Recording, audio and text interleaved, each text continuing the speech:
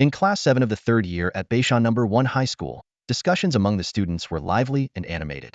The school's beauty, Su Yao, had successfully formed a contract with a golden bloodline azure phoenix butterfly, sparking envy among her peers. Some boasted about how their fathers had spent hundreds of thousands of xia currency to hire beast hunters, only to capture a bronze bloodline beast. Others marveled that with the azure phoenix butterfly, Su Yao's admission to the Beastmaster University was practically guaranteed. Even the once prestigious universities like Qingbei had become considered second-rate in this world. Such conversations left Su Zhe, who was slumped over his desk, increasingly perplexed, even wondering if he was dreaming. Their homeroom teacher, Old Xiao, stood at the podium, passionately announcing the countdown to the Beastmaster entrance exam. He occasionally glanced at Su Zhe in the corner, his eyes filled with regret. It was astonishing to everyone that Su Zhe, the top student in the grade, still hadn't managed to form a contract with a beast. What shocked Su Zhe even more was that the textbook titled 5 Years of College Entrance Exams, 3 Years of Practice had transformed into 5 Years of Breeding, 3 Years of Beast Mastery, and the comics in his drawer had become Beast Ear Girl Evaluation Guide. Blushing, he quickly tucked them away after flipping through a couple of pages. After confirming with his deskmate Wang Zi, Su Zhe realized he was in a parallel world. Here, beasts coexisted with humans, and being a beast master was a highly coveted profession. Beasts were categorized into 6 levels based on their bloodlines. Despite Su Zhe's exceptional mental strength, his compatibility with all beasts was 0.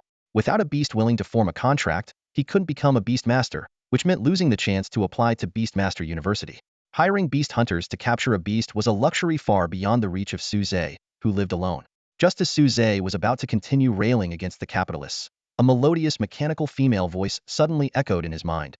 The alien soul energy within the host has been absorbed, system activated. Su Zhe was momentarily stunned, realizing that his golden finger had finally arrived. The system's voice echoed in his mind, explaining that it was a god-level gacha system. He could use the gacha machine once a day to draw beast eggs, with unused chances accumulating. Once a beast egg successfully hatched, it would automatically form a contract with the host. Extra eggs could be recycled to increase the probability of drawing high bloodline eggs next time, consumed to enhance a beast level, or transferred and sold through a blood recognition process. The system's initial activation came with a gift of 10 free draws, which Su Zhe eagerly chose to use. In an instant, a gigantic gacha machine appeared in his consciousness. Inside the machine were countless beast eggs, categorized by color and material. Bronze and silver levels were the most common, while gold, platinum, and diamond levels were rare. Some eggs had unique colors, whose levels were unknown. Black iron level eggs seemed unworthy of inclusion. The number 10 displayed above the gacha machine dropped to 0 as Su Zhe made his selection, and the machine began to operate. The first egg, with a bronze sheen, rolled out and entered the system's inventory. This was followed by 5 more bronze eggs and 3 silver ones.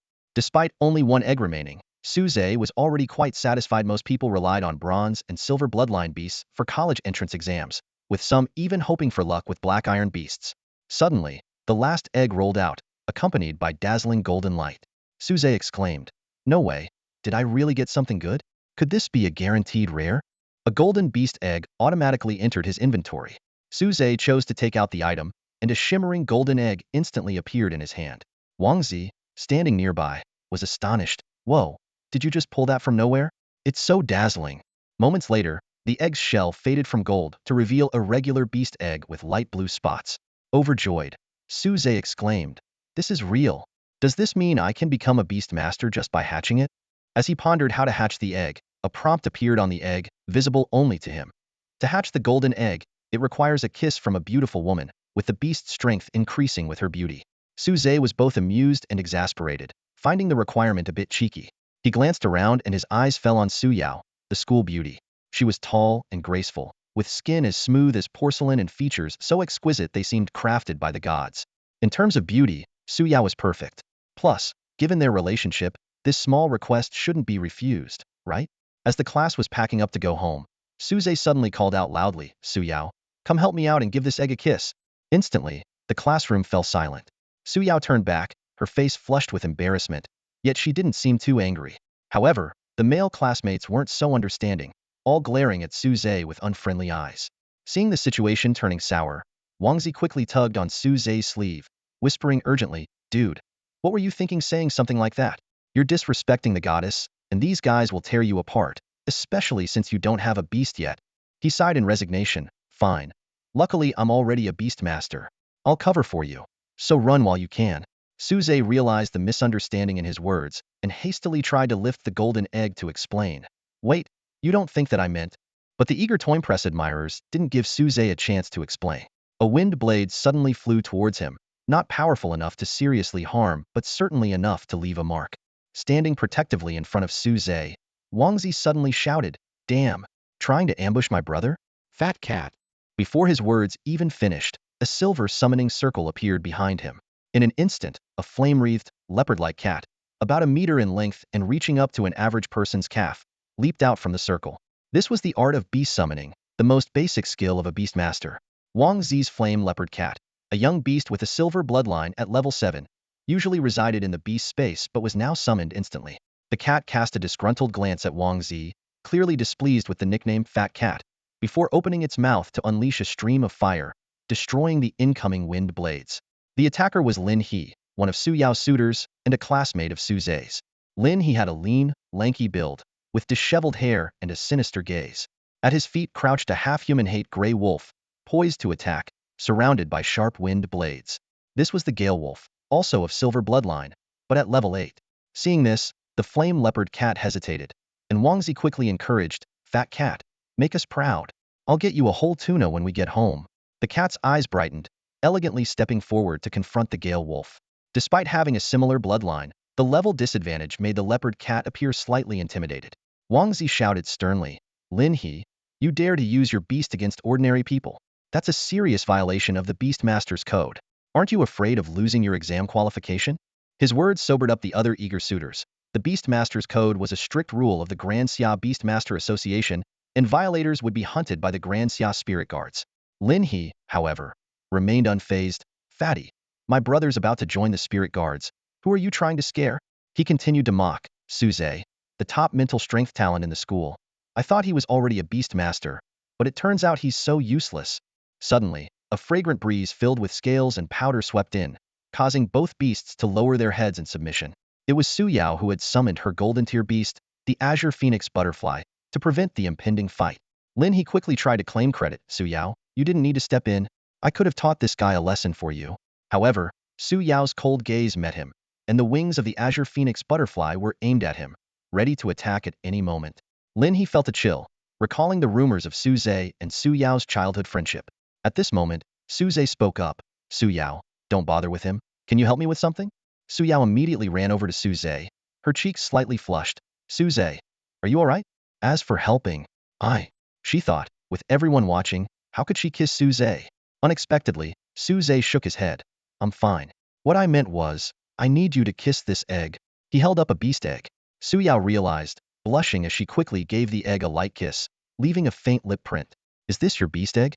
"I kissed it, so what now?" Su Yao asked curiously, knowing Suze never did anything without a reason. As soon as she finished speaking, the beast egg began to tremble violently. In no time, a crack appeared in the shell, and Su Yao leaned in to observe. A small, pink turtle head emerged, spitting a stream of pure water that traced a graceful arc, landing on Su Yao's face. The scene drew gasps from the crowd and left Lin He even more furious. "Is that newly hatched turtle your beast companion? Have you become a beast master?" Wangzi asked curiously as he approached Suze, his eyes fixed on the tiny turtle emerging from its shell. Suze nodded, unable to hide his excitement.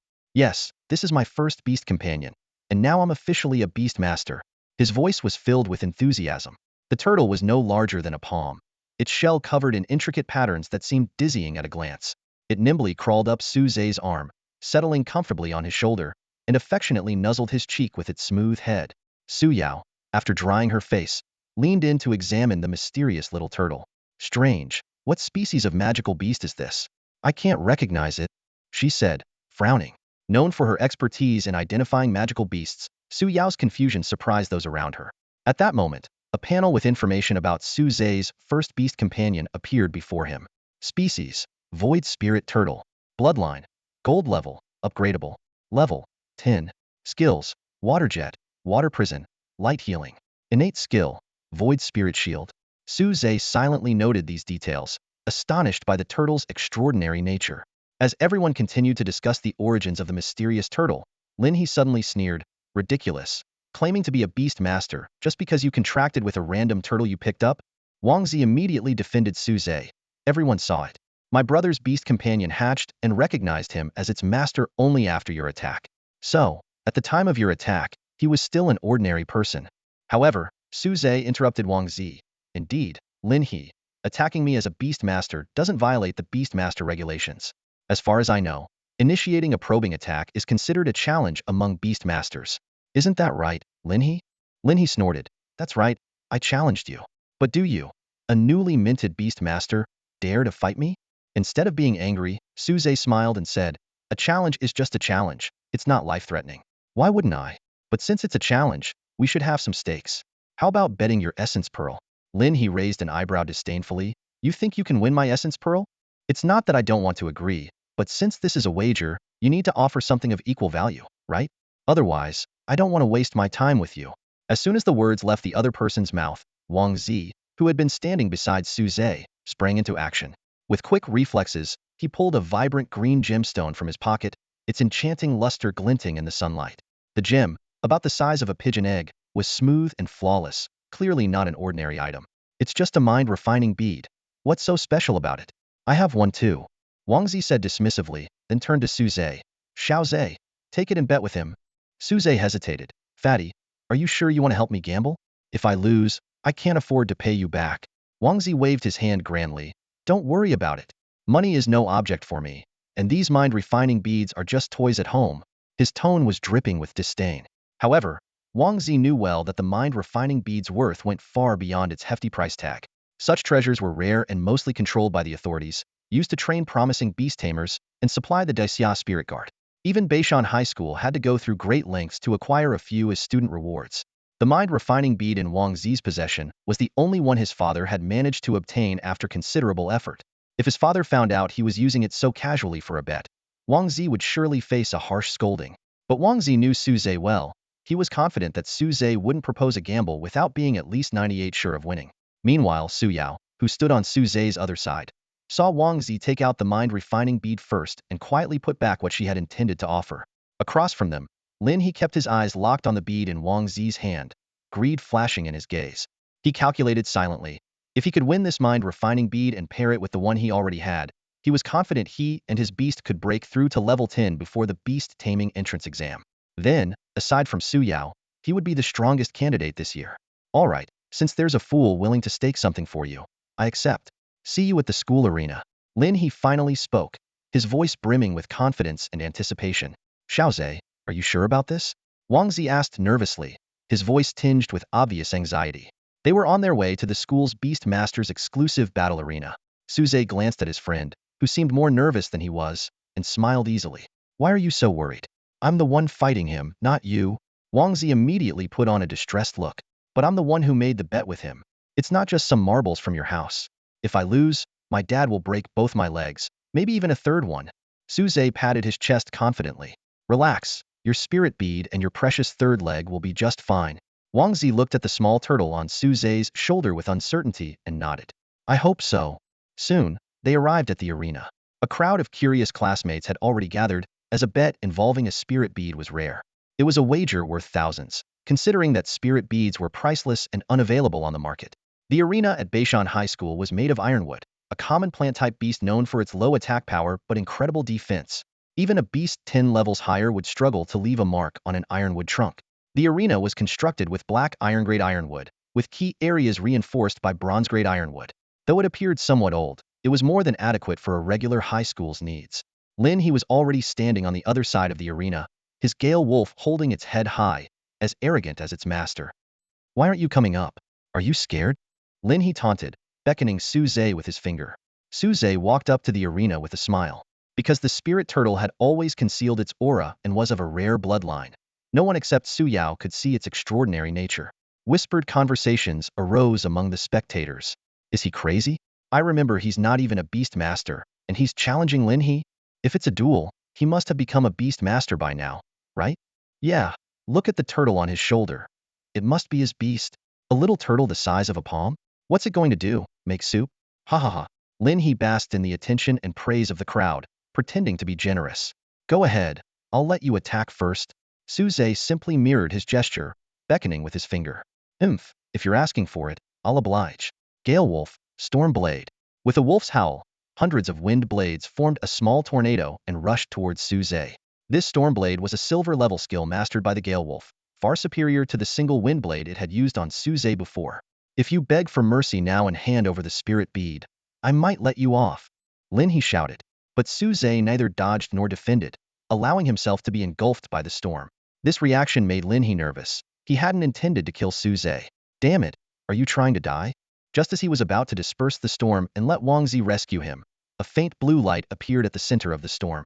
I must say, if your beast's power is only this much, it's just polishing my shield, Su Zhe said as he emerged unscathed from the storm. A faint blue shield surrounded him, etched with mysterious patterns that resembled a turtle shell. This was the spirit shield, the innate skill of the spirit turtle, passed down through its bloodline. It evolved with its power. Only beasts with high-quality bloodlines of gold level or above could inherit innate skills. Other beasts had to learn through skill books beyond their inherent low-level abilities. The Stormblade was ineffective against the Spirit Shield because, in terms of bloodline, level, and skill grade, the Spirit Turtle completely outclassed the Gale Wolf. Lin He seemed oblivious to the current situation. He glanced disdainfully at Su Zhe's Void Spirit Turtle, thinking that this defense-specialized beast could only rely on its sturdy shell to stall for time, hoping for a draw. However, he would soon realize he had made a fatal mistake. Su Zhe's lips curled into a slight, disdainful smile. Stalling for time? You think too highly of yourself, he said coldly. Void Spirit Turtle, Water Gun Blast. As soon as the words left his mouth, the Void Spirit Turtle unleashed a sharp stream of water from its mouth. Unlike the gentle spray that had touched Su Yao's face earlier, this stream was like an ever-extending spear, hurling the Gale Wolf through the air and slamming it into Lin He. Both man and wolf were sent flying by the powerful water jet, continuously battered until the water gun lost its force and they finally came to a stop. Lin He was knocked out of the ring, lying on the ground gasping for air, coughing up water, utterly humiliated. His beast, the Gale Wolf, had fainted from the direct impact of the water gun. The turn of events was swift. Moments ago, Lin He had been full of arrogance, but now he and his beast lay on the ground like drowned rats. Su Zhe walked over to the prone Lin He, looking down at him. All right, you've lost. Hand over the mind-cleansing pearl, he commanded. He had already instructed the Void Spirit Turtle to hold back. Otherwise, the water gun could have pierced through Lin He's frail body. Lin He struggled to lift his head, looking at Su Zhe with resentment. What kind of beast is that turtle of yours? He asked unwillingly. Void Spirit Turtle, a level 10 gold tier beast, Su Zhe replied calmly. So losing to me is no disgrace. Another gold tier. Lin He suddenly erupted in hysterical shouting. Why?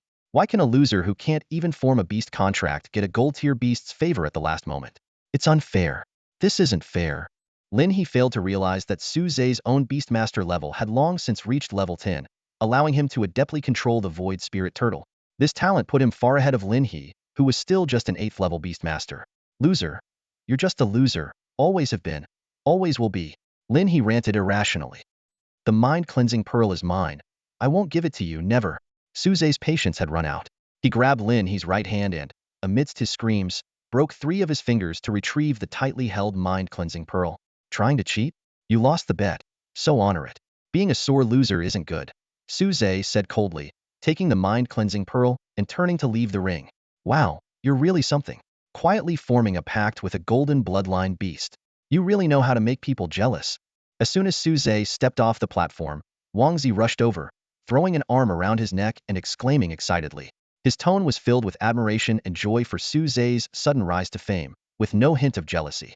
Su Yao also approached, but she was more composed, simply offering a soft congratulations.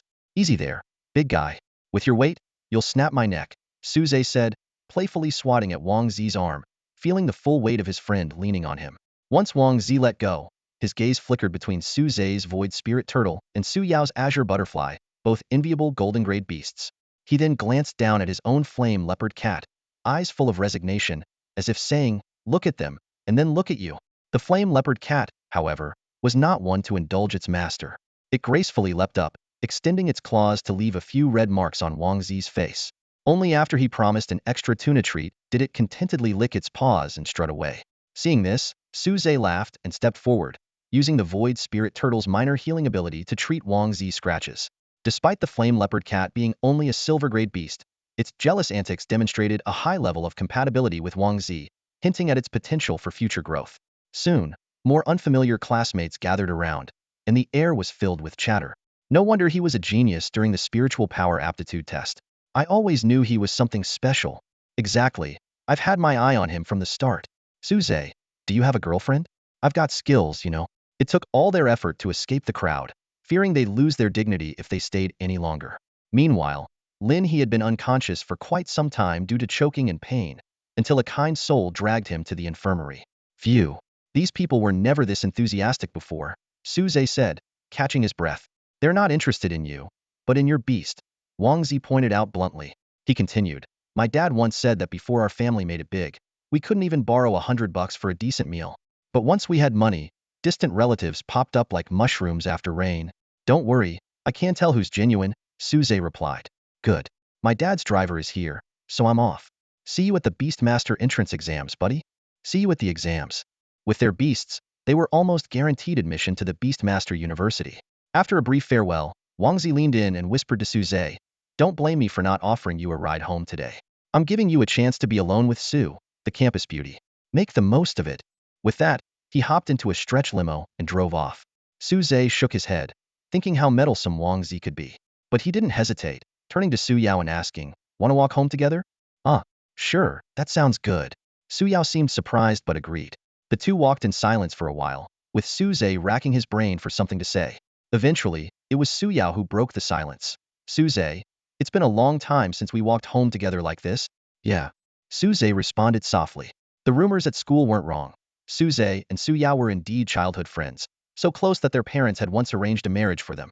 But everything changed when they were 12. In this world, Suze's and Su Yao's parents were researchers at Qinglong Beastmaster University, one of the 5 great Beastmaster universities in the Xia dynasty. During a secret research project, Suze's parents and Su Yao's mother disappeared, leaving Su Yao's father, Su Yiming, as the sole survivor. No one revealed the cause of the accident to the victims' families, fueling Suze's determination to get into the Beastmaster University. Only by joining Qinglong Beastmaster University and possibly participating in the research could he uncover what his parents were studying and why they vanished. The incident left a young Suze convinced that Su Yiming was responsible for his parents' demise, causing a rift between him and Su Yao. Over time, this belief became deeply ingrained. However, now as a transmigrator, Suze didn't see much reason to suspect Su Yiming. The failed experiment didn't benefit him and even stalled his career for years. Moreover, Su Yiming's beloved wife was also lost in the accident, and he hadn't remarried since. Thus, Suze planned to rebuild his relationship with Su Yao. In their original world, the relationship between the two was anything but ordinary, the kind where they could really be close. Suze pondered for a moment, then his brow relaxed. He exhaled deeply and said to Su Yao, after all these years, I've come to understand. I shouldn't have doubted Uncle Su without any evidence. Please, apologize to him on my behalf. Su Yao nodded, her expression turning serious. Since that accident, my dad has been avoiding you. He says that whenever he sees you, he feels guilty for keeping secrets from you, but he just can't help it. She paused, then continued, there's no need for you to apologize, brother Suze. My dad mentioned that regarding the accident back then. He believes you have the right to know the truth, but it's so significant that he can't reveal anything, even if it costs him his life. A flicker of surprise crossed Suze's eyes, and then he clenched his fists, speaking with determination. In that case, I'll work my way into Qinglong Beast Taming University, step by step, enhancing my value to get closer to the truth of what happened back then. Having inherited all the emotions and memories of the original owner, he naturally took on this mission as well. Encouragement shone in Su Yao's eyes. I believe in you, brother Suze. You can do it. Then, as if remembering something, she asked, by the way, brother Suze, are you free this Sunday? To become a beast tamer, you need to register at the Beast Tamer Association before you qualify for the beast taming entrance exam. I haven't registered yet, so I was thinking of asking you to come along. Are you up for it? Suze quickly resumed his usual playful demeanor, winking as he teased, a week? Isn't that a bit too long? I'm worried my back won't handle it. How about we choose another day? Su Yao looked puzzled. Then she realized, her cheeks instantly turning red as she lightly slapped Suze's shoulder. What are you talking about? I meant if you have time. Suze laughed and nodded. Sure, I'll go. This Sunday, right? No problem. The two chatted as they walked, soon arriving at an old apartment building. Su Yao stopped at the door of Unit 302 on the 3rd floor, waving goodbye to Suze. I'll head home now. See you the day after tomorrow. See you the day after tomorrow, Suze replied, watching Su Yao enter her home before heading up another flight of stairs to Unit 402. He took out his key and opened the door. Inside, the apartment was dimly lit until Suze fumbled to turn on the light. The warm glow illuminated the modest 6,070 square meter home. Besides a not a large living room, a kitchen, and a bathroom, there were only 2 bedrooms. Although the furniture was sparse, it was more than enough for Suze, who lived alone. The living room contained just an old television and a sofa barely big enough for one person to lounge on, giving the room a somewhat empty feel. Suze tossed his backpack aside and collapsed onto the worn-out sofa, his brow furrowed. He recalled that this building was provided by Qinglong Beast Taming University for professors and researchers. This apartment was part of the compensation for that fateful incident. As a child, he had received a large sum of compensation money and permanent residence in this unit. Over the years, the money had dwindled, but at least he still had this place to call home. Gazing at the empty room, Suze fell into deep thought. In his original world, his parents were ordinary, but in this world, they held significant positions and yet met with misfortune. He murmured to himself, "Where have my parents in this world gone?" 2 days later, on a Sunday morning, Suze held a large, boiled egg in both hands and took a hearty bite. The elasticity of the egg white and the richness of the yolk burst in his mouth, surpassing the taste of a regular egg. In the past 2 days, he tried the divine-level capsule toy system twice more, but luck seemed to have abandoned him. Both times, he only received the lowest-tier bronze beast eggs. Suze frowned, contemplating his situation. With his current mental power, he could only contract one beast. Only upon reaching level 10 would his mental power significantly increase, allowing him to contract a second beast. This was thanks to his exceptional talent. Ordinary people had to wait until they broke through the level 20 barrier to gain a second beast slot. Faced with the surplus low-level beast eggs from the system, Suze weighed his options. Selling them could earn him a fortune but would be hard to explain and might attract unwanted attention. Handing them back to the system could increase his chances of getting better rewards next time, but progress would be slow. Or he could cook and eat them as he was doing now. He decided to recycle all the silver-level beast eggs, each contributing 1% to the progress bar. The bronze-level ones, however, were to be eaten since both beastmasters and their beasts could boost their strength by consuming beast eggs. As Suze swallowed the last bite, he felt the barrier to level 10 loosen slightly. Despite having used the mind-tempering pearl he won in a bet 2 days ago, the persistent barrier remained firm. Even the pearl couldn't fully penetrate it. He could only rely on these beast eggs to gradually chip away at it. Checking the time, Suze realized it was time to meet Su Yao. He headed downstairs and coincidentally ran into Su Yao just as she was leaving. Today, she wasn't in her school uniform but wore a breezy, casual outfit, with light makeup that accentuated her flawless features. Puzzled, Suze asked, "Isn't the Beastmaster Association using test crystals to check levels? Why dress up so nicely?" As expected, he received a roll of the eyes from Su Yao. As they walked and talked, Suze learned that the Beastmaster Association was an organization in Disya dedicated to managing beastmasters, as important as the Beastmaster University that trained them. The difference was that the association had branches in major cities, whereas there were only 5 Beastmaster universities nationwide. Their city, Beishan, was privileged to host both key institutions. Before long, they arrived at the bustling city center where the Beishan City Beastmaster Association was located. The towering and magnificent building stood out prominently. In front of the association's building was a statue of a man sitting on the back of a dragon, carved with such intricate detail that it seemed ready to come to life at any moment. "Dragon Rider Xiao Shang," Suze murmured as he gazed up at the statue. "The strongest beastmaster to come out of Beishan City, a pride of the Azure Dragon Beastmaster University. His level is as high as 100, and there are only 2 level 100 beastmasters in the entire country. He is one of them. His beast, the Azure Cloud Jiao, boasts dragon bloodline and is a standout even among diamond-level beasts." Suze mused. A Jiao with dragon bloodline is already diamond level? It seems diamond is far from the end of the beast bloodline hierarchy. He recalled the divine-level capsule toy system and those special eggs rarer than diamond level, filled with anticipation. Perhaps they were beasts beyond the diamond bloodline, true divine beasts. "What are you daydreaming about?" Su Yao urged beside him. "Hurry up and get tested at the association, or they'll be off work soon." Only then did Suze snap back to reality and follow Su Yao into the association building. Though the statue was awe-inspiring, it had long become a familiar sight to the city's residents. Inside the lobby, Suze glanced around and thought to himself, the Beastmaster Association not only conducts the Beastmaster test they were about to take today but also provides various services for Beastmasters, including the sale and capture of beasts, skill learning, and upgrades, among others. Su Yao provided a detailed overview of the Beastmaster Association. Those who pass the test receive a badge from the association, officially recognizing them as a Beastmaster, and they are entitled to monthly benefits corresponding to their level. She described the layout of the association. A vast space divided into different areas, including a trading zone, healing zone, and breeding zone. Suze and Su Yao arrived at the testing area within the public zone. There were 5 testing stations, each equipped with a crystal the size of a human head and a pod resembling an open eggshell. Su Yao explained that to test one's mental power, one simply needs to place their hand on the crystal, while the beast is tested in the pod. The final beast level is determined by the lower of the 2 results. She also mentioned some precautions.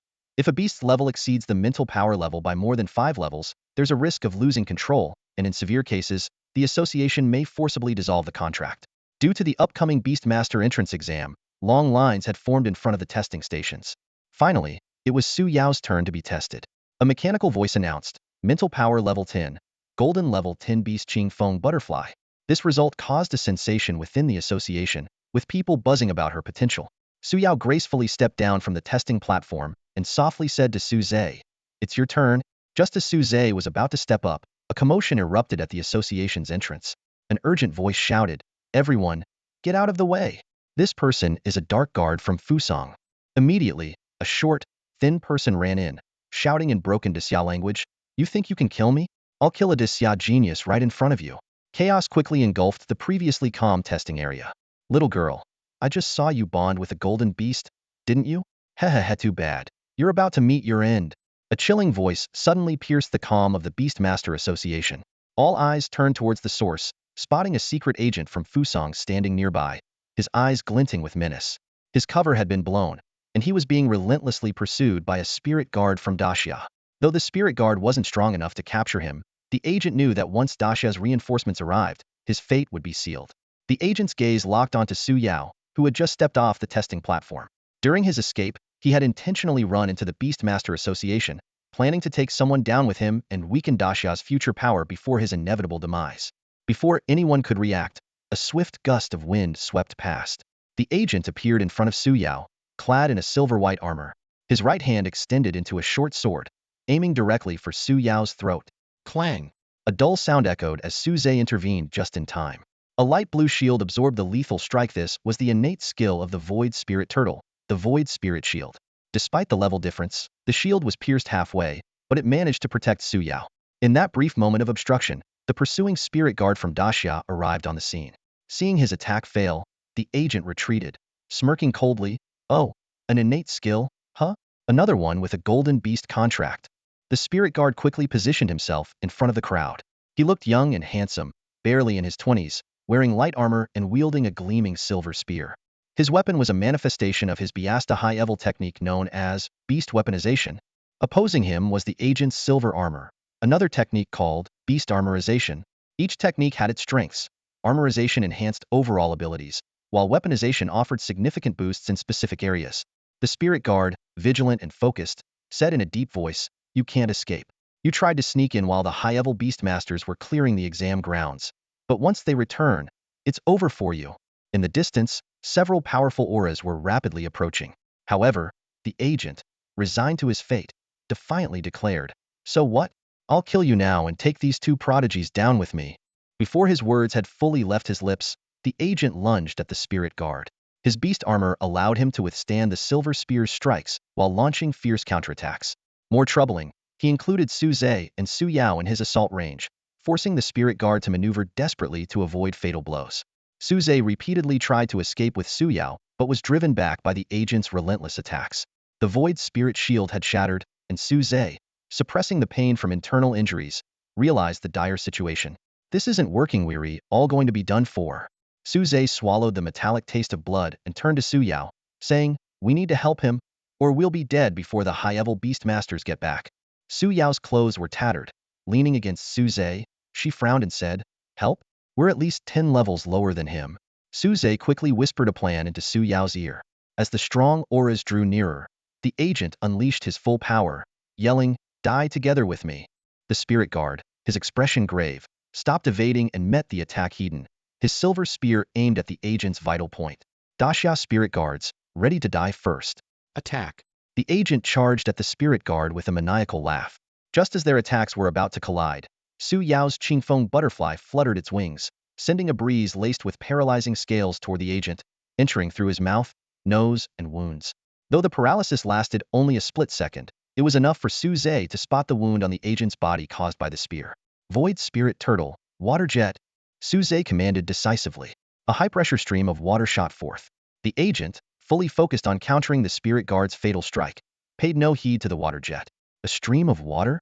At most, it'll wash away some blood. What threat could it pose to me in my beast armor? The agent thought disdainfully, dismissing the sudden attack.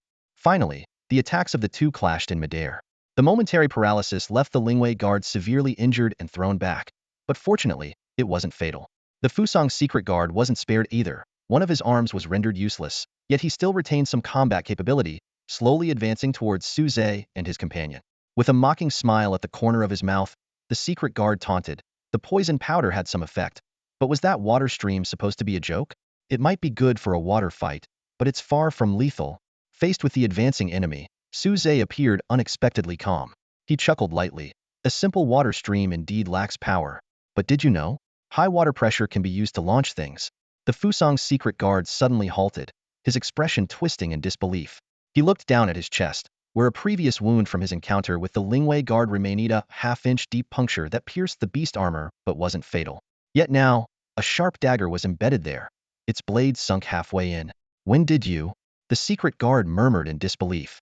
Su Zhe calmly explained. Just now, hidden within the water stream you ignored was this dagger.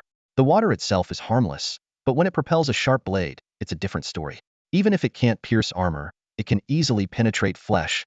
The Fusong's secret guard took a deep breath, forcing himself to speak. So what? Even if I'm on my last breath, I can still kill you both. Su Zhe couldn't help but laugh. Still putting on a brave front at this point? If you could really kill me, why are you standing there, unable to move? His tone suddenly turned serious. The tail of the Qingfeng butterfly contains a deadly toxin, potent enough to kill a gold-level beast. It's its unique skill. My dagger is coated with that very poison. Su Zhe recalled his earlier action, where he had scraped the dagger against the Qingfeng butterfly's tail before launching it with the water stream to strike the opponent's wound. He coldly remarked, "You've been poisoned to the core. You're nothing more than a corpse that can still utter a few words." Sure enough, as soon as he finished speaking, the Fusong's secret guard's eyes widened with unwillingness, and he fell heavily to the ground, lifeless. Su Zhe looked down at the fallen enemy, a cold glint in his eyes. Dare to challenge the great Xia? You're not worthy. Did we really win? Su Yao murmured in disbelief, her eyes shining with surprise and joy. She was well aware of the gap in strength between them and the Fuso shadow guards. Even though their opponents were severely injured from the fierce battle with the Lingwei army, this victory was still hard-earned. If the Fuso shadow guards had been at their peak, their poison might not have even penetrated their defenses. At that moment, a blood-soaked soldier from the great Xia Lingwei army struggled towards them, each step appearing incredibly laborious. His uniform was drenched in blood, his face covered with scars of varying depths, and blood continued to trickle from the corner of his mouth. Cough, cough. He coughed up blood as he walked, his voice hoarse yet firm. I am Wang Cheng, from the 7th Squad of the 3rd Detachment of the Eastern Corps of the Great Xia Lingwei Army. Thank you for saving my life. The bright silver spear he once held had transformed into a barely alive, green-eyed silver-scaled snake, its scales mostly shed, weakly flicking its tongue. Su Zhe hurried forward to support the staggering Wang Cheng, sincerely saying, "No need to thank us. If it weren't for you, Brother Wang Cheng, standing in front of us, we would have been killed by the Fuso people." Su Yao followed closely, agreeing, "That's right. We should be the ones thanking Brother Wang Cheng for saving our lives." However, Wang Cheng straightened his back, his expression solemn. The great Xia Lingwei is meant to die before others. This is the iron rule we learn when we enlist. As members of the great Xia Lingwei army, we are destined to be the shield that protects the people. There's no need for thanks. He coughed up more blood but insisted on saying, "You killed the Fuso shadow guards who infiltrated our country. That's a great achievement. When the leaders return, I'll make sure you are recognized for your contribution." Just as he finished speaking, two elderly men with graying hair suddenly appeared in the hall of the Beastmaster Association. They hovered in the air, their powerful aura enveloping the room, sending chills down everyone's spine. One of the elders shouted angrily, "Who dares to cause trouble in my association? Tired of living, are they?" This hot-tempered elder was none other than Yu Shenghua, the head of the Beastmaster Association in Beishan City, known as the white-haired angry lion. Despite his age, his presence was as formidable as ever. Beside him stood Gua Linshan, the captain of the 3rd Detachment of the Eastern Corps of the Great Xia Lingwei Army. At this moment, the strongest figures in Beishan City, except for the principal of Qinglong Beastmaster University, were all present. Their exceptional abilities ensured they returned immediately. The principal was unable to join them as he was responsible for overseeing the Beastmaster entrance exams. Gua Linshan quickly noticed the heavily injured Wang Cheng and immediately asked, "I remember you're from the 7th Squad, right? Tell us exactly what happened here. Wang Cheng, enduring the pain, recounted the entire sequence of events. What? Two young beastmasters at the gold level emerged here and defeated Fuso shadow guards far stronger than themselves? The two elders looked at Su Zhe and Su Yao in surprise, their eyes filled with delight and excitement. Yu Shenghua scrutinized the pair, then asked, judging by your age, you're here to test your Beastmaster level for this year's Beastmaster entrance exams, right? Su Zhe looked up at the two floating men and respectfully replied, we are both graduates of Beishan City's #1 high school this year. Greetings to Captain Gua and President Yu. The two elders realized they were still hovering in the air and slowly descended. Flying was an ability only mastered at level 60 and above. Of course, some flying beast transformations came with wings, granting Beastmasters the ability to soar through the skies earlier. Yu Shenghua chuckled warmly. No need to be so formal, young man. Just call me Old Yu and him Old Gua. He nodded approvingly. Not bad. Not bad at all. Then, Yu Shenghua personally completed Su Zhe's unfinished test and took 2 badges from the testing platform, pinning them onto the 2 of them. Once Yu Shenghua finished, Guo Linshan stepped forward and said, all right, now that Old Yu has finished his part, it's my turn. You bravely and wisely defeated the Fuso shadow guards, saving not only your lives but also those of our great Xiaolingwei soldiers and other citizens. So, as the captain of the 3rd detachment of the Eastern Corps of the great Xiaolingwei army, I award you with commendations. As he spoke, he produced 2 excised mind-refining pearls, handing them to the pair. These pearls, both in size and quality, far surpassed the ones Su Zhe had won from Lin He. They were top-grade pearls reserved for the military, rare in the outside world, and precious enough that money couldn't easily buy them. Su Zhe and Su Yao exchanged glances, their faces beaming with uncontrollable joy, as they bowed in gratitude. Thank you, Captain Gua. They had only intended to save their own lives, but ended up receiving such generous rewards. Guo Linshan shook his head with a smile. No need to thank me. It's what you deserve. I look forward to the day you join the Daxia Spirit Guard. This phrase is often heard around the campus of the Royal Beast University. Each year, a large number of graduates from this prestigious institution are recruited into national agencies, with the Spirit Guard being the largest destination. Many exceptionally gifted students even begin part-time work with the Spirit Guard while still in school. However, the selection criteria for the Spirit Guard not only emphasize strength but also focus on a person's character, encourage the willingness to take the lead and the bravery to face life and death. After the city suffered damage from the Fusang Shadow Guards, Guo Linshan and Yu Shenghua were busy handling the aftermath. Su Zhe and Su Yao left the Beast Master Association after receiving their badges and spiritual refinement beads. Yu Shenghua stayed inside the association to repair the hull damaged by the battle, while Guo Linshan stepped out of the association's doors. Wang Cheng followed closely behind Guo Linshan, reporting, Squad Leader, the number of Fusang Shadow Guards that infiltrated this time is significant. We had to split up to pursue them. It was during this process that I ended up at the Beast Master Association. Guo Linshan stopped in his tracks, his brow furrowed. Those Fusang folks always cause trouble during the Daxia Beast Master entrance exam each year. But this time the scale seems unusually large. He looked slightly puzzled. There's still about 10 days until the exam. Why have they exposed themselves so early? Wang Cheng suggested tentatively, maybe. It's not that they exposed themselves intentionally, but rather that we uncovered their identities. Guo Linshan shook his head, his tone carrying the calm of experience. You haven't been with the Spirit Guard for long and may not know much about the Fusang Shadow Guards. Although they aren't particularly skilled in other areas, their ability to remain hidden is top-notch. If they truly wanted to stay concealed, they wouldn't be discovered so easily.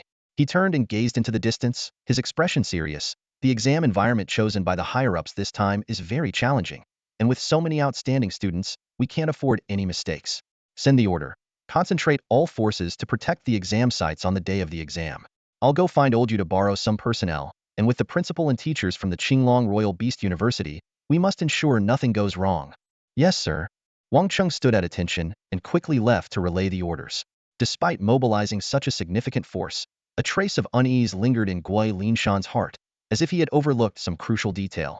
After leaving the Beastmaster Association, Su Zhe and Su Yao each returned home, eager to refine the unexpected treasure they had acquired, the mind-enhancing pearl.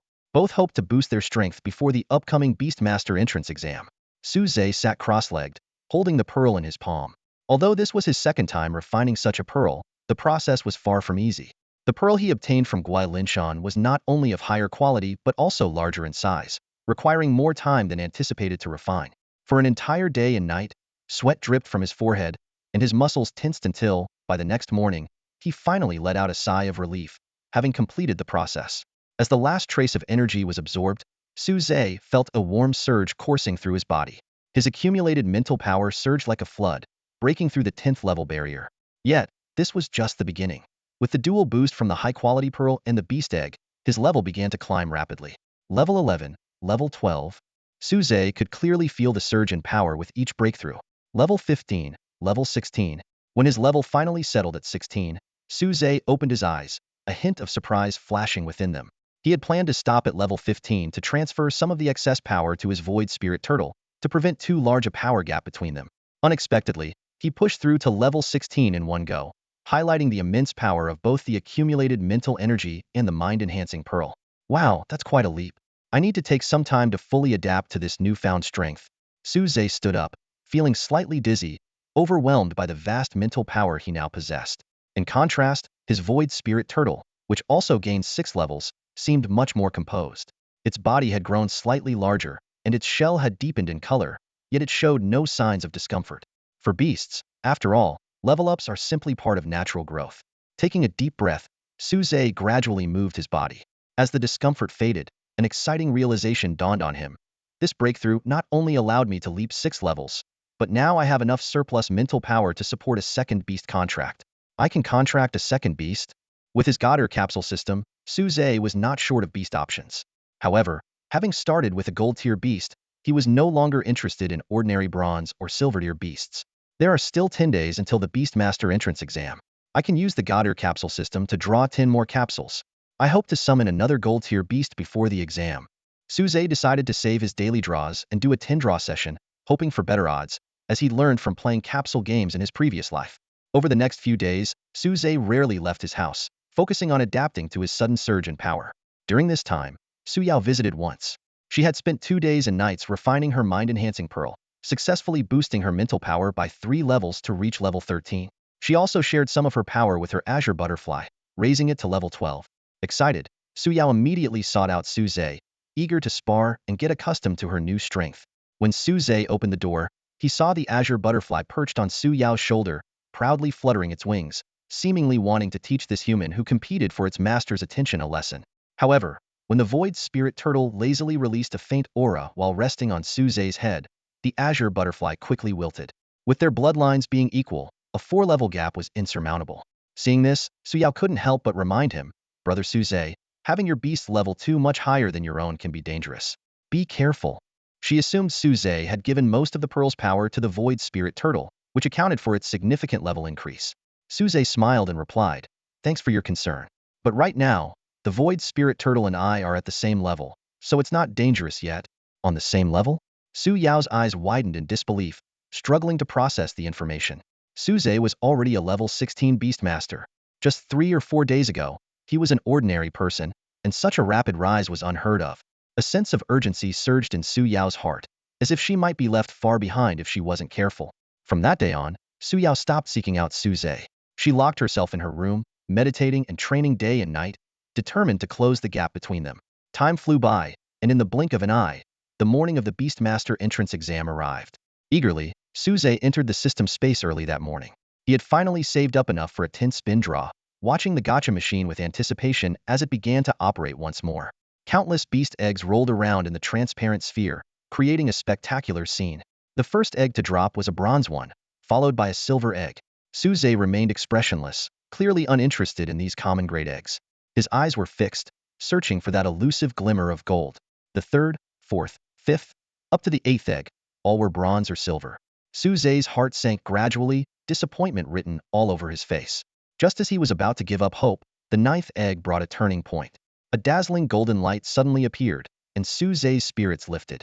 It's a hit. Got it on the 9th egg, not bad, he thought with delight. Sure enough, a golden egg rolled out of the gacha machine. Suze was about to exit the system, ignoring the last egg, when suddenly, a light even more brilliant and almost blinding burst forth from the gacha machine's exit. A stunningly beautiful beast egg rolled out, gently bumping into the previous golden egg. Suze was stunned. The golden egg that had initially satisfied him now seemed dull. This was the real prize, making the golden egg pale in comparison. A smile unconsciously spread across Suze's face. I knew it. A guy who smiles a lot tends to have good luck. Because that egg was a diamond egg. It symbolized a diamond-level beast capable of reaching the maximum level of 100, a treasure coveted by all beastmasters. The diamond-level beast is the highest known bloodline level, capable of reaching the maximum level of 100.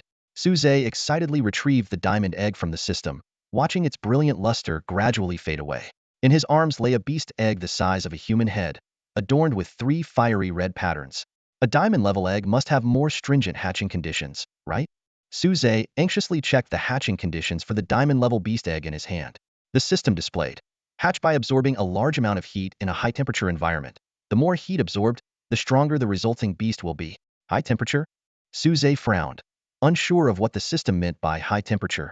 He shook his head, thinking, boiling the egg in water is definitely not an option. He then turned his attention to the golden egg, hoping for similarly simple conditions as before. However, the system's hatching requirements left him stunned. Hatch by absorbing the precious metal gold. The more gold absorbed, the stronger the resulting beast will be. These 2 golden eggs, one greedy for wealth, the other for beauty, Suze lamented, realizing that this condition might be even more challenging for him to meet than the diamond egg. After weighing his options, Suze considered selling a few beast eggs. A silver-level beast egg can fetch at least a few million xia currency, which should be enough to buy gold, right? But he quickly became concerned that, given his current strength, selling rare items might attract unnecessary trouble. Just as Suze was caught in this dilemma, there was a sudden knock at the door. Opening it, he found Su Yao standing outside in a sharp, practical outfit, her expression slightly anxious. Is there something going on? Suze asked, puzzled. Something going on? Su Yao exclaimed, her eyes wide with disbelief. Did you forget today is the Beast Master entrance exam? We agreed to go together. Suze snapped back to reality, realizing that the excitement over the diamond-level beast egg had nearly made him forget such an important event. Give me a moment, I'll change quickly, he said hastily. Su Yao nodded. Hurry up, luckily we don't have to travel far. Did you see the Eastern exam site? It was just announced a couple of days ago, located in the scenic area near our Beishan city, the Tianyun volcano region. Suze only then learned the exam location, silently thankful for Su Yao's reminder. He quickly changed clothes, already planning in his mind. Tianyun volcano? Suze muttered the name, his eyes lighting up. He recalled that Tianyun volcano was a level 7 supervolcano, currently dormant but still brimming with immense heat. A bold idea flashed in Suze's mind. If I could toss the egg into the volcano's crater, it might just hatch. Although unsure of the exact temperature needed, a volcano was undoubtedly the largest heat source he could currently find. With this thought in mind, Suze quickly finished getting ready and followed Su Yao out the door, heading swiftly toward Tianyun volcano. Along the way, his mind raced with possibilities, filled with both anticipation and anxiety, unsure of what the exam and his hatching plan might bring. Although Tianyun volcano is not far from Beishan City, it would take a whole day to reach it on foot. To facilitate the Beastmasters attending the exam, the city center has arranged special flying beasts. These creatures, while not particularly fast, are large enough to carry multiple passengers at once and are generally around level 20 to 30. The best part is that this service is completely free for the exam candidates. Suze and Su Yao were fortunate enough to catch a griffin just about to take off.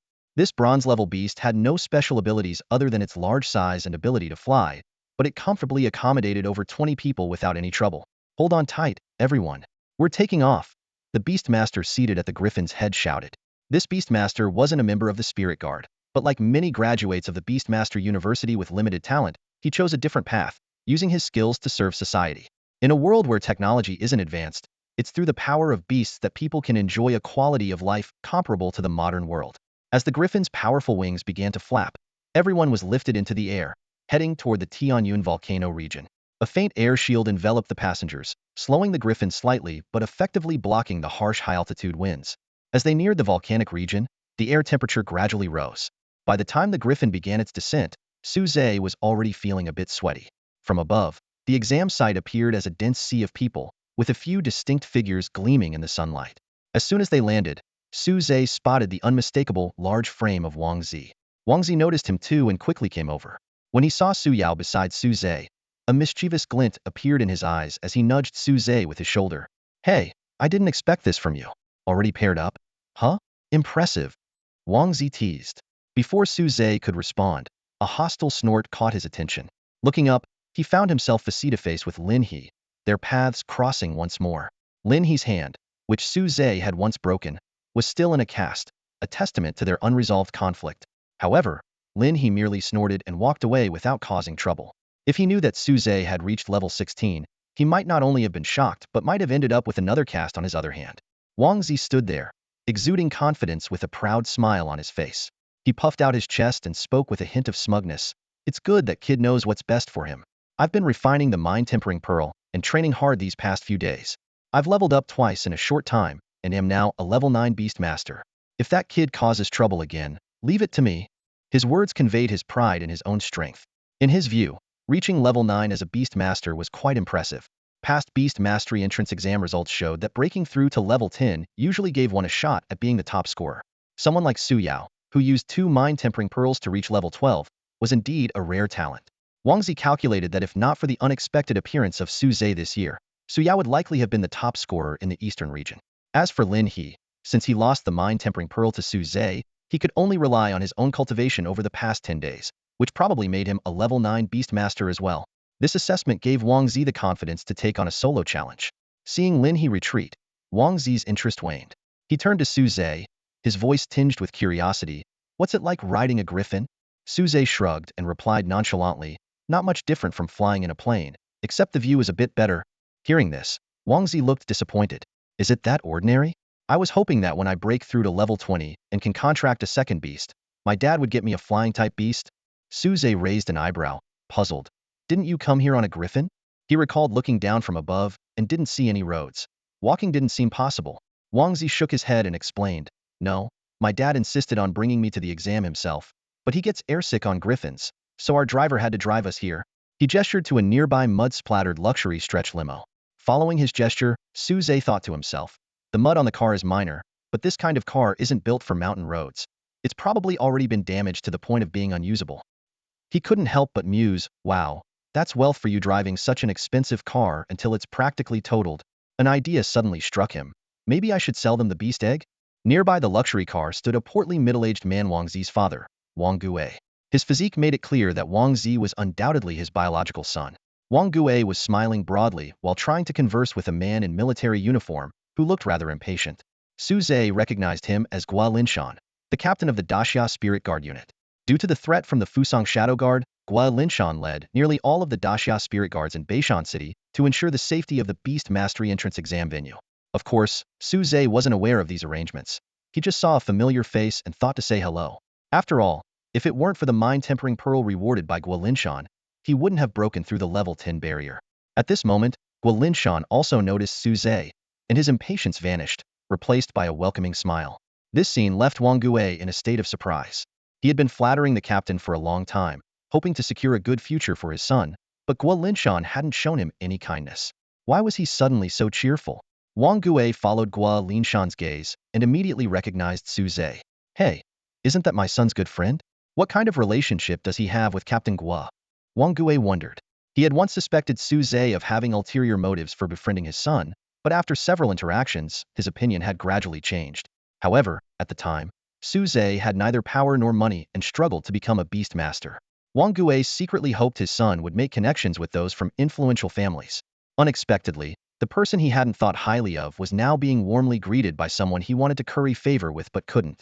Su Zhe approached and politely greeted, hello, Captain Gua. Hello, Uncle Wang. Gua Linshan looked him over, his eyes brightening as he nodded approvingly. Not bad, really not bad. It seems we already have a candidate for the top scorer in the eastern region this year. Hearing this, Wang Gue suddenly understood. He recalled that his son had mentioned Su Zhe had contracted a gold-tier beast, becoming an overnight sensation. But he wasn't the only one who had done so. In Beishan City alone, there was also Su Yao, and across the eastern region, there were probably hundreds of cities. There must be at least 10 geniuses who contracted gold-tier beasts. Was it really certain that Su Zhe would be the top scorer? While Wang Gue was pondering this, Gua Linshan smiled and asked, Uncle Wang, Su Zhe, you know him? Su Zhe nodded and explained. Yes, Uncle Wang is my good friend's father, and has always looked out for me. Wang Gue seized the opportunity and pointed to Wang Zi behind Su Zhe, saying, that's right, that's my son. They're really close, like peas in a pod. I see. Gua Linshan sized up Wang Zi, thinking to himself, this kid is so chubby he can barely fit into his own pants, yet he dreams of sharing a pair with someone else? What a wild imagination. However, he kept a kindly smile on his face and encouraged him, saying, not bad. Keep working hard, and one day you might join the Daxia Spirit Guards. Upon hearing this, Wang Gue beamed with pride, thinking, that's my boy, always with the sharp eye. Just as everyone was about to chat a bit more, the start time for the Beast Taming entrance exam was drawing near. Gua Linshan hurriedly left to make arrangements. Su Zhe and his two companions began to queue up, pinning the beast tamer badges on their chests and waiting for their qualifications to be verified. Since the two had been cooped up at home recently, their beast tamer badges hadn't been updated. They still displayed a full circle of 10 stars, indicating their level as level 10 beast tamers. Wang Zi noticed and quipped, "Wow, you guys are level 10 beast tamers already. I was planning to show off a bit myself." Su Zhe and Su Yao exchanged a knowing smile, choosing not to reveal their true levels to avoid dampening his enthusiasm. The examination venue was completely covered by a closed-off formation. At the entrance of this formation, a teacher from Qinglong Beast Taming University loudly announced the rules. The content of this exam is simple: hunting beasts. We live in a world coexisting with beast creatures, where their innate abilities surpass ours. They possess greater strength, faster speed, and tougher defenses. Long ago, when beasts first appeared, humans were merely their prey. It was under such circumstances that beast tamers emerged. Yet even today, humanity still faces the threat of beasts, so the most crucial skill for a beast tamer is the ability to hunt them. The teacher continued, "We have placed 10,000 beasts with fragments of admission tokens inside the formation. 10 fragments are needed to form a complete admission token. The more fragments you collect, the higher your score, with additional rewards available." Upon hearing this, everyone exchanged glances, and Su Zhe marveled internally. Although the beast taming exam had fewer participants than the ordinary college entrance exam from his previous life, nearly one-fifth of the country's candidates, close to 100,000, were gathered here. According to the rules, there were at most only 1,000 spots available. Furthermore, some would strive to collect as many fragments as possible for extra rewards. Realistically, only about 500 to 600 might secure a spot, making the competition incredibly fierce. The formation is now open, and the beast taming entrance exam begins. With the teacher's announcement, candidates filed in. Alongside them entered the Daxia spirit guards, who would ensure the candidates' safety and prevent cheating. They could not interfere unless the candidates' lives were at stake. Outside the venue, the principal and faculty of Qinglong Beast Taming University were maintaining the formation. Once all candidates were inside, the formation would seal the exam area to prevent outsiders from intruding during the beast taming exam. In the shadows, powerful members of the Beast Tamer Association, led by Yu Shenghua, were also present. Their mission was not only to ensure the candidate's safety, but also to set traps to eliminate the infiltrating Fuso Dark Guards.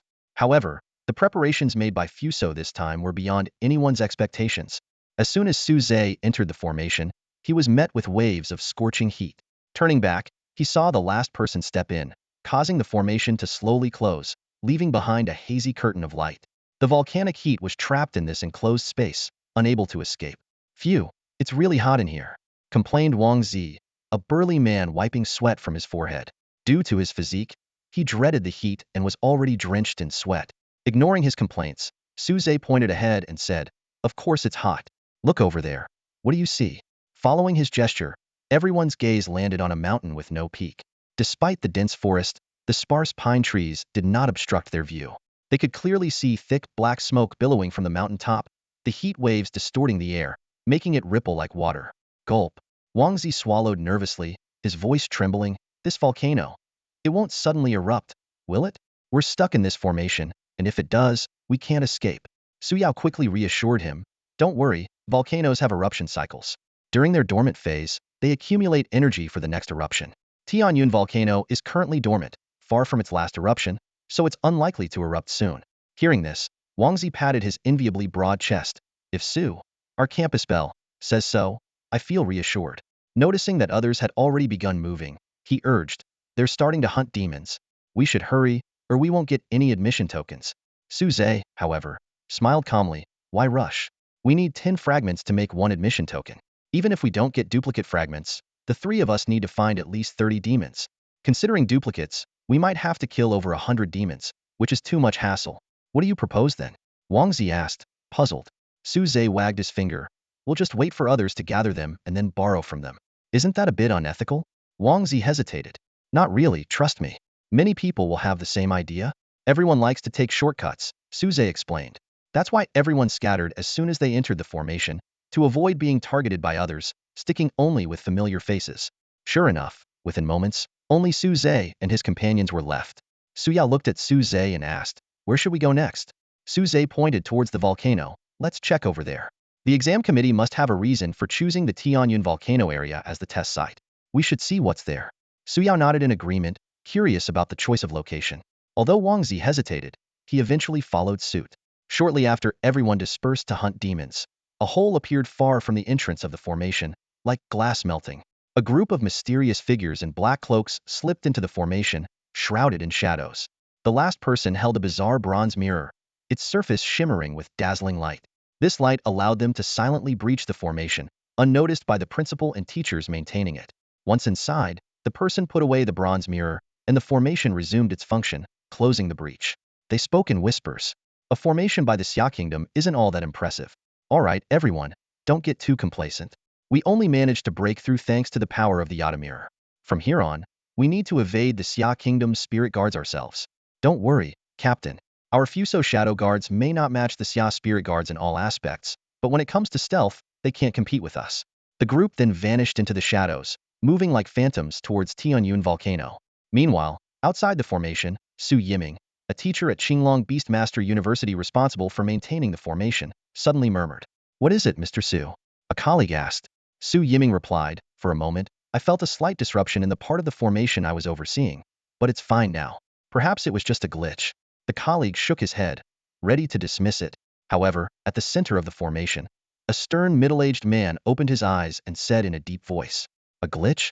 The Beastmaster entrance exam is a national event. We can't be so casual about it. Mr. Su, haven't you made enough mistakes due to your casualness? Contact the Beastmaster Association immediately and have them check outside the formation for anything suspicious.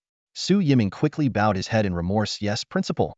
This middle-aged man was Xiao Su, the principal of Qinglong Beastmaster University, who had not been seen until now. He was also the youngest and most talented among the three great powers of Beishan City.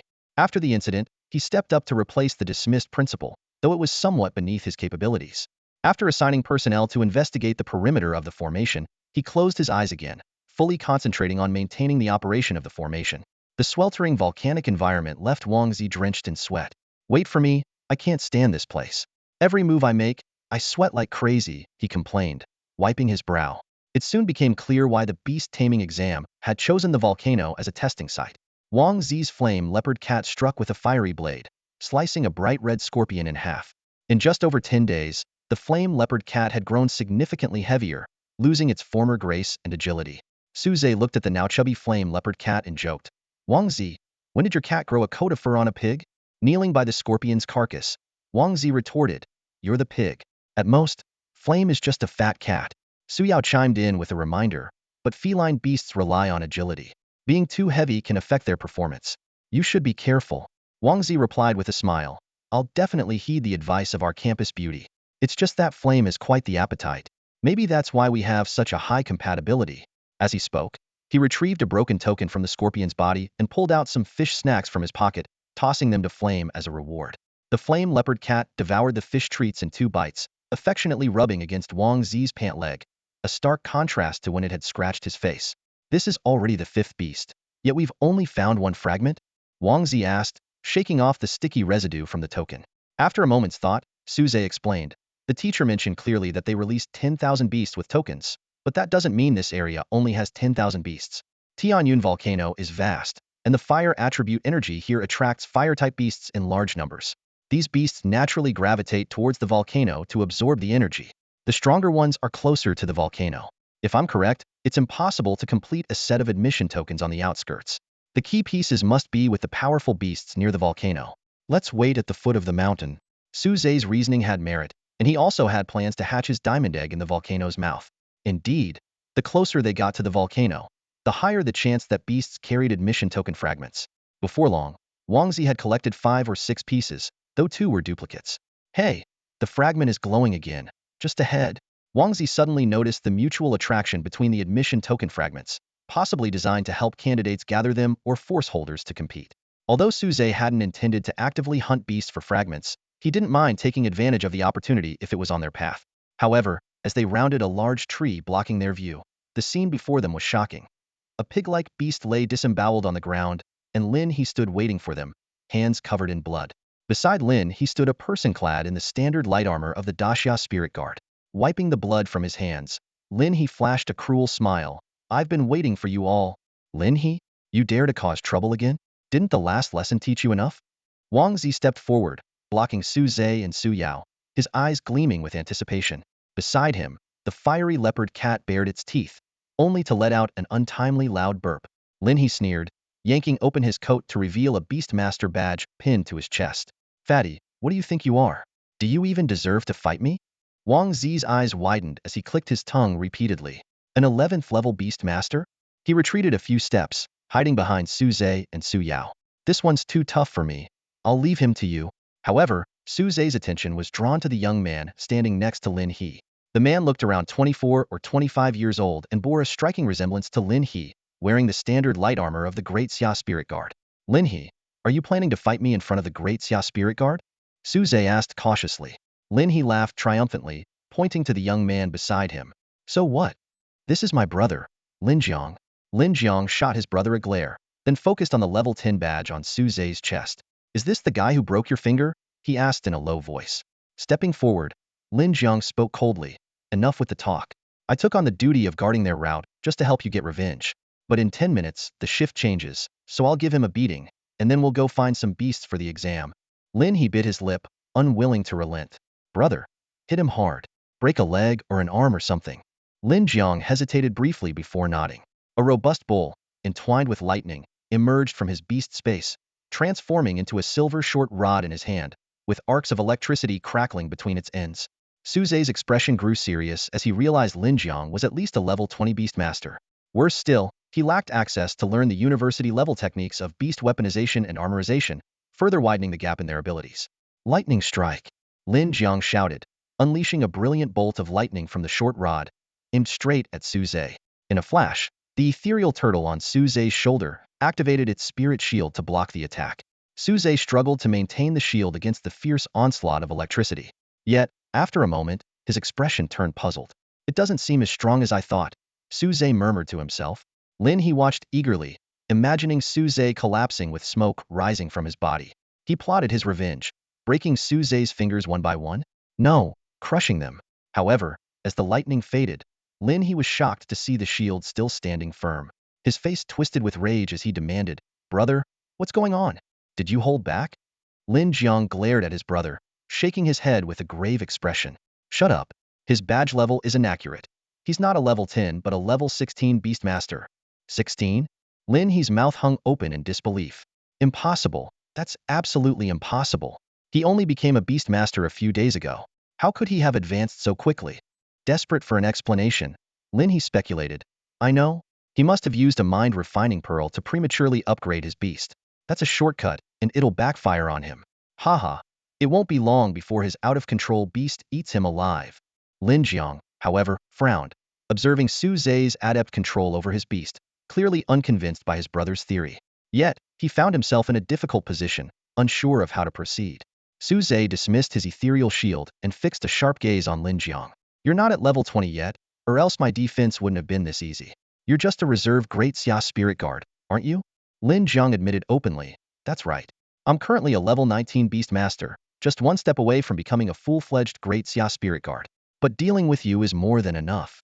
He briefly explained the reason for the full mobilization of the Spirit Guards in Beishan City, including the reserves, to counter the threat from the Fusang Dark Guards. Su Zhe suddenly realized Lin He's rapid advancement secret. As a reserve Spirit Guard, Lin Jiang must have received a military-grade mind refining pearl, but chose to give it to his younger brother, Lin He. This discovery gave Su Zhe hope if Lin Jiang hadn't reached level 20, the gap between them might be bridged by his bloodline advantage. However, Lin Jiang seemed to see through Su Zhe's thoughts and sneered. Do you think you can easily handle me just because I'm not at level 20? How naive. Before he finished speaking, he had already dashed in front of Su Zhe, striking down fiercely with his thunderbolt short staff. Su Zhe's hastily activated ethereal shield trembled violently, nearly collapsing. The leaking lightning contorted him in pain. Lin Jiang boasted, Kid, now you see? We not only have a level gap but also a skill gap. My specialization in beast weaponization has made my attack power surpass level 20. Lin He cheered excitedly from the side. Great job, brother. Smash his turtle shell and show me how pathetic he looks. In a critical moment, Su Yao attempted to assist but was blocked by Lin He's Gale Wolf. Lin He smugly taunted, Su Yao, where do you think you're going? Su Yao glared at him with disgust. Get out of my way. I won't let you. What can you do, Abu? Lin He's words were cut off as the green phoenix butterfly behind Su Yao gently flapped its wings, sending the Gale Wolf crashing into Lin He like a cannonball. Both were flung far away, just like Su Zhe's earlier water jet attack. Lin He coughed up blood, incredulous. How is your strength possible? He had thought that with the high-quality mind refining pearl from his brother, he had closed the level gap with Su Yao, leaving only the difference in beast bloodline. However, the recent clash made him realize the gap had not only remained but widened. Seeing this, Lin Jiang immediately abandoned his attack on Su Zhe and turned to help his brother. Are you okay? Su Yao seized the opportunity to approach Su Zhe. Su Zhe whispered, this time is different from before. Even if we join forces, we might not win. I'll hold him off. You take Wang Zi and go find other great Xia spirit guards to expose him. Nevertheless, Su Yao disregarded his advice, helping the electrified Su Zhe up, and whispered softly in his ear, I'm not leaving. Don't forget, my dad is a professor at the Beast Master University, and he taught me the techniques of beast weaponization long ago. Su Zhe looked at Su Yao expectantly and asked, so you can perform beast weaponization? Su Yao awkwardly shook her head and explained, well, although my father taught me, this technique requires a high level of mental strength. Plus, I've only just bonded with the Azure Phoenix butterfly and haven't succeeded yet. She quickly added, but once I refine 2 spirit condensing orbs and reach level 13, my mental strength should be enough, I think. Her tone carried a hint of uncertainty. Su Zhe gritted his teeth and said, forget it. Sharpening the spear just before battle is still better than nothing. Tell me how it's done. We have to try, no matter the risk. Su Yao promptly explained the method of beast weaponization to Su Zhe. It wasn't complicated. Essentially, it involved using mental strength to communicate with the beast through the bond, then controlling it to reshape into armor or a weapon. The challenge lay in the transformation process, where any mistake could cause intense pain to the beast and lead to failure. My father said that even in the Beast Mastery University, students need extensive practice and multiple attempts to master this skill. Su Yao cautioned, we're in a tight spot. While he's tending to Lin He, we should run. Before she could finish, Su Yao was astonished to see the void spirit turtle in Su Zhe's hand transform into a golden shield, shimmering with light. You succeeded already? Su Yao asked in disbelief. She had trained in mental strength since childhood, but had never managed to perform beast weaponization after becoming a beast master. Su Zhe scratched his head, a bit embarrassed, and said, it wasn't as hard as you made it sound. Hearing this, Su Yao felt somewhat disheartened. She knew that the key to successfully performing beast weaponization was immense mental strength and a strong bond with the beast. Su Zhe already possessed an extraordinary mental gift, which had only been enhanced by the merging of his 2 souls after his transmigration. Additionally, his bond with the void spirit turtle, formed through the system, was exceptionally strong. Meeting both conditions allowed Su Zhe to succeed on his first try. Meanwhile, Lin Jiang, having confirmed that his brother Lin He was out of danger, turned back just in time to witness Su Zhe completing the beast weaponization. He learned beast weaponization so quickly? Impossible, Lin Jiang thought, shocked. I spent half a year mastering it at Beast Mastery University, and that was considered an above-average achievement. How can he, a student who hasn't even passed the Beast Mastery entrance exams, do this? Lin Jiang's mind was a whirlwind of surprise, envy, jealousy, and fear. He was relieved that Su Zhe's beast weaponization was defense-oriented rather than offensive. Yet, a dangerous thought emerged. While Su Zhe was still unpracticed, he had to be dealt with immediately. Faced with such a prodigy, one should ideally form an alliance right away. But it was too late now, and given Lin He's hatred for Su Zhe, the best course was to eliminate him here and now to prevent future trouble. Lin Jiang gripped his short staff tightly, and the spectral form of the Thunder Bull appeared behind him once more. The Thunder Bull, a silver beast, was currently at the same level as him, level 19. The spectral appearance indicated that he had maximized the power of his beast-weaponized Thunder Staff, prepared to defeat Su Zhe with a single strike. Thunder Flash, Lin Jiang muttered, and the half-meter short staff in his hand extended to over 10 meters. Standing still, the Thunder Staff pointed directly at Su Zhe's head, a long rod made of pure lightning, crashing down with the swing of Lin Jiang's arm. Su Zhe quickly raised the shield, resembling a turtle shell, to protect his head. This was the true Void Spirit Shield, far sturdier than when using skills. The long rod struck the shield with immense force, causing Su Zhe to kneel on one knee, his hair standing on end from the wild lightning. Yet, after just a moment, he managed to stand firm again. Lin Jiang's full-force attack was ultimately blocked by the Void Spirit Shield. The spectral image of the lightning rod dissipated rapidly after being blocked, leaving Lin Jiang staring blankly at the remaining half-meter of his short staff, muttering, impossible. It doesn't make sense. He couldn't fathom that his all-out strike had been withstood by Su Zhe without a scratch. At this moment, Su Zhe twisted his shoulders, trying to shake off the numbness from the electric shock.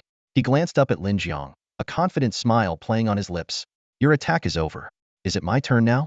Lin Jiang looked up, a flicker of unease in his eyes quickly replaced by anger. He ground his teeth and said, even if my attack didn't work on you, your beast weapon transformation is defensive. Your attacks won't hurt me much either. Suze responded calmly, that's true, which is why I'm going to use your own power against you. As he finished speaking, the shield in his hand began to spark with bright lightning. Before Lin Jiang could comprehend Suze's words, he heard him shout, return to sender. This was the new ability of the transformed void spirit shielded absorbed and stored attacks it blocked, allowing the Beastmaster to release them at the right moment. However, it could only store one attack at a time and needed a cooldown period before it could absorb again. Suze had just absorbed Lin Jiang's attack and was returning it when his opponent was vulnerable. A fierce bolt of lightning shot from the shield, aiming straight for Lin Jiang. In the nick of time, Lin Jiang hastily ended the transformation of his lightning bowl, positioning it in front of him.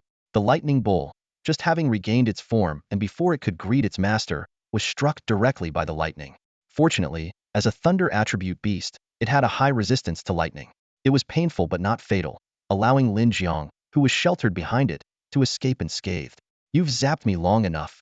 Now it's my turn. Suze shouted excitedly. From the start of the battle with Lin Jiang, he had been on the defensive. Now, having turned the tables, he couldn't hide his delight. Once the shield had unleashed all its stored power, the lightning bowl collapsed to the ground, the air filled with the scent of roasted beef. Lin Jiang quickly recalled the lightning bowl into his beast space, then hurried to Lin He, hoisting him onto his shoulder. Let's go, he commanded, and with a few quick leaps, they vanished into the forest. Wang Zi, witnessing this, yelled angrily, how could you let them get away? Aren't we going to chase them? Especially Lin Jiang being a member of the Xia Spirit Guard, he shouldn't be abusing his power, not even as a reserve. However, when he turned to Suze, he found him sitting on the ground, exhausted. Suze's void spirit turtle had reverted from its weapon form, its limbs tucked into its shell like a retracted turtle. Gasping for air, Suze said, if you want to chase them, be my guest. His beast still has some fight left, but my void spirit turtle just overloaded from absorbing the attack. It needs time to rest and recover. So if you catch up, you'll have to fight him yourself. Wang Zi immediately recoiled, offering a sheepish grin. Then I'll let them go this time. Suze also breathed a sigh of relief, thinking to himself. Luckily, Lin Jiang got scared in the end and chose to run. Otherwise, the outcome would have been uncertain. Seeing that no one was following them, Lin Jiang finally put Lin He down, gasping for breath. They had just been through a harrowing chase and were both exhausted. Brother, why did we run? Lin He asked indignantly, his face flushed with anger. Lin Jiang shot his brother a glare and replied irritably, what else should we have done? Stayed there and fought them? Are you scared, brother? Lin He persisted. He definitely can't use that power again so soon. We can still go back. Before Lin He could finish, Lin Jiang grabbed him by the collar and lifted him up. Anger flashed in Lin Jiang's eyes as he gritted his teeth. Can you guarantee that kid doesn't have any other tricks up his sleeve? Huh. If you can, I'll go back with you. He paused, his tone softening. Don't forget our main goal today is the exam, not revenge. Your scores affect both our futures. We can't gamble with that. Lin Jiang released Lin He's collar and fell into thought. He recalled how, not long ago, he didn't hesitate to give Lin He his own cultivation orb after Lin He lost the school's orb in a bet. But it wasn't entirely selfless. A military-grade cultivation orb could help Lin He reach a higher level and score better in the Beastmaster exam.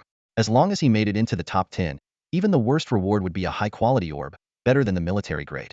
It was a carefully calculated exchange. Help Lin He improve and earn the reward, then take it to advance to level 20 and join the Great Xia Spirit Guards. But if they continued to tangle with Suze, everything could be for naught. Seeing Lin He silent, Lin Jiang's tone softened further. You have to realize, little brother, that the Beastmaster exam is what's most important right now. You can deal with that kid after you become a powerful Beastmaster. Despite his words, Lin Jiang's heart was uneasy. Suze had quickly advanced to a level 16 Beastmaster, and it was possible he would soon surpass them. If they missed this chance, would they ever get revenge? By then, it might be Suze coming after them. As Lin Jiang was lost in thought, he heard soft footsteps behind him. Who's there? He turned around alertly, expecting Suze. Instead, he was confronted by a group of mysterious figures in black, hooded cloaks. Lin Jiang froze for a moment, then realized who they were. He hurriedly reached for a signal flare, but one of the figures swiftly subdued him and took it away. Lin Jiang had been injured in the earlier clash with Suze and was slower to react. Otherwise, he might have sent the signal in time. Lin He was also easily subdued and was trembling with fear upon hearing the name, Fusang Shadow Guards. Pinned to the ground with his right cheek against the dirt, Lin Jiang tried to remain composed. You are the Fusang Shadow Guards? Let us go. The Great Xia Spirit Guards of Beishan City are all waiting in formation for you to walk into their trap. Surrender while you can. Heh. Bluffing Xia people. The shadow guard holding Lin Jiang taunted in heavily accented Xia language. Your life is in our hands. Do you really think you can threaten us? The leader of the Fusang shadow guards crouched before Lin Jiang, eyes gleaming with danger. You said all the great Xia spirit guards in Beishan City are here. Is that true? Of course it is. Are you scared? Lin Jiang, thinking he saw a glimmer of hope, spoke with a trembling yet defiant voice. The leader suddenly laughed. Good, very good. It seems our diversion worked. They've indeed concentrated all their defenses here for the exam. The mission is already half successful. Now, we just need to take care of the rest. Lin Jiang's face turned pale as he realized his mistake. You little Xia brat. The leader's tone turned icy. Tell me, what are your defenses like? How can we bypass them to reach the volcano? This time, Lin Jiang learned from his mistake and kept his mouth shut. Captain, if this brat won't talk, let's just kill him. We can break through and get you to the volcano even if it costs our lives, one of the subordinates suggested. The leader sighed. It seems we have no choice. I've heard that the spirit guards of Xia are disciplined and put themselves before civilians. Their reputation isn't undeserved. With that, he gestured for his men to kill Lin Jiang and Lin He. At this critical moment, Lin He's cries broke the tension. Please, please let me go. I can persuade him. He turned to Lin Jiang, his voice trembling. Brother, just tell them. I don't want to die. I really don't. After all, you're not even a full spirit guard yet, just a reserve. You haven't taken the oath, so it doesn't matter. And I'm a citizen of Xia too. I'm someone the spirit guards are supposed to protect, so just think of it as protecting me. Seeing this turn of events, the Fusang Shadow Guard leader signaled his men to pause, waiting for Lin Jiang's response. The air was thick with tension as all eyes focused on Lin Jiang. Lin Jiang wavered in the face of death, torn between resolve and fear. He initially wanted to end it all with a burst of determination, but Lin He's sobbing made the fear of death prevail in his heart. Finally, he spoke, his voice trembling. To prevent any leaks or bribery, the defense of the Tianyun volcano area is dynamic. We gather at designated points regularly. If anyone is missing, the exam is immediately halted, and a search begins. When everyone is present, we receive new defense assignments or can choose for ourselves. Lin Jiang continued to explain that after noticing Su Zhe and the others' direction, he strategically chose the defense area ahead of them during the next gathering, which allowed him to intercept them. The captain of the Shadow Guards narrowed his eyes thoughtfully and asked, So, if we don't let you go, and you're missing at the gathering, they'll start searching immediately? Lin Jiang nodded quickly. Exactly. To approach the volcano without raising alarms, you can't kill me. The captain signaled his men to release him. After a moment of contemplation, he asked, if your defense is unpredictable and you don't know how to bypass others to reach the volcano, what's the point of keeping you? Lin Jiang hurriedly explained. But I know the time and place of the gathering. Once the message is received, it means others are heading there. You can then bypass the gathering point and head straight to the volcano. The captain's eyes lit up, and he patted Lin Jiang on the shoulder. Good, very good. Once you get the message, tell us the location of the gathering point, and we'll let you go. Lin Jiang was about to breathe a sigh of relief when the captain added, but to prevent any trickery, I'll keep him. With that, he pulled Lin He close. Lin Jiang reached out to stop him, but eventually relented. At that moment, Lin He spoke up, his voice steady. Captain, since my brother and I are cooperating so well, could you grant us a small request? A guard was about to scold him, but the captain stopped him, intrigued. Go on. What's your request? Lin He cautiously said, I want you to kill someone for me. Not a big shot, just an ordinary participant in this exam. The captain clapped and laughed heartily. Interesting, very interesting. No problem. I agree to kill a participant for you. What he didn't say was that if the plan succeeded, none of the participants would likely survive. After defeating Lin Jiang, Su Zhe and his companions took a brief rest before resuming their journey. The void spirit turtle was still in a deep slumber, showing no signs of waking. Su Zhe knew all too well that without his beast companion, he was as vulnerable as a fish on a chopping board in this beast-infested land, surrounded by danger. Don't worry, Xiao Zhe, Wang Zi assured, thumping his chest confidently. Until your little turtle wakes up, I'll protect you. With Wang Zi leading and Su Yao covering the rear, they flanked Su Zhe protectively. Although Wang Zi was somewhat unreliable, Su Yao's strength was reassuring. As long as they didn't encounter another Xia spirit guard like Lin Jiang, they should be fine. As time passed, Tianyun volcano loomed ever closer, its waves of heat intensifying. Yet the saying, a mountain is always farther than it seems, held true, and the actual distance was still considerable. By now, Wang Zi was drenched in sweat, looking visibly thinner. Su Zhe even worried that if they got any closer, Wang Zi's body fat might be completely drained. Su Yao and Su Zhe weren't faring much better. Hey, Xiao Zhe, Wang Zi panted. We've noticed that the beast gets stronger the deeper we go. each carrying fragments. But now we have enough fragments, so why keep going? Can't we just borrow the rest from someone? Suze admitted, I won't hide it from you anymore. I'm heading to the volcano not just to collect fragments. I have something important to do, so I must keep going. This has nothing to do with you too. I can handle the rest alone. How far are you going? Wang Zi pressed. Until I reach the crater. What? You're not planning on skinny dipping in the crater, are you? Wang Zi joked. Su Yao wiped the sweat from her forehead and said, with your beast in hibernation, I can't just abandon you. It's just a crater. I want to see it too. Wang Zi grimaced. You two are like a couple, leaving me the single one out. Fine. I won't be accused of being unfaithful later. I'll go with you. Let's see if this place can really fry me. Just then, the void spirit turtle on Su Zhe's shoulder let out a gurgling sound, slowly extending its limbs and head, stretching its body. Su Zhe breathed a sigh of relief, feeling a weight lifted off his shoulders. Water prison technique? Originally a skill used to trap enemies, Su Zhe now employed it on the three of them. The conjured water sphere enveloped them, instantly cooling them down and replenishing their moisture. Before they could suffocate, Su Zhe released the water prison. Ah, refreshing. Wang Zi took a deep breath. Su Yao's complexion improved, but she quickly noticed her soaked clothes were revealing. Fortunately, the heat soon dried them. After a short break, they prepared to set off again. Suddenly, the sound of fierce fighting and foreign curses reached them from not far away. The three of them widened their eyes in shock. Something's happening up ahead. Have the Fusang Dark Guards infiltrated? Not long ago, Lin Jiang, captured by the Fusang Dark Guards, anxiously awaited news of a rendezvous. Several impatient Fusang guards kept threatening him. Finally, Lin Jiang stood up excitedly, his right-hand bracelet flashing with light. A message has arrived. It's from Deputy Team Leader Guai Linshan, notifying us to gather. Then why aren't you checking it? Lin Jiang quickly checked the message and said, the meeting point is in the East 30 area. You guys need to head north to reach the volcano. There shouldn't be any problems. One of the guards twisted Lin Jiang's wrist to confirm the message himself, causing Lin Jiang to grimace in pain. The guard leader said, very well, we'll honor our agreement and let you go first, but your brother stays as insurance against any tricks. No problem. After I leave, you should wait a while before setting off, so everyone reaches the meeting point roughly together. Little brat from Xia, we don't need you to tell us that. They released Lin Jiang, who glanced back several times at his captured brother before racing towards the gathering point. Meanwhile, Lin He, oblivious to the danger, kept insisting, my brother's already cooperating with you. So make sure you keep your promise. Don't worry. Tianyun Volcano, East 30 area. To defend against the Beast Defense Exam, the Xia Spirit Guards divided the area around Tianyun Volcano into 550 zones. Each of the four directions east, south, west, and north had 100 zones, with 50 zones at the volcano's center, totaling 550 personnel on high alert. Although this elite team seemed small in number, it represented the entire force of the Eastern Third Squad and the reserve unit. Previous exams never required such tight security, but this year, facing the blatant threat from the Fusang Shadow Guards, everything was taken more seriously. Lin Jiang had just arrived at the East Zone 30 when he was stopped by another reserve team member.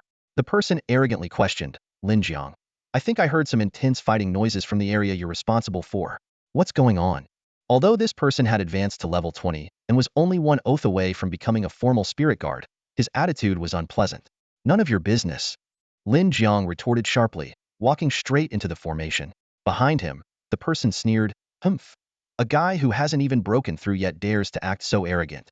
I'll be waiting to see you kicked out of the reserves. As the last batch of personnel arrived, the third squad captain, Guo Linshan, began the head count. 548, 549. Suddenly, his expression changed. We're missing one person? Such a situation could trigger an emergency alert that might halt the exam. At that moment, a voice broke the tense atmosphere. Reporting to the captain, Sun Hao, in charge of North Zone 57, had a sudden bout of diarrhea just before receiving the message. He asked me to report in and pass on the word that he'll be here shortly. Guo Linshan sighed in relief but still snorted. No organization, no discipline. I'll give him a good scolding when he gets here. However, upon hearing this, Lin Jiang began to sweat. North Zone 57. That was the critical path for the Fusang Shadow Guards heading to the volcano. He silently prayed. I hope they don't run into each other. But the things people fear most often happen. Just as Lin Jiang was feeling extremely uneasy, a brilliant firework suddenly bloomed in the northern sky. A flare exploded, signaling that the worst-case scenario had occurred. The piercing sound of a flare shot through the sky, instantly igniting a tense atmosphere. The Daxia Spirit Guards, whom Guo Linshan had criticized for their lax discipline, suddenly transformed. Their movements were synchronized, their eyes steely with resolve, ready to execute orders at a moment's notice. Even the members of the reserve squad were no exception, though one of them reacted a fraction too late, sweat beading on their forehead. Linshan's voice thundered. Reserve squad, notify all students that the exam is over and gather at the formation entrance. Everyone else, follow me to the north 5-7 area. Yes, sir, came the unified response as the reserve squad quickly detached, using the positioning function of their Beastmaster badges to locate students scattered throughout the examination grounds. This was one of the reasons why examinees were required to wear badges. The rest followed Linshan, racing toward the north 5-7 area. Although these Beastmasters above level 20 couldn't fly yet, their speed was significantly boosted by their beast armor skills. Linshan, flying through the air, was the first to arrive. His gaze immediately fixed on three figures on the ground. Sun Hao, who had lost both arms, Wang Zi, holding an empty flare gun, and Su Yao, who appeared somewhat disheveled. However, Su Zhe was nowhere to be seen. Upon landing, Linshan checked Sun Hao's injuries while frowning and asking, "Why are you here? What happened here? Where is Su Zhe?" Su Yao, still a bit shaken, replied with a slight tremble in her voice, "We heard intense fighting and came over, seeing a group of people in black attacking this spirit guard brother." By this time, other Daxia spirit guards had arrived, and upon seeing their comrades' grievous state, their faces showed a mix of sorrow and determination. "It must be those damned Fusang shadow guards, sneaking in somehow," someone said through gritted teeth. Su Yao continued to recount the scene. "Those people were very strong, completely overwhelming the spirit guard brother. We could only hide and stay silent. They seemed to know where the flare was and knocked it from his grasp. But they looked anxious, and after delivering a fatal blow, they left." Su Zhe took the chance to shield the spirit guard brother, using his Beastmaster talent to block the residual attack. Though the spirit guard brother was gravely injured, he still guided us in firing the flare. After that, Su Zhe went off on his own. In reality, the battle was far more brutal than Su Yao described. The attackers not only accurately knocked away the flare but also, after failing to immediately kill Sun Hao, decisively severed his arms. They left behind a skill resembling a tornado blade, intending to slowly torment Sun Hao to death. Su Zhe appeared after the assailants left, blocking the residual power of the skill. He used the light healing skill of his Void Spirit Turtle to save Sun Hao's life. Then, he instructed Su Yao and the others to wait for reinforcements while he pursued in the direction of the volcano, seemingly chasing the Fusang shadow guards. Linshan, hearing this, furrowed his brow, reckless. Even if he catches up, what could he do with his strength? He mistakenly thought Su Zhe intended to stop the Fusang shadow guards alone, feeling both moved by his spirit and worried for his safety. But his fearlessness in the face of danger makes him a natural Daxia spirit guard. Unbeknownst to him, Su Zhe's real objective was to reach the volcano to hatch an egg, conveniently finding a reason to do so. He himself hadn't realized that his destination coincided with the Fusang shadow guards. Su Yao suddenly remembered something and added, "Oh, if I saw correctly, a candidate named Lin He was taken by those people in black." Lin He? Linshan felt the name was somewhat familiar. Someone nearby reminded him, "Captain, there's a Lin Jiang in the reserve squad. He's Lin He's brother." Lin Jiang's betrayal was a wake-up call for Linshan. He let out a cold laugh, finally understanding how the enemy had been able to pinpoint their location so accurately. The contrast between Linshan's disdain for the Lin brothers and his admiration for Su Zhe was stark. The most pressing issue now is to thwart the Fuso Shadow Guard's plot. As for Lin Jiang, he will face military justice later. Linshan resolved, a glint of determination in his eyes. Suddenly, the monitoring equipment showed that Lin He's badge was moving rapidly towards the volcano. More concerning, Su Zhe's badge was on the same path. Linshan frowned, silently worrying about Su Zhe. "You, take these two kids back.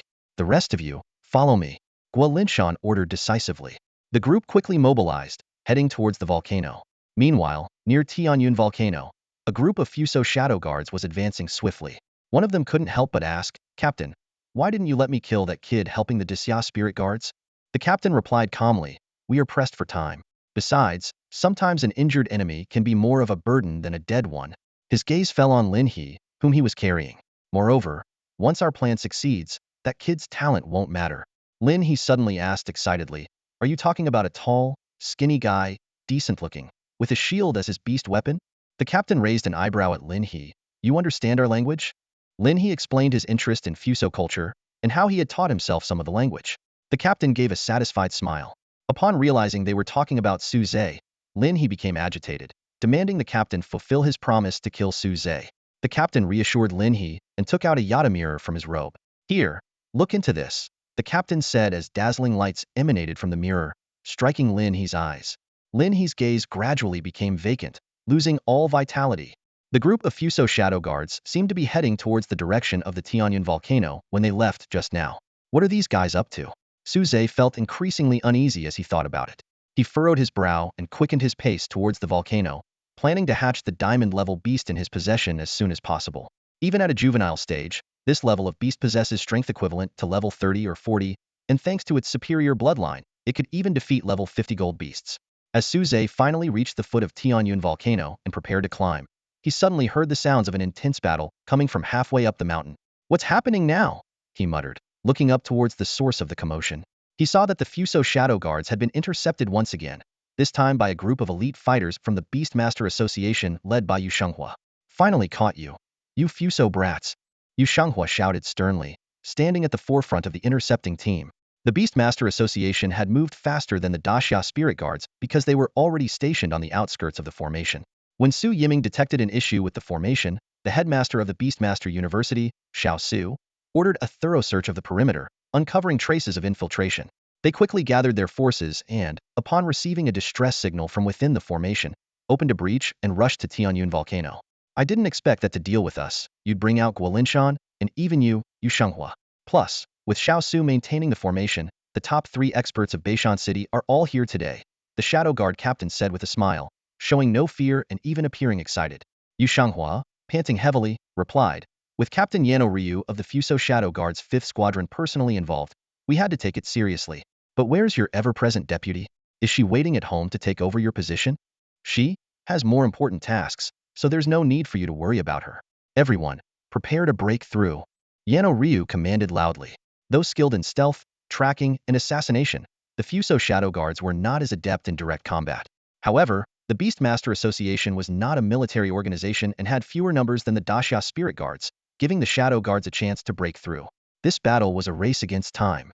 As Yano Ryu and Yu Shenghua flew into the air in a tacit agreement, those on the ground summoned their beasts and engaged in fierce combat. Beastmasters above level 60 not only had the ability to fly but also experienced a significant leap in combat power. To avoid collateral damage, most of their battles took place in the air. Amidst the intense fight, Lin He seemed out of place. He shouted loudly, "Don't hit me! Don't hit me! I'm a candidate kidnapped by these Fuso people. Please save me." Upon hearing that a candidate had been abducted, the Beastmaster Association members intentionally avoided Lin He, allowing him to escape towards the mountain top. Lin He carefully navigated through the center of the battlefield, reaching the rear of the Beastmaster Association's side. Yet, he still seemed uneasy and continued sprinting towards the summit without slowing down. The others assumed he was frightened and thought nothing of it. However, Suze, standing at the mountain's base, saw everything clearly. Lin He had long left the battlefield behind, yet he continued his frantic dash. "This guy is definitely up to something," Suze's instinct screamed. Although he didn't know what Lin He was planning, the Tianyun volcano was crucial to his beast-hatching endeavor, and he couldn't afford any mishaps. But with the battlefield blocking the path up the mountain completely, getting through the Fuso line was akin to courting death. Just as Suze found himself at a loss, a sudden whooshing sound came from behind him. He looked up just in time to see Guolinshan, who had hurriedly arrived and was hovering in the air with a stern expression, saying, "You really are here. This battlefield is beyond your reach now. Hurry back." The appearance of Guolinshan, the squad leader, signaled that other Daxia Spirit Guards were not far behind. Sure enough, moments later, Suze heard the heavy, synchronized footsteps. A team of soldiers ran past him in perfect unison, charging from the foot of the mountain towards the battlefield halfway up with a fierce determination. "Those Fusong devils dare to harm my brothers, and you'll pay with your lives," roared one of the Spirit Guards. Guolinshan gave a final instruction, "You should go back. We've got this under control." With that, he flew towards the battlefield above. "All right." Suze nodded heavily in agreement. In the sky, Yu Shenghua finally breathed a sigh of relief. Although his level was on par with Yano Takashi, his advanced age made prolonged combat challenging. Guolinshan's arrival turned the tide, and the two-known advantage quickly put Yano into a predicament. On the ground, the Beastmaster Association's strong fighters, who were nearly overwhelmed, found their situation reversed with the support of the Daxia Spirit Guards, and began to suppress the Fusong Dark Guards comprehensively. Yu Shenghua looked down at the battle below and laughed heartily. "Ha ha, little devils, it seems your plan is failing." Yano Takashi, struggling under the assault of two opponents, glanced surreptitiously towards the mountain peak, muttering, "Who knows?" This glance went unnoticed by the others. At the foot of the mountain, Suze did not actually leave. Taking advantage of the Fusang dark guards being thoroughly suppressed, he started sprinting towards the mountain top. To increase his speed, he had the void spirit turtle on his back use its water jet, propelling him forward with the force. The Disya spirit guards, aware that Su Zhe was a candidate their captain cared about, did not stop him and even cleared the way for him. This allowed Su Zhe to reach the mountain top without hindrance. The intense heat forced Su Zhe to frequently have the void spirit turtle spray water on him to cool down. Even so, the moisture on his body evaporated almost instantly in the scorching heat. Upon reaching the summit, Su Zhe finally saw Lin He. He was standing by the volcano's crater, enduring the intense heat. Unlike Su Zhe, Lin He could not continually cool himself, and his clothes had burned away, leaving only tattered remnants. His body was severely burned, covered in blisters, and his skin was the color of cooked meat. Yet, he seemed oblivious to the pain, holding a strange bronze mirror, which was expelling a red, crystal-like object towards the crater. Sensing someone approaching from behind, Lin He turned his head. His face, exposed to the lava, had hardly any intact skin, with rotting flesh revealing bone beneath, and his burst eyes likely blind. It was a miracle he was still alive, yet he appeared to recognize Su Zhe behind him. "Ha ha! You've come," Lin He croaked in a voice that was barely human. "But you're going to die. You all will die." At that moment, the bronze mirror in his hand finished expelling the object. It was a red crystal core the size of a human head, which dropped straight into the blood-red lava below. As the red crystal core plunged into the lava, the volcano suddenly went silent. However, this piece was fleeting. The ground began to shake violently, and the roar of the lava was thunderous, echoing in the hearts of everyone present. The people at the foot of the mountain were terrified, and even Su Yao and Wang Zi, who had reached the formation's entrance, felt the intense tremors. Wang Zi's eyes widened, and his voice trembled. Is the volcano really going to erupt? Su Yao frowned in thought. It shouldn't be. Tianyun volcano isn't anywhere near its eruption cycle. Before her words could fade, lava spewed from the distant crater, and the tremors grew stronger. She exclaimed in frustration, "I jinxed it. It's really erupting." The students, who were initially confused, were instantly thrown into panic. The volcano's erupting. Everyone run. The crowd surged towards the narrow exit of the formation, pushing and shoving in their desperate attempt to escape. However, with so many examinees and such a narrow exit, evacuation was impossible in a short time. Someone grumbled in discontent. Why hasn't this stupid formation been lifted now that the exam's cancelled? Isn't it just to prevent us from cheating? At the back of the line, Wang Zi and Su Yao kept glancing back, hoping to see a familiar figure, but to no avail. Meanwhile, Su Zhe narrowly avoided several splashes of lava near the volcano's edge. He looked at the crystal core being consumed by the lava and demanded, "What have you done?" Lin He replied weakly, "I just added a little fuel to the fire." Su Zhe stopped questioning the nearly lifeless Lin He and began thinking of a solution. Since it was only an early eruption, there might still be a way to stop it. He retrieved a diamond-grade beast egg from his system space, its 3 fiery red streaks glowing even brighter in the heat, resembling 3 ribbons of flame wrapped around it. Without hesitation, Su Zhe threw the beast egg into the crater. However, like a stone sinking into the ocean, the egg was swallowed by the lava without a trace. The ground continued to tremble, and the lava kept surging. Lin He weakly mocked from the side. "Ha! Ha! In times like this, throwing an egg down there. Are you trying to make a barbecue?" Ignoring him, Su Zhe remained convinced that as the diamond-grade beast egg hatched, it would require more heat, eventually calming the volcano's fury. Meanwhile, the 3 battling in the sky noticed the changes below at the volcano, each with different expressions. Shinohara Ryu appeared smug, while Guo Linshan and Yu Shenghua looked alarmed. Guo Linshan focused on the crater. "There's someone there. One of them is Su Zhe. Who's the other?" Yu Shenghua explained, "It's Lin He. Before you arrived, we rescued Lin He from the dark guards, and he went up the mountain afterward." Guo Linshan glared at the restrained Shinohara Ryu. "What have you done?" Wiping the blood from the corner of his mouth, Shinohara Ryu sneered, "With your country's strict defenses, we could only approach the volcano with the help of one of your own. As for what we did, I just gave Tianyun volcano a bath. An 80-level fire attribute platinum-grade beast core. We paid quite a price." Hearing this, Guo Linshan and Yu Shenghua's faces changed dramatically. "An 80-level core? You really went all out." Both instinctively turned to look at the volcano. Seizing the moment, Shinohara Ryu gestured, and the 8-foot mirror hovering near the crater transformed into a stream of light, swiftly returning to his hand. As the mirror departed, Lin He seemed to lose the last thread of life support, letting out a heart-wrenching scream before plunging into the lava. Aside from a fleeting burnt smell, not even a trace of ash remained. "No. Guo Linshan and Yu Shanghua cried out in unison, quickly turning to grab the returning bronze mirror, but they were a step too late. The 8-foot mirror landed in Shinohara Ryu's hand, emitting a dazzling light that forced them back. Is that the Yata no Kagami? Guo Linshan exclaimed, his eyes wide with disbelief as he stared at the mirror in Takashi Yano's hand, which shimmered with divine light. The scale of this operation by the Fusang covert agents was astonishing, even bringing out a national treasure that symbolizes power. Guo Linshan was filled with questions. Even if they managed to disrupt the entrance exams at Qinglong Beast Taming University, there were still 4 other beast taming universities in Daxia. It's not as if they could completely cut off the next generation of beast tamers. Besides, bringing such an important artifact into Daxia's territory was incredibly risky. Was it really worth it? Or was there something else at play? There was no time to ponder further, as the blinding divine light from the Yata no Kagami forced Guo Linshan to retreat. He crossed his arms over his chest, trying to fend off the light's invasion, but the beast armor on his arms disintegrated almost instantly. At that moment, the experienced Yu Shanghua spoke up. This can't be the real Yata no Kagami. If it were genuine, we would have been obliterated by now. Takashi Yano smirked disdainfully and admitted, you're right. I can't wield a true artifact.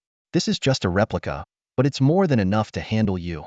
He briefly explained the origin of the replica. It was infused with a portion of the real Yata no Kagami's power, capable of reaching about 50 to 60% of the original strength, enough to suppress an 80-level beast core. However, it could only use power without replenishing it, and after breaking through formations and suppressing the core, it now had only 30 to 40% of its power left. The elaborate setup was to prevent the Yata no Kagami from falling into Daxia's hands. After finishing, Takashi Yano immediately turned the mirror towards the ground. Under the divine light, his subordinates quickly broke free from the encirclement by Daxia's spirit guards and the Beast Tamer Association. Mission accomplished, everyone retreat. Whoever can escape, do so, Takashi Yano ordered, and the Fusang covert agents scattered, fleeing down the mountain. He also cautiously withdrew, holding the replica Yata no Kagami and keeping an eye on Guo Linshan and his companion. Guo Linshan didn't pursue but turned to Yu Shanghua. Old Master Yu, we'll need the Beast Tamer Association to intercept these people. They can only leave through the exit, but the candidates haven't fully evacuated yet. Ensuring their safety is crucial. Yu Shanghua nodded in agreement. No problem. This old man will make sure these kids are safe.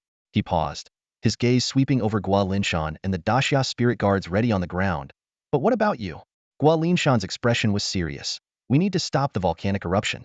If Tianyun volcano erupts with the catalysis of an 80-level beast core, several cities, including Beishan City, will face disaster. As Daxia spirit guards, we cannot stand idly by. Yu Shanghua looked up at the gradually strengthening, bowl-like formation overhead, his brows furrowed. I'm afraid you underestimate this lad's ruthlessness. This formation doesn't seem to be just for preventing exam cheating.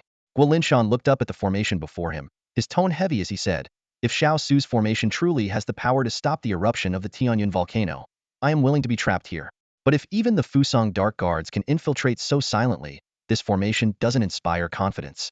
Preventing the volcano's eruption is imperative. We must act immediately. He turned to face the others, his gaze resolute. We need a suicide squad. Those who joined the Daxia spirit guards stepped forward. As soon as the words left his mouth, all the spirit guards stepped forward in unison, unafraid of the term suicide squad. Guo Linshan nodded in satisfaction. Very well. I trust you all remember the oath we took. As spirit guards of Daxia, we are the first to face death. Behind us lies the myriad lights of Daxia. In the face of danger, we shall charge forward and protect the people of Daxia with our lives. Today, even if it means filling the volcano with our bodies, we will extinguish it. He said no more, for from the moment they became spirit guards, they had sworn their oath. Guo Linshan turned to face the spirit guards, shouting, as spirit guards of Daxia, we are the first to face death. The crowd echoed in unison, as spirit guards of Daxia, we are the first to face death. No one hesitated. All followed Guo Linshan's lead. Yu Shanghua watched their unwavering, unified backs and couldn't help but feel moved. Such resolve. No wonder I wasn't accepted into the Daxia spirit guards back then. Then he shouted, but the Beastmaster Association won't lag behind. We'll show those invaders that Daxia's land is not theirs to come and go as they please. With that, he led his group in pursuit of the Fusang Dark Guards towards the exit of the formation. Upon reaching the mountain top, Guo Linshan saw Suze enveloped in a water sphere. The young man occasionally emerged to breathe, then quickly submerged before the water evaporated. Despite the danger, Suze refused to leave the mountain, which touched Guo Linshan deeply. Child, human strength cannot move the heavens, and you are too weak to stop the eruption. Leave this to us and go down the mountain, Guo Linshan said. Su Zhe looked puzzled, not comprehending Guo Linshan's words. Guo Linshan created a barrier to shield them from the heat, allowing Su Zhe to escape the water sphere. Su Zhe explained, Captain Guo, I can't fly. If the volcano erupts, I won't escape in time. If you can stop it, I won't need to run. So I see no point in leaving. Though the system assured him that the beast egg would automatically form a contract with him upon hatching, he worried about unforeseen events. After all, it was a diamond-level beast. If someone else picked it up, he would regret it immensely. Thus, he refused to descend the mountain. Seeing this, Guo Linshan admired him even more. If we fail to stop the eruption, you would be the one I regret most losing. Over the years, Guo Linshan had witnessed countless candidates in numerous Beastmaster exams, but Su Zhe's talent stood out, along with his patriotic and compassionate heart. As they spoke, the other spirit guards climbed to the summit, spreading around the volcano's rim. Guo Linshan began to organize. All right, let's see if we can calm this raging giant. Those with water and ice attribute beasts stepped forward. Immediately, 100 or so people stepped forward. Under Guo Linshan's command, they used their beast powers to attempt to counteract the natural disaster. However, the lava in the crater seemed alive, reacting with great displeasure to the cooling water and ice. The erupting magma repelled the beast's cold and water, then fell back into the crater. This scene left Guo Linshan stunned. How strange. Why is the magma acting so oddly? Could the Fusang group have used some other trick? Had he been more observant, he would have noticed Su Zhe's guilty expression. The young man had seen a fiery egg within the lava controlling the magma's counterattack before sinking back into the crater. Su Zhe thought, it can control the lava even before fully hatching? It must be resisting because the cooling magma affects its incubation. Seeing water and ice ineffective, Guo Linshan called for the earth attribute beastmasters, including himself, to try sealing the crater with earth. But the effect was still minimal, and even when temporarily sealed, the volcano burst forth with even greater force. Feeling the ground rise beneath him and sensing the violent power within, Guo Linshan's frown deepened. In his despair, Guo Linshan gritted his teeth and cursed angrily, damn it, even if I have to use my body to fill it, I'll stop this volcano today. His voice echoed around the volcano's rim, filled with unyielding determination. Meanwhile, the elite guards of the Great Xia were urgently discussing how to prevent the volcanic eruption. Their expressions were grave, each one racking their brains for a feasible plan. Elsewhere, Yano Takashi led the remaining Fuso shadow guards to the edge of the formation. Compared to when they first entered, their numbers had been halved, and exhaustion and tension were etched on every face. Yano Takashi raised the replica Yata mirror, attempting to break the formation as before. However, the mirror merely flickered, and the formation remained steadfast. Damn it! Yano Takashi cursed under his breath, a flicker of frustration passing through his eyes. He surveyed the surroundings and finally made up his mind. The Yata mirror can't break the formation anymore. We'll have to exit through the main gate. He was well aware that this delay was enough for the Great Xia to heavily fortify the exit. However, when they reached the exit, the scene before them was unexpected. Old you, why is it just you and these kids here? Yano Takashi asked in surprise. Where are Guo Linshan and his Great Xia guards? Yu Shenghua snorted coldly, responding with pride. To deal with the likes of you, we are more than enough. Yano Takashi seemed to understand something, glancing back towards the volcano with a mocking tone. Is he trying to stop the volcanic eruption with his men? Ha, what a fool. Is this the so-called greatest army of the Great Xia, led by such an idiot? Hearing this, Yu Shenghua was furious. Clad in golden beast armor, with a heart protector displaying a roaring lion, his white hair flared like flames. He lunged at Yano Takashi, shouting, You soulless wretches can't comprehend this spirit. But this is why the Great Xia's elite guards are the greatest army. As they clashed, Yano Takashi immediately sensed something was off. Yu Shenghua's moves were unusually powerful and forceful, as if he had returned to his prime. Old you, are you burning your own life force? Yano Takashi exclaimed, Aren't you afraid you'll die in the middle of this fight? Yu Shenghua laughed heartily without concern. My greatest regret when I was young was not joining the Great Xia's elite guards. Today, I finally get to experience what it's like to fight for those who came before. Struggling against Yu Shenghua's fierce assault, Yano Takashi cursed, Madman, you people of Great Xia are all mad. Facing the unleashed power of Yu Shenghua, Takashi Yano could only rely on the remaining strength of the replica Yata no Kagami in his hands to hold his ground.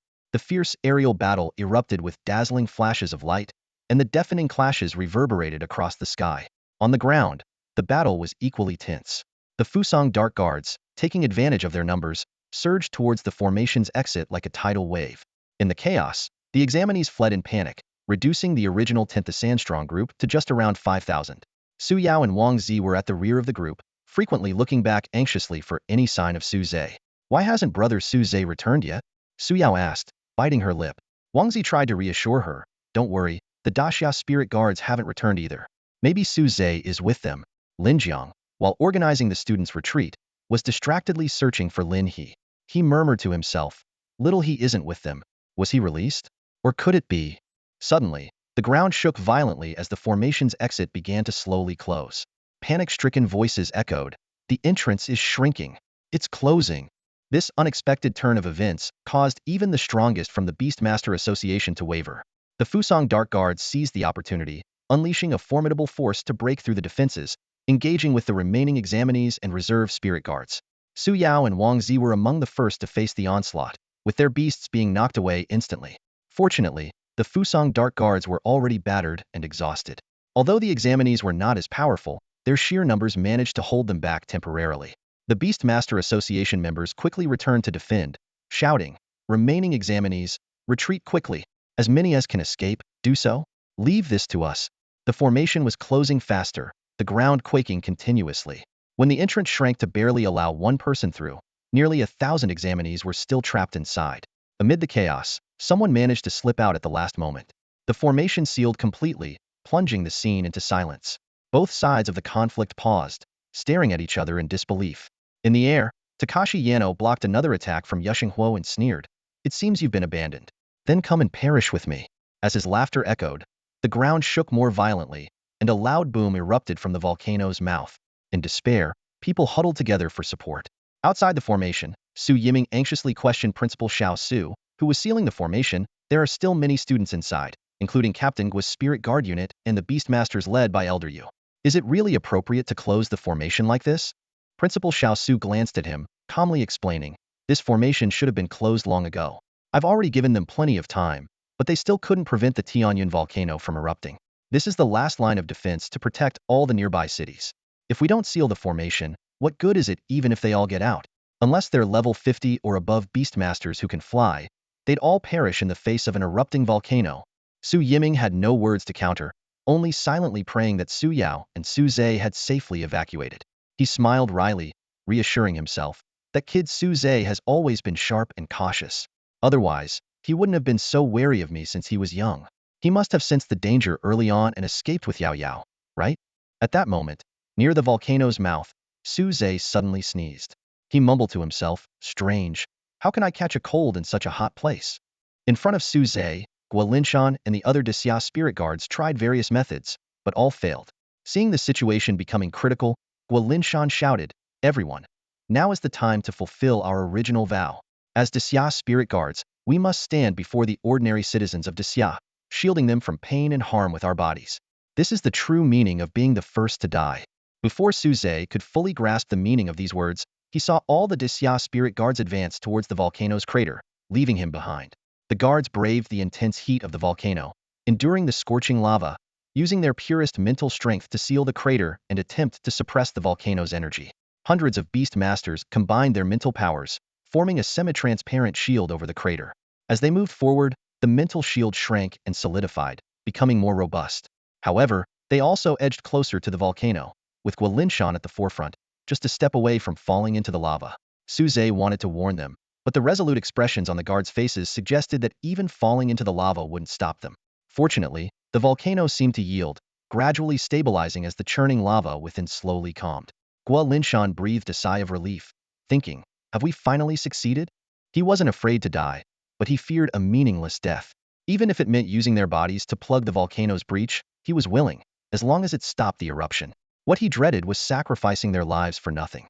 However, just then, a powerful force surged from within the volcano. The raging lava fiercely assaulted the mental barrier, wave after wave, quickly creating cracks. Guo Linshan led the Daxia spirit guards to press forward, trying to fill the cracks with their bodies. But an overwhelming force shattered the mental barrier completely. Not good. They all spat out blood, collapsing to the ground. Guo Linshan's eyes dimmed, thinking, it's over. Everything's over. Have we ultimately failed? He looked up at the colorful array barrier above and murmured, it's up to you now. Hold on. The unrestrained volcano shook violently, causing the surrounding ground to quake.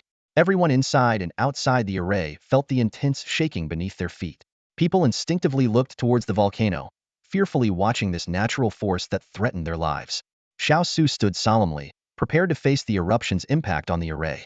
Only Su Zhe appeared calm and composed, unfazed by the impending disaster, which earned Guo Linshan's admiration, though he kept thinking it was a pity. Meanwhile, Yashiro Takashi watched eagerly, anticipating the birth of the hell on earth he had orchestrated, laughing maniacally, "Ha ha! Let them all die." People could see with their own eyes that the volcano had reached its limit, the scorching lava seemingly ready to erupt violently. Everyone's hearts were in their throats. Finally, a searing blast of air erupted from the crater with a thunderous explosion. This was the volcanic gas, a prelude to the impending eruption. Logically, the lava should have followed the gas in a torrential outburst. Faces turned ashen, expressions filled with dread as they anxiously awaited their doom. Yet, to their bewilderment, after a long wait, the volcano seemed to calm down, and the ground ceased to shake. What's going on? Can a volcano misfire? People were puzzled, feeling like they had been tricked after being on edge for so long, leaving them with an empty feeling inside. But a non-erupting volcano was ultimately a good thing. Guo Linshan stood by the crater, equally perplexed. He had been ready to face death first and uphold his vow. His heart and spirit were prepared for the end, but death never came. In that instant, Guo Linshan was confused, questioning the purpose of their desperate struggle. Even Yashiro Takashi's cruel smile froze on his face. It was like taking a laxative and waiting desperately for relief, only to find it was just gacha false alarm. And Yashiro Takashi, the one who administered the laxative, must have felt he bought a fake product. As everyone breathed a sigh of relief, a fiery streak suddenly shot out.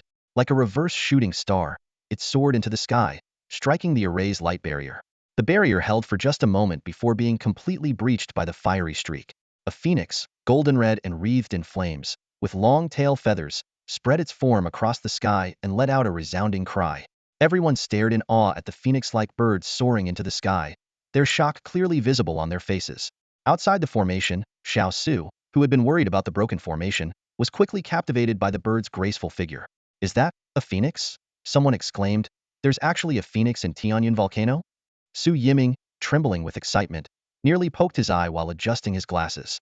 He eagerly explained, "No, that's not a phoenix. I saw a creature like this in a book at the school library. It's a golden feather phoenix bird. It's a diamond-grade beast with the bloodline of the mythical phoenix, on par with Master Beast Tamer Xiao Sheng's azure dragon." He then added with confusion, "However, judging by its size, it seems to be just a juvenile bird. It shouldn't have the power to break through the formation laid by all our teachers." At this moment, Xiao Su sat up straight, his eyes gleaming with excitement. It's not surprising. Such beasts with divine bloodlines accumulate immense power before hatching to counter potential threats. This explains why the stronger the beast, the longer the incubation period. Coincidentally, the Fusang covert operatives triggered the volcanic eruption by using an 80-level beast core. Xiao Su understood well that neither the beast core nor the volcanic force alone could breach the formation he crafted. Yet, the golden feather phoenix bird managed to combine both forces to break free. The others, however, were fixated on another piece of information from Xiao Su's words. The diamond-grade golden feather phoenix bird before them was a newborn. Beast tamers capable of contracting diamond-grade beasts are rare, not only because of their formidable nature, but also due to their noble bloodlines that seldom acknowledge humans. There are only two ways to form a contract with a diamond-grade beast. One is through bloodline advancement, like Xiao Sheng's azure dragon. The other is utilizing the hatching bond, where highly intelligent beasts recognize the first creature they see post-hatching as a parent, greatly increasing contract success rates. Their eyes burned with desire, but they knew with Xiao Su, Guo Linshan, Yu Shenghua, and even Fusang's Yano Takashi present, they stood no chance. Inside the formation, Yano Takashi, initially frustrated by his mission failure, now looked skyward with excitement. He suddenly realized, so it was this beast absorbing the volcano's heat that led to my mission's failure. Since it hatched because of the core I used, it rightfully belongs to Fusang. Yu Shenghua, having ended his life-consuming technique, looked even older. He gasped and retorted, "Nonsense. This beast appeared on our Daxia territory. It has nothing to do with Fusang." The two immediately took to the air, pursuing the phoenix bird. In the distance, another faster streak of light also headed towards the bird. However, Guo Linshan, closest to the golden feather phoenix bird, remained motionless. He hadn't grasped the situation, only knowing that the absence of a volcanic eruption was the best outcome. He guessed it was this fiery bird he had been outsmarting in the lava, now lying on the ground glaring at it. What are these three up to? Do they also want to beat up this bird? Guo Linshan wondered, puzzled as he watched the three fly towards the bird. It wasn't until Yu Shenghua flew over his head, shouting, "Captain Guo, What are you doing standing there?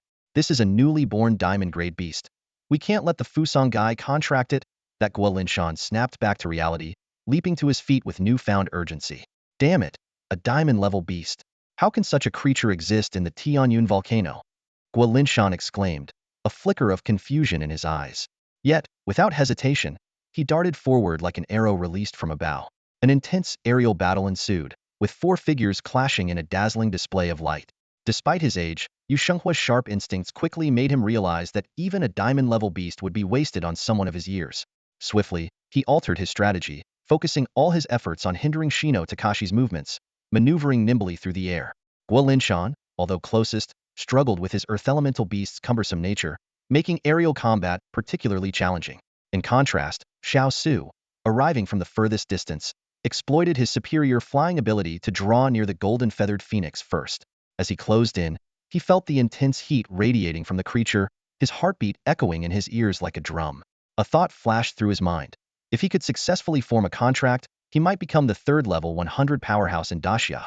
At that moment, the golden-feathered phoenix unfurled its magnificent wings and let out a resounding cry, as if celebrating its emergence into the world. It turned its gaze, puzzled, towards the strange human before it, who was attempting to appear friendly despite his excitement. Suppressing his excitement, Xiao Su forced a benevolent smile and cautiously said, "Easy there. I'm your father. Let's form a contract, shall we?" However, upon hearing this, the phoenix's eyes widened in anger, flames of fury igniting around it. In a clear, melodious voice that sounded distinctly feminine, it retorted sharply, "Ha, trying to take advantage of me? I'm your mother, you fool. Get lost." With that, it lunged at Xiao Su with its beak. Taken aback, Xiao Su was caught off guard and pecked. While he wasn't surprised that a diamond-level beast could speak, it was beyond his understanding that a newly hatched creature could curse. What he didn't know was that, under normal circumstances, a newly hatched beast would indeed be as pure as a blank slate. However, due to the unique system, this phoenix had formed a contract with Su Zhe at birth, tainting its innocence with his memories and mental strength. Before Xiao Su could regain his composure, the phoenix unleashed a searing line of fire from its mouth, forcing him to retreat. The creature was still in its protective post-birth state, bolstered by an 80-level beast core and the volcano's power, making even someone as skilled as Xiao Su hesitant to engage directly. The phoenix continued to spew flames, first driving back Shino Takashi, who wielded the 8-foot mirror in an attempt to capture it, and then repelling the tardy and bewildered Guolinshan. It then dived sharply towards the ground. "Oh no, the phoenix is trying to escape," Xiao Su shouted as he pursued. Although his initial plan to form a direct contract upon the creature's hatching had failed, he still hoped to capture it and try again. Unexpectedly, the phoenix did not flee upon reaching the volcano's peak. Instead, it circled a tall, slender figure, inspecting him closely. That figure was none other than Su Zhe. Su Zhe faced the phoenix calmly, extending his right hand, palm open. The phoenix tilted its head slightly, then gently lowered its forehead to meet his palm. Instantly, a formation glowing with diamond-like brilliance appeared at Su Zhe's feet, a contract formation. The onlookers, having just landed, stared in disbelief at the scene unfolding before them, murmuring in astonishment. He formed a contract with a diamond-level beast? A surge of flames erupted from the summoning circle, enveloping Su Zhe and the golden-feathered phoenix. Surprisingly, the fire didn't scorch Su Zhe. Instead, it enveloped him in a comforting warmth. Along with the flames came a powerful force, flowing into Su Zhe through the newly formed beast contract, rapidly enhancing his mental strength. Just then, Yano Takashi leapt forward, disbelief etched across his face. He shouted sharply, "This is impossible. Even a newly hatched diamond-level beast would be at least level 50. With his measly mental strength, how could he possibly form a contract?" He advanced on Su Zhe, his eyes glinting with danger. "You from Daxia, tell me what trick you used." Before Yano Takashi could move any closer, Yu Shanghua and Guolinshan stepped in front of Su Zhe. Guolinshan snorted coldly. "What do you think you're doing? Don't forget whose territory this is." Yu Shanghua smirked. "I suggest you don't overthink it. We haven't finished our fight yet." This realization dawned on Yano Takashi, making him aware of his precarious situation. He was surrounded by three formidable figures, especially Xiao Su, whose enigmatic presence sent shivers down his spine. Regaining his composure, Yano Takashi stealthily retreated a few steps before leaping into the air, aiming to flee. "Don't think you can escape." Yu Shanghua pursued him relentlessly. Meanwhile, the others focused their attention on Su Zhe and the golden-feathered phoenix. Xiao Su continued to stare intently at Su Zhe and the phoenix, his expression twisted with inner conflict. Despite his seemingly high but actually retired position as the head of the Beastmaster University, his strength surpassed both Guo Linshan and Yu Shenghua, and he was younger. 6 years ago, he had a promising future but chose this position because of a legend about ordinary beasts advancing to the diamond level. Now, with a diamond-level beast right in front of him, how could he not be tempted? Sensing the shift in dynamics, Guo Linshan decisively stepped forward, positioning himself between Su Zhe and Xiao Su. He spoke, "Principal Xiao, your university seems to have admitted a promising talent this year. Now that he's contracted a juvenile diamond-level beast, perhaps you should personally ensure his development." His words were clearly in support of Su Zhe. Xiao Su finally diverted his gaze from Su Zhe to Guo Linshan. He spoke slowly, "Captain Guo, you might be mistaken. This candidate is indeed exceptional, but the exam isn't over, so we can't assume he's a student of Qinglong Beastmaster University." Furthermore, his tone turned stern. A diamond-level beast isn't necessarily a boon for him. As we know, diamond-level beasts are at least level 50, while he seems to be under level 20. Such a disparity makes him susceptible to a backlash from the beast's mental power. Xiao Su's eyes narrowed dangerously. According to the Beastmaster Management Handbook, under such circumstances, the Beastmaster Association has the authority to forcibly dissolve the contract. If obstructed, Desia's spirit guards must assist in apprehension. As the head of the Beastmaster University, I am obliged to assist. You haven't forgotten, have you, Captain Guo? Guo Linshan's expression darkened, but he replied, "I remember, however, the handbook clearly states intervention is only necessary if the Beastmaster cannot control the beast, posing a risk of a beast calamity. Otherwise, observation is sufficient." "I'm sure you remember that too, Principal Xiao." Of course, Xiao Su replied, then stood aside, waiting. In his view, Su Zhe's mental strength was barely in the teens, and generally, a beast exceeding the Beastmaster's level by 5 posed a risk of losing control. With a diamond-level beast, Su Zhe was outmatched by dozens of levels. Even if he managed to contract it, control was unlikely. He was ready to intervene should there be any signs of loss of control. As the flames gradually subsided, the figures of Su Zhe and the Phoenix began to emerge. Xiao Su spoke, "Captain Guo, do you think I'm targeting this candidate merely for the diamond-level beast? I admit, there's some personal interest, but you should understand, forcibly dissolving a contract under external interference carries significant risks, potentially leaving him a simpleton at worst. However, if he loses control, causing a beast calamity, it won't just endanger his life, but also the people of Beishan City. I'm doing this for his sake, and for the safety of all Beishan City residents." Xiao Su's words were resolute. The so-called beast calamity, along with beast tides, were among the 2 major disasters faced by beastmasters. As the name suggests, a beast tide is a terrifying wave formed by a large gathering of demonic beasts. When the number of these creatures and their habitats increases dramatically, they launch an assault to vie for living space, surging towards human cities. These small-scale beast tides occur periodically and, while not extremely dangerous, they serve as a crucial test of students' abilities at the Beast Taming University. However, the occasional large-scale beast tides are the true nightmares. Thousands of demonic beasts flood in like a deluge, with the destructive power to devastate a nation. In comparison, a beast calamity seems less frightening. It refers to a situation where a beast, bound by a beast tamer, breaks free for some reason. In terms of scale, a beast calamity is usually smaller than a beast tide and appears less threatening. Yet, underestimating it can lead to catastrophic consequences. Most creatures in a beast tide are low-level, whereas the destructive power of a beast calamity is directly linked to the level of the beast tamer. There is a shocking example in the history of Desia. A level 90 beast tamer forcibly elevated his beast to level 100, which resulted in a loss of control. The level 100 beast devoured its tamer on the spot and then rampaged through the city, causing severe casualties. It took the intervention of the only level 100 war god at the time to quell the disaster. At this moment, Su Zhe completed the absorption of power transmitted from the golden feather phoenix, raising his own level to 23. His other beast, the phantom turtle, advanced in sync. Even so, the level gap between Su Zhe and the golden feather phoenix remained vast. He checked the golden feather phoenix's stats and was astonished to see she had reached level 58. Species, golden feather phoenix. Divine beast, phoenix bloodline. Bloodline, diamond grade upgradable. Level, 58. Skills, deathline, solar flame. Rebirth, innate skills, phoenix fire, nirvana 3 times. 3 chances of nirvana? Su Zhe mused, his gaze involuntarily falling on the 3 golden tail feathers of the golden feather phoenix. Could it be related to her tail feathers? The golden feather phoenix, sensing Su Zhe's gaze, immediately glanced at him warily. She quickly adjusted her posture, moving her tail out of his line of sight as if guarding against a predator. It was then that Suze realized that although the system had bound the golden feather phoenix to him, the significant level difference might be the reason she wasn't as close to him as the phantom turtle. Xiao Su, standing nearby, noticed the golden feather phoenix's displeased look and thought to himself, just as I suspected. He began gathering energy in his hands, ready to act if necessary. Observing the situation, Guo Linshan sighed and thought, perhaps Su Zhe is ultimately not destined to handle a diamond-grade beast. Just as Xiao Su was about to take action, Guo Linshan decisively reached out to stop him. Wait a moment. Guo Linshan's voice carried a hint of urgency. Xiao Su frowned and demanded sternly, what's going on, Captain Guo?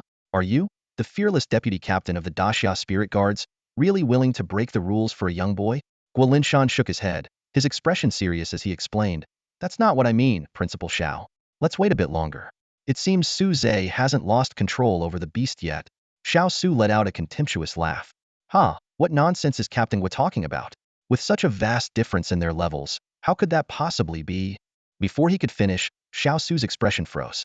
To his shock, the golden feathered phoenix disappeared, and in its place, a pair of crimson wings with golden edges unfurled behind Su Zhe. The wings shimmered and glowed, resembling a legendary divine bird descending upon the earth. Beast weaponization? Xiao Su murmured, disbelief flickering in his eyes. He can actually fully control the golden feathered phoenix? The ability to weaponize and armorize a beast undoubtedly indicated that Su Zhe had achieved a high level of mastery over it. At least in the absence of external interference, there was little risk of losing control in the short term. At this moment, Su Zhe spread his wings, with flames of gold and red swirling beneath them. These gilded wings, formed from the weaponization of the golden feathered phoenix, not only granted Su Zhe the ability to fly while using the beast's skills, but would also significantly enhance his speed once he reached level 60 as a beast master and could fly independently. Eager to experience the thrill of flight, Su Zhe immediately activated his wings. With each flap, brilliant golden flames surged forth, providing both speed and the potential for attack. Accompanied by an excited whoop, the golden blaze lifted him into the air. Su Zhe's initial attempts at flight were clumsy as he wobbled through the sky, occasionally plummeting unexpectedly, causing him to cry out in alarm. However, it wasn't long before he began to master the technique. After all, this flying ability was not a natural instinct but a skill granted by the gilded wings, allowing for effortless flight once activated. Yahoo! Su Zhe exulted as he soared freely through the sky, relishing a sense of freedom unmatched by any plane or griffin ride. The exhilaration of truly conquering the sky prompted him to shout with joy. Looking down, Su Zhe noticed Guo Linshan and an unfamiliar middle-aged man standing on the mountaintop, watching him. Although he didn't recognize the man, his presence alongside Guo Linshan suggested a significant status. Just as Su Zhe prepared to descend and greet them, the gilded wings suddenly became unresponsive. Instead of landing, they abruptly accelerated, carrying him higher amidst cries of surprise. The rushing air contorted Su Zhe's expression like a windswept plastic bag. He stammered, "What are you doing? Get me down." A clear, melodious yet haughty voice echoed in his mind. "Why should I, a noble creature, listen to a weak human like you?" This was due to the significant level difference between Su Zhe and the golden feathered phoenix, compounded by the innate arrogance of its divine bloodline, making it reluctant to obey a weaker human completely. Fortunately, Xiao Su below hadn't detected Su Zhe's current predicament, assuming it was merely a display of newfound flying prowess. Otherwise, he would have deemed Su Zhe at risk of losing control. In reality, the system's contract imposed a strong binding effect far beyond a typical contract, meaning the golden feathered phoenix could only cause minor disturbances, far from genuine loss of control. Watching Su Zhe fly higher and higher, pride filled Guo Linshan's face, as if he were the one who had contracted a diamond-grade beast. He turned to Xiao Su and said, "Principal Xiao, since Su Zhe can already weaponize the golden feathered phoenix, I don't think there's any need to forcefully terminate the contract." Xiao Su looked up at the sky, his expression grim, but eventually, he took a deep breath and said, "Of course. However, we must continue to monitor him closely. If the golden feathered phoenix loses control, no one but the three of us could handle it. Fortunately, as a student of the Beast Master University, I can keep a constant watch over his actions."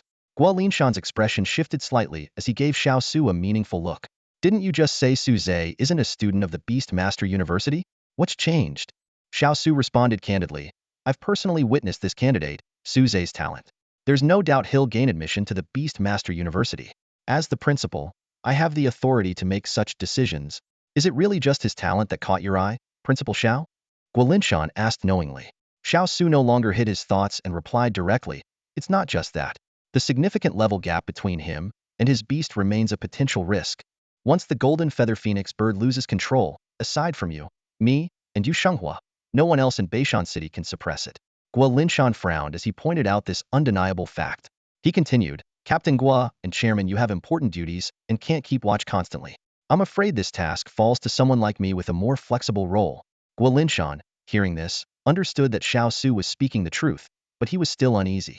After a moment of contemplation, he suggested, Principal Xiao, representing the Azure Dragon Beast Academy in recruitment is certainly appropriate. However, I noticed that Su Zhe's energy seems to have surpassed the 20th level. I propose recruiting him into the Daxia Spirit Guards.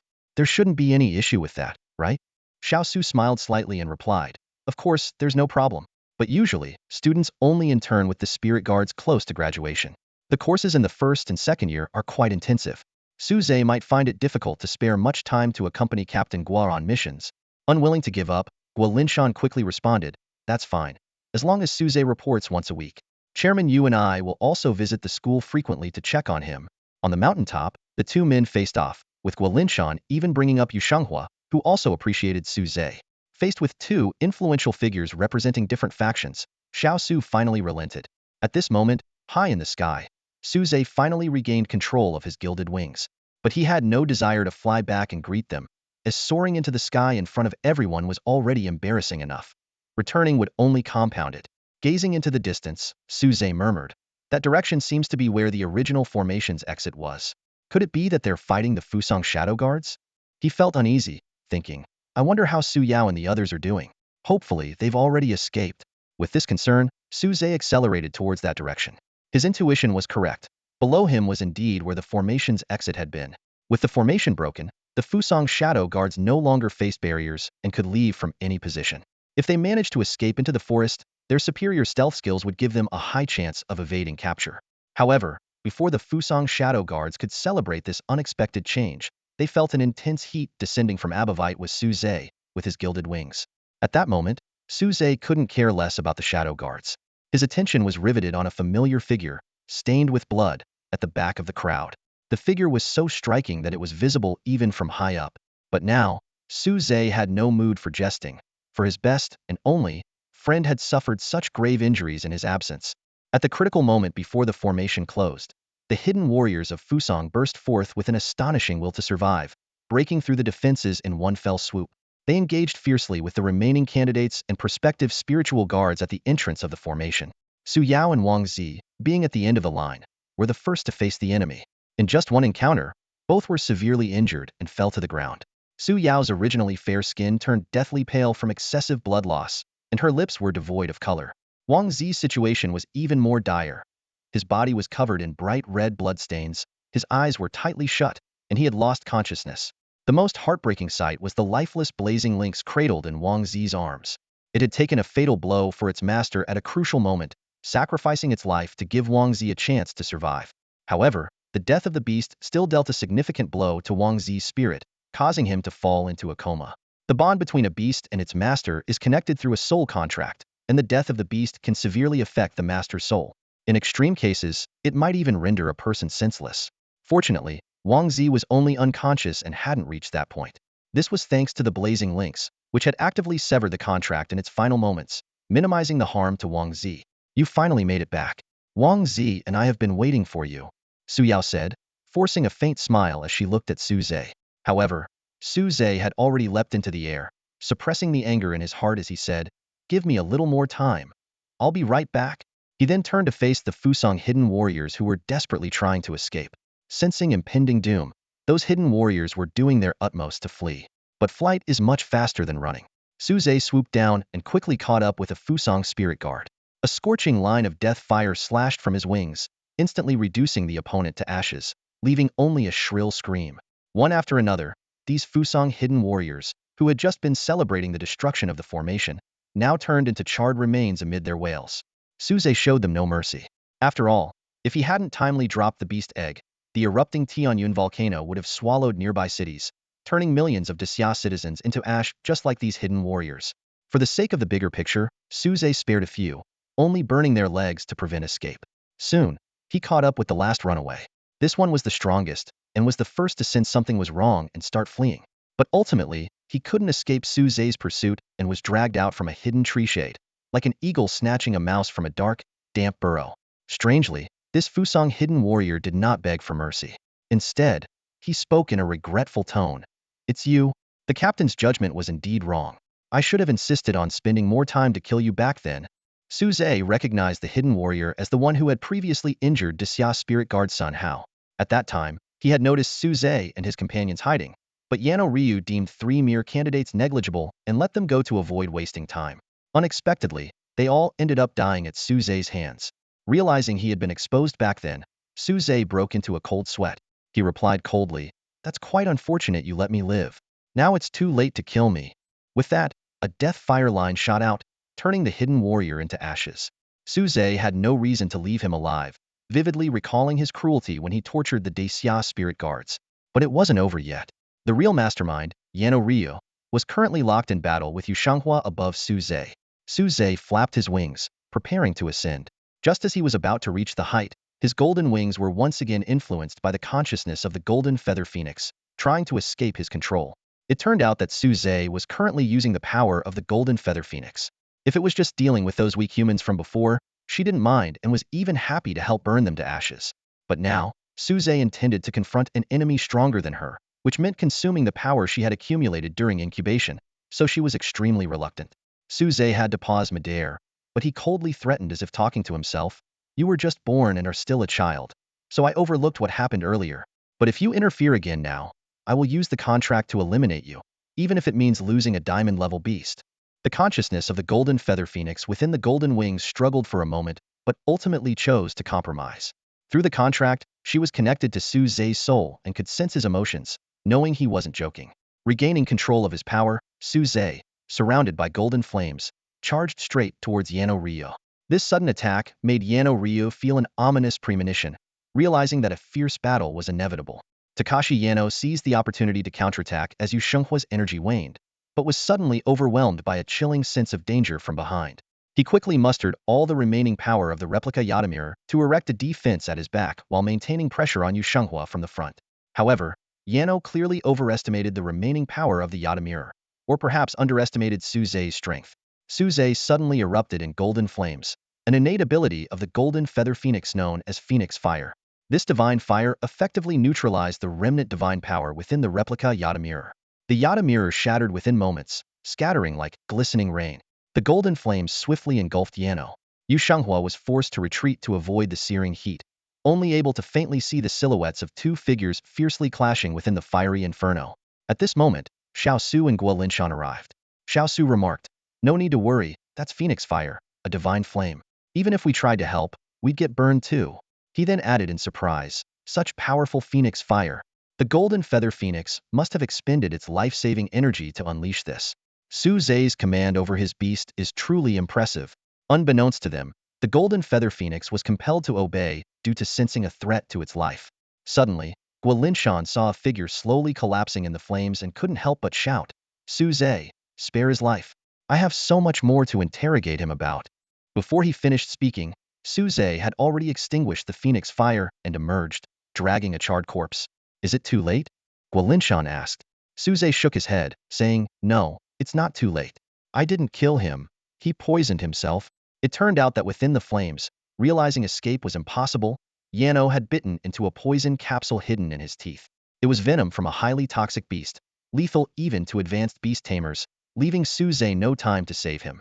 After tossing Yano's corpse to Yu Shenghua, Su Zhe prepared to return as per his agreement with Su Yao. However, shortly after taking flight, he suddenly lost consciousness and plummeted toward the ground. The excessive use of the golden feather phoenix's power had depleted his mental energy. Just as Guo Linshan was about to rush to his aid, he saw Su Zhe's wings transform into a streak of light, morphing into a phoenix that caught him securely on its back, landing safely. Yet as soon as they touched down, the golden feather phoenix disdainfully shook Su Zhe off. This scene made Xiao Su raise an eyebrow. It seems Su Zhe and the golden feather phoenix aren't exactly on friendly terms, huh? At the original exit of the formation, a scene of intense activity unfolded. The Xia spirit guards, who had retreated from the volcano, and the arriving teachers were busily tending to the wounded. The military-grade healing potions carried by the Xia spirit guards were performing remarkably, visibly improving the condition of the injured. Wood and water attribute beasts also lent their healing abilities to aid the wounded. However, when it came to Wang Zi, who suffered psychological trauma due to the death of his beast, everyone was at a loss. Su Yiming anxiously weaved through the crowd until he found his daughter, Su Yao. Seeing her unharmed, he breathed a sigh of relief, but his heart ached at her weakened state. Come, let me take you to one of the healing instructors at school to help you recover, Su Yiming said with concern. However, Su Yao shook her head.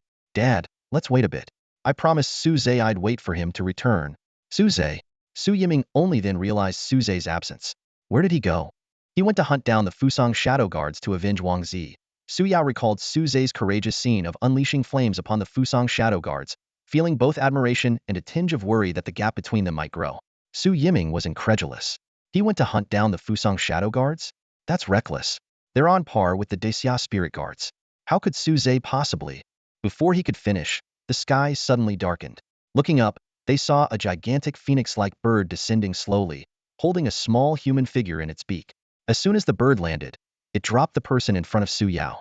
The bird then transformed into a 12 or 13-year-old girl.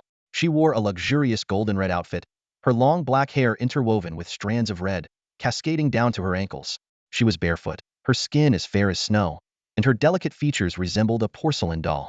Her head held high, she exuded a pride greater than a swan's. This was the transformed form of the golden feather phoenix. With unsteady steps, the golden feather phoenix approached Su Yao. His last thought before passing out was to come back and meet you. I've fulfilled that promise for him. Make sure to tell him when he wakes up not to threaten me so often. My power is precious. Her tone carried a hint of grievance by the end. She then opened Su Zhe's beast space and slipped inside. Before leaving, she tossed out the slumbering void spirit turtle, unwilling to share space with the turtle. The void spirit turtle landed on the ground, groggily poking its head out, bewilderedly surveying its surroundings. It was sure it hadn't offended anyone. Su Yiming suddenly realized why Su Zhe could pursue the Fusang shadow guards. So it was Su Zhe who finally contracted the golden feather phoenix. I wonder what Principal Xiao thinks now. Before he could finish, he stopped as Xiao Su and two others flew back. Dad, what's wrong with Su Zhe? He doesn't look injured. So why is he unconscious? Su Yao anxiously tugged at Su Yiming's sleeve, asking. Su Yiming felt a pang of helplessness at his daughter's growing up but explained. He's fine, just exhausted his mental energy. Given his current, he's already at level 23?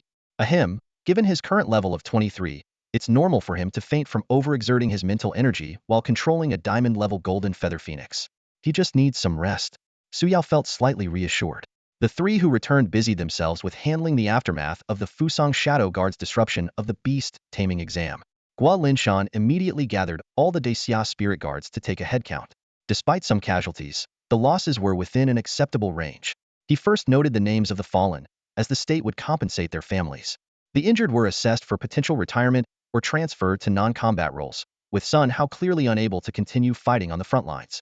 Next was dealing with internal matters. Even the reserves had to adhere to the Daxia spirit guard's discipline. However, Lin Jiang, suspected of treason, was absent from the ranks. Where is Lin Jiang? Gua Linshan shouted angrily. He's suspected of treason and leaking secrets. Anyone withholding information will be considered an accomplice.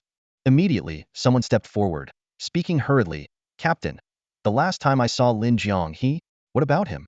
Speak up, Gua Linshan demanded sharply, his brow furrowed.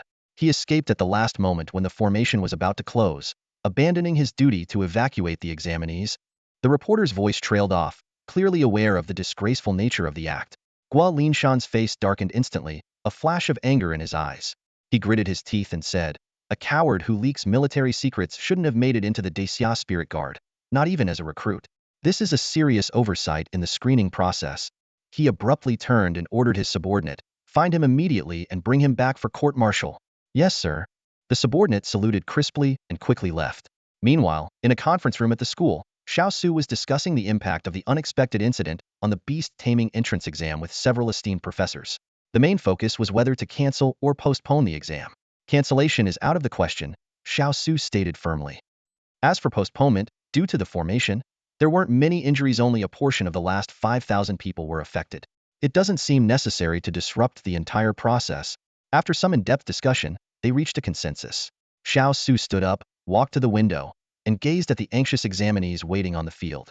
He announced solemnly, as beast tamers, unexpected situations are something we might face in the future. Although this exam was disrupted by the sudden attack of the Fusang Dark Guards, we will still hold it this afternoon. As soon as he finished speaking, a wave of complaints erupted from the examinees. Many were worried about their performance due to injuries.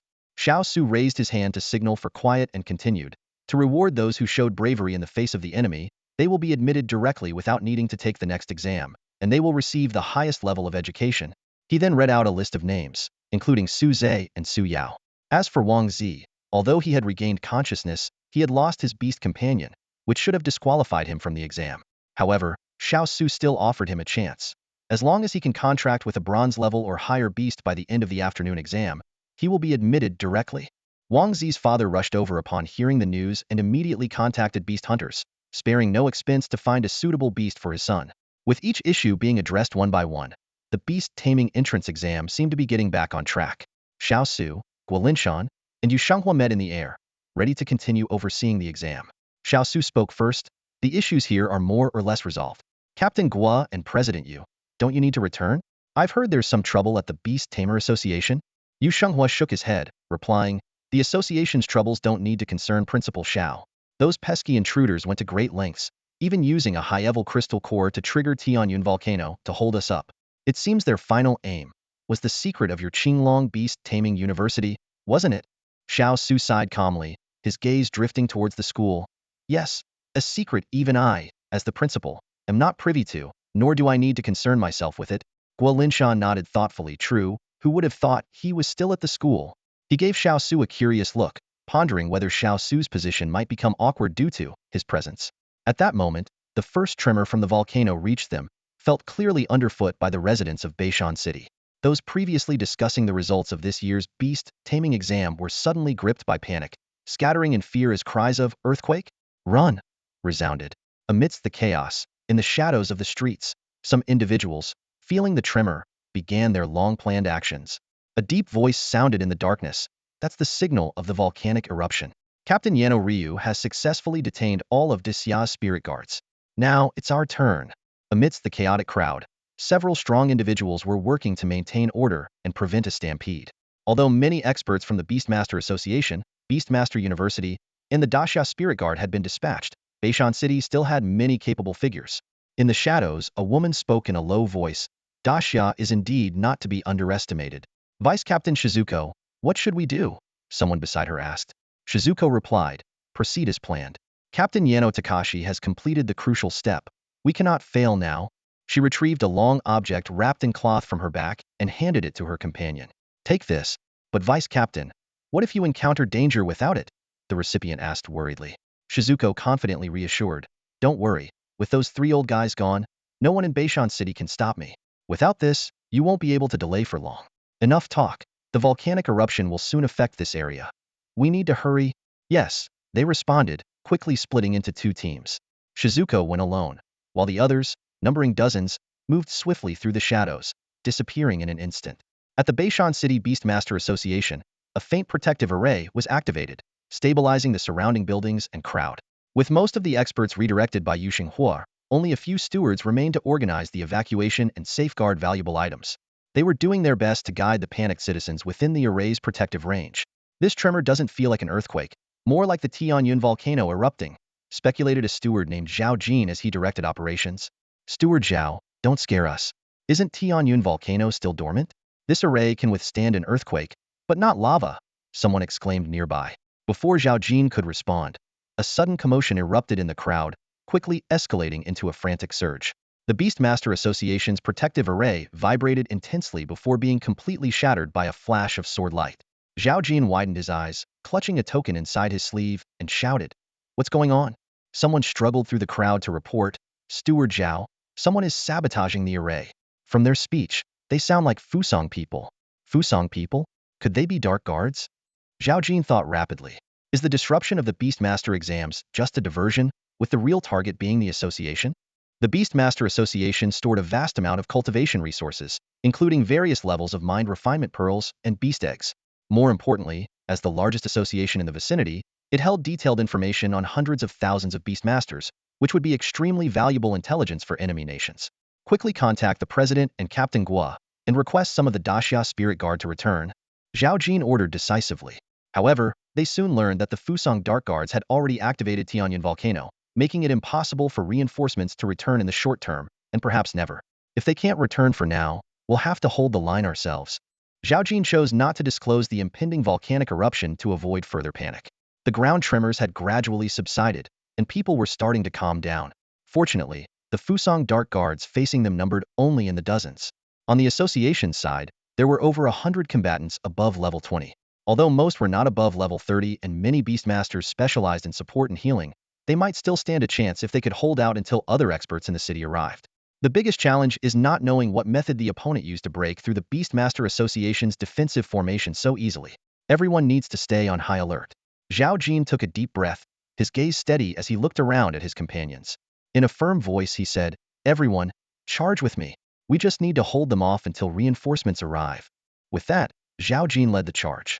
However, his years of desk work had left him noticeably out of shape, and even his beast had put on a few extra pounds. Fortunately, the beast's transformation into armor was unaffected by its size, otherwise, the armor might not have fit. To everyone's surprise, they managed to hold their ground against the Fuso Shadow Guards. Zhao Jin could hardly believe it himself. These Shadow Guards weren't as fearsome as the rumors claimed, and he found himself not at a disadvantage in unknown combat. This realization boosted the morale of the Beastmaster Association's officers. After all, many had joined the association after not being selected by the Daxia Spirit Guard. Could this mean their strength was comparable? Unbeknownst to them, the Fuso Shadow Guards weren't using their full strength. Their true aim was to draw in as many strong opponents as possible. If they fought with all their might, the opposition might retreat. As more combatants joined the fray, something felt off. The resilience of the Fuso Shadow Guards was extraordinary. They always seemed just out of reach of being defeated.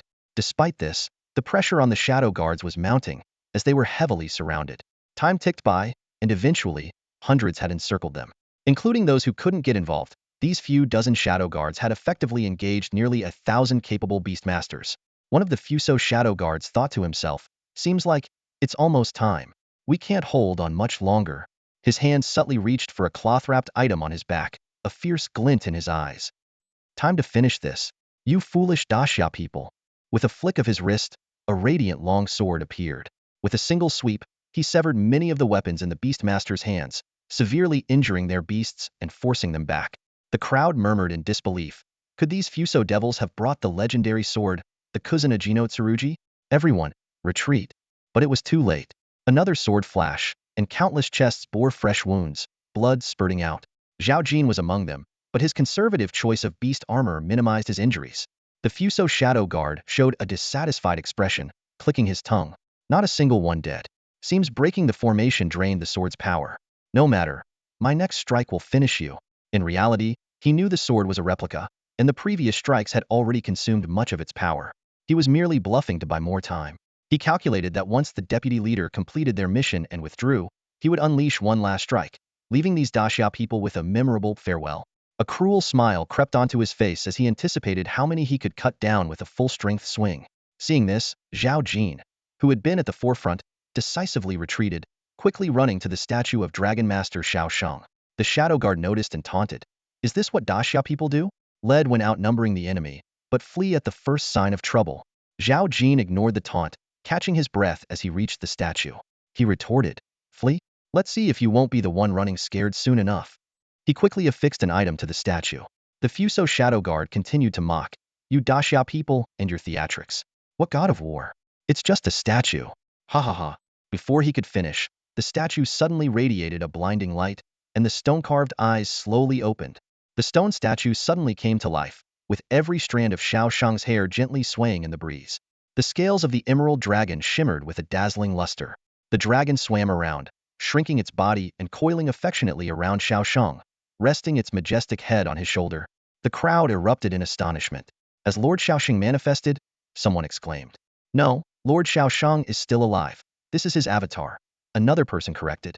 This was precisely the contingency plan of the Beastmaster Association, a trump card entrusted to Zhao Jin by the shrewd Yu Shenghua before he left. Yu Shenghua, ever cautious, ensured that with Xiao Shang's avatar on guard, the Beastmaster Association was undoubtedly the safest place. The awakened Xiao Shang quickly scanned the area, immediately understanding why he had been summoned. He spoke. "No wonder I sensed the power of a divine artifact. It turns out to be an imitation of the Aminomura Kimono Tsurugi, but even the original nearly broke in my hands." Xiao Shang recalled that dark day for Fusang. At that time, although he wasn't yet a level 100 war god, He was the brightest star of Dixia and a significant threat to Fusang. Fusang meticulously planned an assassination, sending their only level 100 war god, armed with the genuine divine sword, to eliminate him. However, Xiao Shang broke through to level 100 during the battle and counterattacked above Fusang Island, defeating the war god, who was said to be the reincarnation of Susanoo. Blood rained over the entire island, and he nearly snapped the ancient sword, which was only preserved due to the resonance of the 3 divine artifacts. After that, Fusang's status in the world plummeted, becoming a vassal of America. Xiao Shang became the deepest shadow in the hearts of all Fusang people, including the Fusang secret guard holding the replica sword, whose hands trembled uncontrollably. Despite his nervousness, the secret guard feigned composure and said, "Yes, the sword in my hand is a replica, but aren't you just an avatar?" Xiao Shang chuckled, his expression lively as any human's. "You have a point. This will be a fair fight. Do you need to draw your sword first?" Just a mere statue. What arrogance!" the secret guard retorted. But he quickly launched an attack, unleashing the full power of the replica sword. "Die!" His face twisted into a cruel smile, but the blade's light was directed not at Xiao Shang, but at the civilians hiding within the formation. "Haha, let's see if you save them or chase us." The secret guard planned to escape while Xiao Shang was distracted. However, Xiao Shang remained unfazed, as if he had anticipated this. Fusang people. Still as despicable as ever. The emerald dragon on his shoulder transformed instantly into a green dragon halberd. With a casual wave, Xiao Shang shattered the sword's light. The halberd, swirling with fragments like a tornado, engulfed the fleeing Fusang secret guards, reducing them to pieces in an instant. Xiao Shang did not allow these fragments to turn into a blood rain. Instead, he gathered them into a ball and tossed them into a nearby non-recyclable trash bin as if discarding garbage. After completing this, Xiao Shang looked towards the direction of the Qinglong Beast Master University, muttering to himself, "It seems they don't need my help there, which is just as well to conserve some power for this avatar." He returned to his original position, paused for a moment, and struck a pose he thought was dashing, riding atop the soaring dragon as he transformed back into a statue. Everything happened so quickly that only then did the crowd realize what had transpired. They began to bow to Xiao Shang's statue as if worshipping a deity. Meanwhile, Jingzi, traveling alone, also arrived at the Qinglong Beast Master Academy. After repeatedly confirming the map in her hand, she entered a dilapidated courtyard. The greenhouse next to the courtyard emitted a nauseating stench, the foul odor of beast excrement overwhelming the senses. This was where Azure Dragon Beast Master University kept low-level beasts for experiments and students' practical training. The carcasses of deceased beasts were even sent to the cafeteria to become the students' special meals. Shizuko recalled the words of the mysterious figure, who knew every corner of the university like the back of his hand, except for this place. She was convinced that the secret they were searching for was hidden in this foul-smelling area. Time was of the essence, as the volcano could erupt at any moment. Shizuko anxiously searched the courtyard but found nothing. Just as she was about to give up, she caught sight of a feeding trough in the greenhouse. This trough was different. A fine crack encircled the grime on its edge, as if it had been frequently lifted. Her eyes lit up, and, disregarding the filth, she carefully inspected the trough. A few beasts attempted to defend their food, but were swatted away by the black snake beast on her arm. Finally, she found a depression, pressed it, and the trough slowly lifted, revealing a passage below. Cautiously, Shizuko descended the stairs into a deep corridor. From afar, she heard a rustling sound and stealthily approached, only to find a scruffy old man sweeping the floor. To avoid complications, she quietly bypassed him and continued on. At the end of the corridor stood a pedestal with a golden goblet, filled with a liquid as red as blood. Shizuko was thrilled to realize that this was the secret to Xiao Shang's azure scale snake evolving into an azure cloud dragon, the true essence of a mythical beast. The moment she picked up the goblet, the entire corridor began to shake and collapse violently. Shizuko sprinted, her exceptional speed allowing her to escape to the surface just in time. However, as she stood in the safe zone, she suddenly realized everything had gone too smoothly, as if she were in a dream. The world fell silent, and the golden goblet slipped from Shizuko's hand, the crimson liquid eerily staining the entire world. In despair, she realized she had long been trapped in a dream.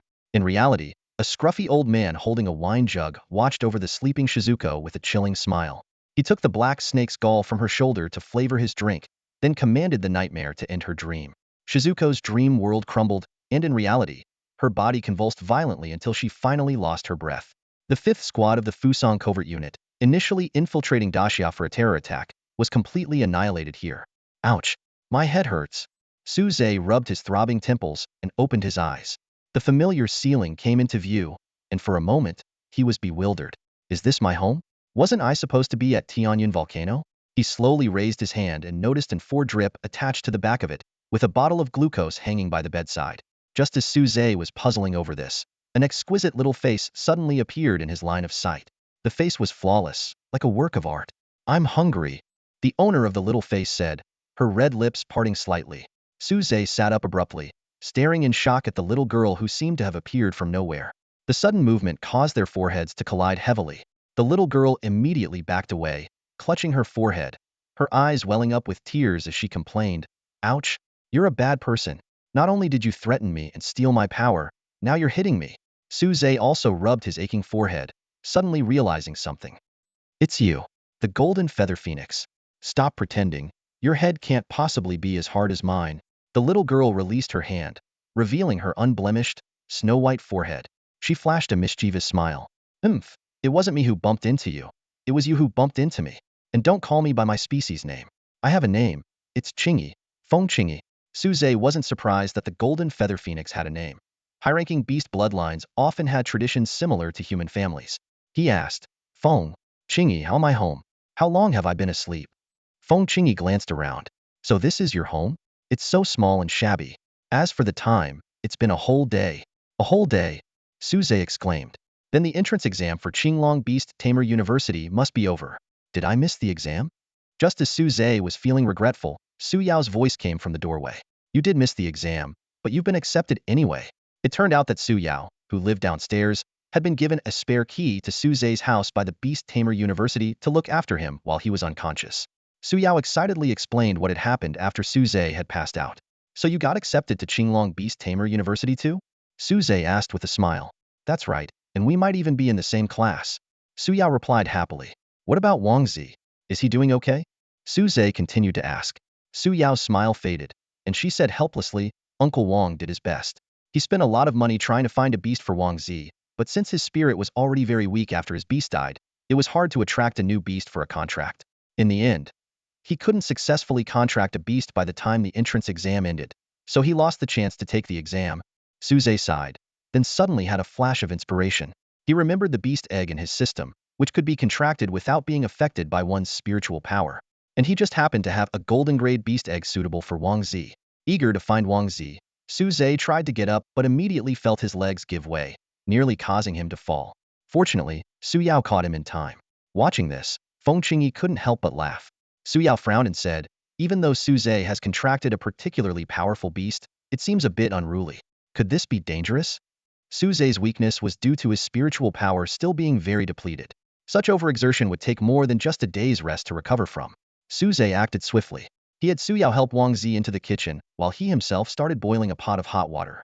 Then, he took a massive beast egg out of the refrigerator, an egg as large as a human head. Seeing this, Su Yao couldn't help but ask curiously, "Brother Suze, is that a beast egg? Are you planning to give it to Wang Zi?" She thought that a newly hatched beast would indeed be easier to form a contract with, making this a rare opportunity for Wang Zi. However, Su Yao had other questions. Why did Suze have so many beast eggs recently? She clearly remembered the void spirit turtle hatching right before her eyes. What baffled her even more was why these precious beast eggs were casually stored in the fridge like ordinary chicken eggs. Before Su Yao could sort out her thoughts, she watched in shock as Suze tossed the beast egg directly into the boiling water and casually covered the pot with a lid.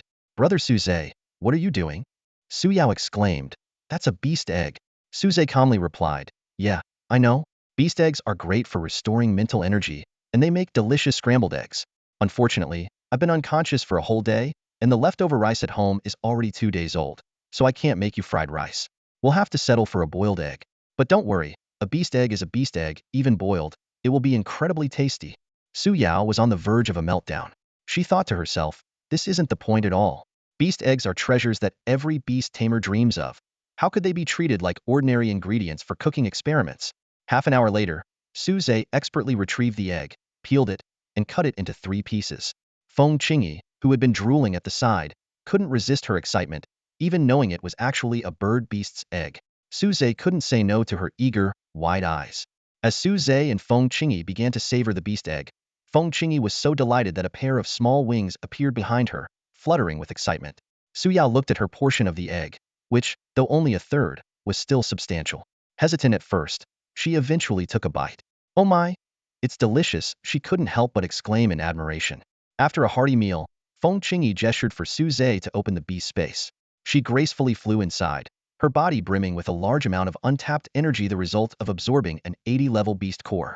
This energy would help her overcome initial weakness before gradually dissipating. She needed to refine as much of this power as possible within the beast space to minimize any loss. Meanwhile, Su Yao hurried back home. She felt her mental strength rapidly increasing and urgently needed to meditate to process this abundant energy. In contrast, Su Zhe, being of a higher level and accustomed to regularly consuming beast eggs, had already adapted to this influx of power. He quickly processed it, stood up energetically, and took out his phone to call Wang Zi. "Hey, what are you up to?" Su Zhe asked. "Busy with life's necessities, do not disturb," came Wang Zi's strained voice from the other end. Su Zhe imagined Wang Zi's disheveled state. Squatting on the toilet, one hand in a cast, the other holding a phone, with a nearly burnt-out cigarette hanging from his mouth. "Let's go out for a drink tonight. I've got some good news for you," Su Zhe continued. "What good news could there be?" Wang Zi replied dejectedly but didn't refuse. "Well, I should celebrate your thing with Su, the campus beauty. I'll handle the venue. It'll be lively, like a wedding." Su Zhe quickly clarified. "No, she can't make it today. She just ate one of my eggs and went home to digest it. It'll just be me. Let's meet at our usual spot." "You. Always saying such wild things. I seriously doubt Su has to endure a lot with you," Wang Zi teased. "So what's the secret you're keeping from me?" Su Zhe lowered his voice. "It's something big that could let you become a beast master again." "Are you serious?" Wang Zi suddenly stood up from the toilet, letting out a pained scream that startled Su Zhe. "What happened? Why this sudden scream? Hemorrhoids acting up?" Su Zhe asked concernedly. Wang Zi trembled as he replied, "Don't ask. I got excited and dropped the cigarette, and it landed on my, you know." Faced with this awkward situation, Su Zhe was momentarily speechless before responding. "You're really something. Even sharing a smoke with your buddy, Wang Zi." As night fell, Su Zhe arrived at the barbecue joint near Beishan City High School as promised, heading straight for the reserved private room. Wang Zi was already there, his right hand in a cast while his left hand skillfully skewered meat, his mouth glistening with oil. "Man, I've been down lately, affecting my appetite, but your call got me going again. Didn't wait for you, hope you don't mind," Wang Zi said between bites. Su Zhe chuckled. "Only your appetite is back? You trust me that much? Remember, even your uncle couldn't find a solution for you." Wang Zi looked at Su Zhe seriously. "We're brothers for years, never lied to each other, so I trust you." This made Su Zhe feel a bit guilty, as, in a sense, the Su Zhe who truly bonded with Wang Zi was no longer there. He quickly took out a large, gold-scaled beast egg from his bag and placed it on the table. "Since you trust me, I won't hide it. This egg is the key to you continuing as a beast master," Su Zhe said earnestly. Wang Zi's eyes were drawn to the beast egg, glancing between it and Su Zhe. He didn't want to dampen Su Zhe's enthusiasm, even though he tried bonding with newly hatched beasts before, to no avail. But appreciating Su Zhe's goodwill, he smiled and agreed. "All right, I'll take your word for it. But this year's exams are over. I'll have to wait till next year to join you as a junior." Su Zhe shook his head. "No need. The Western White Tiger Beast Master University postponed their exam by a week due to a high-level beast encounter. You still have a few days to get there and take the exam." Wang Zi was stunned, not expecting Su Zhe to have thought things through so thoroughly. He looked at the beast egg on the table, hesitant. Just then, Su Zhe remembered something and suddenly took out a knife. In Wang Zi's confused gaze, he cut Wang Zi's finger, letting the blood drip onto the beast egg. "What are you doing, Wang Zi quickly pulled back his hand, intending to suck on it to stop the bleeding. But having just eaten spicy barbecue, his fingers stung at the touch of his lips, prompting another yelp. Su Zhe explained, "It's nothing, just the procedure to transfer this egg to you." Each beast egg from the system belonged to Su Zhe, and even if someone else hatched it, it would automatically form a contract with him. He had to first sever all ties, allowing others to bind it with blood, for the subsequent beast to contract with them. Su Zhe sat down, eating barbecue as he spoke. "Remember to place this egg with a lot of gold at home. If you don't have enough, ask your uncle to buy more." Wang Zi replied, "That's no issue. My family has a vault. My dad always thought gold held its value best, so most of our assets are in gold in that vault. I'll lock it in there when I get home." A vault? Su Zhe looked at the beast egg on the table, which required absorbing a large amount of gold to hatch, the more the better. Putting it in a vault was ideal, but let's hope Uncle Wang values his son more than the gold. Wang Zi then inquired about the price of the beast egg, knowing such things were expensive and Su Zhe's family wasn't wealthy. But Su Zhe simply said, "Just treat me to this barbecue and we're square." Wang Zi shook his head with a smile. After finishing their barbecue, the two left with arms around each other's shoulders. Once home, Wang Zi immediately asked his father for the vault key and placed the golden scaled egg inside. He didn't really believe the egg would solve his problem, but it symbolized precious friendship. Once Su Zhe and Su Yao enter the Beast Master University, I guess we'll drift apart, since we won't belong to the same world anymore. Wang Zi mused as he locked the vault door, not noticing that the gold closest to the beast egg was already turning into liquid, being absorbed by it. The gold in the vault seemed to melt like a living creature, flowing towards the mysterious golden scaled egg. As the surrounding gold was absorbed completely, the egg began to roll on its own, seeking a new spot to continue its greedy consumption. Throughout the entire night, countless amounts of gold were devoured by the egg. Finally, the shell began to peel away, heralding the emergence of a new life. The next day, Wang Zi's face appeared more dejected than usual, a change that caught his father, Wang Gui's, attention. Frowning at his son, he couldn't help but scold. Why do you look so downcast all the time?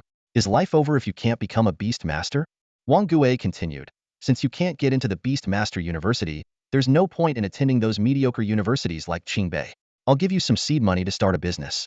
Once you make a name for yourself in the business world, you won't be any less than those beast masters. Wang Zi listened, expressionless. He knew well that in a world where beast masters were revered, even in business, they held the upper hand. It was rare for ordinary people like his father to become successful entrepreneurs. Besides, he lacked confidence in his own business acumen. This was precisely Wang Zi's dilemma. If he couldn't achieve success as a beast master, he would have to return to inherit his father's estate. Even without a knack for business, the vast family wealth was enough for a lifetime of indulgence.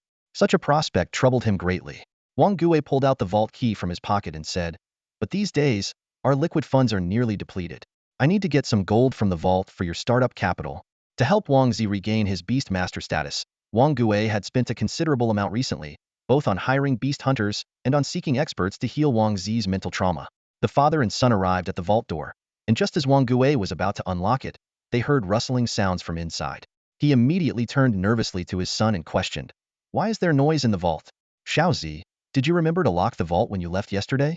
Inside was most of the family's wealth, and any mishap, while not leading to bankruptcy, would severely shake the family's foundation. "I think I locked it," Wang Zi stammered, uncertain himself. Seeing this, Wang Gui hurriedly tried to unlock the door. His nervousness caused him to miss the keyhole several times. Finally managing to insert the key, he turned it and opened the heavy vault door. They rushed inside, and the sight before them left them ashen-faced. The neatly arranged shelves were toppled over, and worse, the gold bars had vanished. With a quick glance, Wang Gui could tell that at least half of their gold reserves were gone. "You little rascal, what did you do yesterday?" Wang Gui was furious, glaring at his son. Wang Zi's eyes flickered as he mumbled, "I just put a beast egg in here. Wait, where's my egg?" He was about to search when he noticed a golden, round figure struggling to crawl out from under a collapsed shelf. "What is that?" The father and son immediately became wary. In a world rampant with beasts, they were defenseless without beast master status. A half-meter high, half-meter long, and half-meter wide golden pig came trotting over to Wang Zi, affectionately nuzzling his pant leg. The pig was covered in fine golden scales, remarkably similar to the beast egg gifted by Su Zhe. "This is a beast? The egg Su Zhe gave me hatched overnight?" Wang Zi exclaimed, picking up the little pig and even pulling half a gold bar from its mouth. "Wait, little guy. You didn't cause the state of our vault, did you?" The little pig gazed longingly at the gold bar, drooling, but didn't snatch it away, instead showing great affection towards Wang Zi. As soon as Wang Zi made contact with the gold pig, a brilliant contract formation appeared beneath his feet. Wang Zi couldn't contain his excitement and turned to his father, exclaiming, "Dad, did you see that? It's a contract formation. I'm a beast master again. Xiao Zhe didn't lie to me. The egg he gave me truly was my hope to become a beast master again." Wang Gui stood there, dumbfounded, especially at the sight of the golden little pig in Wang Zi's arms, momentarily forgetting about the half of their gold that had disappeared from the vault. "You just said that this beast was a gift from Su Zhe?" Wang Zi's father, Wang Gui, suddenly raised his voice, his eyes filled with disbelief. Wang Zi replied with some confusion, "Yeah, when he gave it to me, it was just a beast egg. But it was Amazing it hatched overnight." "What's up, Dad?" Wang Gui's face was full of shock, his voice trembling slightly. "How is that possible? How could he just give you such a rare and precious beast?" Seeing his father's unusually excited expression, Wang Zi grew even more puzzled. He scratched his head and said, "Dad, I've been in high school for years and couldn't recognize this little pig. How come you do?" Wang Gui took a deep breath, trying to calm himself, and explained seriously, "That's because you weren't paying attention in class. You know I'm not a beast tamer myself, so I don't know much about them. But there's one beast I've always been interested in. It's called the golden scale pig. Wang Zi's eyes widened as he looked down at the round little pig in his arms, then back at his father. Dad, you mean this is a golden scale pig? It looks so round and not very combative. Does it have any special abilities? He curiously lifted the pig to examine it closely. Wang Gui nodded, his voice tinged with excitement. Of course it does. The golden scale pig is extremely rare. Legend has it that it feeds on gold bricks and drinks golden liquid. Once mature, it has the ability to turn stone into gold and can locate treasures and mines. It's a beast that requires a huge initial investment, but offers even greater returns. Wang Zi suddenly understood, a look of realization crossing his face. No wonder so many gold bricks disappeared from the vault. It really ate them. But if it eats so much, won't we be unable to afford to keep it? It consumed half of our gold in just one night. How much longer can we sustain it? Wang Gui waved his hand, explaining, that must have been just for hatching. Normally, it doesn't need that much. But that's not the point. The point is that the golden scale pig is a genuine gold level beast. Gold level? Wang Zi was stunned, his mind racing. He couldn't believe that for just the price of a barbecue, Su Zhe had given him a gold level beast egg. Such a level of beast egg is practically priceless. Wang Gui couldn't help but sigh. I always thought Su Zhe was indebted to our family for some reason. Now it seems it's the other way around, the ones who owe him. Wang Zi recalled what Su Zhe had mentioned the day before and suddenly said, Dad, I heard that the Western White Tiger Beast Taming University has postponed their exams. Their beast taming exams are still a few days away. I want to go there and take the test. Wang Gui, snapping out of his earlier surprise, asked, Why? You don't want to wait another year? If you go there, you won't be able to see your friends as often. Wang Zi firmly replied, I don't want to wait that long. That guy's talent is terrifyingly good. I'm afraid that in a year, I won't be able to catch up with him even if I tried my hardest. Wang Gui smiled with pride. It's good to be ambitious. And if you can make up your mind to lose some weight along the way, that would be even better. I'm with you all the way. Anyway, the startup funds I prepared for you have already been eaten by your beast. Consider it an investment. I've never lost on an investment since I started doing business, so don't let me down this time. Before leaving the vault, Wang Gui took out some more gold. After all, until the golden scale pig grows to the point where it can produce its own food by turning stone into gold, it will still need to be fed with gold. For anyone else, even if they had a contract with it, they probably couldn't afford to keep it. To avoid any unexpected situations, Wang Zi booked a flight for that very day, deciding to leave that night to prepare for the exam.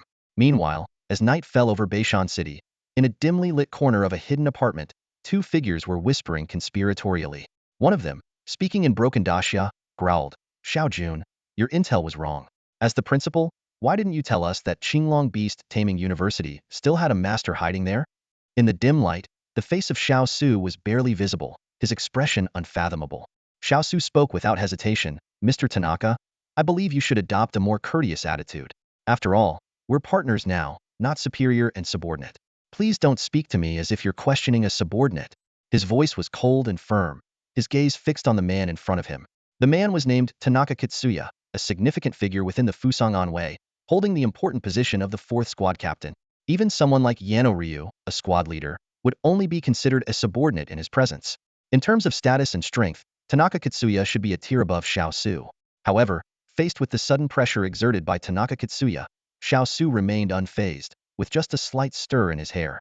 His calm demeanor quickly dissipated Tanaka Kitsuya's anger, and the swift change in his expression made it difficult to determine whether his earlier fury was genuine or merely a test for Xiao Su. Tanaka Kitsuya quickly put on a smile, and his tone became more amiable. Xiaokuan, with your capabilities, choosing to lie low in a small beast university must mean you have grand aspirations. It's a pity that our collaboration failed this time, which I'm sure is not something you wanted either. So, I believe I have the right to ask for a reasonable explanation. Seeing the change in the other's attitude, Xiao Su's expression also softened. He slowly began. I understand you suspect this was a trap set by me. After all, an entire 5th squad of Fusang Anwei being wiped out within Daxia's borders is unprecedented in a long time. The last time your country suffered such losses was during the siege on Shaoshang, so I can understand your dissatisfaction. He paused, then shifted the topic. However, the appearance of that old man was unexpected for me as well. Although I've been sitting in the principal's chair for 6 years, the former principal had been managing it for decades. Ultimately, I'm just an outsider. Otherwise, why would I collaborate with you to explore the secrets of this school? Tanaka Kitsuya scrutinized Xiao Su's eyes, seemingly assessing the truth of his words. After a moment, he asked, Are you saying that the expert was the former principal of Qinglong Beast University, and you had no idea he was there? Xiao Su nodded in confirmation. Exactly. It could only be him. The old principal disappeared after being dismissed, and I never expected him to be right under my nose. It makes sense, though, as he was the one who initially managed this project, which led to his dismissal. He wouldn't easily let it go. Tanaka Kitsuya pondered aloud. So if we deal with this old man, we can uncover the secrets of Qinglong Beast University? Xiao Su gave him a disdainful look, his tone dripping with sarcasm. Old man, it seems your Fusang Anwei's intelligence work is lacking. Let me remind you, the old principal once had a prominent title in Fusang too. They called him Mengma. Hearing the name Mengma, Tanaka Katsuya's face changed dramatically, his voice laced with disbelief. Mengma? He's the Mengma? The mentor of Dragon Master Xiao Shang? Seeing his panic, Xiao Su sneered and continued. That's right. Do you still think you can easily deal with this old man? He went on to explain that beast masters with titles are extremely rare.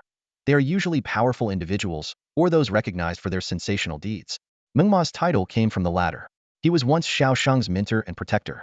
After Xiao Shang's Bailin snake evolved into the Baiyun Jiaolong, Xiao Shang repeatedly faced assassination attempts from various nations, with Fusang being the most frequent. All these attacks were thwarted by the then untitled old principal, who temporarily abandoned his principal duties to protect Xiao Shang. Because of this, Fusang Anwei never discovered his principal identity, assuming he was just a protector assigned to Xiao Shang. The event that earned him the Mengma title was a proactive strike to deter Fusang. In one night, he plunged 5 entire cities in Fusang into eternal slumber. This became the deepest fear in the hearts of Fusang people, even more so than Xiao Shang's later bloodshed. Many were too afraid to sleep, using bamboo sticks to prop their eyelids open, preferring to bleed rather than close their eyes, fearing they might never see the next sunrise. Xiao Su continued, now you know, unless your first squad captain brings at least one true artifact, don't even think about breaching the place where the secret lies. And once you initiate combat, the scene will be earth-shattering. By the time Xiao Shang arrives, even if you win, none of you will escape. After hearing this, Tanaka Kitsuya understood the truth in Xiao Su's words. He took a deep breath, his tone resigned. Sigh. It seems this has turned into an impossible mission. In the dead of night, within a dimly lit room, Xiao Su and Tanaka Kitsuya were engaged in a conversation laden with meaning. The only source of light was a small desk lamp, casting a faint glow and enveloping their faces in a layer of mystery. Xiao Su began with a smile. Since you invited me here so late, I assume it's not just to discuss giving up, is it? Xiao Su shook his head slightly, a sly glint in his eyes. Of course not. What I meant was, through this exploration, we've realized this path is nearly impassable. So, he paused, fixing his gaze on Tanaka Kitsuya. Why don't we try a different path? Upon hearing this, a vein throbbed slightly on Tanaka Kitsuya's forehead. He thought to himself, even if Xiao Su isn't aware of the dream demon, he must have guessed something. This wasn't just exploration. It was intelligence bought with the lives of the entire 5th squad of Fusang's secret guards. Suppressing his anger, he feigned confusion and asked, a different path? If there were an easier one, we would have taken it already. What do you mean, Xiao? Xiao Su replied calmly, because it's a newly discovered path, found through a student named Su Zhe. Tanaka Kitsuya's interest was piqued.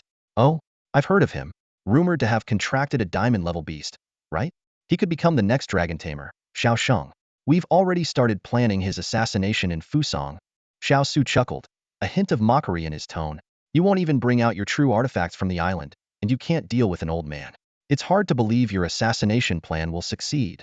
Just as Tanaka Kitsuya was about to react in anger, Xiao Su raised a hand to stop him and continued. Mr. Tanaka, there's no rush.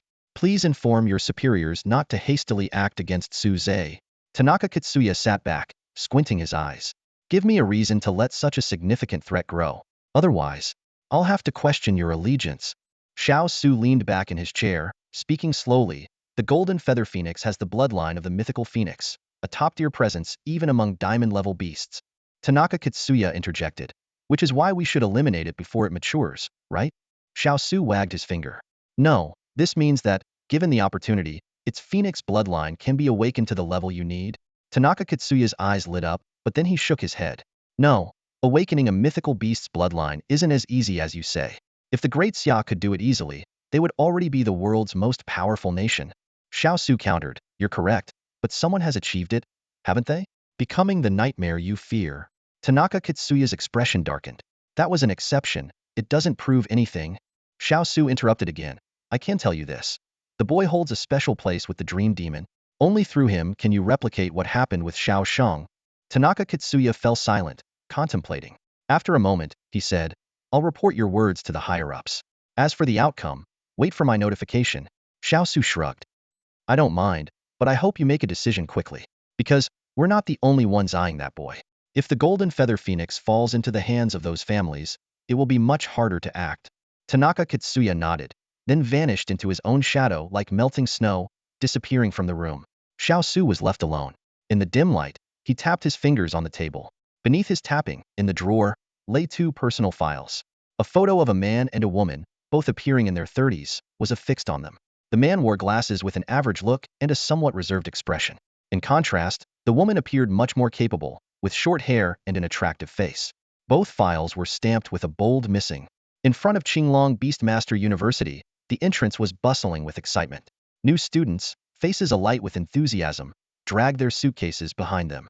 Accompanying parents stood by, their eyes filled with pride and anticipation. In stark contrast, the entrance of Qingbei University was marked by parents avoiding cameras, anxious about losing face.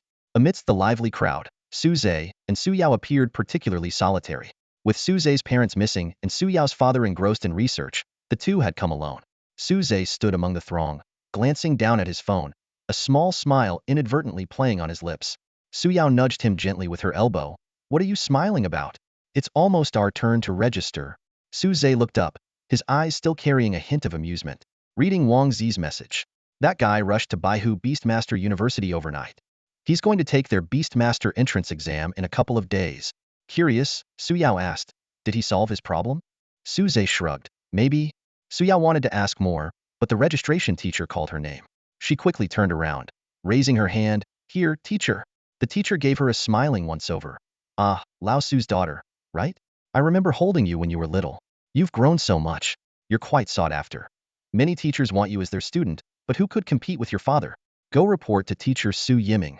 Su Yao replied sweetly, okay, teacher. Unlike regular universities, Beastmaster universities operate more like traditional mentorships. New students don't join classes, but instead directly follow a mentor. The school also offers public courses for students to choose from, with credit requirements to fulfill. Soon it was Su Zhe's turn, but the teacher frowned. Next, Su Zhe, your situation is a bit complicated. You haven't been assigned a mentor yet, but the principal instructed me to have you report to his office. The principal? Su Zhe was taken aback, wondering if the principal intended to mentor him personally. Around him, students began to murmur at the mention of Su Zhe's name. That's Su Zhe? The guy who single-handedly took down a team of Fusang Dark Guards. He's so handsome. I'm in love. What? Are you kidding me? Those were Fusang Dark Guards. They say the Tianyun volcano upheaval was due to a diamond-level beast hatching, and that beast chose Su Zhe as its master. Oh my gosh, a diamond-level beast. What incredible luck. Yet, not all comments were positive. Just dumb luck. If I had been there, I could have bonded with it too. There's such a huge level gap between him and the beast. Isn't there a high risk of losing control? Why doesn't the association forcibly annul his contract? Probably someone with connections. I noticed Captain Guo looking at him strangely. Typically, a prodigy bonded with a diamond-level beast would be kept confidential to prevent assassination attempts. But Su Zhe, in a fit of rage, had publicly used his beast power to kill a team of Fusang Dark Guards, including their squad leader, Yano Takashi. Following that, the Golden Feather Phoenix even transformed into human form. All this led to speculation about Su Zhe's powerful diamond-level beast contract. Recently, Su Zhe's home had frequent visits from people checking water, electricity, and gas meters, though these workers seemed somewhat unprofessional. Su Zhe knew well they were actually Daxia spirit guards arranged by Guolinshan to protect him. What are you daydreaming about? Don't know where the principal's office is? I'll take you there. Su Yao smiled, taking Su Zhe's hand and leading him confidently into the campus. Qinglong Beastmaster University's exterior resembled any ordinary university, complete with a library, activity rooms, teaching buildings, and a playground. However, its unique feature was a massive open-air arena and several smaller ones, as practical combat classes are a key part of the curriculum. The campus was vast, and the two were breathless by the time they reached the central Qinglong statue. The statue soared several stories high, each scale the size of a basketball, with whiskers as thick as an arm. A group of people gathered at the base of the statue, their hands exploring every inch. Clearly, they had heard the rumors that a statue in front of the Beast Master Association concealed a duplicate of the Dragon Master, Xiao Sheng. This larger, more imposing statue naturally piqued their interest, and they hoped to uncover some hidden mechanism. Although the crowd was dense a few days ago, as time passed without any discoveries, most people gradually dispersed, leaving only a few hopeful explorers. Behind the statue stood an 18-story building, the administrative office of Qinglong Beast Master University and the very destination of Su Zhe's visit. The building was as tall as the statue, with the principal's office on the top floor, while Su Yao needed to find her father on the 10th floor. The elevator stopped at the 10th floor, and Su Yao exited, leaving Su Zhe alone to continue upward. He followed the signs to the principal's office, knocked gently on the door, and entered upon hearing a response. Inside was a spacious office, complete with a mahogany desk, a tea table, a sofa, and bookshelves. A calligraphic scroll with bold strokes hung on the wall, though its content puzzled Su Zhe. Two people were in the room. A neatly dressed middle-aged man sitting behind the desk, and a scruffy old man in a janitor's uniform, holding a stainless steel flask and reeking of alcohol, lounging in a chair with his legs crossed. The middle-aged man smiled and said to Su Zhe, "Su Zhe, you're here. Have a seat anywhere you'd like." Feeling a bit uneasy, Su Zhe responded and sat on the sofa. He immediately recognized the middle-aged man as the one who had stood beside Gui Linshan on the volcano. Due to Feng Qingyi's interference, they hadn't formally met before, and now Su Zhe was anxious about making a poor impression. At that moment, the middle-aged man stepped out from behind the desk, smiling as he introduced himself. "I am Xiao Su, your principal. I've asked you here because of your unique situation, and I wanted to personally introduce you to a teacher." With that, Xiao Su gestured toward the scruffy old man, who was finishing the last drops of his drink. Su Zhe watched this scene in surprise, his eyes widening in disbelief. The shabby old man lifted the wine jug and poured the last few drops into his mouth.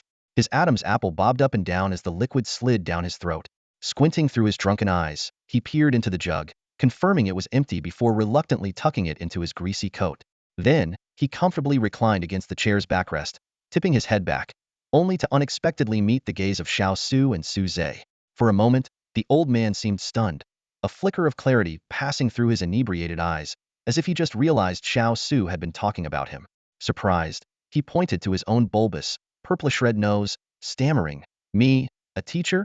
Are you serious, Principal Xiao? Surely you must be mistaken. Our school has so many skilled educators, experts in teaching, breeding magical beasts, and even combat. I'm merely a caretaker, feeding the pigs and cleaning up. How can I possibly teach anyone? It's not appropriate, absolutely not." Su Zhe shared the same skepticism. On his way here, he had seen teachers dressed impeccably, looking dignified, even those handling admissions at the entrance. Only this old man appeared disheveled and reeked of alcohol, hardly resembling a reliable mentor. Moreover, with his exceptional talent of dual beast mastery right upon entering one being gold level, and the other diamond expected more attention from Principal Xiao. Was the principal really holding a grudge because Su Zhe hadn't greeted him? Was he that petty? Su Zhe couldn't help but internally criticize. Even so, you could have at least informed this old man in advance, so he could change out of his janitorial clothes. In his current state, he doesn't look like a teacher at all. Are you trying to fool me? Yet, Xiao Su maintained his smile and said, "Teacher Lin He, you're too modest. By the way, your name is quite intriguing. When combined, it forms the word dream, something I hadn't noticed before." The old drunk nonchalantly touched his nose, replying, "I'm just someone who cleans the stables and feeds the livestock here. It's normal for the principal not to notice me." Su Zhe glanced at the old man named Lin He, feeling that his name was somewhat wasted on his current appearance. Xiao Su then shifted the conversation. "You're right, our Qinglong Beast Master University indeed has a strong faculty. However, given this child's unique situation, there truly aren't many qualified to guide him besides you and me." This statement widened Su Zhe's eyes. What did he mean? Was the principal implying that this old man was on par with him? Could it be he was like a hidden master? Su Zhe speculated internally. The old drunk continued, "Principal, you're overestimating me. How could I compare to you? Besides, I'm set to retire in a year. This university course is 4 years. I can't teach this kid." Xiao Su chuckled. "No worries, Teacher Lin. This kid has already met the toughest graduation requirement upon entering. As for the academic courses, they're not heavily emphasized for beast masters. With some effort, he can complete everything in a year, not delaying your retirement." Su Zhe took note of this information. The Beastmaster University, much like a regular university, runs on a 4-year system, extendable to 6. Graduation requires not only fulfilling basic credits, but also achieving a level 20 Beastmaster rank. Failing to meet these criteria within 6 years results in only a certificate of attendance, which many official Beastmaster organizations don't recognize, leaving one to compete for jobs with the general populace. Successful graduates can join official organizations and continue to advance their ranks. The old drunk seemed ready to protest further when Xiao Su added, "Oh, Teacher Lin, I just recalled something. I have a particular fondness for students as gifted as Su Zhe, so I did some digging. I found out his parents were once teachers here, before an unfortunate incident before I took over. Alas, Do you happen to know them? Xiao Su sighed. Poor child. Losing his parents' support? You must know. Many are eyeing that diamond-level beast. Not only outsiders but also some within our own ranks. This revelation startled Su Zhe. It seemed he was indeed being targeted by many. It made sense. Xiao Sheng, who also contracted a diamond-level beast in his youth, had survived numerous assassination attempts from other countries to rise. There was no reason Su Zhe could develop smoothly without similar challenges. But what did it mean to be targeted by insiders? Su Zhe glanced at Xiao Su, recalling how he had fixated on the golden feather phoenix that day. However, it shouldn't refer to him. Could there be someone else with their eyes on me? Su Zhe pondered. Lin He's expression finally changed, his drunken haze dissipating momentarily as he stared intently at the smiling Xiao Su. A sharp glint flashed in his murky eyes, as if contemplating something significant. Lin He slumped into the chair, looking completely inebriated. With his eyes half closed and a mocking smile playing at the corner of his mouth, he said, "If the principal isn't worried about misleading the students, why should I be? But if I'm going to be a mentor, I'll have to juggle 2 jobs, so asking for a raise isn't unreasonable, right?" Xiao Su kept his face full of smiles, nodding repeatedly. "No problem. I'll add the mentor salary on top of your current pay." "Great, that's the spirit." Lin He slapped his thigh and staggered to his feet. "In that case, I have no issues." He turned to Su Zhe, waving him over with bleary eyes. "Come with me, kid. Let's report to the old man first." Su Zhe snapped out of his thoughts and quickly replied, okay." He followed Lin He, his mind racing. He had listened closely to their conversation and sensed something peculiar. Lin He's sudden change in attitude was clearly linked to the mention of his parents by Xiao Su. Su Zhe had keenly noticed Lin He's emotional shift and wondered, could this seemingly unreliable drunk old man know something about his parents' disappearance? With this thought, Su Zhe's heart began to race. One of his main reasons for enrolling at Qinglong Beast University was to uncover the truth behind his parents' disappearance and, hopefully, find them. To encounter a potential lead on the very first day was undoubtedly a good omen. Just as Su Zhe was about to ask, Lin He had already stumbled out of the principal's office. Suddenly, the old man bent over less than 2 meters from the door, and the sound of violent retching filled the air. Instantly, the pungent smell of cheap alcohol permeated the hallway. I feel much better after throwing up." Lin He wiped his mouth, looking content. "This fake booze really goes to your head? Once I get double pay, I'll have the money to buy good stuff. Kid, it's all thanks to you." With that, he leaned towards Su Zhe. As Su Zhe caught a whiff of the strong alcohol smell and noticed the stains and dirt on the old man's clothes, he couldn't help but step back. Lin He gave him a dissatisfied glance. "I'm your mentor now. Can't you even lend me a hand?" After saying that, Lin He suddenly strode confidently towards the elevator, showing no signs of inebriation. Su Zhe paused for a moment, then hurried to catch up. In the cramped elevator, he had no choice but to pinch his nose, enduring the stench of alcohol and sourness emanating from Lin He, as the floor numbers descended slowly. Meanwhile, a passing cleaning lady, witnessing the mess on the floor, began to curse loudly. After leaving the administration building, Su Zhe and teacher Lin He walked side by side along the wide, tree-lined path of the campus. The dappled sunlight filtering through the swaying branches created a warm yet silent scene around them. To break the slightly awkward silence, Su Zhe couldn't help but ask, "Teacher, where are we headed?" Lin He, humming an unknown tune and nodding his head to the rhythm, replied, "Where else? Of course, to the place where this old man feeds the animals. Works." Su Zhe frowned in confusion. "Work? Aren't the teachers' offices all in the administration building?" The old man grinned, revealing a missing front tooth. "That cramped little office? There's not even room to stretch your legs in there. How could it compare to my domain?" This piqued Su Zhe's interest. Despite Lin He's grimy sanitation worker outfit, even the principal seemed to hold him in high regard. Could this old man be a hidden big shot with his own dedicated workspace at the school? With questions swirling in his mind, Su Zhe followed Lin He to a remote corner of the campus, where a livestock shed stood. Before they even entered, the strong stench of animal waste assaulted Su Zhe's nose, making him wrinkle it in discomfort. "Teacher, is this where you work?" Su Zhe asked, trying to suppress his aversion. "That's right. How about it? Isn't it much bigger than those offices in the administration building?" Lin He said proudly. Indeed, the adjacent lounge was larger than the principal's office, not to mention the entire shed's vast space. However, the problem was that there was hardly any room to stand. The inside was divided into over a dozen pens, housing various low-level magical beasts. Most were of the black iron rank, essentially animals with a trace of magical beast blood, not much stronger than ordinary animals. Recalling what Xiao Su mentioned in the office, Su Zhe asked, "Teacher Lin He, do you know my parents?" Lin He didn't answer directly but handed Su Zhe a bucket of mixed feed. "Sigh, the principal called me over suddenly, and now my feeding work is incomplete. If the feed clumps together, it won't be good to serve. Eager for answers, Suze immediately took the feed bucket. No problem, leave it to me. With that, he braved the unpleasant smell, walked into the shed, and poured the feed into the nearest trough. However, the magical beast resembling a scaly black pig took just one bite before waddling away, wagging its tail. Lin He quickly called out, "Hey, what are you doing? I've already fed that scaled pig. Didn't you see how its belly scales are stretched? Do you want to overfeed it?" Although Lin He's tone seemed urgent, he leisurely dragged a lounge chair over, lay down, and watched Suze work, his gaze growing distant as if lost in some memory. Suze immediately stopped, thought for a moment, and then poured the remaining half-bucket of feed into the trough of another magical beast, resembling a goat with 3 horns. This creature reacted even more dramatically, merely sniffing the feed before ramming the fence with its horns in a frenzy. Dodging the chaos, Suze wondered aloud. What's wrong with these animals? Seeing food and then crashing into walls, are these magical beasts picky eaters? Lin He pulled out a small flask from somewhere and, while taking a swig, explained, "This feed has triangular goat bone meal mixed in. Feeding it to them, of course, they'd be terrified enough to ram the walls. Give it to the purple dogs instead. They like bones."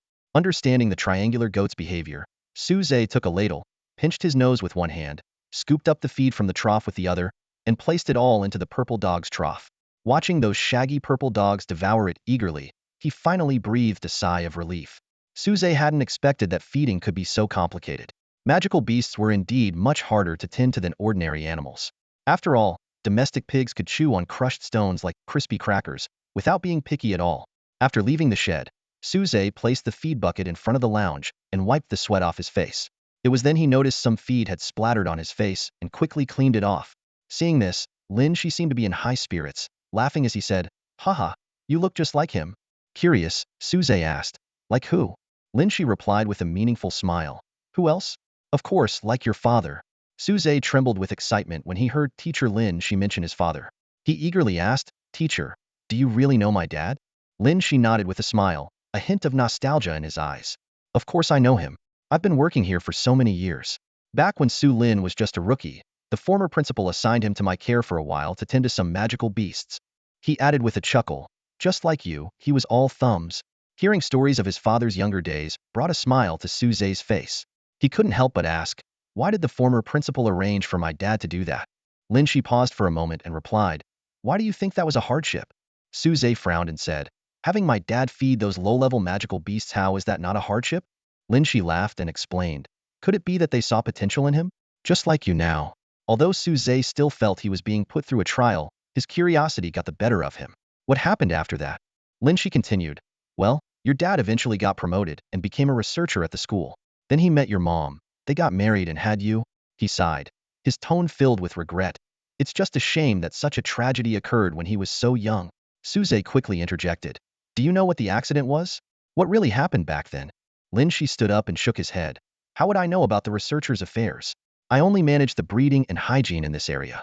It wasn't an experiment conducted under my watch, so I have no idea what happened."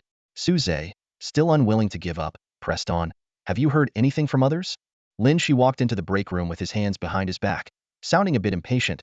"No, I'm just an old man. Who would tell me these things?" He then hinted for Suze to leave. "All right, kid. Today was just for registration. Head home now. Classes start officially tomorrow." Although Suze felt Lin He might know something, he had no choice but to leave as the door to the break room closed.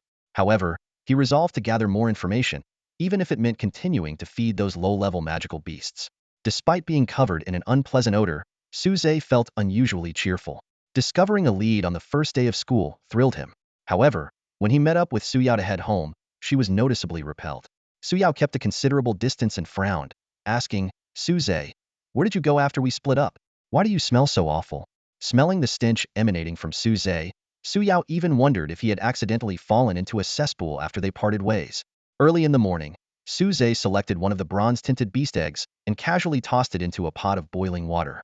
He watched it roll in the bubbling water, his face expressionless, silently contemplating his recent luck. Just a few days ago, he hit the jackpot with a golden and a diamond-grade beast egg, as if he had exhausted all his luck. However, in the following days, despite using up all his saved chances, he didn't even see a silver-grade egg, only managing to get a few bronze ones. Suze sighed softly and placed another beast egg into the pot. If an outsider witnessed this, they might be heartbroken by the sight.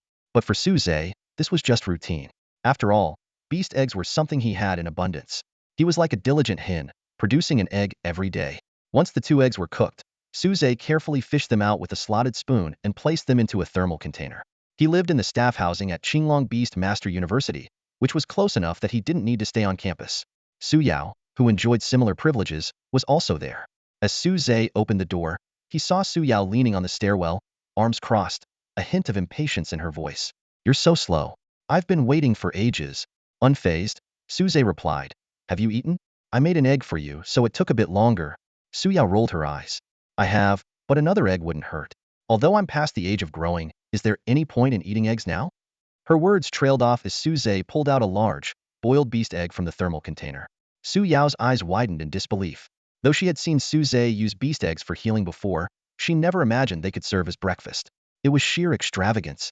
Without further explanation, Su Zhe handed the egg to Su Yao, then cracked another on the stair railing, beginning to peel it. "What are you waiting for? Eat up.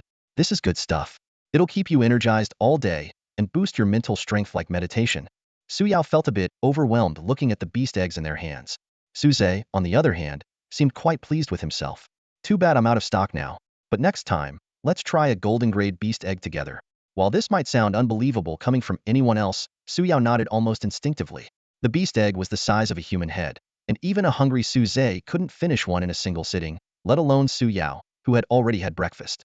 So, Su Zhe summoned Feng Qingyi from his beast space, handed her the peeled egg, and shared the other with Su Yao. Feng Qingyi shot Su Zhe a glance, but accepted the beast egg. The aura in a beast master's space was rich, contributing to the faster growth of contracted beasts compared to their wild counterparts. Ordinary food didn't interest Feng Qingyi, but beast eggs were different.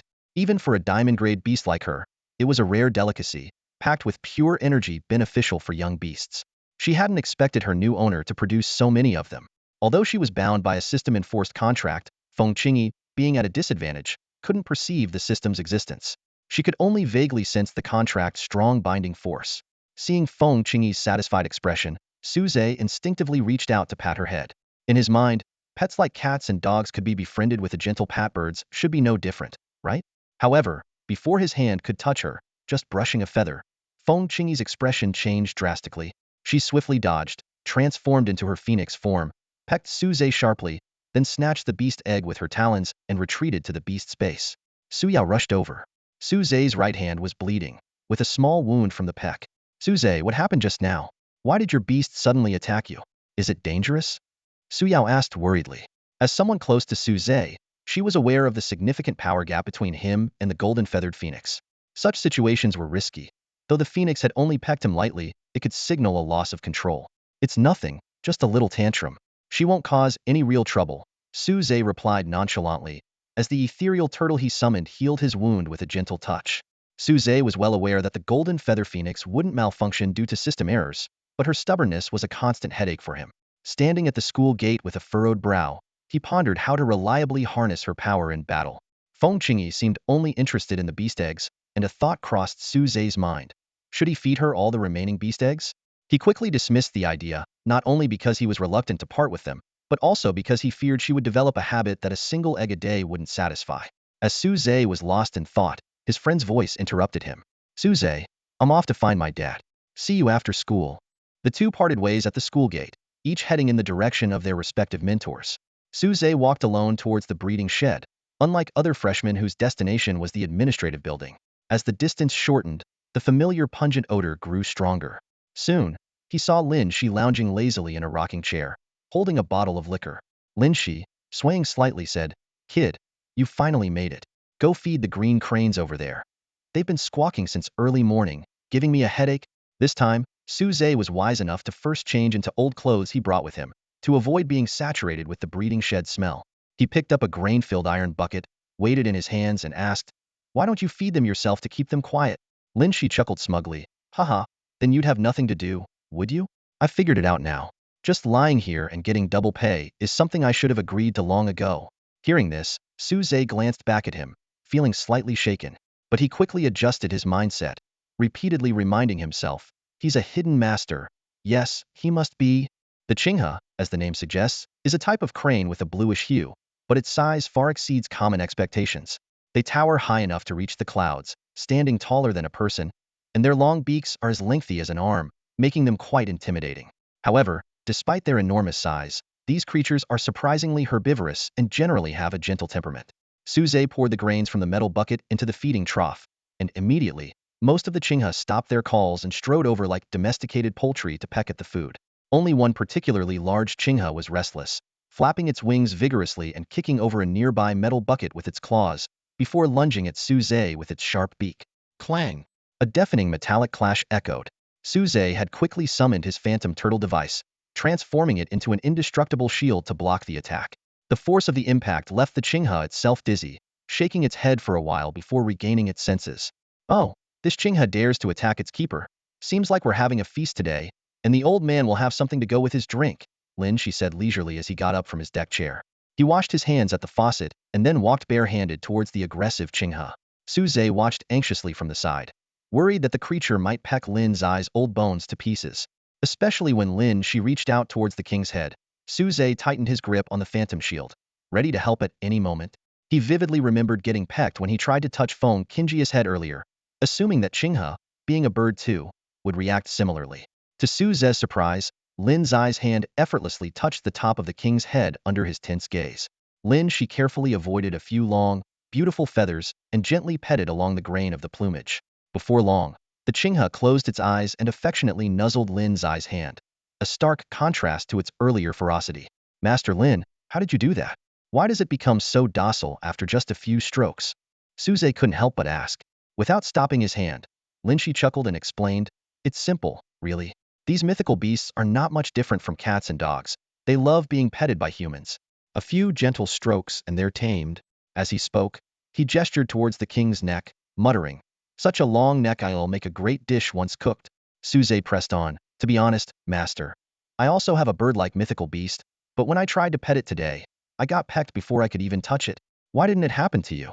Lin He withdrew his hand and looked at Suze, saying, not all bird-like mythical beasts respond to this trick, but most do. In your case, did you perhaps touch its crest feathers? Crest feathers? What are those? Suze asked, puzzled. Lin He clasped his hands behind his back, adopting a teacher-like posture, and said, since you're my student now, they'll share this exclusive knowledge with you. While mythical beasts share many habits with ordinary animals, they are not entirely the same. They tend to be more prideful. For bird-like mythical beasts, aside from sensitive areas no one would be foolish enough to touch, there are 3 major not-touch zones. What are the 3? Suze inquired. The crest feathers, tail feathers, and flight feathers, which are the longer, more vibrant feathers on their heads, tails, and wings. Although these feathers might not differ in function from others, they are considered treasures by bird-like mythical beasts and must not be casually touched, not even by their masters. Recalling his attempt to touch Feng Qingjia's head earlier, Suze realized he had felt something similar to feather-like hair. He had thought it was just a quirky strand, but now it seemed to be Feng Qingjia's crest feather. Similarly, her long skirt and sleeves in human form likely corresponded to her tail and flight feathers, which should not be touched indiscriminately. Lin He continued, just avoiding these areas isn't enough. Remember, when petting, you must follow the direction of their feathers. If you disrupt their feathers, it will anger the beast. Also, your hands must be clean. They'll only let you touch them if your hands are clean. Suze nodded, committing this knowledge to memory. After completing his tasks in the breeding shed, he quietly slipped away to an unoccupied spot. Meanwhile, Lin He, having earned the king's trust with a few strokes, let it out of the shed, followed by a piercing crane cry. Shortly after, Lin He emerged, wiping blood from his hands, saying, boil water, boil water. It's a rule that beasts attacking humans can't be spared. It's not just my craving. Hey, where did that boy go? By this time, Suze had changed his clothes and was meticulously washing his hands nearby. Once done, he cautiously summoned Feng Qingyi from his beast space, ready to put his newly acquired knowledge into practice. As soon as she appeared, she frowned, her nose twitching slightly, deepening the crease between her eyebrows. Where is this place? Why does it smell so awful? She glanced around, her gaze suddenly locking onto a man in front of her. He was staring at her with an unsettling intensity. What do you want? She asked, taking a cautious half-step back, her voice tinged with a slight tremor. Don't think just because you're a master, I'll be afraid of you. I'm not scared to fight back. Suze did not respond to her question. Instead, he slowly extended his right hand, just as he had in the morning, attempting to follow Lin He's guidance on how to tame the golden-feathered phoenix bird. Feng Qingyi watched his hand warily, checking for hidden blades or drugs. However, she only caught a faint floral scent. This was a small modification Suze had made based on Lin He's suggestion. He believed that a noble creature like the golden-feathered phoenix bird would be more discerning. So, he had crushed some fresh flowers in his hands, washed them off, leaving behind a subtle fragrance. In the greenhouse's unpleasant odor, this hint of freshness was particularly precious.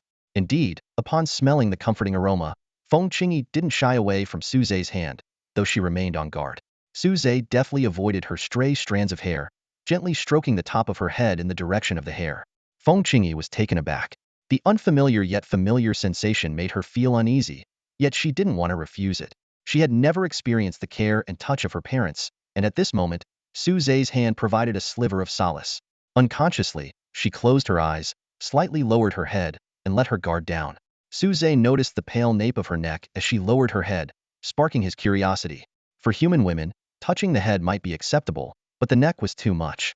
Yet Lin He had mentioned that for mythical creatures, this might be an acceptable area. He recalled Lin He stroking the neck of a blue crane while contemplating a meal. But Feng Qingyi was in human form now, would it work? With this question in mind, Suze cautiously moved his hand to her neck. As soon as he touched it, he felt Feng Qingyi's body tremble slightly, but she didn't pull away. The sensation was cool and smooth, like fine white jade. However, not long after, the jade suddenly warmed. Looking down, Suze saw Feng Qingyi's cheeks flushed, her eyes moist, staring at him with a peculiar expression. This sudden change left him at a loss. At that moment, Lin He's voice called from around the corner. "Hey kid, come help me pluck some feathers." His words trailed off as he came into view, eyes widening in surprise. "Whoa, who's this girl? What are you two doing?" Suze quickly withdrew his hand, a hint of embarrassment crossing his face. He opened his mouth to explain, but was cut off by teacher Lin He with a wave of her hand. A knowing look flashed in Lin He's eyes, and she gave a meaningful smile. "No need to explain, I understand," Lin He said, leaning closer to Suze and lowering her voice. "When I was young, I too took many female classmates for walks in the woods." Stroking the stubble on his chin, he glanced over Suze's shoulder. "But finding someone this stunning is rare. You better cherish her." Straightening up, Lin He cheerfully suggested, "Since everyone's here, how about we have some chicken? I mean crane?" But as soon as he spoke, he realized only Suze was left beside him and frowned. "Hey, where did she go?" Lin He looked around in confusion. "How did she disappear like that? Is there a hole in my greenhouse?" He circled the greenhouse but found no gaps, scratching his head as he returned. In truth, Feng Qingyi had quietly slipped into the beast's space the moment Suze turned around, which is why she vanished so suddenly. Lin He shook his head and muttered to himself, "Oh well, it's her loss. Can't say I'm stingy." Turning to Suze, he explained, "According to school rules, we can only keep a small portion of this blue crane. The rest goes to the cafeteria. With one less person, there's more for us." Lin He rubbed his hands together. "This crane tastes incredible. Come help me prepare it." With Suze's help, they ended up keeping just one crane leg and the long neck Lin He had been eyeing, while the rest was destined for the school cafeteria. Lin He picked up the lengthy crane neck, his eyes gleaming. "Wow, this neck is almost as long as I am tall. It'll be perfect for braising." He expertly gathered various spices and started a pot simmering in the break room. From his practiced movements, it was clear this wasn't his first time doing such a thing. The rich aroma of spices soon overpowered the sharp scents in the greenhouse, making Suze swallow hard and decide to join this culinary adventure. Because the crane neck was much thicker and longer than a regular duck neck, it took them a full 2 hours to finish braising it. Lin He eagerly sliced off a small piece and popped it into his mouth, inhaling sharply from the heat but unwilling to spit it out. Suze tried a piece too and found the meat much more substantial and flavorful than ordinary braised duck neck, juicy and delicious. This feast convinced Suze that choosing teacher Lin He was the right decision. Not only did he learn a lot, but he also strengthened his bond with the golden feather phoenix bird, making it a fruitful endeavor. Moreover, being at Qinglong Beast University, he could uncover more of the things he was curious about. As Suze savored the tender crane meat, he tentatively asked, "Teacher, you know my parents, right? Do you know what actually happened to them back then?" Lin He paused for a moment, then took a sip from his glass before slowly responding, "How would I know? Your parents were the most outstanding and youngest researchers at the school, while I'm just someone who raises animals." Unwilling to give up, Suze was about to mention Lin He's conversation with Principal Xiao Su when he was interrupted. "All right, enough dilly-dallying. Are you full? If so, it's time to go to class." Lin He suddenly changed the subject. "Class?" Suze was caught off guard. "Aren't I already having class with you here?" "It's for the mandatory academic courses," Lin He explained. "Xiao Su wants you to finish them within a year." so your schedule is pretty packed. I was supposed to help you choose your courses yesterday, but I forgot. Don't worry though. I picked some useful ones for you. They won't be boring. Seeing Lin He's expression, Suze felt a bit uneasy. Lin He pulled out a piece of paper with greasy hands. Here's your schedule. Let's see. Not many classes today, just 2. But the first one starts in 10 minutes, so you better hurry. Why didn't you say so earlier? Suze quickly grabbed the schedule and stood up. Upon closer inspection, he realized his concerns were justified. The first course Lin He had chosen for him was titled Breeding and Postnatal Care of Beasts. To make matters worse, the classroom was on the opposite side of the campus, making it nearly impossible to get there in 10 minutes. Watching Suze rush off, Lin He's face softened into a gentle smile, murmuring to himself, so eager? Huh? Your father loved that class too. Then his expression turned serious. Xiaosu, I know what you're thinking by placing this kid with me, but should we really involve him? Perhaps due to the earlier events, Feng Qingyi emerged from the beast space on her own as Suze ran himself ragged. As my master, it's quite embarrassing for you to be this slow. Let me help you. Feng Qingyi's voice echoed in Suze's ear. As soon as she finished speaking, a warm surge of energy flowed into Suze's body, filling him with strength and instantly boosting his speed several times over. This was the first time Suze experienced Feng Qingyi voluntarily transferring power to him, rather than extracting it through their contract. Clearly, as their bond deepened, Feng Qingyi's attitude towards him had noticeably changed. With Feng Qingyi's assistance, Suze managed to dash into the classroom just before the bell rang. He breathed a sigh of relief, grateful that he hadn't been late for the first class, avoiding a bad impression on the teacher. As Suze took his seat, Feng Qingyi's stunning presence drew the attention of the entire class. Although Suze's looks were considered quite handsome among humans, he still paled in comparison to a shape-shifted mythical creature. If the bell hadn't rung in time, many would have likely tried to approach her, unaware of the special relationship between Suze and Feng Qingyi. At the front of the class, a young, curvaceous female teacher with black-rimmed glasses began her introduction. Hello, everyone. I'm your teacher for this course. My name is Chun Xian, and you can call me Ms. Chun. Feng Qingyi showed keen interest in the human classroom setting, whispering to Suze, is this what a human class is like? Fascinating. We mythical creatures inherit knowledge through bloodlines and combat experience. I'm curious to see what human education is all about. After a brief introduction, Ms. Chan got straight to the point. Today, we'll be studying the mating of mythical creatures. First, we need to understand the gender of our own creatures. Please summon your creatures, and I'll teach you how to distinguish their genders. As the summoning circles glowed throughout the classroom, a variety of mythical creatures appeared. Suze glanced at Feng Qingyi beside him, noticing her blushing as she watched the scene unfold. As a fellow mythical creature, the sight was evidently quite thrilling for her. Suze thought, since Feng Qingyi had already transformed into a young girl, there shouldn't be a need to verify her gender, right? However, Feng Qingyi caught his gaze sharply.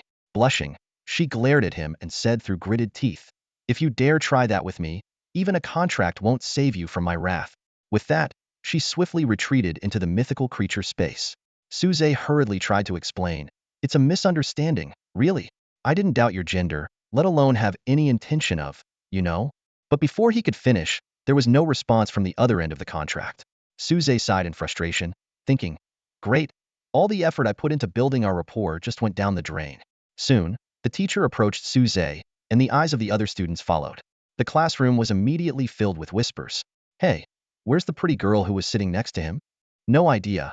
She seems to have left the classroom. Wait, doesn't he look kind of familiar? Isn't he the guy who supposedly contracted a diamond tier beast? Oh my gosh, it really is him. Are we about to see a real diamond tier beast? These murmurs reached Chen Xian's ears. As a non-combat beastmaster, she hadn't witnessed the splendor of the golden feather phoenix on the day of the college entrance exam. Curious, Chen Xian walked over to Suze, her eyes sparkling with interest. Hey there, where's your beast? I'd love to take a look. Even as a teacher, Chen Xian had never seen a diamond tier beast. Qinglong Beast University had only seen one diamond tier beast in its history, which had made the dragon tamer Xiao Sheng famous. She hadn't been teaching there at that time, and it was a regret she carried. The artificial breeding and cultivation of diamond tier beasts remained an uncharted territory. Many spent their entire lives without ever seeing one. Now, with the opportunity right in front of her, Chen Xian was so excited that her breathing quickened, causing her chest to rise and fall. However, due to a previous misunderstanding, Feng Qingyi had retreated into her beast space in a huff. Suze had no choice but to settle for the Zuling turtle, which had been kicked out of the beast space by Feng Qingyi and was now in his backpack. He was also curious about the turtle's gender. Teacher, this is my beast. Could you help me determine if it's male or female?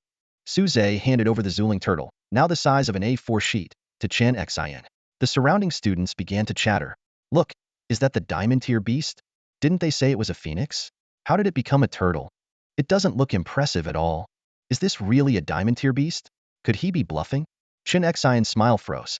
While the Zuling turtle was indeed rare, making it unrecognizable to other students, as a teacher, she recognized it as a gold tier beast, not the diamond tier creature she had hoped for. Ms. Chen, is there something wrong with my beast? Suze asked, noticing Chen Xian's dazed expression. Chen Xian snapped back to reality. Oh, no, it's just... She leaned forward, almost bumping into Suze. You have another beast, right? The diamond tier one. Suze quickly stepped back, avoiding the impending collision, and sighed. That's right. So why don't you bring it out? Sorry, teacher. I can't get her to come out right now. Although Suze could forcibly summon Feng Qingyi, he was trying to build a good relationship with her. A small misunderstanding had already occurred, and he didn't want to force her and risk lowering their bond. Besides, it wasn't a pressing matter. He was well aware of Feng Qingyi's gender. However, to others, his words took on a different meaning. See, the whole diamond tier beast thing was just bragging. But I was there that day and saw it all with my own eyes. Maybe he can't just use the beast power at will. The level difference is so great that it might eat him if he calls it. So he's afraid to summon it. Everyone nodded in agreement. Makes sense. I heard he just got lucky and happened to be there when the diamond tier beast hatched, so he contracted it. So, if it were me there at that time. With that thought, envy and jealousy welled up in their hearts. Chen Xian also considered this possibility and didn't press Suze to summon the beast. If it lost control upon summoning, she wouldn't be able to handle it.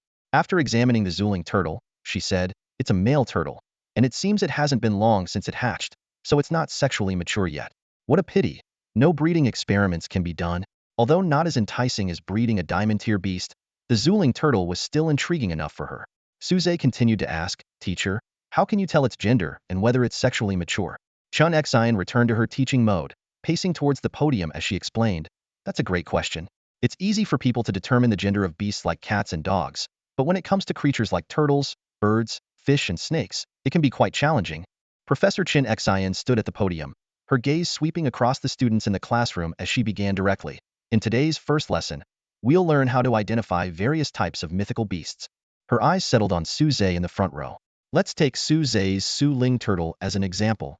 Chen Xian walked over to the blackboard, picked up a piece of chalk, and began writing as she spoke. There are 4 key points to distinguish between male and female turtle-like mythical beasts. She drew a simple diagram of a turtle and proceeded with a detailed explanation. First, look at the tail. She marked on the drawing. A female turtle has a thin and short tail, with the cloacal opening located within the edge of the shell. A male turtle's tail is thick and long, with the cloacal opening beyond the edge of the shell. Second, observe the shell. Chen Xian drew 2 comparative shell diagrams. Male turtles usually have a longer shell, while females have a rounder one. This might be because females need to store more food and eggs. Third, pay attention to the plastron. She sketched different convex and concave plastron patterns on the board. The male's plastron is concave, especially near the tail. The female's is flat, with some farmed ones slightly convex. This structure facilitates mating, as the concave plastron of the male fits snugly onto the female's shell. At this point, Chen Xian quickly sketched a simple mating diagram on the board. The classroom erupted in murmurs. Some students gasped in surprise, while others whispered to each other. Feng Qingyi, who had been leaning forward to look at the board, quickly pulled back as if burned upon seeing the diagram. The last point, Chen Xian continued, applies to larger adult turtle-like mythical beasts. Observe the front claws. Males typically have longer claws because they often fight to claim territory and mates, while females have relatively shorter ones. Suze glanced down at his Zuling turtle. Its short, pinkish claws confirmed Chen Xian's words. It was indeed a newly hatched juvenile. Chen Xian went on to introduce methods for identifying other mythical beasts like snakes and birds. She mentioned that in birds, males usually have longer tail feathers to attract mates. Suze thought of Feng Qingyi's phoenix form, once again confirming her gender. Throughout the class, Chen Xian's explanations were vivid and engaging, occasionally using her own body to demonstrate. Her teaching style was so captivating that when the bell rang, Suze was still absorbed in the lesson, wanting more.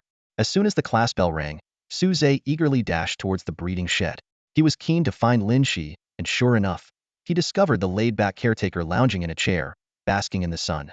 Suze was secretly delighted. He had just taken Lin He's advice to get closer to Feng Qingyi. Now, with a new problem at hand, he naturally sought further guidance. Senior Lin He, how can I build a good relationship with avian spirit beasts? Suze asked directly.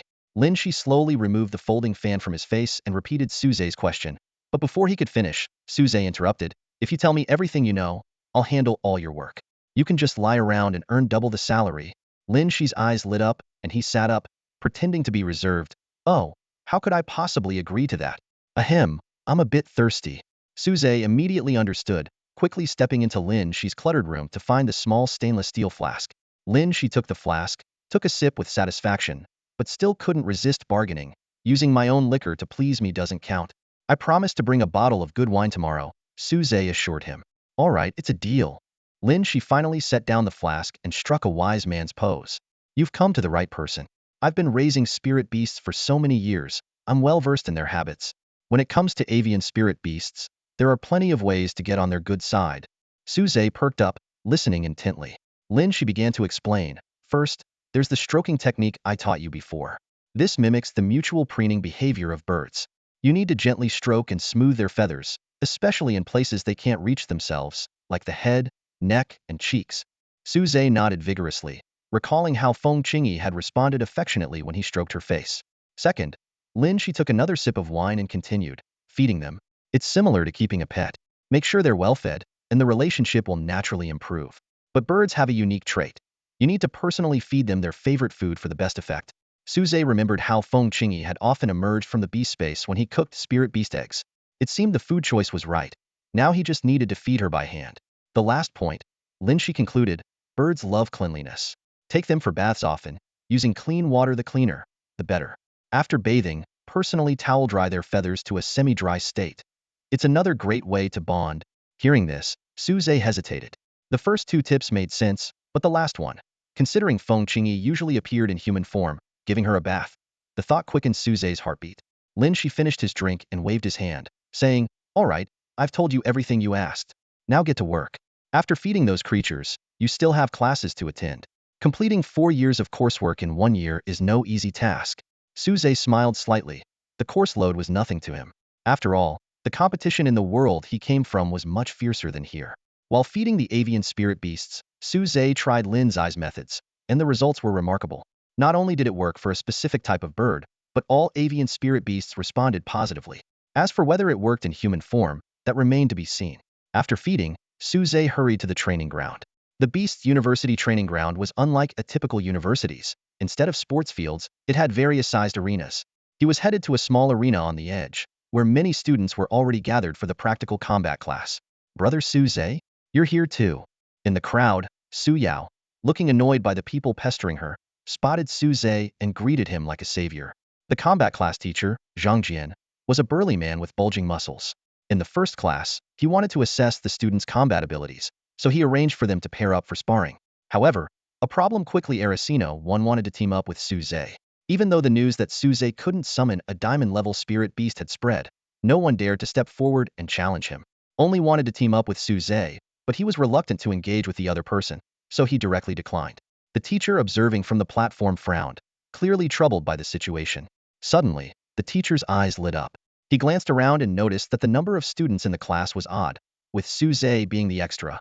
The teacher breathed a sigh of relief and waved Suze over, saying, Suze, since that's the case, why don't you team up with me? Let's demonstrate for the others first. Suze nodded in agreement without any objection. Given his current skill level, sparring with his classmates seemed like overkill. Instead, he was intrigued by the teacher's abilities at the school and wanted to find out more.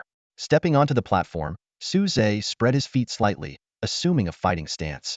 Just then, Mr. Zhang, the teacher, suddenly called out, wait a minute. He scratched his head awkwardly and cleared his throat, saying, ahem, I know how strong you are, so I hope you'll go easy on me. This request was quite unusual. Typically, in a teacher-student spar, the teacher would hold back. But Suze was clearly an exception. Mr. Zhang, being a practical combat instructor, had witnessed Suze's incredible feat at the Tianyun volcano, where he incinerated the Fusang secret guards. The memory still made Mr. Zhang's throat dry. He didn't think he could withstand the heat any better than those guards. Don't worry, I got it, Suze assured, patting his chest. After all, this was just a spar, not a life-or-death battle, and he didn't need to use Feng Qingyi's power, which would excessively drain his mental energy. With a flash of golden light, the ethereal turtle appeared on the platform.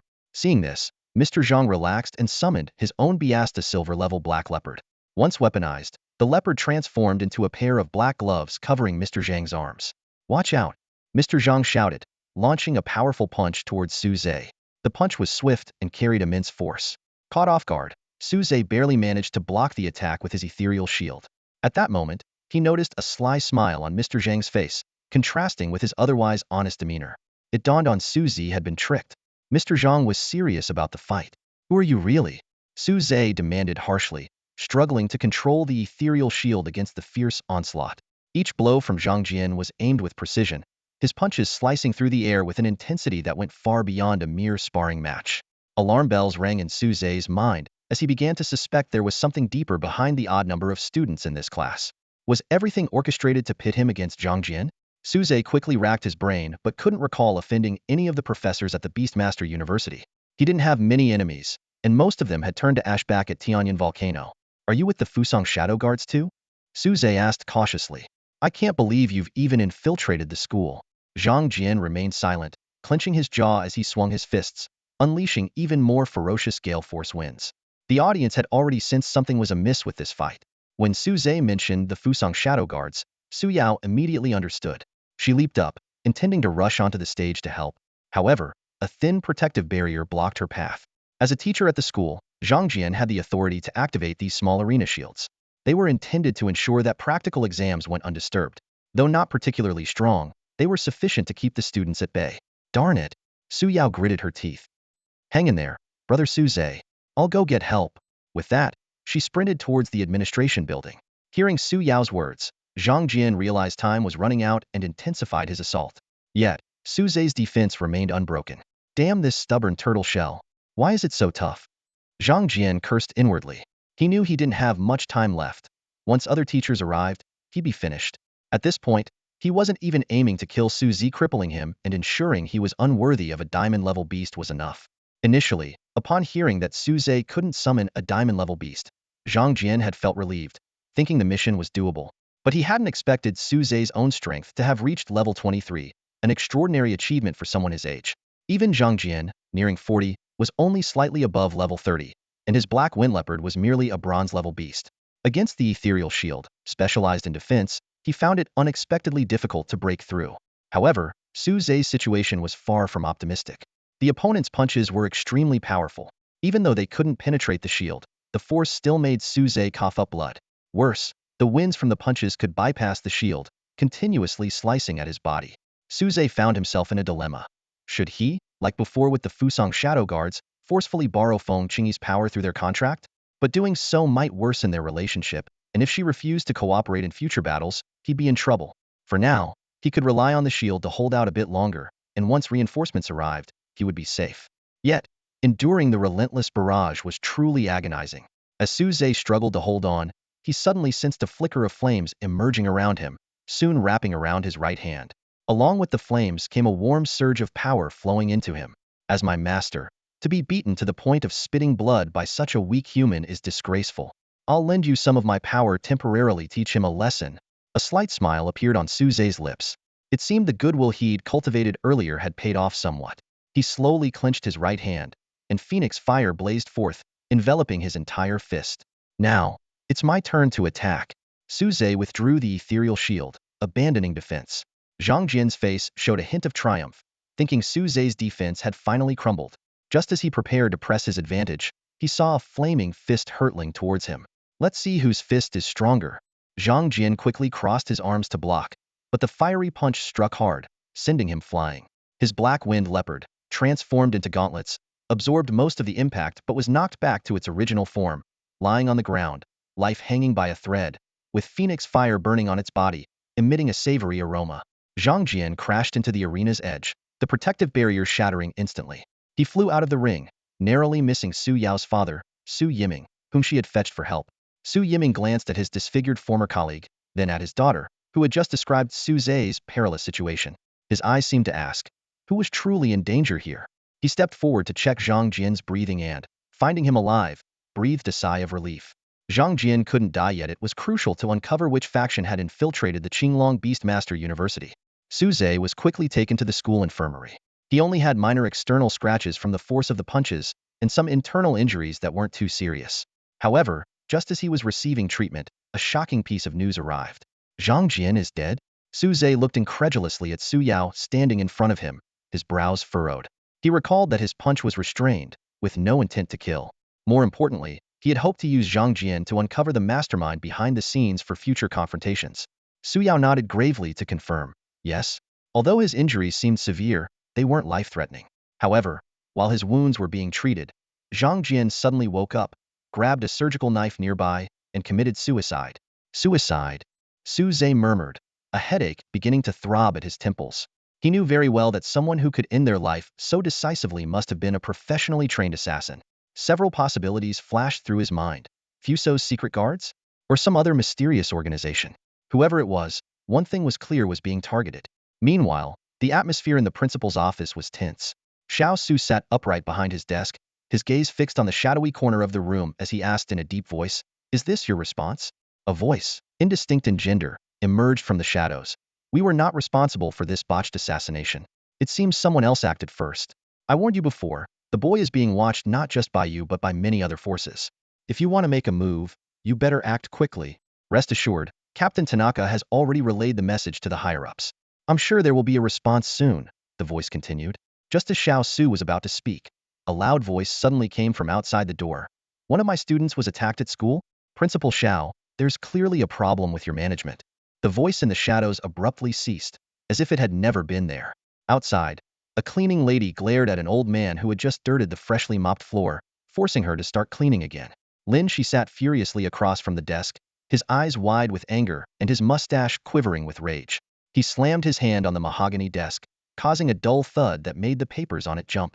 "Xiao, give me an explanation," Lin He demanded sternly. "How is it that someone dared to openly attempt to assassinate my student at school? Whose influence has reached this far?" Xiao Su glanced at the desk, still resonating from the impact, and winced slightly before calmly replying, "Old Lin, don't worry. Su Zhe is unharmed, and there's really nothing I can do about such long-reaching hands."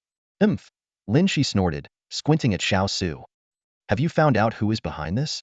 Not those scoundrels from Fusong?" Xiao Su shook his head and pulled a stack of files from the drawer, placing them on the desk. "It's not them this time." Lin He took the files and quickly skimmed through them. Xiao Su continued, "I retrieved Zhang Jian's complete records right after the incident. From his birth to his death, everything is meticulously documented, and it seems unlikely he ever had contact with the Fusong secret guards. In truth, Lin He already knew it wasn't related to the Fusong secret guards." He questioned Xiao Su to probe his response and test his intentions. "The Jiang family." Lin He slammed the documents back onto the table. "So it's them." Xiao Su explained, "The Jiang family, one of the 4 major families in the capital, is the only contact in Zhang Jian's records. As an orphan, Zhang Jian had been receiving aid from the Jiang family since childhood. The fact that they used someone with such an obvious connection to them to target Su Zhe shows their blatant disregard for consequences. As a rising family, they have the means to be arrogant, even if it means relying on others." Lin He asked seriously, "Are you sure it's them?" "There's no direct evidence," Xiao Su shrugged. "Zhang Jian didn't confess anything before he committed suicide. However, his bank account did receive a large sum of money recently. But that could be explained by the Jiang family supporting him since childhood, maybe even adopting him. It's not unreasonable for them to send him money, but it's unreasonable for him to attack Su Zhe right after receiving the money." Lin He said angrily. "The Jiang family, huh? Just a bunch of opportunists." Xiao Su helplessly spread his hands. "There's nothing we can do if they've latched onto powerful allies. But that's why they want power of their own. Targeting Su Zhe is because of his diamond-class beast. Their goal wasn't to kill him, but to incapacitate him, or cause his golden feather phoenix to go berserk, giving the Jiang family an excuse." "Humph, the Jiang family with a diamond-class beast? As long as I'm here, they shouldn't even dream of it. Everyone has their own backers, after all."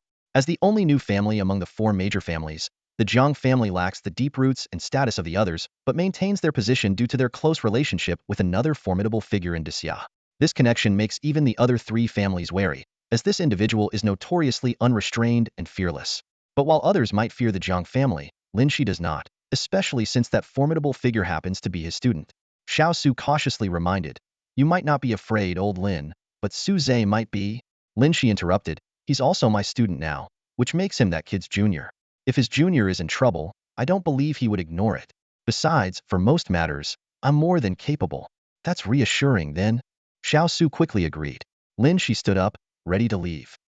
All right, now that we know who's behind this, I should be going. As he pushed open the door of the principal's office, the cleaning lady was still there, leaning on her broom, watching him to make sure he wouldn't vomit again before she picked up her bucket and mop and left. Lin He watched her leave, then glanced back at Xiao Su seated at his desk before shaking his head and departing. Meanwhile, Su Zhe, freshly bandaged in the infirmary, was surprised to see an unexpected visitor. Captain Guo? What are you doing here? Su Zhe asked in surprise. He hadn't expected news of his injury to reach Guo Linshan so quickly, indicating there were insiders from the Daxia Spirit Guard within the Beast University. Guo Linshan looked Su Zhe up and down, ensuring he was intact, then said, I heard you were ambushed and came to check on you. As the captain of the Daxia Spirit Guard responsible for the safety of the entire Beishan city, Guo Linshan's personal visit, even when Su Zhe's life wasn't in danger, showed how much he valued Su Zhe. Then Guo Linshan angrily said, teachers at the school being infiltrated by outsiders. How is Xiao Su doing his job as principal? He assured me you'd be safe at the school. The invitation from Guo Linshan rang in Su Zhe's ears, carrying a hint of temptation. After all, your skills have already reached the standard for joining the team. Why not join the Daxia Spirit Guards? It's much safer than continuing to study all that nonsense. Su Zhe shook his head without hesitation and decisively refused. No need, Captain Guo. There are still many things I need to learn. As for joining the Spirit Guards, let's talk about that after I graduate. He was secretly calculating in his heart. His original intention for coming to Qinglong Beast Taming University was to investigate the truth behind his parents' disappearance. Now that he had finally met Lin He, an old man who seemed to know the details of that year, how could he give up easily? Moreover, he had indeed learned a lot from Lin He. Seeing Su Zhe's resolute attitude, Guo Linshan did not press further. Instead, he said, all right, but I must ensure your safety. Sun Hao, come in. As soon as he finished speaking, a one-armed man walked in from outside. Su Zhe recognized him. It was the Daxia Spirit Guard member he had saved during the ambush by Fusang's Dark Guards at Tianyun Volcano. His left arm was still wrapped in thick bandages and hung around his neck, with the exposed part covered in gruesome scars. Sun Hao stepped forward enthusiastically, saying excitedly, Brother Su Zhe, it's finally good to see you. You're my lifesaver. If it weren't for you, I would be dead. Guo Linshan explained from the side. Both of Sun Hao's arms were severely injured. We treated him as quickly as possible, but one arm's nerves were ultimately damaged beyond repair. Normally, this would mean retirement, but he refused, and I couldn't force him. So, having him protect you is a way to repay you. He continued. I know you've contracted a diamond-level beast and are very strong, but Sun Hao is experienced and can help you identify many hidden dangers. His salary, accommodation, and meals are all covered by the Daxia Spirit Guards, so you don't have to worry. Faced with such considerate arrangements, Su Zhe felt it was inappropriate to refuse. Guo Linshan soon hurried off to handle official business, leaving Sun Hao to stay by Su Zhe's side. The two exchanged glances, and for a moment, it was a bit awkward. The atmosphere became even more delicate when Su Yao came by. Fortunately, Sun Hao gave Su Zhe a knowing look and tactfully left the room. Even though Sun Hao left the room, Su Zhe's keen senses allowed him to detect that Sun Hao was still nearby, keeping watch. This subtle form of protection eased the initial awkward tension considerably. Was that just Sun Hao? Why is a Daxia Spirit Guard here? Su Yao glanced outside the door, a hint of confusion flickering in her eyes. Su Zhe explained, he's my bodyguard now. He'll be around us often from now on. Su Yao frowned slightly, thinking to herself, does this mean that everything I do with brother Su Zhe will be seen by him? She blushed and shook her head, chastising herself for overthinking. Carefully, Su Yao helped Su Zhe off the infirmary bed.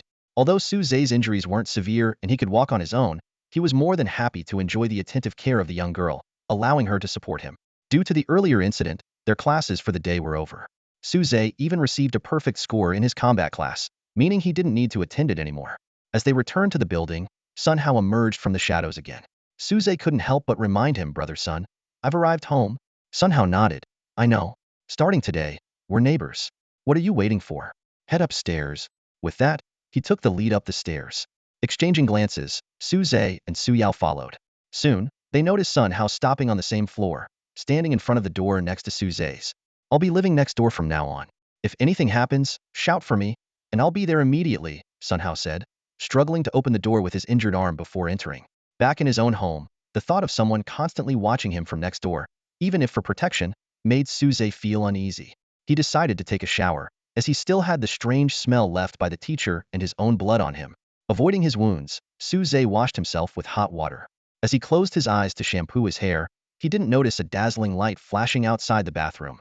When he emerged wearing only his underwear and towel drying his hair, he saw Feng Qingyi looking around.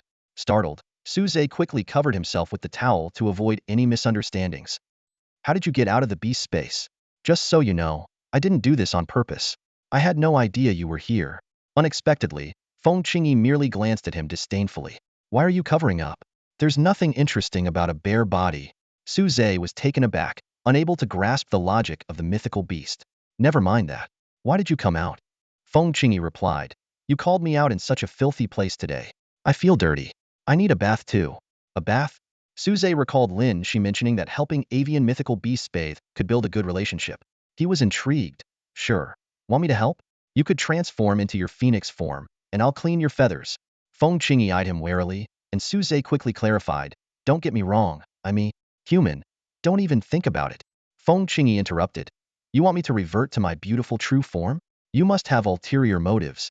Suze finally understood that although Feng Qingyi appeared as a human girl, her mindset was still that of a bird. She believed her true form was more appealing than her human guise. However, she was still young and naive in this regard, something that could be taught over time. Eventually, Suze adjusted the water temperature and filled the tub. Feng Qingyi, still in her red dress, jumped right in, splashing around like a bird. Suze watched with amusement, slightly disappointed that her dress, seemingly made of feathers, was waterproof and didn't cling to her body. Leaving Feng Qingyi to her fun, Suze exited the bathroom and closed the door. Hearing the door shut, Feng Qingyi glanced back, recalling the sight of Suze undressing.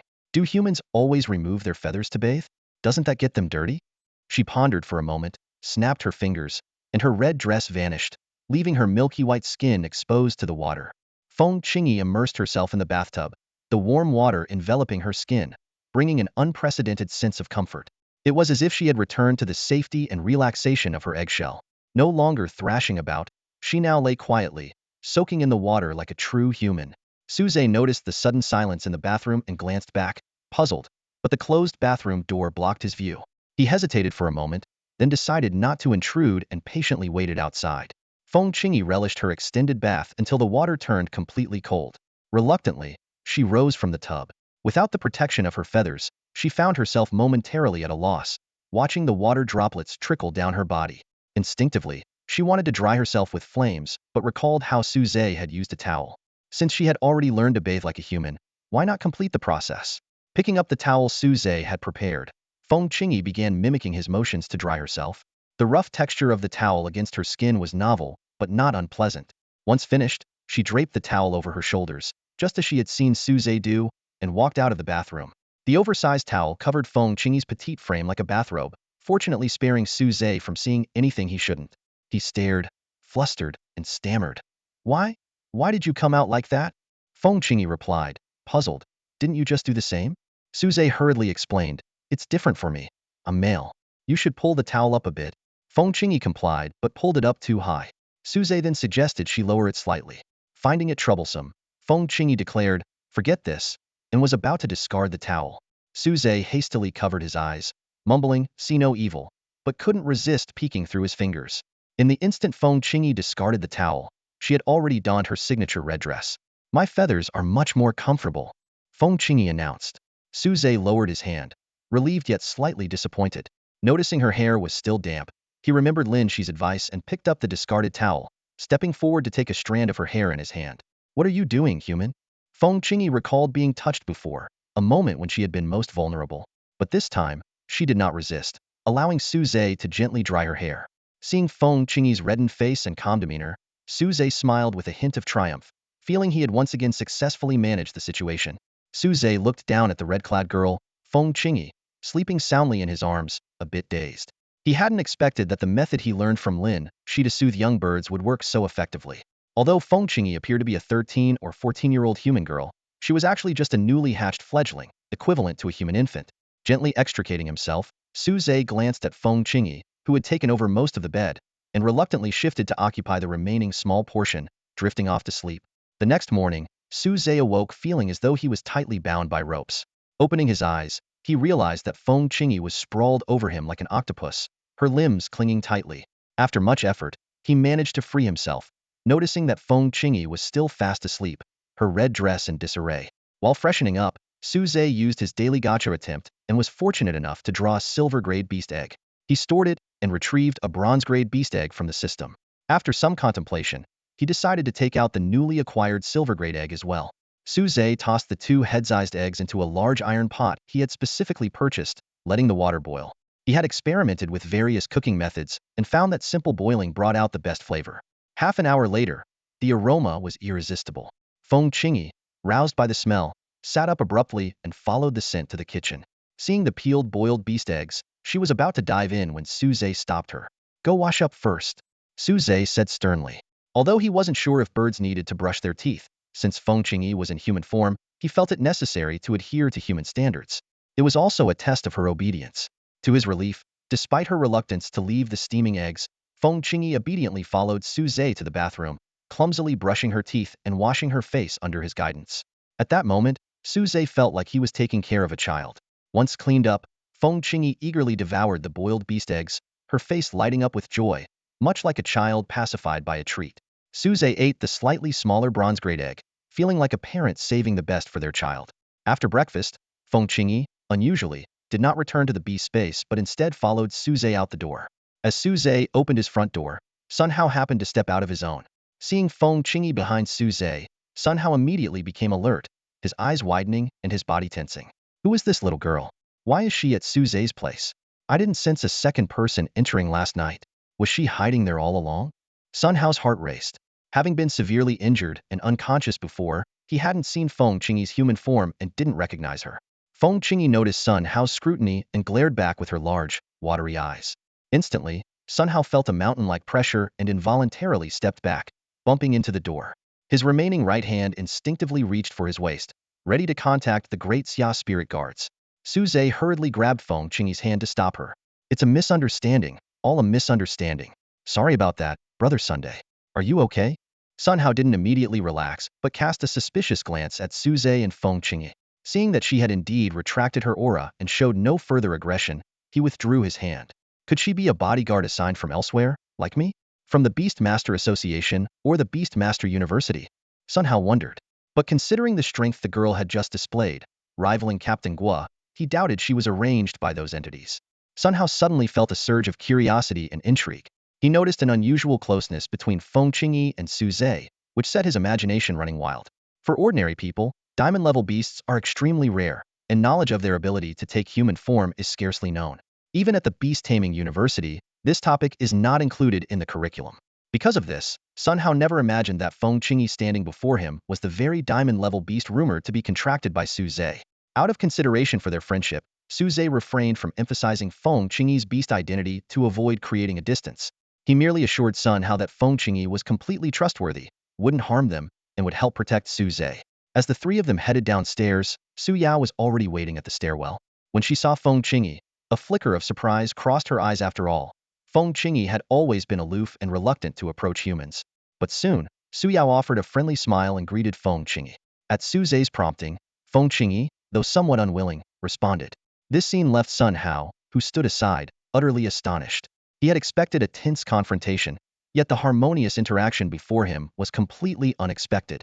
Su Yao not only showed no sign of concern but seemed genuinely happy for Su Zhe. Internally, Sun Hao gave Su Zhe a thumbs up, admiring his skillful handling of the situation. However, from Su Yao's perspective, things appeared differently. Why would she be jealous over a bird? On the contrary, she was pleased that Su Zhe had finally tamed the golden feather phoenix. After all, Feng Qingyi had previously been a potential threat, capable of losing control and endangering Su Zhe.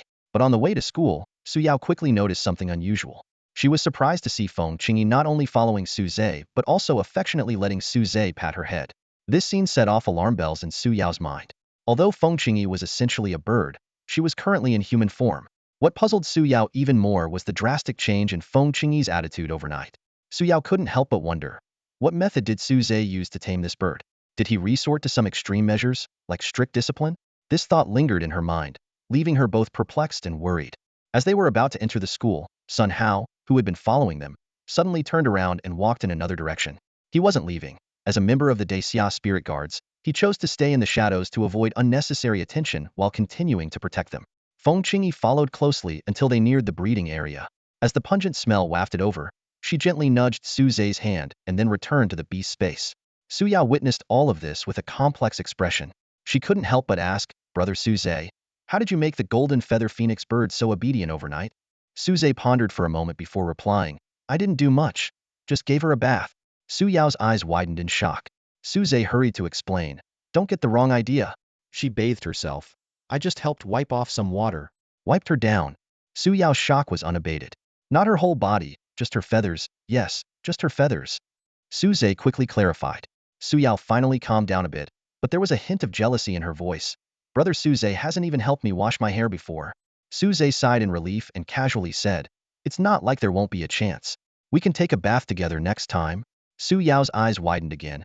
Her cheeks flushed red, and she quickly turned and ran off. Notably, she didn't reject Suze's suggestion. Suze shook his head helplessly and walked into the breeding shed. As usual, Lin He was lazily lying on a rocking chair, waiting for Suze to get to work. Just as Suze changed his clothes and picked up a feed bucket to start feeding, Lin He, who was sipping on his drink, suddenly called out to him. Hold on a second, Lin He said, as your mentor. I haven't given you a formal teacher's gift yet. Let me make up for it today. With that, he tossed a small black object to Suze. Suze put down the bucket and fumbled to catch it. Upon closer inspection, it was a thumb-sized black figurine, with a texture akin to jelly. As soon as he caught it, a tiny shadow seemed to emerge from the figurine and then vanished. Suze blinked, thinking he must have imagined it. Teacher, I'm not a kid anymore, Suze said, a bit exasperated. This old man can only offer such things. Take it or leave it. Lin He pretended to be angry. I'll take it, I'll take it. Suze quickly attached the figurine's string to his keychain. Lin He took another sip of his drink, but his gaze lingered on Suze's shadow. Suze's shadow rippled like water, and a small tendril extended from it, waving in Lin He's direction, almost as if greeting him. By the time Suze followed Lin He's gaze, the shadow had returned to normal. All right, you've received your teacher's gift, so why are you still standing here? Get to work, Lin He urged. Eager to learn about his parents, Suze picked up the bucket and got busy. Half a day later, having quickly finished his work, he approached Lin He, who was dozing in the sunlight. Teacher, tell me about my parents, Suze asked persistently. He had checked his schedule and found he had most of the day free since he no longer needed to attend combat classes. Today, Lin He couldn't easily dismiss him as he had the day before. Just as Lin He was about to speak, Sun Hao entered. He greeted Lin He politely before quickly approaching Suze. Brother Suze, if you're done here, could you come with me to the Disya Spirit Guard's headquarters in Beishan City? Sun Hao asked. Is it urgent? If not, I'd like to wait a bit, Suze replied reluctantly. Sun Hao continued to persuade him. The captain just contacted me urgently, so I think it might be important. Suze glanced at Lin He, who just shrugged, indicating it wasn't his concern and was purely coincidental. In the end, Suze had to relent. All right, I'll go with you, Suze thought. Since Lin He was staying put and seemed healthy enough, he could learn about his parents sooner or later. Meanwhile, it was curious that Gua Linshan, responsible for the safety of Beishan City and surrounding areas, suddenly wanted to see him. Not long after Suze left, Lin He, who appeared to be dozing on the chair, suddenly raised his eyebrows. No wonder Gua called everyone away. It seems there really are visitors. Standing at the entrance of Qinglong University of Beast Taming, Xiao Su wore a welcoming smile as he greeted a group of imposing visitors. Leading the pack was a middle-aged man with a goatee, striding confidently at the front. Two other middle-aged men followed closely behind him, maintaining just half a step's distance, indicating their equal status, though this time the goateed man took the lead. Xiao Su quickly approached, his smile unwavering. Principal Jiang Chun, what brings you here? Jiang Chun returned the gesture with a perfunctory smile, his expression insincere. I heard that your university has taken in a remarkable student who has contracted a diamond-level beast, and I came to see for myself. His tone suddenly turned serious. I also want to remind Principal Xiao not to let so-called talent cloud your judgment. For most ordinary families, contracting a diamond-level beast at such a young age is usually a stroke of luck.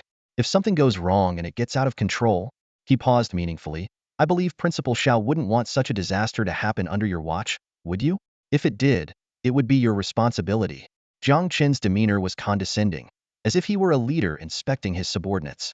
He continued, our task this time is to assess whether this individual truly has the capability to handle a diamond-level beast. We must neither let a gem remain hidden nor, like Principal Xiao, ignore potential dangers. Xiao Su nodded repeatedly, outwardly agreeing, but then smoothly shifted the conversation. Vice Principal Jiang, you're absolutely right. By the way, who might these gentlemen be? He cleverly inserted vice into the title, subtly highlighting Jiang Qin's actual rank. Jiang Qin's face darkened immediately. Though he was indeed the vice principal of the Imperial Capital University of Beast Taming, a position equivalent to Xiao Su's. Nobody liked having their vice status emphasized. He introduced coldly, to my right is Chen Zhe, vice president of the Imperial Capital Beast Tamer Association, and to my left is Jiang Tianlong, captain of the 4th unit of the Daxia Spirit Guard Imperial Legion. Xiao Su nodded as if realizing something. I see, Vice President Chen Zhe, Captain Jiang Tianlong, and Vice Principal Jiang Chun. I've prepared some tea in my office. Why don't we discuss things further there? Upon hearing this, the expressions of all 3 men turned icy, as if a sudden frost had descended. No need for tea. Where's that Suze kid? Jiang Chun said coldly, a hint of impatience flashing in his eyes. Xiao Su maintained a friendly smile and replied calmly, unfortunately, he's not at school right now. Why don't you have a cup of tea and wait for a bit? Jiang Chun chuckled skeptically, eyes filled with doubt. Oh, not at school? During class hours, and he's conveniently absent? Principal Xiao, are you hiding him on purpose? If you're deliberately obstructing our mission, don't blame me for being harsh. Xiao Su quickly waved his hands, looking slightly helpless. How could that be? Vice Principal Jiang, you're overthinking it. I assure you, I'll fully cooperate with you to resolve this matter smoothly.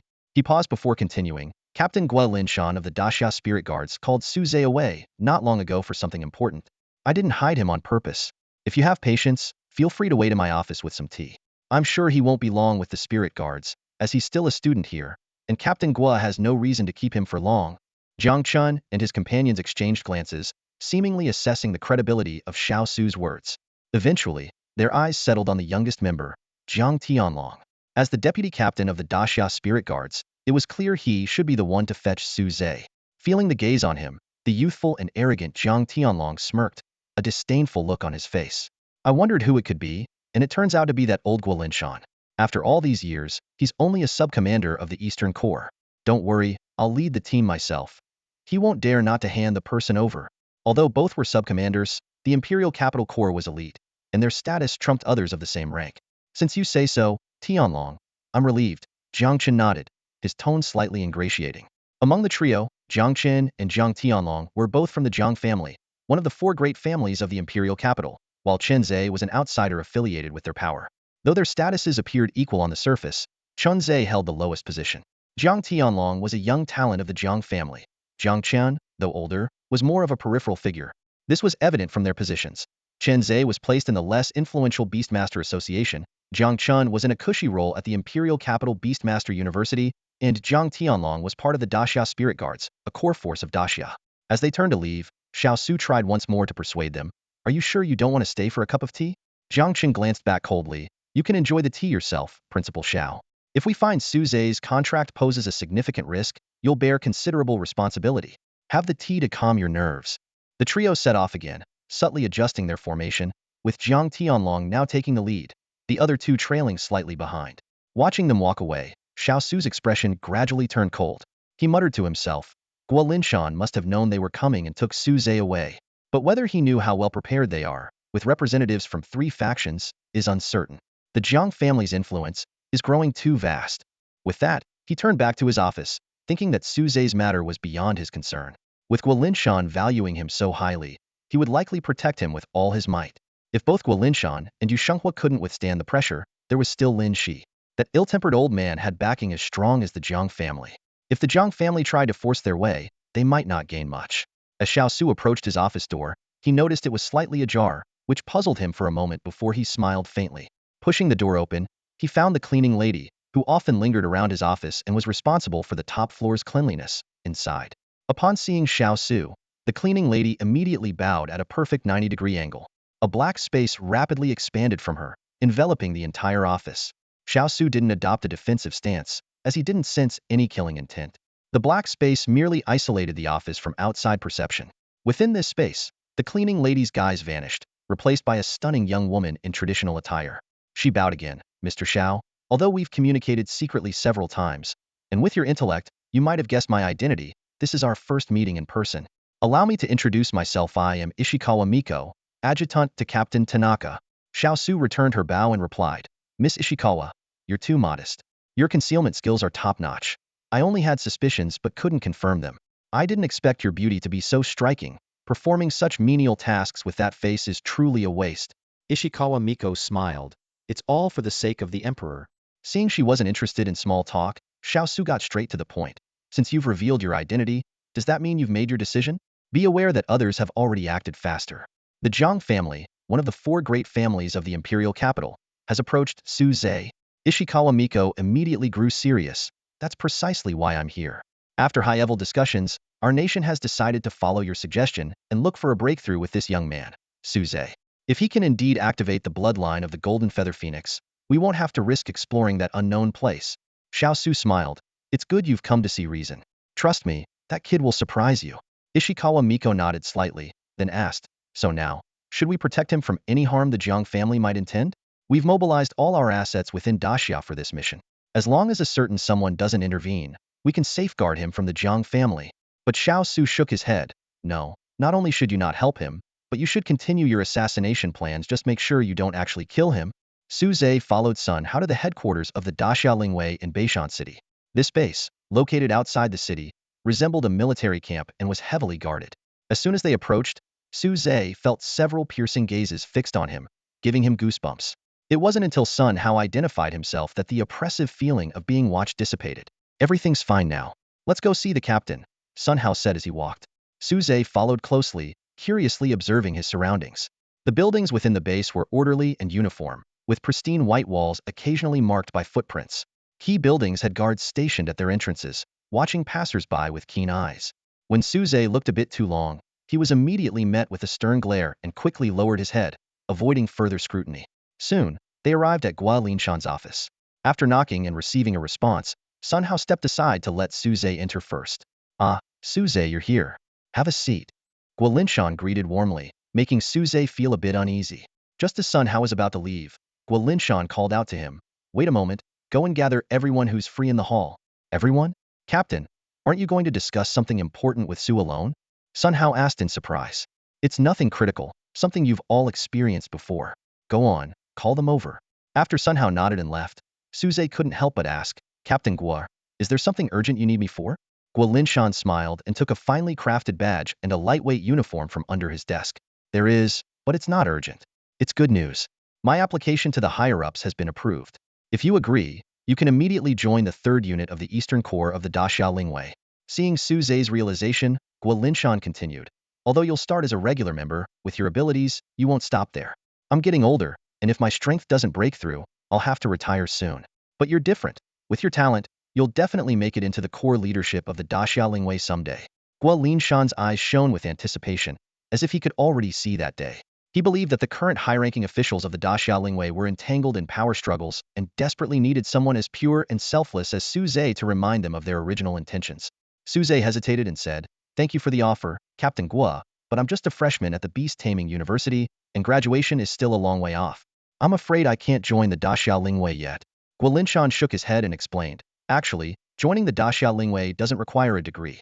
You only need to have a beast taming level of over 20 and pass a rigorous mindset assessment. I've personally verified that you meet these criteria. Every year, there are outstanding students who join us before graduating. We don't assign them tasks until they've completed their studies, and they receive full benefits in the meantime. Hearing this, Su Zhe's eyes lit up. If it meant just being on the roster and receiving benefits, why not? However, he was still a bit puzzled about how Guo Linshan had determined his mindset was suitable, given their limited interaction. Nevertheless, Su Zhe had a good impression of the Daxia Lingwei, who were willing to sacrifice in the face of danger, so joining didn't seem like a bad idea. Su Zhe carefully took the badge engraved with the Daxia Dragon Sparrow and the uniform from Guo Linshan's hands, cradling them gently. A satisfied smile spread across Guo Linshan's face, his eyes gleaming with excitement. Good, he said enthusiastically. Now there's just one final step. After you take the oath, you'll be an official member of the Daxia Spiritual Guard, not just a reserve, but a true member. Guo Linshan eagerly pushed open the office door, striding ahead. Su Zhe followed closely, holding the brand new uniform, trying to keep up with his superior's pace. Before long, they arrived at a spacious red hall. Su Zhe was slightly out of breath, with beads of sweat forming on his forehead. The hall was already filled with people who had been notified by Sun Hao. Su Zhe glanced around, recognizing many familiar faces, some of whom he had seen at Tianyun Volcano. Among the crowd, Su Zhe noticed an unexpected figure, Yu Shenghua, who was not part of the Daxia Spiritual Guard, standing to the side. Su Zhe felt puzzled, wondering why Guo Linshan had invited him. Was it simply to witness this moment? The originally bustling hall fell silent the moment Guo Linshan appeared. Satisfied, he scanned the room and said, I believe you all know that gathering everyone here is for one purpose: the induction oath you all took once. He paused, then continued, usually, dozens of qualified individuals from the reserve take the oath together here. But today, only one person will recite this honorable pledge. Without further ado, Guolinshan gestured for Su Zhe to take the stage. Su Zhe took a deep breath and walked forward slowly. Before him, a flag was being raised. It bore the image of the Xia dragon sparrow, outlined in simple lines, guarding countless stars behind it. These star patterns symbolized every ordinary family in Xia, while the dragon sparrow represented the Xia spiritual guard and was also the guardian beast of the Xia empire. This flag embodied the core values of the Xia spiritual guard and was the physical representation of the most crucial line in the oath. Su Zhe took the oath script, his gaze firmly sweeping over everyone present. His voice, though not loud, was clear and resolute, echoing through the silent hall. I swear, as a member of the Xia spiritual guard, to stand as the first to face peril. I vow to protect the countless households behind me with my life. Just as Su Zhe solemnly recited the last of his vows, he officially became a member of the Grand Xia Spirit Guard. Guolinshan, wearing a satisfied smile, approached with Yu Shenghua, who had been waiting nearby. However, before they could start a conversation, they heard hurried footsteps approaching rapidly. Captain, someone's coming from outside, a breathless team member reported as he ran up to them. Guolinshan frowned, his tone tinged with displeasure. Who? The Grand Xia Spirit Guard's base isn't a place for outsiders to wander into. But, Captain, the team member hesitated. The person leading them is also from the Grand Xia Spirit Guard, and appears to be a deputy captain. A deputy captain? Guolinshan mused, furrowing his brow. He had received prior information that the Jiang family was pressuring Xiao Su, the headmaster of Qinglong Beastmaster University, and had enlisted help from both the Grand Xia Spirit Guard and the Beastmaster Association. That was precisely why he had urgently summoned Su Zhe to complete his induction ceremony so he could legitimately protect him. As the core military force of the Xia Kingdom, the Grand Xia Spirit Guard's matters were to be handled internally, minimizing external interference. Guolinshan recalled the case of Lin Jiang. Even as a mere reserve member who hadn't completed his induction, Lin Jiang was sent to a military tribunal and would spend the rest of his life behind bars. Just to be safe, Guolinshan had also invited Yu Shenghua to help ensure Su Zhe's safety. Let them in, Guolinshan ordered in a deep voice. As a fellow squad captain, he couldn't deny their entry. Outside the camp, Zhang Tianlong and his two companions, who had initially intended to force their way in, were blocked, their expressions dark with anger. They exerted mental pressure on the guarding spirit guard until Guolinshan's command came, and the guard stepped aside to let them pass. Humph, mere gatekeepers. Zhang Tianlong sneered, striding forward without bothering to restrain his overpowering aura. Once the trio had entered, the guarding spirit guard wiped the blood trickling from his eyes and nose, silently resuming his duty.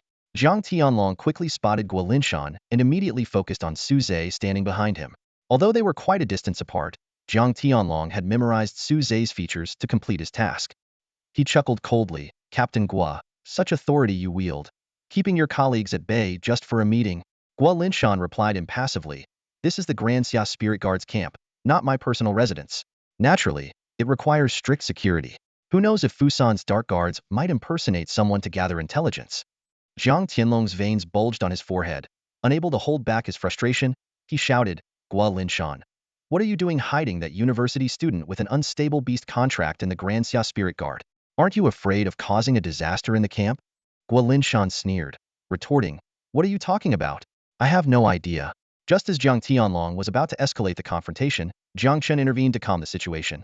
Captain Gua, Su Zhe is still a student and doesn't fall under your jurisdiction. Why not hand him over? Guolinshan glanced at him and asked, and who might you be? Jiang Chen, vice principal of the Imperial Capital Beast Master University. Jiang Chen hesitated slightly over the last three words, having been displeased when others referred to him as such, yet now forced to admit it himself, as he was indeed not the principal. Guolinshan noticed this and deliberately elongated his response. Oh, a vice principal, I see.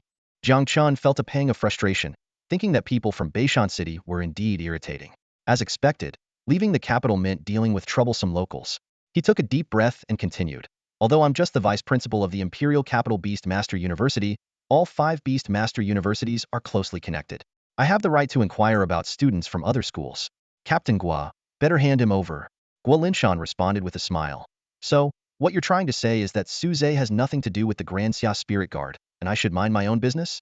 Unfortunately for you, he just completed the induction ceremony. He's now a formal member of the 3rd Squad of the Eastern Corps, under my command. Why shouldn't I be involved? Jiang Tianlong questioned. Impossible. He's just a freshman who recently started university. How could he have joined the Grand Xia Spirit Guard? You're lying. In response to this skepticism, Guo Linshan simply tossed an approval document in front of them. It clearly stated that Su Zhe's membership in the Grand Xia Spirit Guard was sanctioned by the Eastern Corps' High Command, complete with an official seal, leaving no room for doubt. But they were not ready to concede. Jiang Tianlong continued. Even if you've somehow managed to get him into the Grand Xia Spirit Guard, there's a regulation, isn't there? For members who pose a risk of losing control, measures must be taken to restrain them, and if necessary, forcibly terminate their contracts and confiscate their beasts. Am I correct? If you don't want to violate the rules, Captain Guo, you should hand him over. Terminate his contract, reclaim the beast, and this will all be over. Guo Linshan shook his head. Indeed, there is such a regulation. But it also clearly states that these measures are only for members confirmed to pose a risk of losing control. Su Zhe poses no such risk. He can fully control his beast. This has been personally verified by President Yu Shenghua of the Beast Master Association. At this moment, Yu Shenghua stepped forward, nodding to confirm Guo Linshan's statement. Jiang Tianlong and his companions sneered at this. Do you really expect us to believe that? A mental strength disparity of 5 levels between a person and a beast poses a risk of losing control. The gap between that kid and a diamond-level beast is at least 20 or 30 levels, and you're saying there's no risk? The facts speak for themselves. Do you think an old man like me would lie? Yu Shenghua retorted, glaring with indignation. After burning his life force in a fierce battle with Yano Takashi, he should have been left weaker and frilier. However, at a critical moment, he had a small breakthrough, reinvigorating his depleted body. Although he appeared even older on the outside, his spirit was unusually lively. Words are wind. Seeing is believing. We've also brought the vice president of the Imperial Capital Beast Master Association with us. Chunzhe, it's your turn. Chunzhe approached slowly, his expression a mix of apprehension. Despite being the oldest, his status was the lowest. He had initially thought this trip was just a formality to make acquaintances, but to his surprise, he found himself in the spotlight. Chunzhe? So it's you. Are you doubting me? Yu Shenghua's sharp gaze fixed on Chunzhe, with a hint of displeasure in his tone. It was clear they were old acquaintances. Chunzhe quickly plastered a sycophantic smile on his face and explained. Brother you jest? Of course, your word is trustworthy, but we have a mission to fulfill and need to verify it ourselves. I hope you'll understand. Yu Shenghua snorted, but couldn't lash out at Chunzhe's ingratiating demeanor. He exchanged a glance with Guo Linshan, and they both nodded in silent agreement. Finally, Guo Linshan spoke. All right, since you insist on testing, we'll accommodate you. However, this implies a lack of trust in me and old you. So, once Su Zhe passes the test, you must leave immediately and compensate us. Jiang Chun was about to protest when Jiang Tianlong interjected. No problem. Whatever compensation is necessary. Jiang Chun could only sigh and agree silently, as opposing Jiang Tianlong now would only embarrass him. Jiang Tianlong added, but if it's indeed your negligence, you'll not only face penalties but also have to surrender the control of that diamond-level beast. The implication was clear. It should be handed over to the Jiang family. Guo Linshan didn't respond immediately, but instead called Su Zhe over. To him, the beast was Su Zhe's private property and shouldn't be wagered lightly. Su Zhe, having overheard their conversation, simply nodded in agreement as he approached Guo Linshan. Jiang Tianlong eyed Su Zhe with a hint of malice. You're the lucky one, aren't you? But let me tell you, luck alone isn't enough. You need strength too. He was secretly pleased because, although some younger members of the Jiang family were more talented, they didn't have freebie slots. He was on the verge of a breakthrough, which would grant him a new slot. If the diamond-level beast fell into the Jiang family's hands, it might become his own. Facing the provocation, Su Zhe glanced up and down at Jiang Tianlong, responding calmly, I admit my luck is good. But it's pitiful for some who think highly of themselves and end up with neither luck nor strength. Jiang Tianlong was about to explode, but seeing Guo Linshan and Yu Shenghua standing like gatekeepers beside Su Zhe, especially the recently empowered Yu Shenghua, he swallowed his anger. Let's see if you pass the test first. At Jiang Tianlong's signal, Chunzhe stepped forward to begin testing Su Zhe's bond with his beast. The first test, the most basic one, is to summon your beast, Chunzhe said with a smile. Their intelligence suggested that Su Zhe couldn't control the diamond-level beast, and was too afraid to summon it in dangerous situations.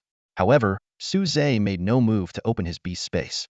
Instead, he gestured to the side. As everyone watched in confusion, a fiery figure swiftly approached and nestled into Su Zhe's arms. Guo Linshan immediately became alert, the light of a summoning array glowing beneath his feet. But Su Zhe gestured for him to relax. The fiery figure was Feng Qingyi, who no longer hid in the beast space but roamed freely around Su Zhe, occasionally returning for a pat. Sorry, Captain Gua. She's curious, and I couldn't keep her from exploring the camp, Suze explained. Gua Linshan, experienced and knowledgeable, quickly realized the beautiful, otherworldly girl wasn't human. He retracted his summoning array and relaxed. Yet Jiang Tianlong, not willing to concede, said with a dark expression, "Where did you find a little girl to pretend as a transformed beast?" Before he finished, Feng Qingyi responded with action. Her trailing red dress transformed into fiery feathers, flying toward Jiang Tianlong. The intense heat made it hard to avoid, yet they pursued relentlessly. Jiang Tianlong was forced to summon his Biasta pure white Pegasus with wings. With its power, he barely managed to fend off Feng Qingyi's fiery feathers. This confirmed Feng Qingyi's identity and intensified Jiang Tianlong's desire. Such power, even in its juvenile phase, was the hallmark of a diamond-level beast. But seeing Feng Qingyi's affectionate behavior with Suze, Jiang Tianlong frowned. Zhang Jian's intelligence was wrong. Suze not only could summon the diamond-level beast without backlash, but their bond was also remarkably close. The three exchanged glances, realizing the complexity of the situation. Qian Zhe continued, "Such powerful strength indeed confirms it's a diamond-level beast. However, summoning isn't enough. We need to see you wield its power." Before he could finish, Feng Qingyi, after receiving a pat on the head from Suze, obediently transformed into a blaze and settled behind him, forming a pair of wings. Suze gently lifted off the ground, looking down at the three and asked, "Does this count as being able to wield the beast's power?" The three of them were speechless, exchanging looks with each other. The ability to control a beast to the point of transforming it into a weapon was undeniable proof that Suze had reached an exceptionally high level of mastery over his beast. The risk of losing control was almost non-existent. Jiang Tianlong gritted his teeth in disbelief. Impossible. How can this be? Controlling a proud diamond-level beast despite such a level difference. Gua Linshan glanced at him with a hint of self-mockery in his tone. Just because you can't do it doesn't mean others can't. Remember, there are plenty of people more talented than you out there. Although he was addressing Jiang Tianlong, he was also mocking himself. After all, Jiang Tianlong, at such a young age, held the same rank as him as a captain in the Daxia Spirit Guard, clearly possessing greater talent. Jiang Tianlong could still climb higher, while he was already old and likely to remain stagnant. However, Jiang Tianlong took it as a sarcastic jab at his arrogance. He looked coldly at Suze in the sky and snorted, "Humph. Fine, very well. You've passed the test. Let's go." "Wait a minute." Gua Linshan called out to the departing group. "What about the compensation you promised? You're not planning to renege, are you?" Suppressing his anger, Jiang Tianlong replied, "Write down what you want and send it over. We're staying at the Jiang family hotel in the city center." With that, he turned around and left, unable to endure the humiliation any longer. The other two followed closely behind, only slowing their steps once they were far from the Daxia Spirit Guard camp. "Tianlong, what do we do now?" Jiang Chen asked worriedly. "We didn't complete the mission. If we return to the capital now, the old master will..." He shuddered at the thought. The old master he referred to was naturally the eldest ancestor of the Jiang family. Hearing Jiang Chen mention the old master, Jiang Tianlong calmed down from his anger. After a moment of thought, he said, "The family tasked us with bringing back a diamond-level beast, without specifying the method. We've tried the straightforward approach. Since it didn't work, let's try other means." The three nodded in agreement with this suggestion, though they hadn't decided on the specific method yet, and planned to rest first before making any further plans. Being one of the four major families in the capital, the Jiang family's influence and reach extended beyond the Daxia capital. They had businesses in Beishan City as well, including the upscale hotel they were staying at in the city center. On the way back, Jiang Chen let the others go ahead and turned off in a different direction. Soon, the scenery around him changed drastically from the luxurious city center hotel to an old, run-down neighborhood. Tangled power lines and stray cats and dogs scavenging in trash bins painted a vivid picture of the environment. Following the address in his hand, he quickly found a dilapidated old house. Through the rusty open gate, he saw a plain-looking, simply dressed woman washing vegetables. Her expression was dull, her movements mechanical. Nearby, a child sat on the ground, wailing and calling for his father, but the woman seemed oblivious. As she finished washing the vegetables and turned around, she saw Jiang Chen standing there. Hesitantly, she asked, "Hello, sir. You are?" Jiang Chen smiled and replied, "Oh, I guess you could say I'm a relative of your husband, Zhang Jian." This humble abode was indeed Zhang Jian's home. It was hard to imagine that someone of his caliber as a beast master and a university teacher would live here. Hearing Jiang Chen's response, the woman showed no joy. Instead, a hint of fear flashed across her otherwise expressionless face. Trying to appear calm, she said, "What brings you here? Zhang Jian is no longer with us, and we don't have money for gifts for the family elders." They lived here because Zhang Jian had to send gifts to his so-called family every year. That was the Jiang family, one of the four major families, and to satisfy them, the gifts had to be expensive. Even though a university teacher's salary was high, it was insignificant compared to these families. Yet Zhang Jian had no choice. Without the Jiang family, he would have starved on the streets, let alone become a beast master and work at the university. This debt of gratitude was something he had to repay for life, as the Jiang family demanded. Jiang Chen chuckled, "Don't worry, I'm not here to collect gifts. On the contrary, I'm here to help you. With Zhang Jin gone, life must be tough for you and your child. In this world, ordinary people like you could be eaten by beasts any day." So, suddenly, Jiang Chun bent down and picked up the still crying child.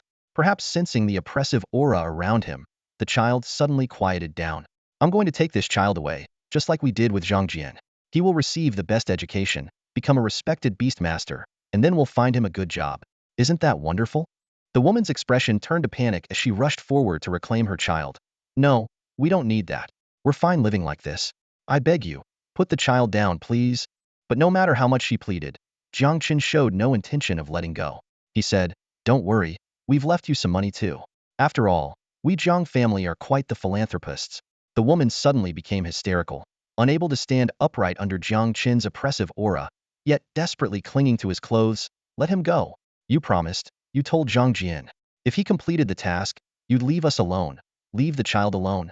Jiang Qin finally dropped the pretense, his expression turning vicious. "Yes, we did promise him.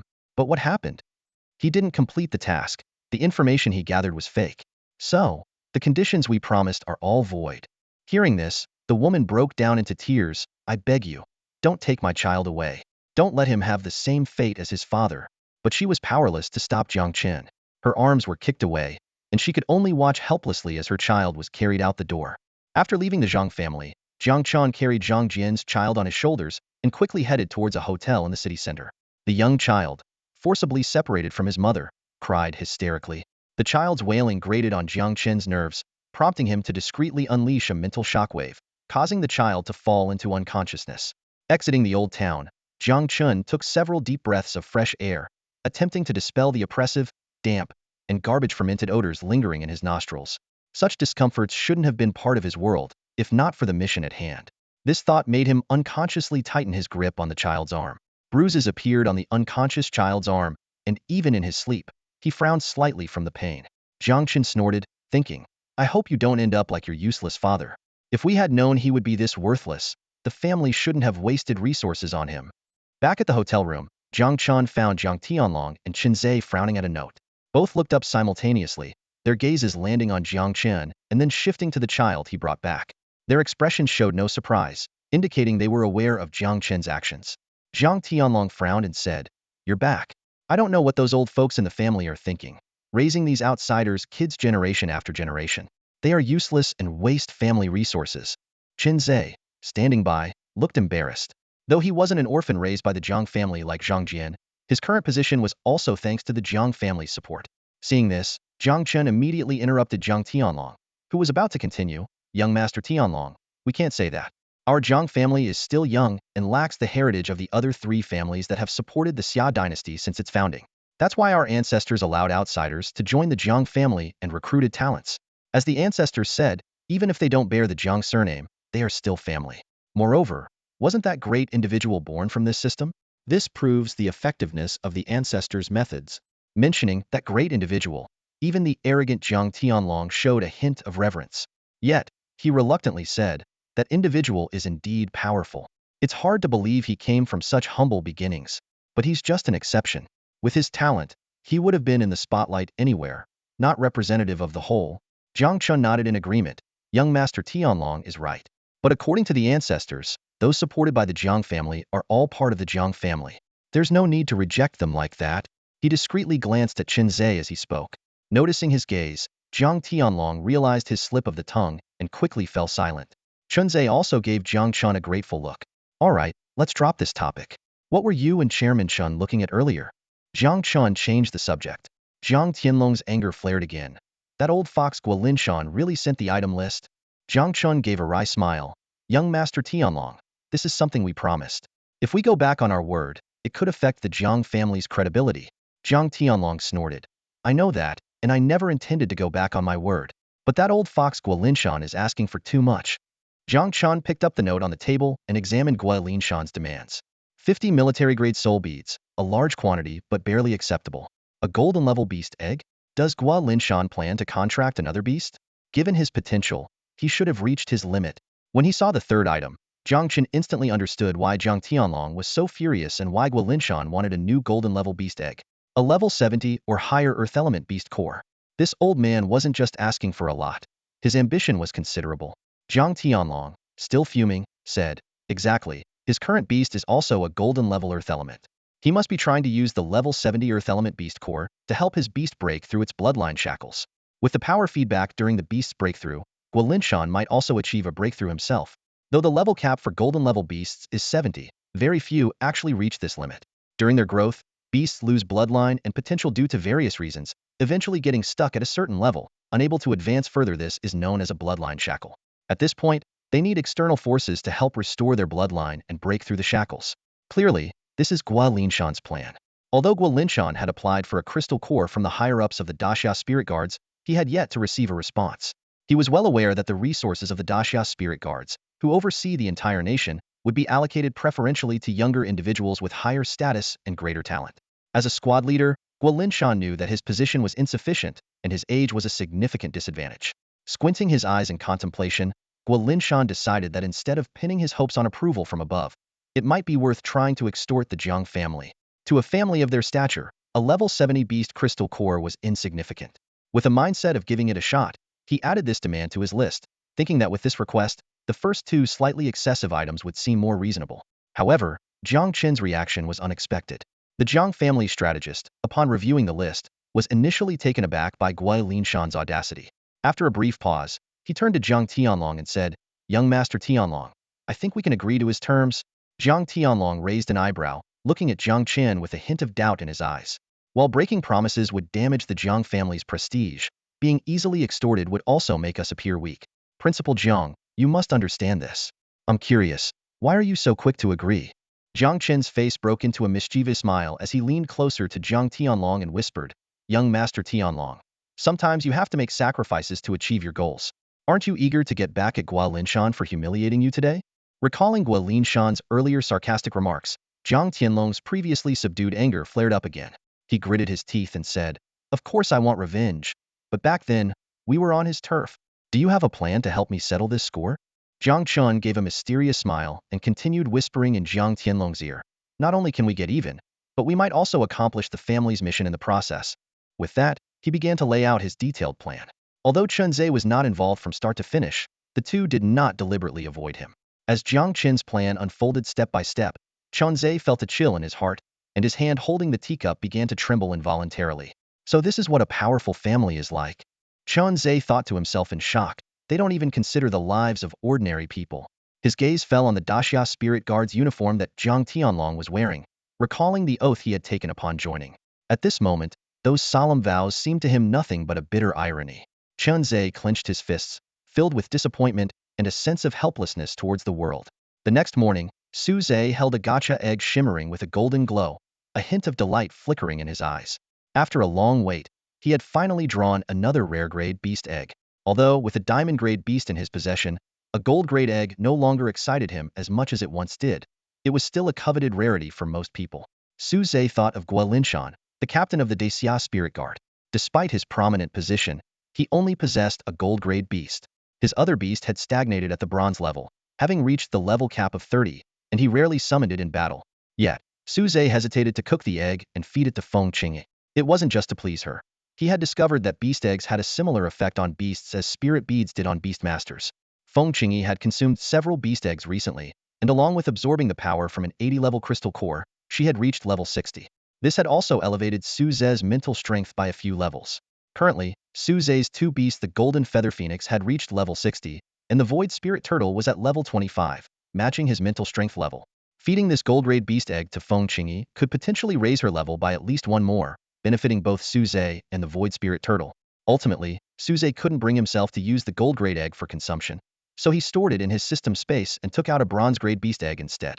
Using a gold-grade egg for food felt too extravagant, and he decided that leveling up could wait.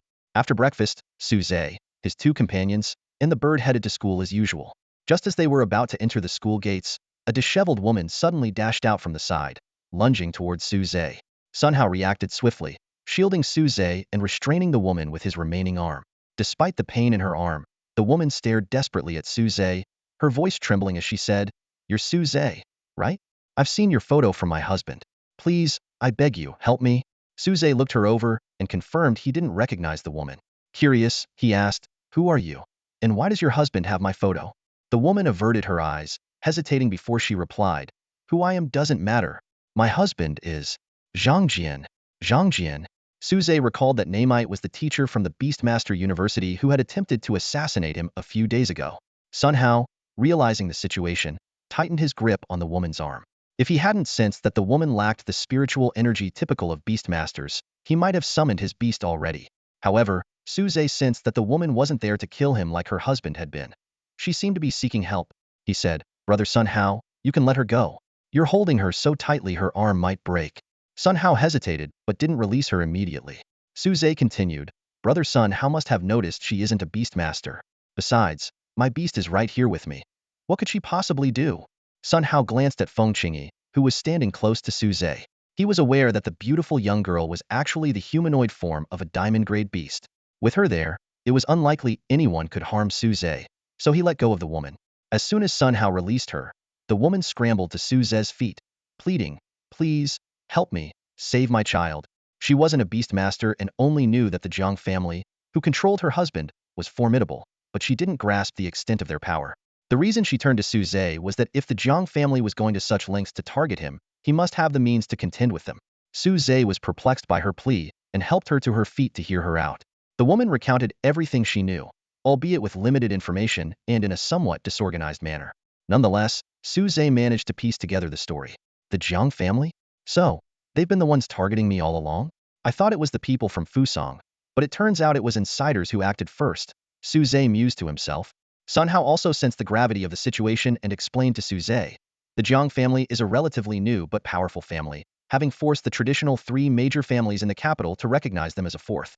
However, as a Beastmaster family, what matters most isn't how many businesses you have or how much money you make each year. It's the number of high-level Beastmasters you have.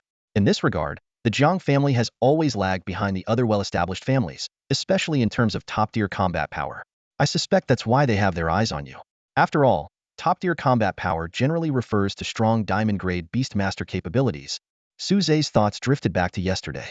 Among the three people from the imperial capital who were giving him a hard time, it seemed two of them had the surname Jiang. Clearly, this so-called Jiang family hadn't given up on their harassment. Based on the description from Zhang Jian's wife, he deduced that the person who took the child was likely Jiang Chen, the vice principal from the capital. Unwilling to sit idly by, Su Zhe furrowed his brow in thought for a moment before turning to Sun Hao and saying, "We have the sister-in-law as a witness now, proving that the Jiang family is out to get me. Can we report them? Make them think twice before targeting me again." Sun Hao shook his head, his expression serious. "Don't get your hopes up, the evidence isn't enough. A single testimony won't cut it. Jiang Chen only took the child without silencing anyone because they feel secure. Besides, disputes among beast tamers are always handled by the Daxia spirit guards, and involving the Jiang family would require intervention from higher authorities. Do you know how many Jiang family members are in the upper echelons? It would end up being a case of who dares to accuse their superior." Su Zhe, unwilling to give up, pressed on, "Then at least we can get the child back, right?" Sun Hao continued to shake his head, explaining, "The Jiang family doesn't just sponsor orphans for school. They adopt them as foster children, making them part of the so-called Jiang family outsiders. So, in a way, Zhang Jian's child is considered one of them now." Frustrated, Su Zhe scratched his head, momentarily at a loss. He could only have Su Yao help the distraught woman into the school to rest. Ever since her child was taken yesterday, the mother hadn't slept a wink. Eventually, they settled her in the rest area of the breeding zone managed by Lin He. Lin He, sipping on some wine nearby, couldn't help but tease upon seeing the scene. "Oh, my good student, are you finding me a partner? How thoughtful. She might look a bit rough, but she's young, not bad." Su Zhe replied helplessly, "Teacher, have you even considered your own age and capability? Enough joking, let's let her rest here for now. I'm going to find the principal." He thought to himself that Zhang Jian had once been a teacher at Qinglong Beast Taming University. Principal Xiao Su should stand up for his former colleague, right? Moreover, unless the Jiang family members were foolish, they wouldn't risk offending a university principal over an ordinary child. With this in mind, Suze decided to take action immediately. After Suze left, the woman felt exhausted but couldn't fall asleep. She struggled to get up, nearly rolling off the bed due to her weakness. Lin He, with agility beyond his years, quickly helped her back onto the bed. Sister, your body can't handle this. You need to rest, Lin He advised. The woman stubbornly shook her head, still trying to rise. Lin He sighed, gently tapping her forehead. She immediately froze, her eyes losing focus, and slowly closed them. Her arms went limp, and she fell back, sinking into slumber. Your spirit is at its limit. Rest peacefully, Lin He said calmly. As he turned to leave, Lin He noticed the woman still struggling on the bed. He raised his hand slightly, and his shadow, like a flattened black silhouette, rose from the ground and drifted in front of the woman. The shadow extended its elongated fingers, making a grasping motion and extracting wisps of dark, murky images from her, then swallowed them with its hollow mouth. A satisfied expression appeared on the shadow's face before it returned to Lin He's feet. The woman ceased her struggles and fell into a peaceful sleep. The Nightmare Lord, a platinum-level spiritual beast, can manipulate dreams and illusions, feeding on human dreams. Extreme nightmares and beautiful dreams are its favorite delicacies. Clearly, the woman's dream was the latter, leaving it deeply satisfied. Lin He closed his eyes and, together with his beast, absorbed the nightmare. After a while, he opened his eyes, a hint of killing intent flashing in his lazy gaze. The Zhang family. Causing too much trouble won't end well for them. Meanwhile, Suze reached the top floor of the administration building, only to find that Principal Xiao Su was not available. He stopped a cleaning lady to inquire. Ma'am, do you know why the principal isn't in his office? The lady placed her mop on the ground and wiped the sweat from her forehead. The principal isn't here this week. If you want to see him, come back next week. Wait, do you know where he went? Suze pressed further. I'm just a cleaner. How would I know? I heard he might have gone to the capital. He won't be back for at least a week, she said, picking up her mop again. Lift your feet, please. I haven't finished mopping, and it'll get dirty again. Suze had no choice but to give up, eventually learning from Su Yiming, who was teaching a class, that Xiao Su had been invited to a meeting by the Imperial Beast University in the capital. Along with other university principals, he was to attend an academic exchange to finalize the date, location, and rewards for this year's 5-school competition. Suze thought, even though Principal Xiao Su isn't here, with Captain Gua and Elder Yu, I should be able to convince them to return the child.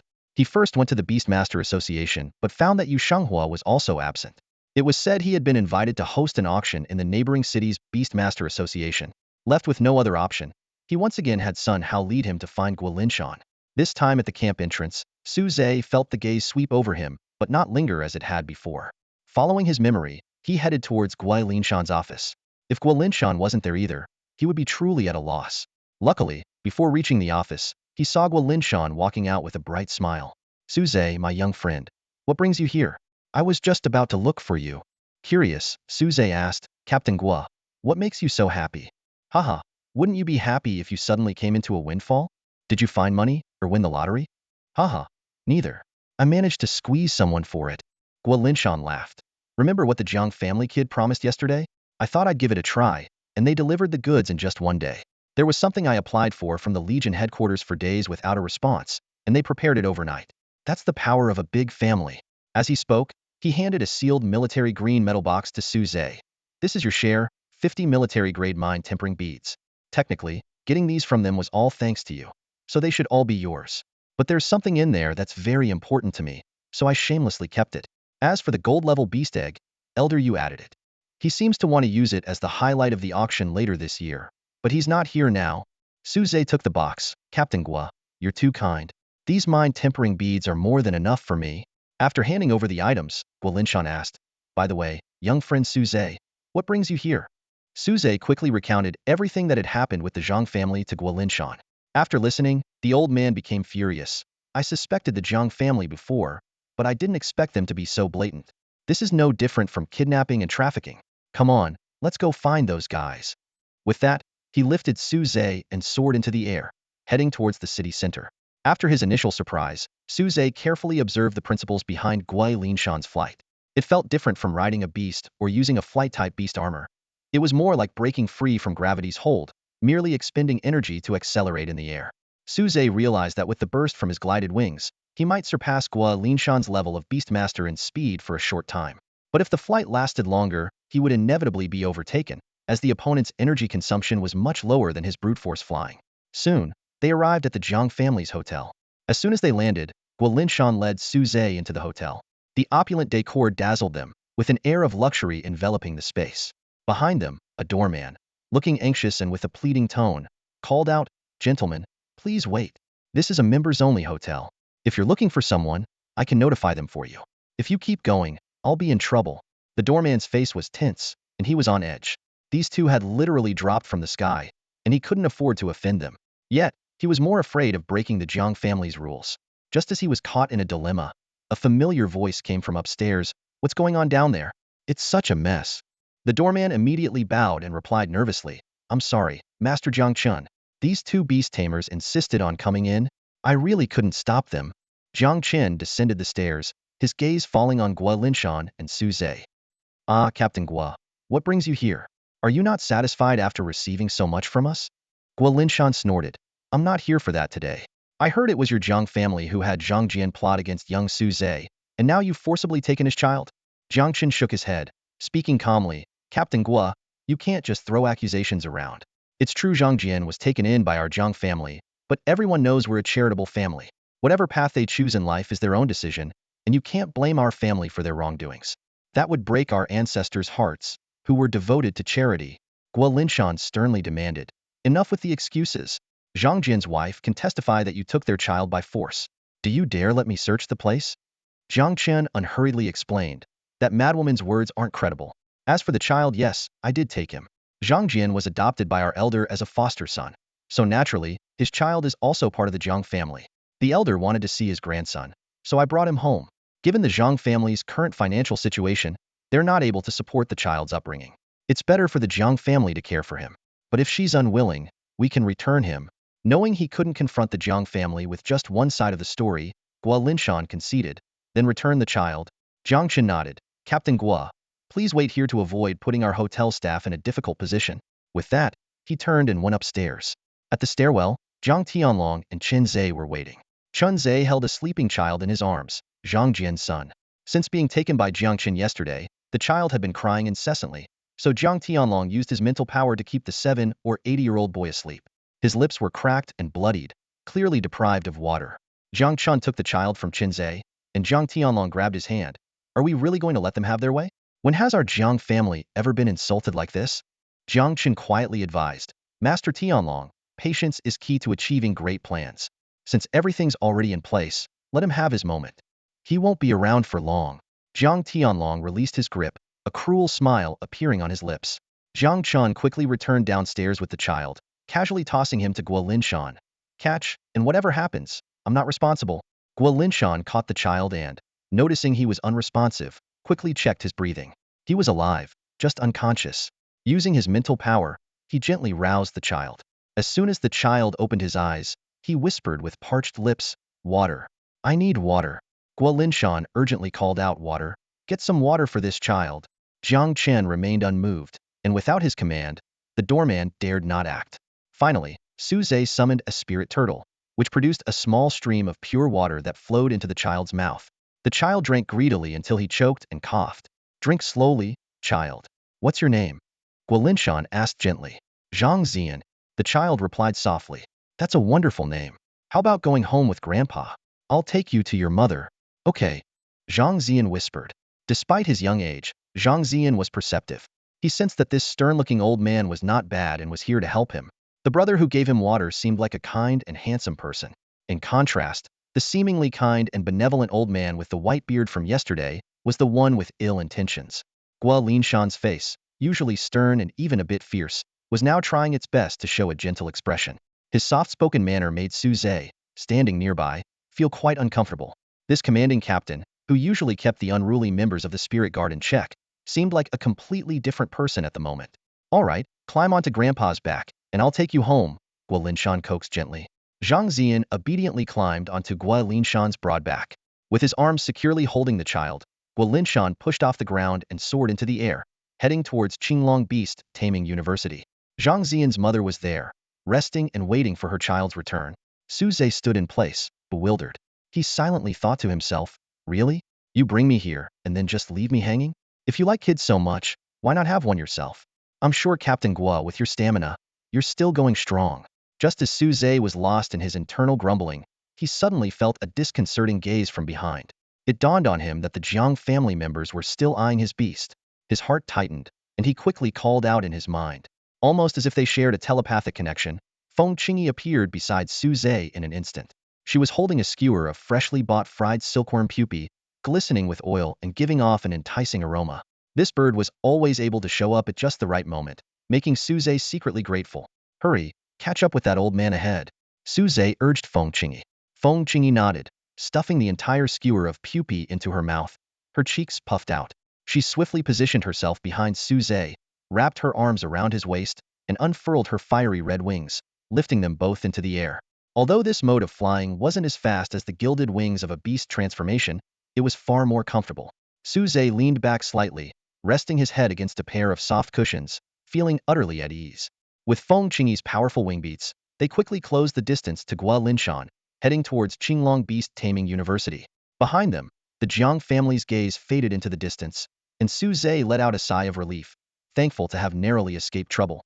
Inside the Azure Dragon Beast University, Zhang Jian's wife held her child tightly in her arms, tears streaming down her face. She had just recovered a bit from a brief sleep and, upon hearing the news that her child had been found, she hurriedly tidied her disheveled hair, afraid that her unkempt appearance might scare her child. Thank you. Thank you so much, she said, clutching her child with one arm while pulling out a few crumpled bills from her pocket with the other, bowing repeatedly to everyone around. This is what my husband left for us. If you don't mind. Guolinshan quickly pushed her hand away. Please, there's no need for that. We, the Dixia spirit guards, are here to serve the people. The woman turned to Su Zhe, her eyes glistening with tears. She suddenly knelt down, her child still in her arms. Young man, we owe you so much. Despite how my husband treated you, you hold no grudges. I truly don't know how to express my gratitude. Su Zhe hurriedly helped her up, shaking his head repeatedly. I was just addressing the matter at hand. It was the Jiang family who plotted against me, not you. The woman wanted to say more, but the child in her arms began to cry out for food. Since yesterday, he had only had some water and nothing else. The woman, feeling heartbroken, gave everyone an apologetic smile and walked home with her child.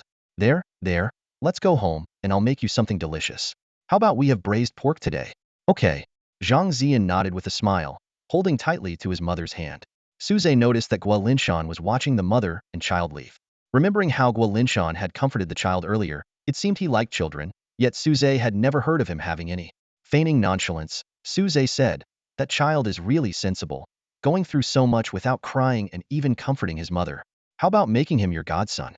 It's a pity for someone so young to lose his father. Gua Linshan was momentarily taken aback and didn't respond immediately. There's no rush. There'll be plenty of opportunities in the future. He then said, young brother Su Zhe, I need to head back. The team is waiting for me. With that, he leapt into the air, heading out of the city. Su Zhe watched Gua Linshan's free and easy figure with envy, secretly wishing for the day he could reach such a level himself. Back home, Su Zhe sat cross-legged on his bed and opened the iron box Gua Linshan had given him. Inside were neatly arranged beads of pure concentration, their color flawless and without impurities, even considered top grade among military supplies. Not bad, let's give it a try. Su Zhe closed his eyes and began to absorb the power from the beads. Each strand of mental energy that passed through the beads became more solid and refined. When the power of one bead was exhausted, Su Zhe felt he was one step closer to his next breakthrough. The purity of these beads not only quickly enhanced mental power levels, but also posed no risk of contaminating his mental energy with impurities. By the time Su Zhe opened his eyes, it was already late into the night. He was about to take another bead to attempt a breakthrough when he noticed Feng Qingyi eagerly eyeing the iron box. Do you know how to use this? Feng Qingyi nodded affirmatively, so Su Zhe let her take one too. However, she swallowed the bead whole, like a bird swallowing a glass marble. Wait, that's not the correct way to use it. Su Zhe started to stop her, but then sensed the power fluctuations from the other end of their contract. Feng Qingyi was indeed refining the bead, using a beast's unique and straightforward devouring method, and at a speed faster than Su Zhe. Due to the reciprocal nature of their beast contract, any increase in strength on either side would benefit the other. Su Zhe decided to place the iron box between them, allowing either to take a bead as soon as one was finished. This way, their simultaneous refining was much faster than if Su Zhe trained alone. Unfortunately, the void spirit turtle couldn't take human form, and its intelligence hadn't fully developed. Otherwise, Su Zhe's training speed could have been even faster. By dawn, Su Zhe had steadily advanced to the mid-level of 26. During this time, he had only refined 2 beads, while Feng Qingyi had devoured 7 or 8. However, her level was too high, and breaking past the 60th level was a significant threshold. Even after consuming so many beads, there was no sign of a breakthrough. Su Zhe still had a sufficient number of tempering beads to help Feng Qingyi break through. He decided to take 2 days off to focus entirely on refining the remaining beads. Ever since the Jiang family started targeting him, he had felt unprecedented pressure. What made him even more wary was the simultaneous departure of Xiao Su and Yu Shenghua, 2 of the top 3 powerhouses in Beishan City. Although their reasons for leaving seemed legitimate, Su Zhe couldn't shake the feeling that it was too coincidental. To protect himself, he knew he had to quickly enhance his own strength. While Su Zhe was fully absorbed in refining the tempering beads, a secret ritual was taking place in an underground chamber at the Daxia Spirit Guard camp. This chamber, known only to squad leaders, was where Guolinshan sat cross-legged, eyes closed in meditation. Beside him stood a scaled-down armored rock rhino, absorbing the rich energy emanating from a large, earth-colored crystal core between them. This crystal core was the level 70 Earth Attribute Beast Core that Guolinshan had demanded from the Jiang family. To his surprise, the Jiang family had delivered it overnight. It was astonishing, considering that the highest cultivation level among the Jiang family was Jiang Chun at level 67, and although Jiang Tianlong possessed a rare platinum-level beast, his actual combat power might not exceed that level. The Jiang family's ability to easily produce a level 70 beast core demonstrated their profound resources. Both Guolinshan and his beast, the armored rock rhino, were at level 68. The limit for a gold-level beast was level 70, but due to multiple severe injuries on the battlefield, the armored rock rhino had lost its original bloodline, preventing it from breaking through. Guolinshan sought the beast core to help his beast overcome its bloodline deficiency and reach level 70. The 2-level gap did not concern him, as risks typically emerged only with differences of more than 5 levels. As time passed, Guolinshan's plan seemed to be proceeding smoothly. After absorbing about half of the core's energy, the armored rock rhino successfully broke through to level 69. The barrier that had long hindered both man and beast was finally breached, bringing a smile to Guolinshan's face. However, he failed to notice a subtle yet crucial detail. Within the earth-colored energy absorbed by the armored rock rhino, there was a faint trace of blood red. This hint of red was slowly creeping into the rhino's eyes, signaling potential unknown changes ahead. 2 days flew by in the blink of an eye as Su Zhe and Feng Qingyi used up all 50 military-grade mind-refining beads.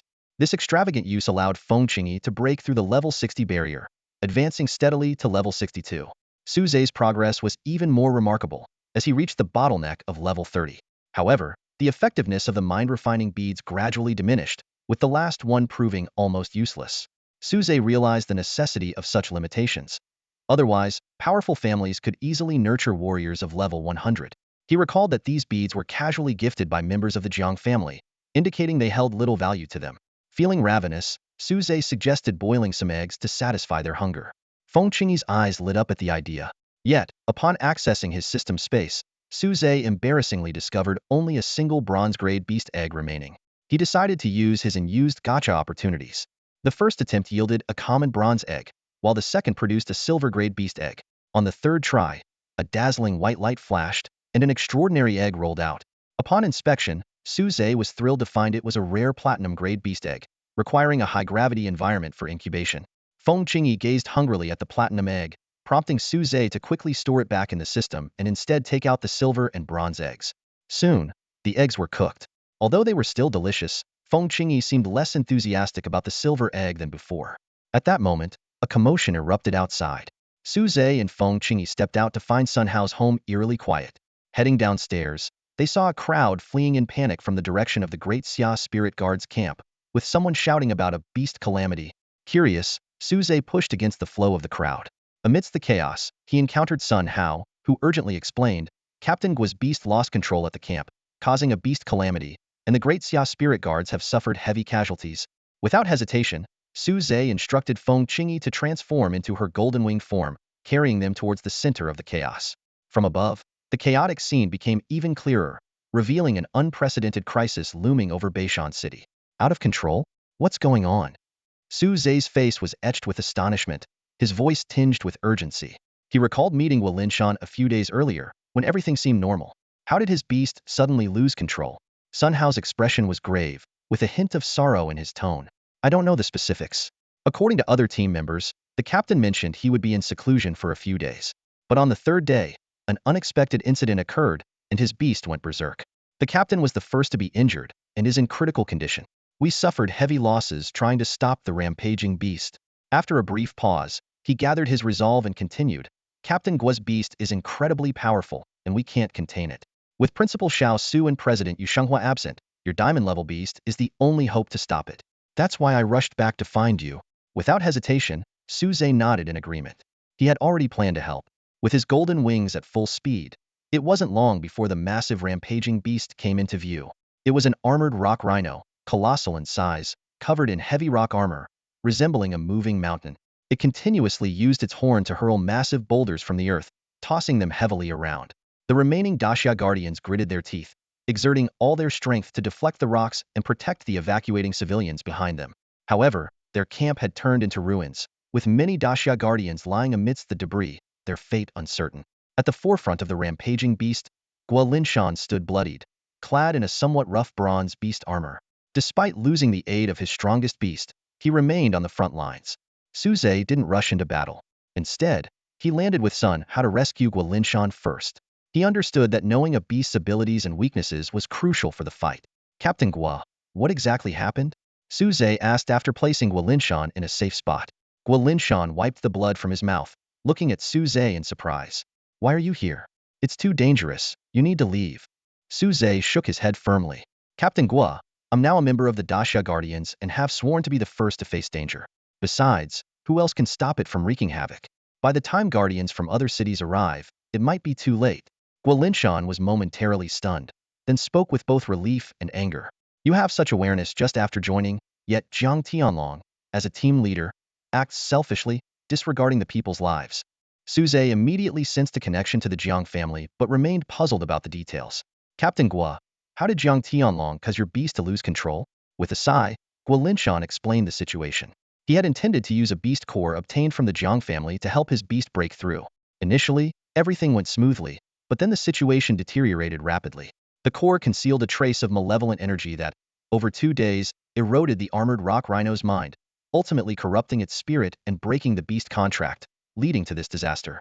Su Zhe was startled, recalling the purification beads he had been refining, which also came from the Jiang family. Although he had thoroughly checked them to ensure they were pure, Guo Linshan's experience left him worried about potential hidden dangers. Seeing Su Zhe's concern, Guo Linshan reassured him. The core was large and its energy mixed, so I couldn't detect the hidden malevolence. Purification beads are different. They're small and have pure energy, making tampering difficult, he added with frustration. This time, they were targeting me. However, Su Zhe didn't fully agree with Guo Linshan. He realized that the coincidental absence of Xiao Su and Yu Shenghua at this critical moment was no accident. The Jiang family seemed to target Guo Linshan, but were actually forcing Su Zhe to act. In truth, the Jiang family hadn't tampered with the purification beads not because they couldn't, but because they deemed it unnecessary. They assumed these military-grade beads would be distributed among the Daxia guardians, not knowing they were all given to Su Zhe, hence their elaborate scheme. Su Zhe scanned the surroundings, finding nothing unusual, but his instincts told him the Jiang family was lurking nearby, waiting for an opportunity. Nevertheless, he had no choice but to act. The Daxia guardians were barely holding off the armored rock rhino's assault, and the civilians behind them were far from safe. Think you can outsmart me? Su Zhe thought with a sly smile. Let's see who ends up regretting this. You'll rue not tampering with the purification beads. Su Zhe walked alone towards the front, as the Daxia spirit guards behind him retreated one by one. Most of them were already battered and bruised, some even with broken bones. This sight filled Guo Linshan with overwhelming guilt, silently vowing to take responsibility at the military court later. Sun Hao hurriedly tried to stop him. Captain, this isn't your fault. It's all those Jiang family scoundrels doing. Without you, who would lead us? Guo Linshan shook his head with a bitter smile. Don't worry, the headquarters will send someone to replace me. Without the armored rock rhinoceros, even with my spirit power over level 60, I'm just a level 30 beast master, unfit to be the squad leader. At that moment, a wave of scorching heat rushed towards them. Everyone looked up to see a massive golden phoenix blotting out the sky. It was Su Zhe's beast, Feng Qingyi. She chose to fight in her true form because her humanoid form would limit her power. Although Feng Qingyi had a bloodline advantage, she dared not underestimate the rampaging level 70 armored rock rhinoceros. Worse still, the frenzied rhinoceros seemed immune to bloodline suppression, allowing it to unleash its full strength. However, this also meant it would be defenseless against attacks. Feng Qingyi opened her mouth and unleashed a searing death flame, striking the rhinoceros with precision. Yet, when the flames dissipated, they were shocked to find only a melting boulder on the ground. In the next instant, the The lava shifted, revealing the rhinoceros's single horn. The armored rock rhinoceros shook violently, flinging lava in all directions. Suze quickly summoned a void spirit turtle as a shield and erected several water walls in front of him. The lava penetrated the water walls, turning into black basalt, and slammed against the shield, forcing Suze to stagger back. The other team members also dodged to avoid the wide-range attack. The rhinoceros, now without its rock armor, appeared more vulnerable, but its horn began to emit an earth-yellow glow, signaling the formation of new armor. At this critical moment, a thick pillar of fire erupted from beneath the rhinoceros, blasting its massive body off the ground. This was the countermeasure Suze had learned from Lin He.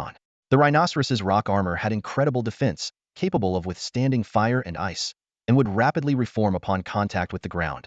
However, aside from its formidable defense, it had weaknesses everywhere else. The armored rock rhino's attack power and speed are far inferior to other mythical beasts, making it a slow-moving target in battle. However, once armored under the control of a beastmaster, it not only resolves its speed issues but also provides formidable defense capabilities. At this moment, Suze cannot afford to engage in a slow battle with the armored rock rhino and must swiftly defeat it before it causes further damage. Lin He proposed a three-step plan. First, destroy the rock armor. Second, lift it off the ground to prevent the armor from reassembling. And finally, seize the opportunity to eliminate it. While the plan seems straightforward, executing it requires precise timing at each step. Qingyi has already completed the first two steps, leaving only the final strike. She must unleash her strongest attack at the moment the armored rock rhino loses its connection to the Earth's power. As a beastmaster, Qingyi's greatest strength comes from weaponizing her beast through the beastmaster technique. Golden Feather Phoenix, Beast Weaponization Attack Specialization, Qingyi shouted. This time, she transformed not into golden wings, but into a fiery red feather fan, the Phoenix Feather Fire Fan. Suze gripped the fan's handle tightly, channeling all his mental energy into it, and swung it fiercely at the armored rock rhino just before it hit the ground. Phoenix Fire. A mass of crimson gold flames erupted from the fan, sweeping the armored rock rhino back into the air with a scorching wave. The intense heat ignited everything around it, and the flames spread rapidly over the rhino's tough skin as if it were dry grass. The armored rock rhino let out a heart-wrenching howl, and from a distance, Lin He felt a pang of sorrow but understood that this was a necessary action. The beast causing the calamity had to be destroyed. There was no other choice. Moments later, Lin He's expression changed drastically as he coughed up blood. He sensed that his beast had died, and the backlash force hit him. It's over, all over, he murmured to himself. Suze, having forced himself to wield the Phoenix Feather Fire Fan beyond his limits, was now drained of mental energy and succumbed to dizziness, collapsing to the ground. Suddenly, a thick mist rolled in, enveloping the ruins of the great Xia Spirit Guard camp. The fog thickened, gradually engulfing the entire battlefield where Suze had fought the armored rock rhinoceros. Strangely, the fog remained confined to that specific area, not spreading outward. Lin He gazed intently at the fog, his brow furrowed. Something's not right. Suze might be in danger. Let's go in and see what's happening. Without waiting for a response, he charged into the fog, followed closely by the remaining Xia Spirit Guards who could still move.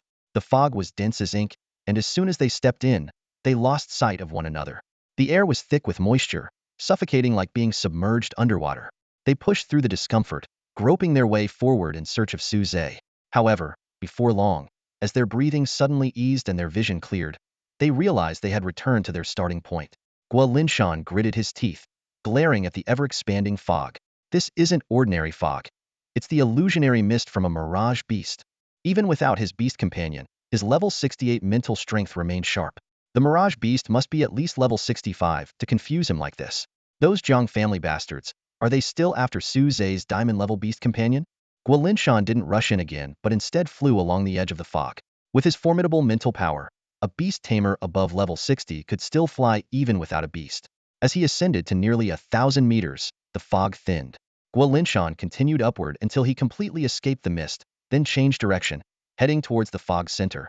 Relying on his memory to estimate Suze's position, he dived straight down. Lin He shut off his senses to prevent being misled by the fog again. He maintained his rapid descent until he slammed into the ground. Meanwhile, at the fog's center, Suze was enveloped in a fiery aura, clearing the fog for dozens of meters around him. Although he had acted the moment the fog appeared, he was still a step too late, struck by a hidden beam of light. Oddly, the beam caused no actual harm, but he found himself unable to deactivate the beast weaponization of Qingyi. Footsteps echoed through the fog, drawing closer.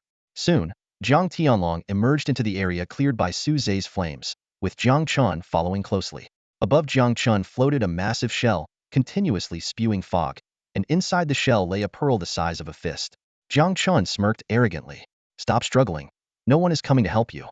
In the fog created by my mirage beast, no one can find you. Now that you're part of the Daxia spirit guards, we can't afford to be seen attacking you. His mirage beast, though only a gold bloodline monster, was often underestimated. Yet this time, its fog proved invaluable. Suddenly, a whistling sound came from above. With a loud crash, Guo Linshan hit the ground hard, his body aching. Only then did he lift his sensory block, opening his eyes to see Jiang Qin's grim face and Jiang Tianlong's frown. Su Zhe mocked mercilessly. Who was it that said no one could find me? Looks like you got proven wrong immediately. Guo Linshan quickly pieced together the situation and retreated to Su Zhe's side, standing shoulder to shoulder with him. Jiang Tianlong, Jiang Chen. So it was your doing.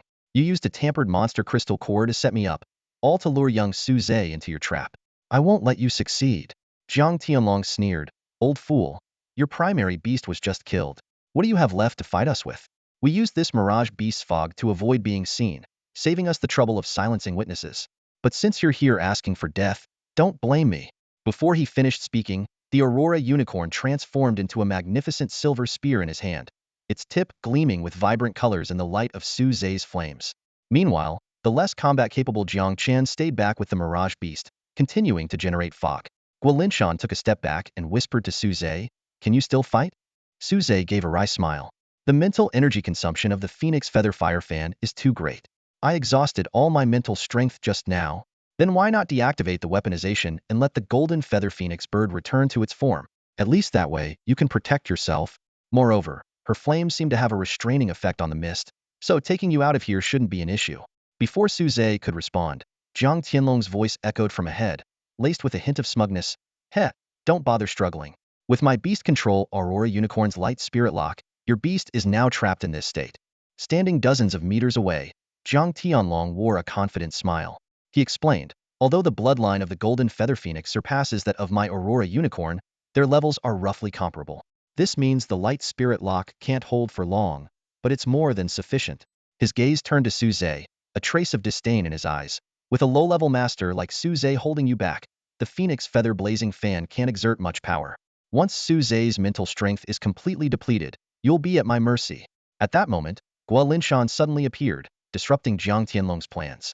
Grasping Su Zhe's hand that held the Phoenix Feather Blazing Fan, he resolutely declared, "My beast is gone. So I'll lend you my mental strength. Together, we'll fight our way out." Seeing this, Jiang Tianlong hesitated, thinking. Weapons materialized from beasts can typically only be wielded by their masters. Others can use their mental strength to activate them, but without a contract's protection, they'll face indiscriminate attacks. Just like now, as Guo Linshan channels his mental strength into the Phoenix Feather Blazing Fan, he'll be engulfed in flames, reduced to ashes. Jiang Tianlong had no desire to risk his life against the two, valuing his life too highly. Yet, he couldn't remain idle, so from a distance, he began charging his spear, a point of light forming at its tip. He intended to force Su Zhe and Guo Linshan to reveal their trump cards. Just as Guo Linshan was about to make a desperate move, Su Zhe unexpectedly withdrew his hand. To Guo Linshan's surprise, Su Zhe produced a golden beast egg from nowhere, with a confident smile on his face. Yes, my mental strength is indeed depleted, but replenishing it is simple. With that, he unhesitatingly cracked the egg, tilting his head back to consume its contents. What did you just eat? Guo Linshan asked immediately as he noticed Su Zhe had regained his energy. Nothing much, just a golden-ranked beast egg, Su Zhe replied casually. Although everyone present had contracted golden-ranked beasts, eating one was unheard of. Jiang Tianlong and Jiang Chun exchanged bewildered glances. Coming from distinguished families, they had only ever seen iron-ranked and bronze-ranked beasts served as food. Silver-ranked beasts were hard to farm, let alone the rare platinum and diamond-ranked ones. Su Zhe smirked, thinking that the egg he was reluctant to eat had finally met its fate. The raw, slimy texture made him frown inwardly, far less appealing than when cooked. Beast eggs can quickly replenish a beast master's mental strength, didn't you know? Su Zhe asked, noticing the puzzled looks, especially from Jiang Tianlong. A warm surge coursed through his body, not only instantly restoring his mental power but also continuously flowing. Su Zhe's face flushed as if he had overdosed on tonic, desperately needing an outlet. With his combat strength restored, Su Zhe swung the Phoenix Feather Fire Fan again, its power surpassing before. Although Jiang Tianlong's expression was grim, he sneered. So what if you restore yourself with external help? Let's see how many times you can swing that fan. Before he finished speaking, Jiang Tianlong lunged forward, his spear glowing brightly as it thrust towards Su Zhe. Unyielding, Su Zhe infused more mental power into his fan, summoning the phoenix flames to counter Jiang Tianlong's attack. When the flames subsided, Jiang Tianlong was shocked to find Su Zhe still full of energy, not showing any signs of fatigue. The power of the golden-ranked beast egg continued to release within Su Zhe, endlessly replenishing his expended mental strength. Damn it, I refuse to believe you can keep this up. Jiang Tianlong gritted his teeth, determined to exhaust Su Zhe's energy. The two clashed relentlessly, spear and fan entwined in a fierce struggle. Su Zhe maintained a defensive stance, neutralizing attacks while keeping a safe distance. He knew his offensive strength was formidable, but his defense was weak, being caught at close range would spell disaster. Jiang Tianlong realized this too, willing to take some damage to close the gap. But as time passed, his injuries worsened, yet he remained just short of success. As the effect of the light spirit lock neared its end, Jiang Tianlong grew increasingly anxious. If Su Zhe's golden feather phoenix fully recovered, the tide would turn completely. In this critical moment, Su Zhe's attacks suddenly slowed as he bowed his head, seemingly exhausted. Overjoyed, Jiang Tianlong thought Su Zhe was finally worn out. He abandoned his long-range tactics, closing in with his spear aimed at Su Zhe's vital point, intent on a decisive blow. Lin He wanted to help but was too late to intervene. Die! Jiang Tianlong sneered cruelly. However, just as Su Zhe appeared vulnerable, he suddenly looked up, his smile even brighter than Jiang Tianlong's. Only then did Jiang Tianlong notice that Su Zhe's free hand cradled two more beast eggs, already drained of their power. More beast eggs? How is this possible? Jiang Tianlong was dumbfounded, unable to comprehend how Su Zhe had managed to produce 3 beast eggs, each the size of a human head, in succession. It's baffling to comprehend why there would be such extravagant methods of combat. This time, Su Zhe consumed 2 silver-level beast eggs, nearly depleting his entire fortune. Although their effect was far from that of a single gold-level beast egg, it was sufficient to handle the current situation. Taking advantage of his opponent's momentary daze, Su Zhe swiftly launched his attack. With one hand gripping his spear tightly, he swung the Feng Yuli Hua fan with the other. In an instant, searing phoenix flames surged towards Jiang Tianlong like a tide. Jiang Tianlong reacted quickly, transforming his beast-controlling artifact into a beast armor. A full suit of armor enveloped him, attempting to withstand the oncoming inferno. However, even Earth-type beasts, known for their defense, struggled against the phoenix flames, and Jiang Tianlong was no exception. The armor, formed by the Aurora Unicorn, managed to absorb most of the damage but ultimately succumbed to the flame's power. The armor deactivated, leaving the Aurora Unicorn collapsed and barely alive. Though Jiang Tianlong remained inside the armor, he suffered severe burns. His once handsome face was now marred with grotesque burn scars and blisters, a horrifying sight. Despite Jiang Tianlong being out of the fight, Jiang Chun was still present, along with the elusive Chen Zhe. Su Zhe cautiously held the platinum-level beast egg in his hand, keeping his gaze fixed on Jiang Chun, ready to break the shell and consume it at any moment. Lin He, observing from the sidelines, couldn't help but furrow his brow. A platinum-level beast, something he couldn't obtain even with a lifetime of military achievements, was being used as a mere supply. Fortunately, at that moment, the effect of the light spirit lock dissipated. The Feng Yuli Hua fan in Su Zhe's hand shook violently, once again transforming into a massive phoenix that dispersed all the mist. The platinum-level beast egg was temporarily safe. However, just as Su Zhe momentarily lowered his guard, Jiang Chen's shadow began to move in an eerie manner. Shadow decapitation technique? A deep, resonant voice shattered the silence. Jiang Chen's shadow suddenly twisted and distorted, and a figure clad in black knight attire emerged like a specter. The black dagger in his hand sliced through the air, its cold gleam aimed directly at Su Zhe's throat. In the nick of time, the golden feathered phoenix circling above let out a sharp cry. It spewed a searing line of fire from its beak, forcing the black-clad assassin to retreat. The dagger's tip halted just half an inch from Su Zhe's neck, with a wave of heat washing over him. The assassin moved with agility, rolling several times on the ground to deftly evade the phoenix's attack. His movements were fluid and seamless, and in the blink of an eye, he reached a patch of shadow. In an instant, his body seemed to liquefy into a black substance, merging seamlessly into the shadow. However, Feng Qingyi's flames pursued relentlessly, clinging to the black-clad figure like a parasitic worm. Even within the shadows, the scorching fire followed him closely. Suddenly, blood-curdling screams echoed from all around, reverberating in the air and sending chills down one's spine. This technique of concealing one's presence, Is he a Fuso shadow guard? Su Zhe's brow furrowed as he recalled the Fuso shadow guards he had encountered at Tianyun Volcano. Those shadow guards used some secret method that granted their beasts the rare shadow attribute, allowing them to move freely through any shadow. This was the very foundation of the Fuso shadow guard's assassination prowess. Guo Linshan was incensed, his eyes blazing as he glared at Jiang Qian, shouting harshly, "Jiang Chun, I never expected you would conspire with the Fuso shadow guards. This is treason." Even when he had been schemed against by the Jiang family, he had never been so enraged.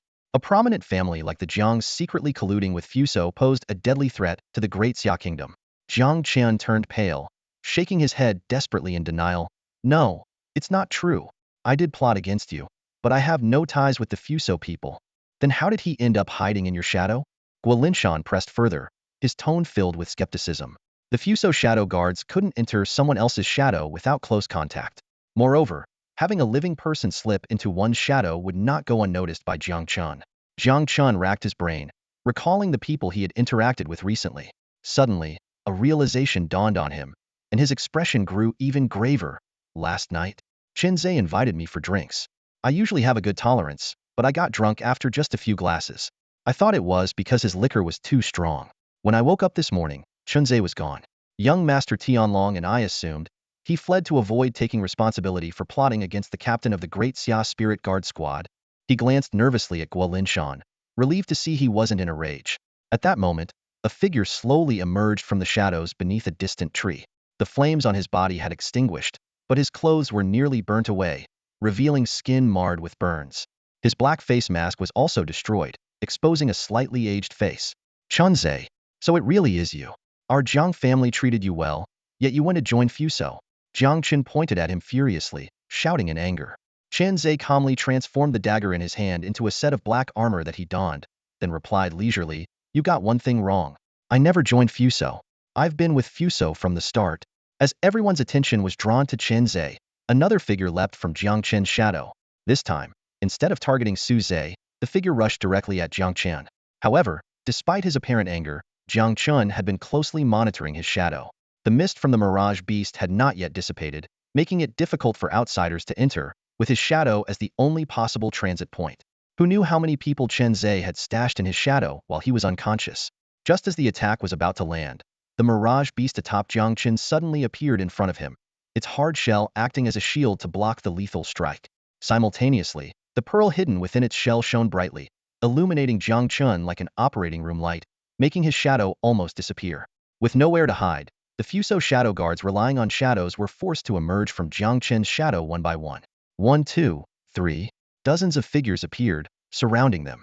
These shadow guards had their lower bodies concealed within various shadows, while their upper bodies remained exposed, ready to attack or retreat into shadows at any moment. Their shadow skills were evidently more advanced than those of the 5th Squad Su Zhe had previously encountered. Among them, including Zhe, at least 3 possessed auras no less formidable than the golden feathered phoenix. Though Zhe had suffered some burns, they were not severe enough to hinder his combat abilities. In contrast, even if Su Zhe and Jiang Chun put aside their differences, they had only 2 forces of equal strength to contend with. As Jiang Chun was quietly weighing the strengths of both sides, Zhe's deep voice broke the tense silence. "Jiang Chun, we've deployed 3 squad leader level forces this time. Given your current situation, you might find it hard to contend with us. However, our target is solely Su Zhe. The Great Xia cannot afford to have another Shaosheng, and this doesn't concern you. All you need to do is disperse the mist created by your mirage beast, and you can walk away unharmed." Hearing this, Guo Linshan couldn't help but turn to gauge Jiang Qin's reaction. Jiang Qin's brows were furrowed, his expression conflicted, seemingly tempted by the offer. Yet, the surrounding mist not only failed to dissipate but grew denser, enveloping the Fuso shadow guards entirely. Jiang Qin battled with his conscience. It was indeed an enticing proposal, but he had his principles. For the sake of the Jiang family, he had schemed against many, including setting up this trap for Guo Linshan. However, he would never compromise with the Fuso shadow guards. His son, once a prodigy in the Jiang family, even more brilliant than Jiang Tianlong now, had earned the favor of their ancestors. Just as he was about to receive the family's best training, he fell victim to the machinations of the Fuso shadow guards. "What a pity!" Zhe's voice echoed emptily from within the mist. Suddenly, he lunged from beneath their feet. At the same time, the other Fuso shadow guards launched their assault. Most targeted Su Zhe, the mission's objective, while the rest attacked Jiang Qin's mirage beast. They couldn't allow the beast's mist to continue spreading across the battlefield, as its potential consequences were unpredictable. Feng Qingyi single-handedly fended off Chen Zhe and one of the squad leaders, while Jiang Chun engaged another. Su Zhe, wielding the Void Spirit Shield, teamed up with Guo Linshan to barely fend off the remaining attacks. Although it seemed evenly matched on the surface, Su Zhe glanced towards Feng Qingyi's battlefield, feeling a twinge of concern. Earlier, when using the Phoenix Featherfire fan, he had mainly relied on Feng Qingyi's strength. Now, with Feng Qingyi having expended a significant amount of energy, she might struggle to hold off two equally matched beast masters for long. Indeed, it wasn't long before Feng Qingyi began to falter. Clenching his teeth, Su Zhe decided to gamble everything. He abandoned the cautious approach of letting Feng Qingyi fight alone, and once again opted for beast weaponization. Sensing a disturbance in the contract, Feng Qingyi frowned slightly, puzzled. Despite having suffered earlier, why would Su Zhe want her to transform into a weapon again? Was he planning to escape by specializing in flight? Although she had her doubts, Feng Qingyi silently agreed to Su Zhe's command. However, the transformation still resulted in the attack-specialized Feng Featherfire fan. Su Zhe swung the fan, unleashing a fierce blaze that instantly forced back the surrounding underpowered dark guards. Seizing the opportunity, he launched a fierce assault on Chen Zhe and the squad leader of the Fusang Dark Guards. Su Zhe calculated in his mind that if he could take one by surprise, he could gradually wear down the other, just like he did with Jiang Tianlong. He still had a platinum egg hidden, ready to use for a decisive strike, and then engage in a war of attrition with the remaining enemies. Yet, the situation unfolded in ways Su Zhe hadn't anticipated. Chen Zhe and the squad leader exchanged a glance, and the latter fearlessly rushed to meet Su Zhe's attack. Engulfed by the roaring flames, he clung tightly to Su Zhe's wrist. At that critical moment, Chen Zhe lunged with a dagger aimed at Su Zhe. Facing the threat of death, Su Zhe felt a wave of despair mingled with confusion. The opponent could have easily decapitated him, so why aim for his chest instead? Was it a misjudgment due to the flames? Although possible, the thought seemed absurd to Su Zhe. Just as the blade was about to pierce his skin, several tendrils shot out from Su Zhe's shadow. These tendrils extended like lightning, instantly touching all the Fusang Dark Guards. The enemies touched by them fell into a daze, including the squad leader who had borne the flames, ceasing his screams and freezing in place. Not just them, all the enemies seemed to fall asleep, motionless. Once the task was complete, the tendrils swiftly retracted into Su Zhe's shadow. Guo Linshan, observing this from the side, gave Su Zhe a thoughtful glance. Meanwhile, Lin He, far away at Qinglong Beast Academy, continued to lounge leisurely in a rocking chair, basking in the sun. Though his eyes were closed, he closely monitored the battlefield through the Nightmare Lord's fragment implanted in Su Zhe's shadow. Despite knowing Su Zhe had been in peril multiple times, he remained unmoved. Lin He's rocking chair faced a feeding trough in the breeding shed, beneath which lay a hidden tunnel. This was why he couldn't leave the school. Lin He thought to himself. It seems the Fusang Dark Guards have gone unchecked for too long. It's time to contact Xiaoshang and apply some pressure. I can't let them prance around under my nose without consequence. Taking advantage of the situation, Jiang Chen heavily injured the Dark Guard squad leader he was confronting. However, the attack was not lethal due to the limited power of the Mirage Beast. Though Su Zhe didn't fully understand what was happening, he decisively broke free from his opponent's grasp and quickly distanced himself. This movement jolted the enemy back to consciousness. He looked around, bewildered, and was soon overwhelmed by the pain of his burns, shouting in terror, "Wake up, everyone! It's the Nightmare Demon! The Nightmare Demon is here!" His shout brought the other two back to their senses. Chen Zhe looked down at his dagger, finding no blood, his face filled with confusion. In his memory, he should have severely injured Su Zhe. The other man stepped back, bewildered by the sudden appearance of a severe wound. The lower-level Fusang Dark Guards remained unconscious, or rather, they would never wake again. What happened? Chen Zhe asked gravely. It was the Nightmare Demon. I'm sure of it, the man replied, trembling. He once came to Fusang to avenge the attempted assassination of his student Xiaoshang, plunging 3 cities into silent death overnight, with only a few survivors. I was one of them. This feeling is unmistakable. It's him. The power of the Nightmare Demonwi just fell into a dream. As he spoke, his expression turned manic. No, maybe I'm still dreaming. I haven't woken up yet, or perhaps, I've been dreaming since then? Was there never any survivor? Seeing his sudden madness, Chen Zhe exchanged a glance with the nearby squad leader. The meaning was clear. This man had lost his sanity, leaving only the two of them to face the situation. The reputation of the Nightmare Demon was indeed well known to them, capable of making people fall into dreams instantly and die without resistance. Faced with such a terrifying opponent, both men's expressions grew exceptionally grim. However, they didn't feel like they were in a dream. The pain from their wounds was so real, It was as if the pain itself had jolted them awake from a nightmare. Although Su Zhe and Jiang Chun had lost a squad leader, they were still confident that victory was within reach. Su Zhe had just used the Phoenix Feather Blaze fan, depleting the power of the Golden Feather Phoenix. Jiang Chen's beast, while lacking in offensive capabilities, posed no threat in the current situation. The two exchanged a glance and launched a fierce attack. As expected, Su Zhe's group was utterly exhausted. Even the flames from the Golden Feather Phoenix had lost their usual intensity and were no longer a threat. They breathed a sigh of relief, noting that the terrifying nightmare demon appeared to be restrained, not launching a second attack. Remember the orders from above, the captain of the Dark Guards quietly reminded. Injure Su Zhe severely, but don't kill him. We don't know the reason, but we must follow orders. He turned to Chen Zhe. Unfortunately, you will have to reveal your identity, but don't worry. Once you're back in Fusang, you'll be rewarded, and your status will rise. Chen Zhe nodded in agreement, secretly pleased that things were progressing in their favor. However, reality was far from what they had imagined. Su Zhe, Guo Linshan, and the others watched in shock as Chen Zhe and the other Fusang Dark Guards suddenly closed their eyes and collapsed to the ground. Some even began to snore, sleeping soundly. Not a single one of them actually woke up. Everything they had just experienced was a dream. What's going on? Su Zhe stared at his shadow in horror, his voice trembling slightly. This power was bizarre and terrifying, lurking within his shadow. Although it had helped them for now, Su Zhe still felt uneasy.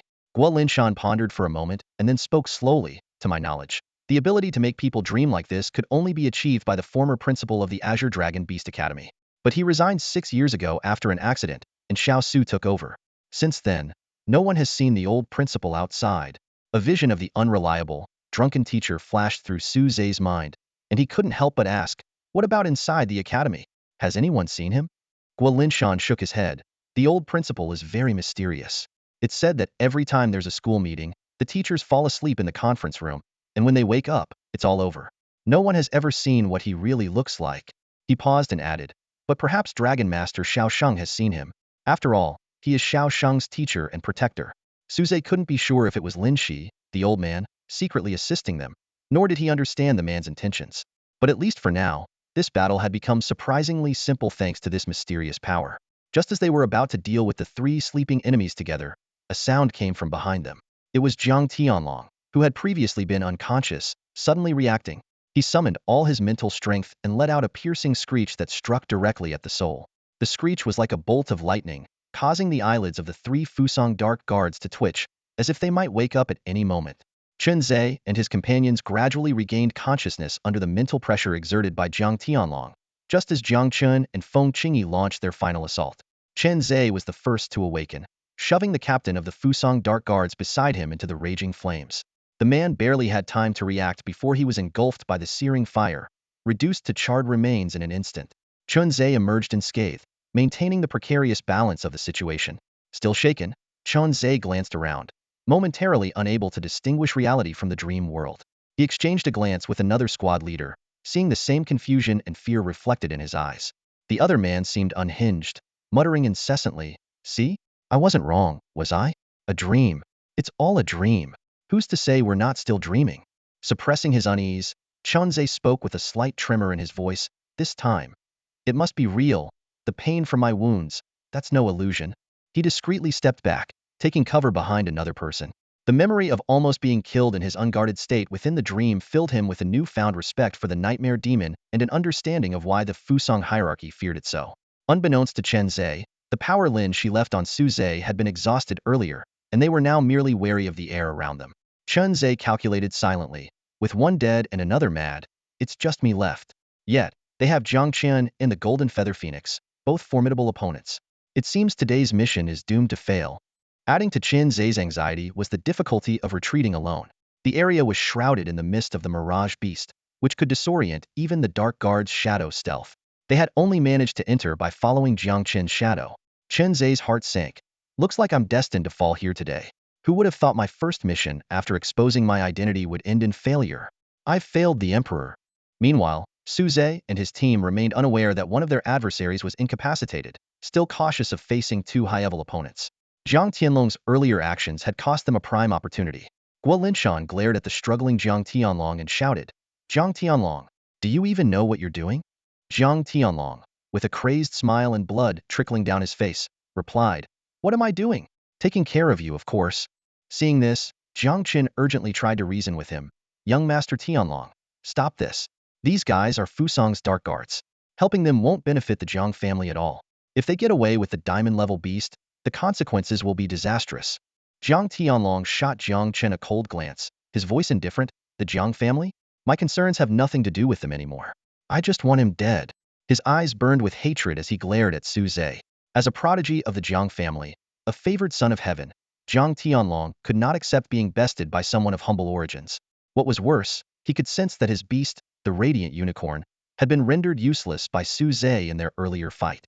A ruined beast meant the end of his career as a beast tamer, leaving him with no standing in the Jiang family. Like Jiang Qian, he would be relegated to the fringes, forced to curry favor with other family members until he grew old.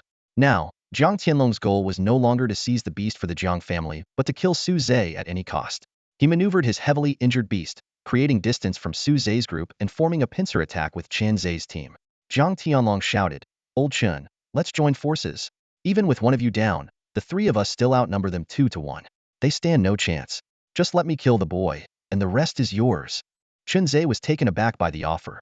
He had been worrying about finding a way to cover his retreat, and here was Jiang Tianlong offering himself as an ally.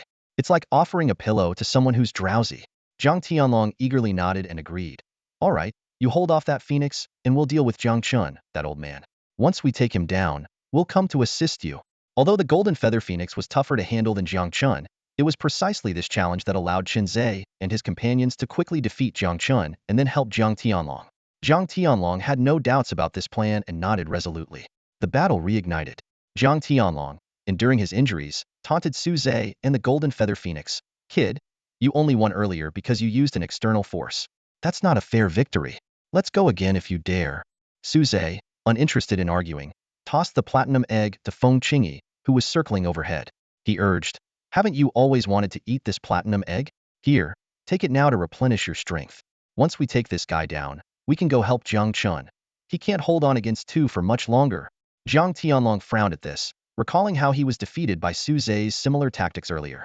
Was he about to fall for the same trick involving his beast again? However, Feng Qingyi threw the egg back down, her clear and youthful voice brimming with anger. I don't need it. Were you the one who locked onto my artifact and bullied my master earlier? Fine, I won't use any external force to defeat you now, and I'll make sure you concede willingly. Feng Qingyi breathed fire in a fierce battle against Jiang Tianlong. Despite her exhaustion, Jiang Tianlong's severe injuries gave Feng Qingyi the upper hand, although victory wasn't immediate. Su Zhe was about to stop Feng Qingyi's reckless behavior when he noticed Jiang Chen's situation wasn't as dire as expected. Only Chen Zhe was engaging him, while the other person stood motionless, murmuring to himself as if sleepwalking. Seeing this, Jiang Tianlong shouted angrily, Chen Zhe, what are you playing at? We agreed to quickly deal with Jiang Chun and come to my aid. Chen Zhe didn't respond, focused on retrieving a pearl from the shell of the mirage beast. Jiang Chen finally realized Chen Zhe's true intentions and exposed him loudly. Chen Zhe, you deceived young Master Tianlong. That Fusang Dark Guard is compromised and no longer a fighting force. You knew you couldn't win and never intended to fight Hedon. You planned to steal my Mirage Pearl and escape from the start. Upon hearing this, Jiang Tianlong roared in fury amidst Feng Qingyi's fiery assault. You dare to deceive me? Just as Chen Zhe was about to extract the Mirage Pearl, the forgotten deranged Fusang Dark Guard captain suddenly muttered, Dreams, it's all dreams. I've been trapped in this dream for over a decade, and I will break it. Abruptly, his beast armor radiated a dazzling light, brimming with a terrifying power on the verge of eruption. Madman, are you going to self-destruct? Chen Zhe exclaimed in horror, a trace of fear flickering in his eyes. Are you insane? Are you trying to blow yourself up? Chen Zhe shouted as he charged towards the deranged man, abandoning the Mirage Pearl that was almost within his grasp.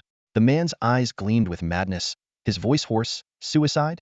No, you can't die in a dream. I just need to wake myself up. As he spoke, the beast armor he wore began to crack piece by piece. Harrowing cries emanated from the breaking armor, the desperate wails of mystical beasts bound by contract, forced into self-destruction. A terrifying power was amassing within him, ready to explode. Realizing it was too late to stop him, Chen Zhe turned and dashed into the mist, attempting to escape the blast radius. He no longer thought about the Mirage Pearl he couldn't obtain. His survival instincts propelled him to flee. Jiang Qin, seeing the situation, quickly opened the shell of the Mirage Beast and grabbed Guolinshan's arm. Get in, quick. The two of them hurried inside, and the shell closed tightly. Inside, the presence of the mirage pearl kept it bright. You pulled me in, but what about Suze? Guo Linshan demanded angrily. Jiang Chen replied irritably, I'm saving you, and you're complaining? He's too far from us, there's no time. But with a diamond-level beast by his side, he should be all right. Despite his words, there was a hint of uncertainty in his voice. Guo Linshan scoffed, saving me? If it weren't for your scheming, none of this would have happened. And now you have the nerve to say you're saving me? Jiang Chun was left speechless, silently hoping for Suze's safety. Meanwhile, Chunze lost his way in the dense fog, soon finding himself back where he started. His face turned ashen as he tried to escape again, but the explosion had already begun. Chunze hastily summoned his beast to shield him. The massive beast offered more protection than the beast armor, but even so, Chunze was violently thrown by the shockwave. His beast shattered in the explosion, and his mental strength was severely damaged. Struggling to his feet, Chunze barely had time to catch his breath before an even stronger explosion hit. This time, he had no means of defense left. Inside the Mirage Beast, Jiang Chun and Guo Linshan were tossed about by the violent tremors. Though the hard shell developed cracks, it ultimately withstood the force of the two explosions. Once it was safe outside, the Mirage Beast opened its shell to release them. The former Daxia Spirit Guard camp was now in ruins, and the surrounding fog had been blown away by the blasts. Other spirit guards cautiously approached, wanting to see what had happened. Guo Linshan immediately ran towards where Suze was. From a distance, Suze appeared unharmed, though his clothes were tattered and he was covered in blood. Thank goodness you're all right. Guo Linshan breathed a sigh of relief, but then noticed Suze's strange condition. He was slumped on the ground, his face crusted with blood and tears, clutching a golden red tail feather that glowed. Jiang Chun rushed over, urgently asking, Where's the golden feathered phoenix? Suze glanced at him numbly, offering no response. The golden feather in his hand silently told the entire story. Guo Linshan gazed at the golden red tail feather in Suze's hand, a flicker of understanding crossing his eyes before he fell silent. Jiang Chen, on the other hand, seemed restless, his eyes darting around as if searching for something. Unable to hold back any longer, he asked, Suze, where is our young master Tianlong? His voice carried a hint of unease. We need to see him, dead or alive. Suze slowly lifted his head, his gaze coolly sweeping over Jiang Chen's face. He's right here, he said calmly, everywhere. Jiang Chen frowned, a terrible truth beginning to dawn on him. Suze tightened his grip on the tail feather, his body trembling slightly as he rose to his feet. He blew himself up trying to kill me. Suze's voice held a barely perceptible shock, but unfortunately for him, I'm still here, while there's nothing left of him. Suze recalled the harrowing scene. As the Fusang Dark Guard self-destructed, he sensed something was amiss and tried to have Feng Qingyi fly them away from the blast center. However, Jiang Tianlong held them back, choosing to self-destruct amidst a fit of maniacal laughter. Just as the explosion was about to engulf Suze, Feng Qingyi shielded him with her wings. The successive explosions left Feng Qingyi gravely injured. The close-range self-destruction of Jiang Tianlong, with his rare platinum-level beast the Aurora Unicorn, had a terrifying impact. Feng Qingyi's wings were broken in the blast, leaving Suze to barely withstand the aftermath with his Void Spirit Shield. Upon hearing of Jiang Tianlong's death, Jiang Chen's face turned ashen. Young Master Tianlong was a highly valued young talent of our Jiang family, he gritted out. His death here means the Jiang family will never let this go. Suze shot him a cold glance. Do as you wish, it was his own doing. He paused, a hint of sarcasm in his voice. But now that I no longer have a diamond-level beast, will the Jiang family still be willing to go to such lengths to deal with me? Jiang Chen's heart sank. He had suspected as much when he saw the feather in Suze's hand, but hearing it confirmed left him feeling powerless. Given the terrifying power of the explosions and Suze's position at the center of the second one, surviving meant the golden feather phoenix must have protected him at the cost of its life. High-level beasts rarely leave behind intact remains. Their pride doesn't allow their bodies to be used by humans, often destroying themselves in their final moments. Looking around, Jiang Chun noticed the Daxia spirit guards gradually closing in. Observing the unfriendly gazes from Suze and Guo Linshan, he realized he was in a precarious situation. After all, this mess was largely due to his schemes.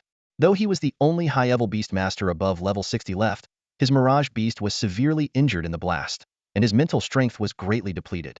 Surrounded by so many Daxia spirit guards, the outcome was uncertain. After weighing his options, Jiang Chun decisively chose to retreat. Before the encirclement was complete, he swiftly took to the sky, disappearing into the horizon in an instant. Guo Linshan spat in disdain at Jiang Chen's departing figure. At this moment, Sun Hao and the others finally arrived at the scene, the mist having cleared. Seeing the camp reduced to ashes, they couldn't help but ask, Captain, Brother Suze, what happened here? Why was there such a huge explosion? Gua Linshan sighed deeply. This was the handiwork of the Jiang family, and those Fusang bastards took the opportunity to meddle. His tone grew somber. But this is beyond what you can handle. I will personally report to the Legion headquarters and, while I'm at it, resign from my position as sub-captain. The other team members immediately gathered around, trying to dissuade Gua Linshan from his decision. Captain, this isn't your fault. Exactly. It's those Jiang family bastards who are to blame. You did nothing wrong. Captain, we don't need anyone else as our leader. We only follow you. Hearing the last statement, Gua Linshan's eyes widened in anger, and he shouted, Nonsense. How can you say such things? Are the Daxia spirit guards of Beishir my private army? No matter who is your captain, as long as their decisions benefit the people, you must follow and obey. Do you understand? Reluctantly, the group murmured, understood. Seeing the situation, Gua Linshan shouted loudly, his voice thundering, louder, everyone, did you hear me? The group, as if waking from a dream, quickly straightened their postures and shouted in unison, understood, Captain, good. Gua Linshan nodded in satisfaction, his gaze sweeping over them. He turned and patted Suze on the shoulder, his tone softening, Brother Suze, we really need to thank you this time. Suze shook his head, a complicated look flashing in his eyes. No need to thank me. If they weren't targeting me, it wouldn't have involved you and the others. Gua Linshan frowned, his tone serious. What are you saying? Don't forget the oath you took when joining the Xia Spiritual Guard. My mission is to protect all of you. No matter what, if anyone wants to get to you, they'll have to go through me first. With that, he pulled Sun Hao, who was standing nearby, and whispered a few words in his ear. Sun Hao looked puzzled at first, but then his eyes widened, casting a regretful glance at Suze. Gua Linshan patted Suze's shoulder again and pushed Sun Hao towards him. All right, our camp is completely destroyed. There's a lot to do now. Sun Hao, help me take Brother Suze back. Yes, Captain. Sun Hao responded. Suze and Sun Hao left the devastated ruins, silence hanging between them. Sun Hao pondered silently, thinking that if he had contracted a diamond-level beast and then lost it unexpectedly, he might be even worse off than Suze. He shook his head and noticed Suze was already a few steps ahead, seemingly heading in the wrong direction. Brother Suze, you're going the wrong way. Home is this way, Sun Hao called out to him. Suze stopped and turned to explain, I don't want to go home just yet. I've taken a few days off already. I want to head back to school first. As he spoke, Suze unconsciously reached into his coat. In his hand, he seemed to be holding a round object the size of a fist.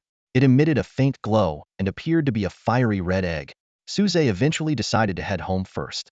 As he looked down at his tattered clothes, he couldn't help but chuckle bitterly.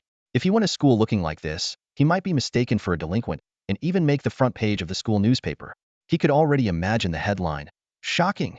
School's rising star turns out to be a giant. Once home, Suze quickly took a shower and changed into clean clothes.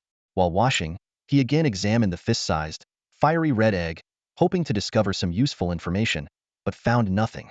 This egg was indeed left behind after Feng Qingyi's rebirth, and was distinct from the beast eggs produced by the system. What troubled Suze most was that the egg showed no information about its incubation conditions. Suze was convinced that if he could hatch this egg, Feng Qingyi would be revived. But how to do it? He decided to seek help at the university. After changing, Suze hurried off to the Beast Master University. Sun Hao, standing outside, shook his head in disbelief as he watched.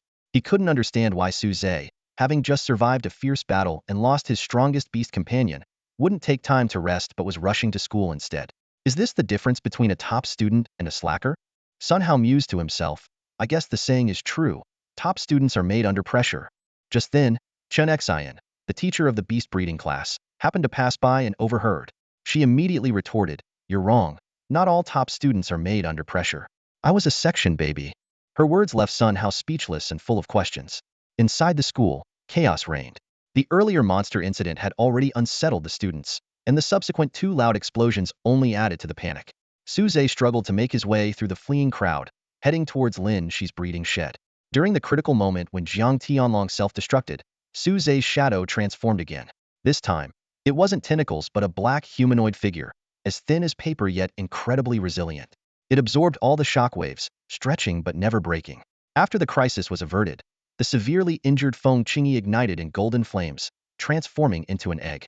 The black figure vanished, leaving behind a message. If you want to hatch her again, come find me. Suze recognized Lin He's voice and decided to head to the school immediately. Upon reaching the breeding shed, he found Lin He lounging in a chair, drinking as if oblivious to the chaos outside. Just as Suze was about to speak, Lin He interrupted. You finally made it back. Don't forget your promise to me. Get to work. These creatures haven't eaten in 3 days. Oh, and check if any can't hold on any longer. We might have an extra meal today. Suze had no choice but to complete the feeding tasks. During this, he found a dying triangular sheep and wanted to save it, but an excited Lin He promptly slaughtered it, saying he wanted to roast a leg of lamb. After finishing the mountain of tasks, Suze finally had a chance to ask, Teacher, you're the one who planted something in my shadow, right? Please tell me how I can help Feng Qingyi resurrect. This time, Lin He didn't evade the question. He smiled and said, Feng Qingyi? Is that the name of that little bird? You're in such a hurry. Do you have something in mind? Remember, it's just a bird, and it's far from mature. Suze quickly shook his head, his face full of sincerity and determination. Feng Qingyi's human form was stunningly beautiful, but as her master, Suze was well aware of her avian traits that she often displayed. In contrast, he was more attracted to the equally beautiful human girl, Su Yao. The key factor was that Su Yao had a more mature figure, whereas Feng Qingyi's childlike stature didn't quite meet Suze's preferences. Realizing that Lin He had sidetracked the conversation, Suze quickly pressed on. Teacher, you still haven't answered my question. Lin He sighed and rose from the rocking chair. Well, if it's meant to be, it will be. Follow me. Suze followed closely as they entered the breeding shed. Several hungry black-scaled pigs were burying their heads in the trough, greedily licking up the leftovers. Lin He impatiently kicked them aside. Move along. You're all getting so fat. Once the lamb legs are gone, it'll be pig trotters next. Suze was puzzled, not understanding why Lin He had brought him here. He watched as Lin He bent down, feeling around and pressing a hidden button. The trough slowly moved aside, revealing a dimly lit passage beneath. Lin He said proudly, Didn't see that coming, did you? It wasn't always like this. After people stopped coming down here, I made some changes. It may look messy, but that makes it less suspicious. That's how I've managed to live peacefully. A little mouse stumbled in here recently, but it's no big deal. Come on, let's go down. Suze was stunned, sensing that this might not only solve Feng Qingyi's rebirth issues, but also unravel the mystery of his parents' disappearance during their research. This underground space could very well have been the site of that pivotal event. Following Lin He underground, Suze found it to be just an ordinary passageway, devoid of the traps and secret passages he had imagined.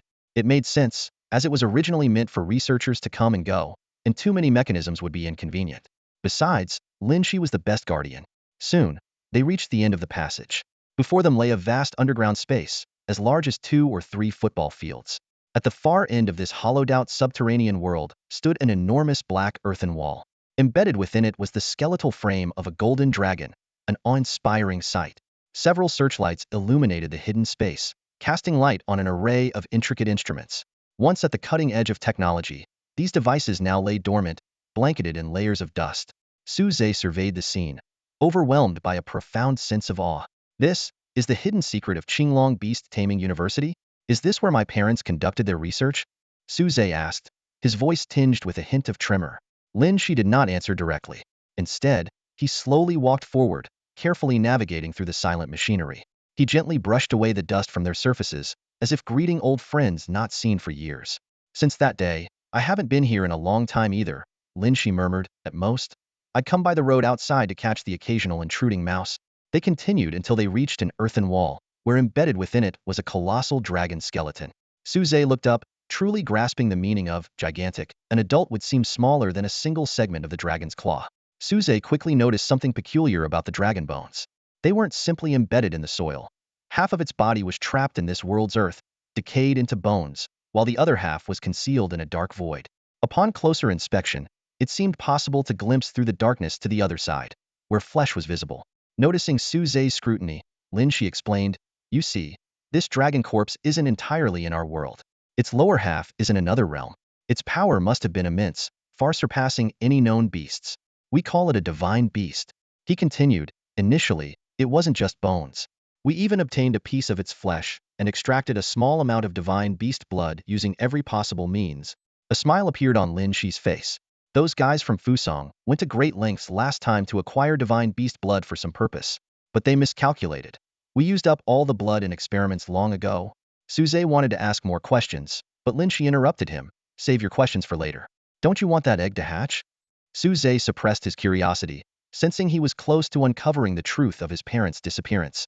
Lin He led him to one of the many instruments and explained, The egg you have is the result of the golden feather phoenix bird's half-rebirth. Rebirth is a unique skill of the phoenix bloodline beasts. It's said that a pure-blooded phoenix can instantly resurrect from flames after death, becoming even stronger. But such divine beasts, on par with dragons, have never appeared in our world. He continued, what we have are creatures like your golden feather phoenix bird, which possess a trace of phoenix bloodline. Their rebirth has significant limitations. They can't instantly revive, but instead revert to an egg that needs to be hatched. Each time, the hatching conditions become more stringent, but if successful, it can become stronger, and its bloodline will be refined. Suze held the egg, recalling, last time it hatched in the lava of Tianyun volcano, and the Fusong's secret agents added an 80-level beast crystal. If it needs to be more demanding than that, he suddenly realized, his mouth agape, that means at least a 90-level beast crystal is required. Such a high-level beast crystal could only be obtained by a battle god of the 100th level. Suze could only hope Lin He had a solution. He now confirmed Lin He's identity, the mysterious former principal of Qinglong Beast Taming University. Few had seen his true face, but no one doubted his formidable strength. Lin He led Suze to a furnace-like machine, giving it a pat that sent a cloud of dust into the air. He opened the furnace door, peered inside, and said, good. The fire hasn't gone out after all these years. You're in luck, kid. Quickly throw the egg in. Suze approached and saw that the furnace did not contain the blazing inferno he had imagined. Instead, there was a small flame, seemingly constrained by some invisible force, swaying gently in the air. It was smaller than a candle flame, but its extraordinary feature was its pure golden color. Suze furrowed his brow, staring incredulously at the faint flame. Can such a tiny flame really provide more energy than volcanic lava or the crystal cores of level 80 beasts? He asked. Lin He, unimpressed, smirked. Volcanoes? Do you even know what kind of flame this is? This is dragon fire, extracted from the mouth of a dragon. Even though the dragon has been dead for years, it still burns. We went through great lengths to place it in that furnace. With pride, he puffed out his chest and continued. Anything thrown in there turns to ash in an instant. Then, somewhat embarrassed, Lin He scratched his head. But because the temperature is so high, it's uncontrollable. What we hoped would be a powerful furnace ended up as just a glorified garbage incinerator for the lab. Upon hearing this, Suze couldn't help but feel a few metaphorical sweat drops on his forehead. It seemed Lin He's research team wasn't entirely reliable either. Nevertheless, he no longer doubted the flame's temperature. Carefully, Suze placed the egg into the furnace. To his surprise, the egg seemed to have a life of its own, rolling towards the flame and floating alongside it in the center of the furnace. The dragon fire enveloped the egg, beginning the hatching process. Observing from the side, Lin He nodded approvingly.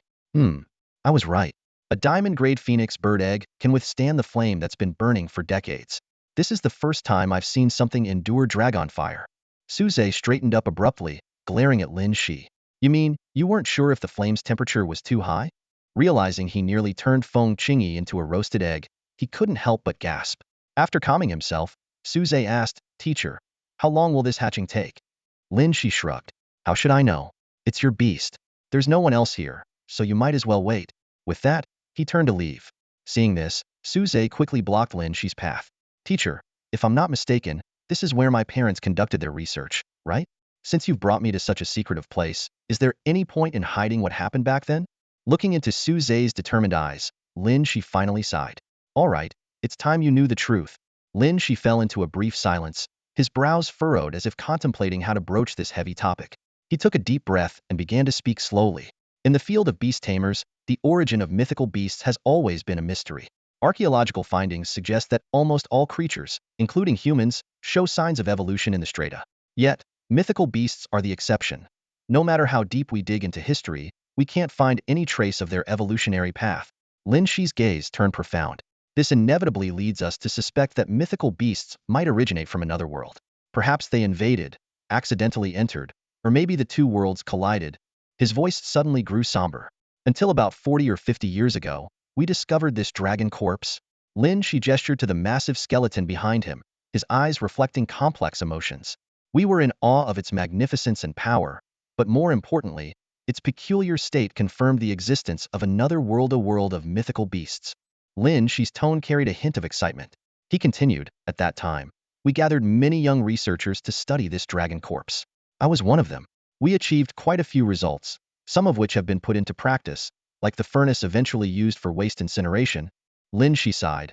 But soon we realized these results were only about the dragon corpse itself and didn't touch upon the world behind the very thing we truly wanted to understand.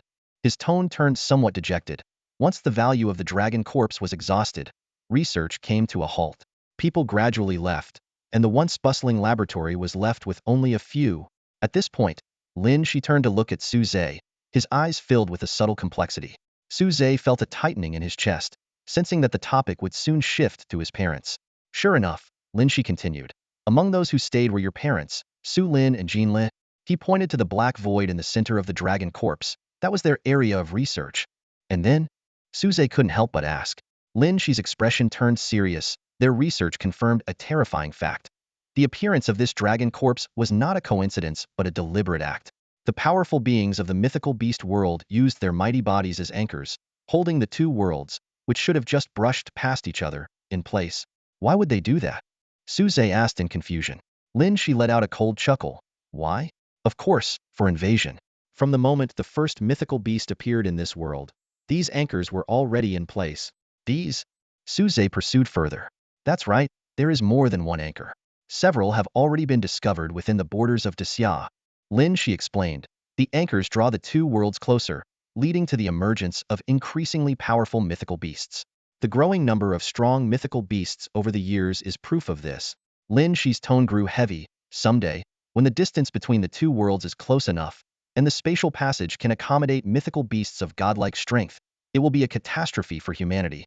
He looked at Su Zhe, a hint of sympathy in his eyes. When your parents discovered this chilling result, you had just been born. Determined to prevent you from living in a world ruled by mythical beasts, where humans are mere fodder and slaves, Su Lin and Jin Ling resolved to change the future. Lin He's voice lowered. After continuous calculations and verifications, 6 years ago, they finally completed all preparations. They aimed to destroy the dragon corpse, to break the anchor. Success would mean gradually dismantling all known anchors. His tone carried regret. Unfortunately, they ultimately failed. Not only that, but they also triggered a spatial turbulence, and the couple was swept away, disappearing ever since. Su Zhe looked up at the center of the dragon bones, where a deep crack ran, cutting into the bone more than halfway through. This was undoubtedly the mark left by his parents. Reflecting on how the laboratory, at its peak, could mobilize national resources yet could only scrape off bone powder to study, while his parents, through their calculations and sheer will, managed to sever half of the dragon bone in one stroke. Su Zhe couldn't help but be moved by their dedication and effort. Suddenly, Su Zhe felt a cool sensation on his face. When he touched it, he realized he had been unknowingly crying. At the same time, he sensed a subtle change within his soul, as if the souls of two worlds had finally merged perfectly. They were heroes. Su Zhe murmured softly. Lin He nodded. Indeed, they were. But regrettably, this news cannot reach the outside world. If ordinary people knew that in a few decades, they might be ruled by an unstoppable horde of mythical beasts that could devour humans at will, what do you think would happen? Su Zhe remained silent. Lin He continued. So we concealed everything, including your parents' research findings and their purpose. We also kept the truth of their accident from you when you were young. Su Zhe finally understood why Su Yiming said it was a matter of great importance, and even if he knew, he couldn't tell him. The fewer people who knew, the safer the secret. Then why are you willing to tell me now? Su Zhe asked. Lin He looked at him with some bewilderment. Haven't you been pestering me with questions all this time? Besides, I've observed you. You're not the type to blab. With that, Lin He moved past Su Zhe, preparing to leave. At that moment, Su Zhe asked again, is there a chance my parents aren't dead, but instead went to the world of mythical beasts on the other side? Lin He paused for a moment, then replied, perhaps, but that's not necessarily a good thing. Humans entering the mythical beast world. Who knows what fate might await them? Then he left, leaving Su Zhe alone, waiting for Feng Qingyi to hatch once more. Lin He left Su Zhe alone in the underground space and returned to his lounge chair. With a bottle of wine in hand, he sipped cautiously while keeping a vigilant eye on the entrance below. After revealing everything to Su Zhe, he seemed somewhat more relaxed than usual. Suddenly, as if remembering something, Lin He put down the bottle and took out his phone. He quickly dialed a number, and the call was answered promptly. Without waiting for pleasantries, Lin He got straight to the point. Cut the chatter. Fusong's been acting up lately, making moves right under my nose twice already. What have you been up to? Meditating? You're already at the top level. Why are you even bothering with that? The person on the other end tried to explain, but Lin He interrupted again. Go and give Fusong a warning. I know you can't act recklessly, just intimidate them a bit. Have you forgotten the fear our master-student duo instilled in them over the years? This time, Make sure to leave a big impression. After giving his instructions, Lin He decisively hung up the phone. Meanwhile, Xiao Su and Yu Shenghua, who had been sent on separate tasks, completed their jobs and crossed paths on their way back. From the sky, they took in the devastation below. The area where the Daxia Spirit Guard camp once stood was now flattened, with a massive, circular crater thousands of meters in diameter. They exchanged a solemn glance, and then flew off to their respective areas. As Xiao Su was nearing Qinglong Beastmaster University, his expression suddenly changed, and he turned towards a large tree. With shadows quickly shifting, he was swallowed by the tree's shadow. Waiting there was Ishikawa Mikiko, a secret agent from Fusang. Xiao Su looked displeased. You've got some nerve reaching out to me so openly. Don't forget, the former principal is still at the school. He's dealt with you numerous times. Are you so confident he won't see through your little tricks? Ishikawa Mikiko bowed deeply in apology. I'm sorry, Mr. Xiao, we didn't intend to act this way, but the situation is urgent. What's so urgent? Xiao Su asked with a frown. Ishikawa Mikiko quickly explained the recent events to Xiao Su. Surprisingly, after listening, Xiao Su simply nodded. Isn't this done quite well? Where's the problem? Ishikawa Mikiko anxiously replied. Mr. Xiao, the golden feather phoenix is dead. This means that path is no longer viable. We must continue with the original plan to obtain the divine blood. Xiao Su raised a hand to interrupt her. Leaving aside whether the so-called divine beast blood still exists or has been used on Xiao Shang's Biyun Jiaolong, regarding Su Zhe's golden feather phoenix, your understanding of mythical beasts might be lacking. Ishikawa Mikiko looked puzzled. I don't understand. Please enlighten me, Mr. Xiao. She bowed deeply again. Xiao Su explained. Perhaps Fusang isn't familiar with the mythical beast phoenix from Daxia legends. The phoenix undergoes rebirth through fire, which means it's not easily killed. A golden feather phoenix with phoenix blood is the same. This is actually a good thing for you. A reborn phoenix becomes stronger, with purer bloodline power. He continued. I advised you to inflict serious injury to prevent you from accidentally killing Su Zhe. If that happened, the golden feather phoenix might be erased due to the contract, losing its chance for rebirth. Relieved, Ishikawa Mikiko bowed again and said, Mr. Xiao, the reason for this reckless meeting is that my cover won't last much longer. This operation involved nearly all our forces hidden within Daxia, and it's certain to have caught the Spirit Guard's attention. It won't be long before the rest are exposed.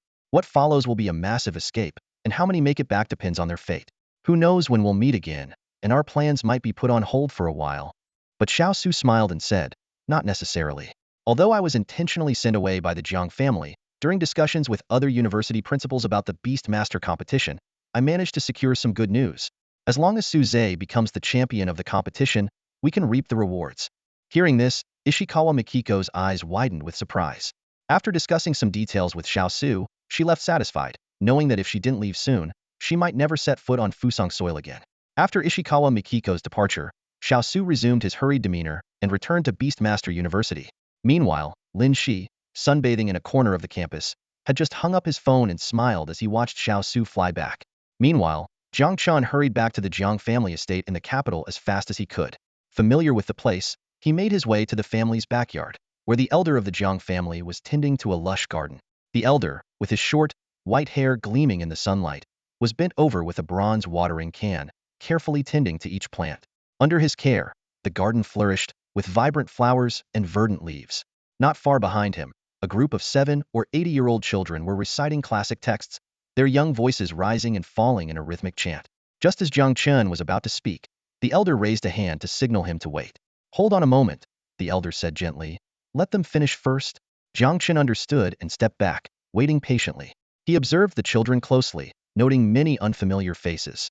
Though they were neatly dressed, traces of dirt marked their faces, setting them apart from the privileged children of the Jiang family. Jiang Chen realized that these were likely orphans taken in by the elder. As the children finished chanting, they eagerly raised their hands. The elder straightened up, smiling warmly as he pulled candies from his pocket and distributed them to the children, whose laughter filled the garden. Kids are so full of life, the elder remarked wistfully. Unlike me, old and worn out. Despite his words, the elder's appearance was youthful, resembling a handsome young man in his 20s or 30s. Seizing the moment, Jiang Chen complimented. You look as youthful as ever, elder, not a trace of age on you. The elder chuckled heartily, patting Jiang Chen on the shoulder. Haha, you always know what to say. So, what brings you here? He then gestured for the others to escort the children away. Once they were alone, Jiang Chen's expression turned serious, his voice slightly trembling. Elder, Jiang Tianlong is dead. The patriarch of the Jiang family furrowed his brow, deep in thought for a moment before suddenly realizing, I remember now, isn't he the child from Jiang Lu's family? Jiang Chun nodded to confirm, that's right, Jiang Lu is his grandfather. Young Master Tianlong is the only son of Jiang Lu's youngest son, Jiang Sheng. The patriarch smiled, pleased with his memory.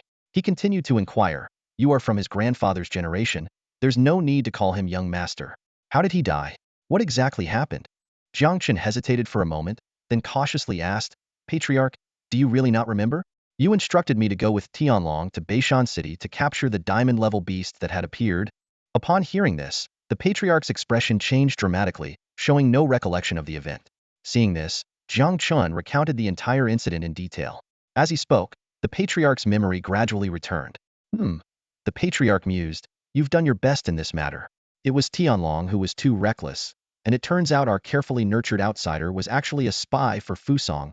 A glint of coldness flashed in his eyes. It seems we must thoroughly investigate the backgrounds of these adopted orphans in the future to prevent such incidents from happening again. Jiang Chen respectfully agreed, then asked, Patriarch, since the golden feather phoenix is dead, should we no longer concern ourselves with that boy? The patriarch shook his head with a slight smile. Xiao Chun, I just praised you for being clever, but now you're getting confused? The golden feather phoenix may not be a true phoenix, but it still has phoenix blood. It's not so easy to die. Jiang Chen suddenly understood. Patriarch, do you mean she has been reborn? That's right, it's the most likely scenario, the patriarch confirmed. Do we need to send someone after him again? Jiang Chun inquired further. The patriarch waved his hand dismissively. No need.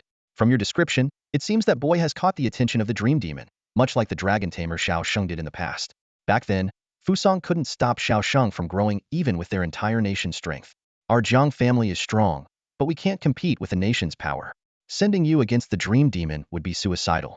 Better to watch and wait, and seize an opportunity to take advantage of Fusong's dark arts.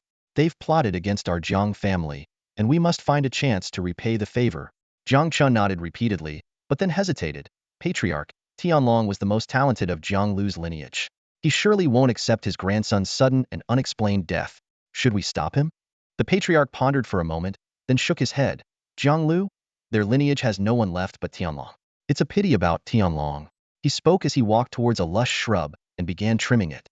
I had planned to help Tianlong form a contract with the diamond-level beast to cultivate our own level 100 war god for the Jiang family. Now, it seems that was just a pipe dream. He continued in a calm tone. Let him seek revenge. It will give us a chance to see how much power the dream demon has left after all these years. The patriarch spoke lightly, but Jiang Chun couldn't help but shiver. He realized that in the patriarch's eyes, the current Jiang family, despite its strength, was like this shrub. Too many branches had become a burden and needed pruning. This time it was Jiang Lu, but would it be his turn next? As Jiang Chen pondered, the patriarch finished pruning and slowly walked to a nearby woven vine recliner to rest. Seeing this, Jiang Chun quietly retreated. The vine used for the recliner was alive, extending from the ground to support the patriarch. Invisible strands of blood-red energy were drawn from the earth by the vine and transferred into the patriarch's body, making his appearance seem more youthful, contrasting eerily with his dry white hair. Meanwhile, Su Zhe had been in the underground chamber for 3 days. Just as he began to doubt whether the faint flame could help Feng Qingyi successfully undergo rebirth, a weak soul connection reached him through their bond. Master, are you there? Su Zhe hurried to the furnace, gazing at the small egg floating in the flames. The eggshell was covered with fine cracks, as if it might hatch at any moment. He initially feared it might have failed to hatch, but Feng Qingyi's voice came through, filled with delight. Master, where did you find this flame? It's so comfortable. Su Zhe felt exasperated. Comfortable? Well, as long as you're happy. When will you complete your rebirth? Feng Qingyi responded cheerfully. I can finish the rebirth any time now. Feng Qingyi's eyes sparkled with excitement as she eagerly explained. This opportunity is truly rare. The power contained within the flames is so abundant that it not only allows me to absorb and level up, but also to refine my bloodline during the nirvana process. As beasts, we are most malleable when still in the egg. If I end the nirvana now, absorbing any further energy would be far less effective.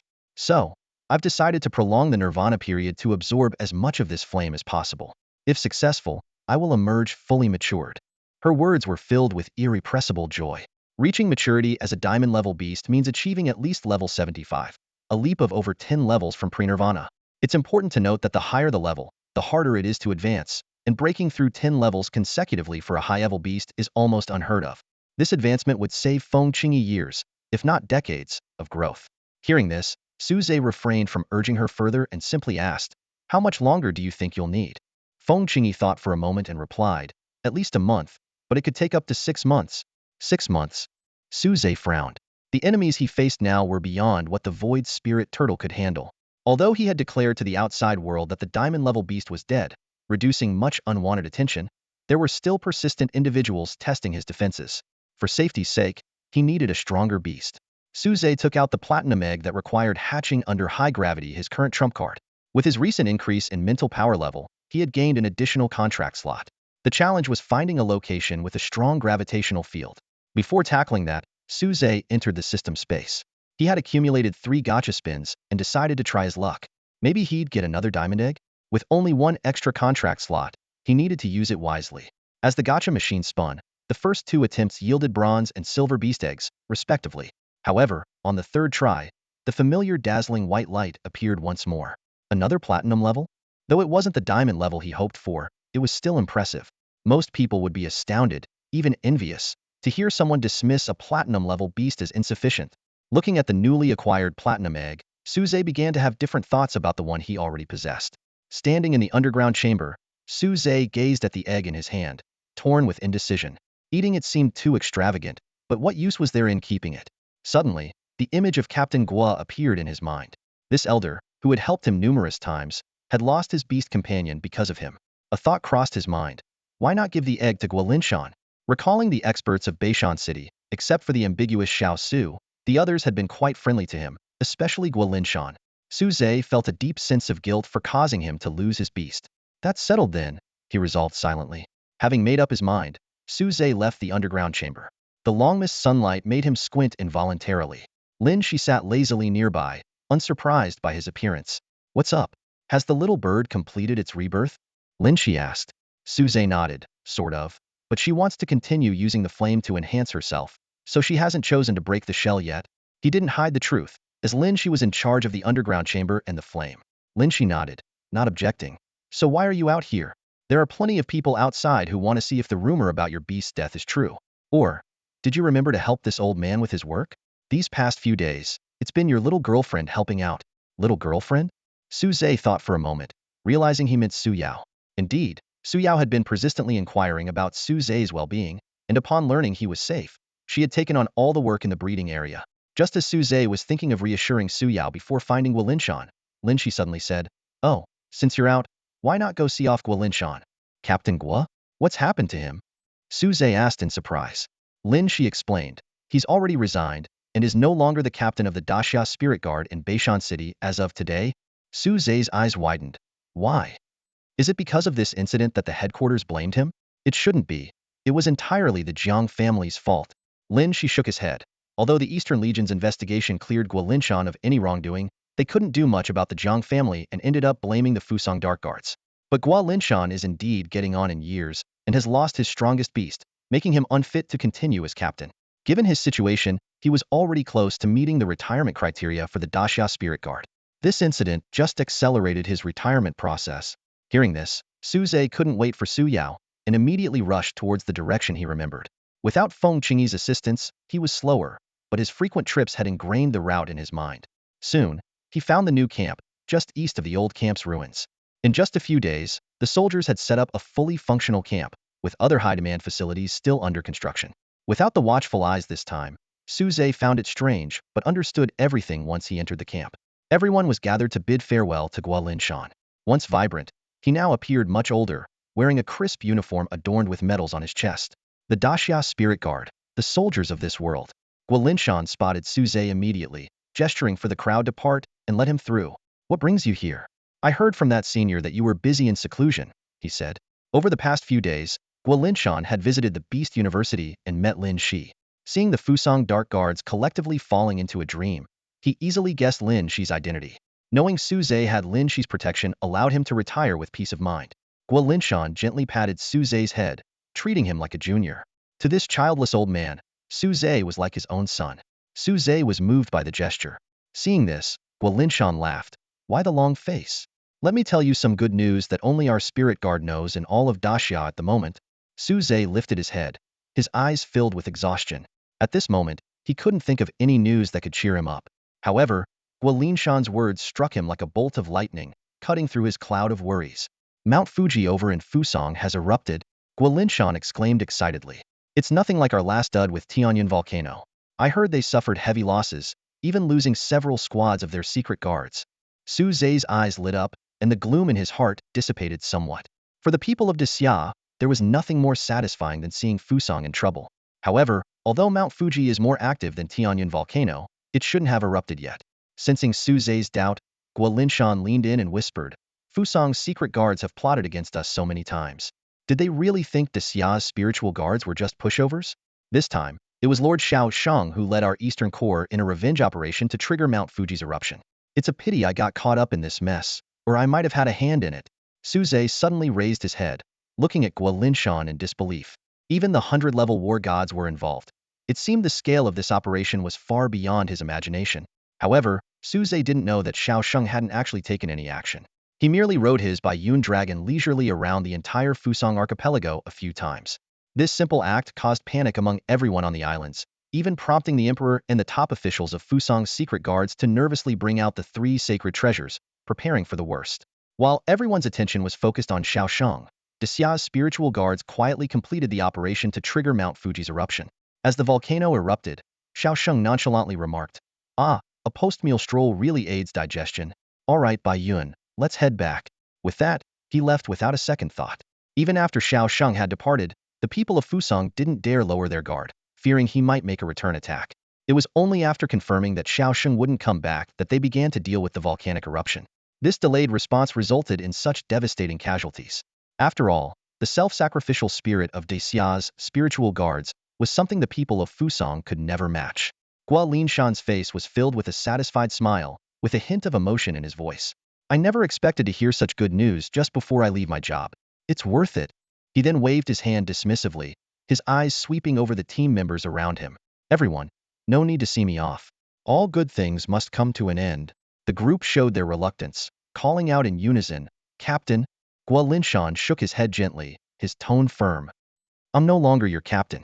In a few days, a new captain will arrive.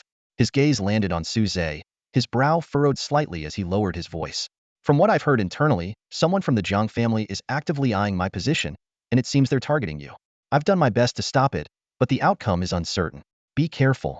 Hearing this, Su Zhe nodded solemnly. Guo Linshan looked at the young man, feeling both worried and reassured. Remembering Su Zhe's mentor, he felt a bit more at ease.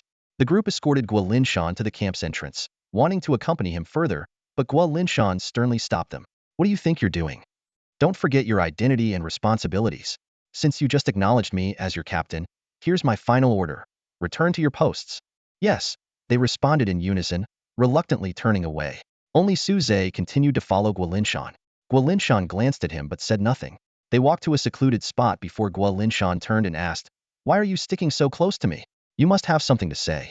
Out with it. With a mysterious smile, Su Zhe pulled out an egg the size of a human head from his coat. Guo Linshan's eyes widened in surprise, wondering how Su Zhe had managed to hide such a large egg. Before Guo Linshan could react, Su Zhe placed the egg in his hands. Captain Guono, I should call you Elder Guo now. This is a farewell gift for you. Please accept it. Upon touching the egg, Guo Linshan felt the immense energy within. He exclaimed, Is this a platinum-level beast egg? No, this farewell gift is too valuable. Su Zhe insisted, You've lost your beast companion, and this could be useful to you. As he spoke, he deftly dodged Guo Linshan's attempt to return it. Guo Linshan looked at Su Zhe skeptically, pondering the young man's motives. He declined, Giving me this beast egg is a waste. The death of my armored rock rhinoceros left my mental strength damaged, and I can't bond with another beast, not even a newly hatched one. Su Zhe shook his head and explained, Elder Guo, my beast egg is different from others. You just need to meet its hatching conditions to form a bond once it hatches. Guo Linshan eyed Su Zhe with suspicion, having never heard of such a thing, but chose to trust the young man's sincerity. Su Zhe continued, Elder Guo, I'm currently being targeted by the powerful Jiang family. As an orphan with no backing, only you've been helping me. Giving you this egg is not only to help you, but also to help myself. I hope you'll return stronger and assist me. Moved by Su Zhe's sincerity, Guo Linshan accepted. They performed the blood ceremony, successfully transferring the ownership of the beast egg. Suddenly, Su Zhe remembered something and added, Oh, I forgot to mention, Elder Guo, the hatching conditions for this egg are quite strict. It requires a high-gravity environment to hatch, and the stronger the gravity, the more powerful and potential the beast will be. I couldn't find such a place. Guolinshan replied confidently, if that's all, it's not a problem for me. Don't forget, my armored rock rhinoceros was a rock-type beast, and controlling gravity is a key trait of rock-type beasts. There's a place I used to train when I was younger that meets your requirements. Hearing this, Suze smiled with relief, knowing he had entrusted the egg to the right person. Suze was puzzled about what to do with the egg. As he gently ran his fingers over its smooth surface, he frowned in thought. Selling it could pose a problem if the Jiang family ended up buying it. He looked up at Guolinshan with a hint of expectation in his eyes. Well, Mr. Gua, I'm counting on your good news. Guolinshan nodded, his hunched back suddenly straightening as if he had regained 10 years of youth. This platinum-level beast egg was not only an opportunity but also a new beginning for his beast taming career, far more valuable than ordinary beast cores. After parting ways, Suze hurried back to the beast taming university. From a distance, he spotted Su Yao wearing the work uniform he had brought for her, busy in the pungent-smelling beast pen. Suze rushed over, his steps quickening. Brother Suze? Su Yao looked up in surprise. You're really out now. Teacher Lin, she said I only needed to work for a few days, and he wasn't lying. Suze took the feed bucket from her hands, frowning. Don't trust that drunkard. Although he had initially respected Lin He upon learning his true identity, Suze soon realized that Lin He was inherently unreliable. Coupled with his involvement in the disappearance of Suze's parents, any respect he had for Lin He had long vanished.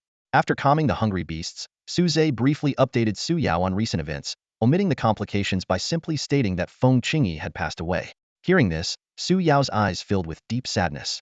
Although Feng Qingyi was a beast, Su Yao had come to regard her as a sister during the days they spent together in human form. After comforting Su Yao, Suze asked her to wait and approached Lin He, who was lounging on a chair pretending to nap. Teacher, have you seen enough? Lin He smirked. No fun. Your parents had already been through all this by the time they were your age.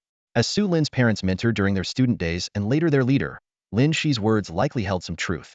Suze cleared his throat to break the awkward silence. Teacher, I need your help with something. What is it? Lin He raised an eyebrow. Suze took out the platinum egg from his pocket, his expression serious. Help me take it to the land of shadowless night. The conditions for hatching a platinum egg require a dim, lightless environment. The darker the place, the stronger the dark creature that can be born from it. The second platinum-grade beast egg in Suze's possession is just like this.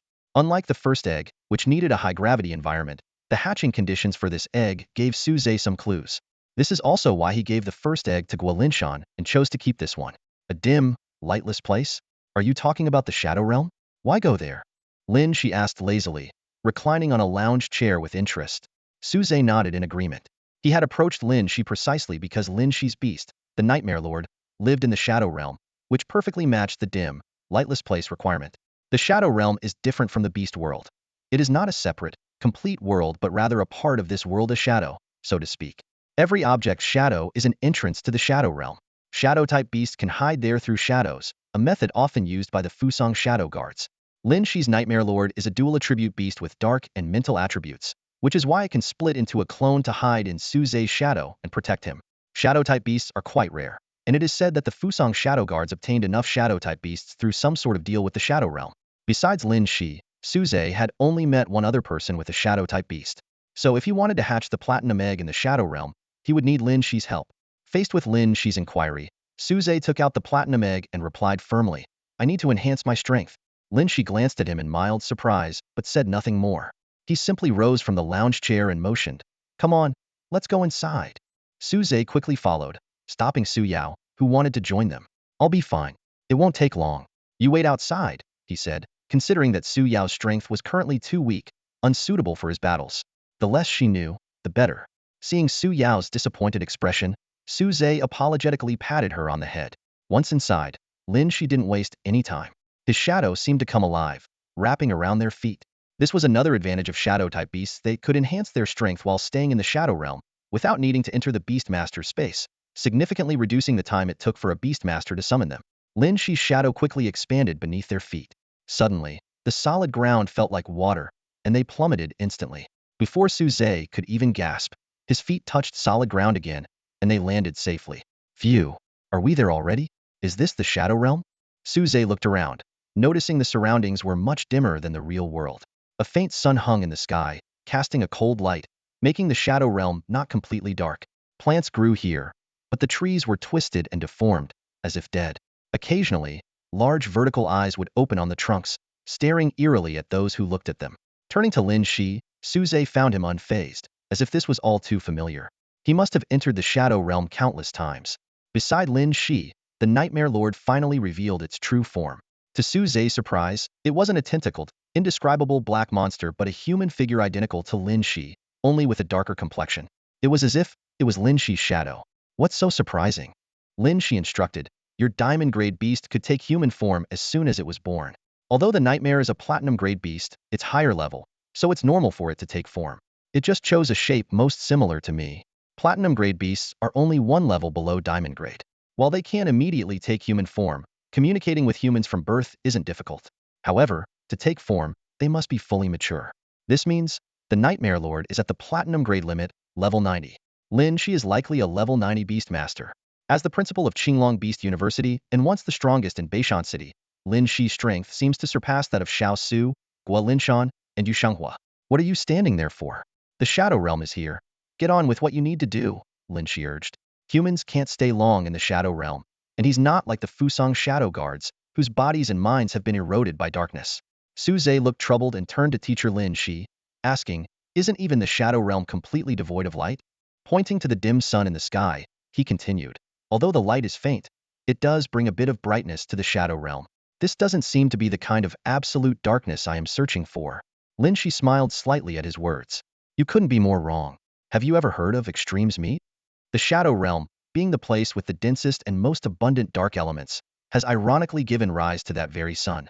But contrary to what it appears, it doesn't represent light.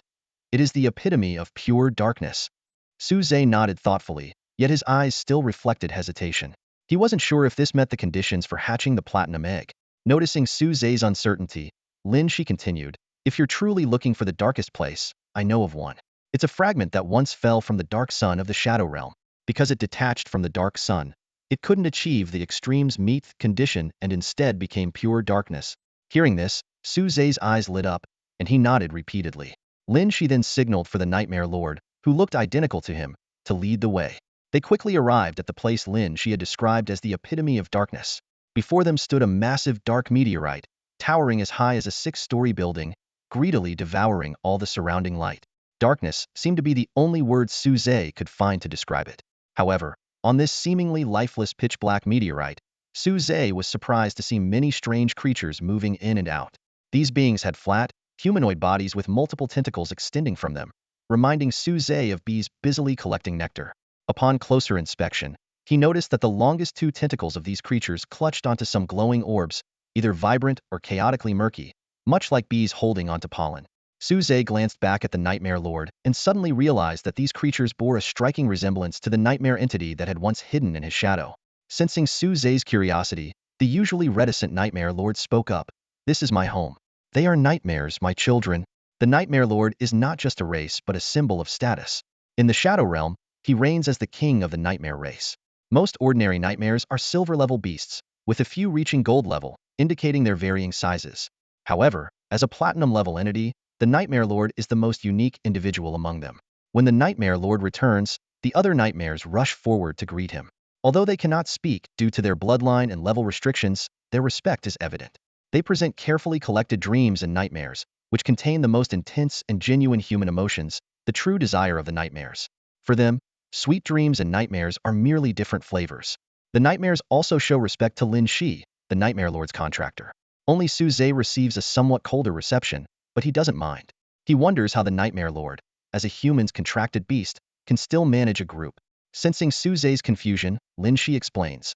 This is a unique advantage of dark attribute beasts. Ordinary beasts, once contracted, can only reside in their master's beast space. However, dark attribute beasts can remain in the Shadow Realm and continue to rule their original forces. He adds, beasts usually agree to be contracted by humans partly because the beast space helps them level up. But dark attribute beasts grow fastest in the Shadow Realm, making them hard to subdue. My contract with the Nightmare Lord was a stroke of luck. Lin He continues, if I can control his kin, I could train a team for the Disya Spirit Guards that rivals the Fusang Dark Guards. The Nightmare Lord interjects, Master, I respect my kin's choices. Lin He reassures him, don't worry, I don't blame you. I'm just curious how the Fusang Dark Guards manage it. Over the years, he has tried to find traces of the Fusang Dark Guards in the Shadow Realm, to no avail. Although each Shadow Realm shares the same Dark Sun, the boundaries between realms formed by different shadows are insurmountable. Unless he happens to enter the same shadow as the Fusang Dark Guards, even Lin He finds it difficult to encounter them in the Shadow Realm. After their conversation, Suze receives permission from the Nightmare tribe to place the beast egg in their Abodia fragment of the Dark Sun. The pure dark attribute allows the dual attribute nightmares to live comfortably and even accelerates their growth. Typically, they don't allow other beings to approach. But since Suze is a guest of the Lord and an egg wouldn't consume much of the Dark Sun's power, the nightmares willingly place the platinum egg at the center of the Dark Sun, as such pure darkness is overwhelming for humans. The Nightmare Lord gazes thoughtfully at the egg, the aura of that egg. It feels familiar, like a being of my equal. As one of the Shadow Realm's lords, this dual attribute special platinum beast, while unable to break through level 90, rivals diamond level beasts in strength. Not only is he immune to bloodline suppression, but he can also compete with diamond level beasts of the same rank. However, diamond level beasts can surpass level 90, and this difference of one level is monumental. It's said that beyond level 95, each level up is transformative, with strength growing exponentially. Even though the egg in Suze's possession is just a platinum egg, the fact that it poses a threat to the Nightmare Lord indicates it has the potential to match diamond beasts before reaching level 90. This is extremely rare among ordinary platinum-level beasts. Where did he get this beast egg? The Nightmare Lord and Lin He simultaneously wonder, their thoughts aligned. At that moment, shortly after the platinum egg is placed in the Dark Sun fragment, Suze notices something odd. Rubbing his eyes, he confirms, this doesn't seem like an illusion. The egg appears to have shrunk a bit. The Nightmare Lord also senses the anomaly and immediately commands, all citizens, exit the Dark Sun. Instantly, a swarm of humanoid tentacles surges out, filling the surroundings. They don't forget to bring their treasured delicacies. Various bizarre dreams flash past Suze's eyes. He also notices that one of the gold-level nightmares has stored only pleasant dreams, which intriguingly are romantic and action-packed springtime fantasies. The taste is quite unique. Is that why it can evolve into a golden nightmare? Suze couldn't help but blurt out. As soon as the words left his mouth, he felt hostility coming at him from all directions. Glancing around, he saw the humanoid shadowy nightmares staring at him menacingly. Awkwardly scratching his head, Suze thought to himself that the commotion from hatching this egg was indeed quite significant. He recalled that the last time he hatched a diamond-level egg, it merely caused a volcano to erupt. As time ticked by, the Dark Sun fragment had shrunk by more than a third.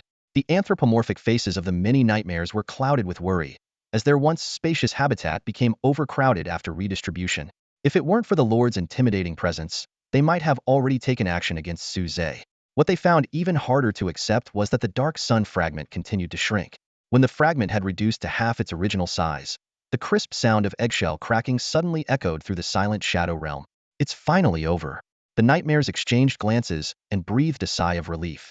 Despite the drastic reduction in living space, they could still transform into paper-thin shadows and squeeze together, barely accommodating all the members. However, their respite was short-lived. An excited yet piercing howl suddenly broke out. A majestic wolf shadow emerged from the Dark Sun fragment, howling to the heavens to announce its birth.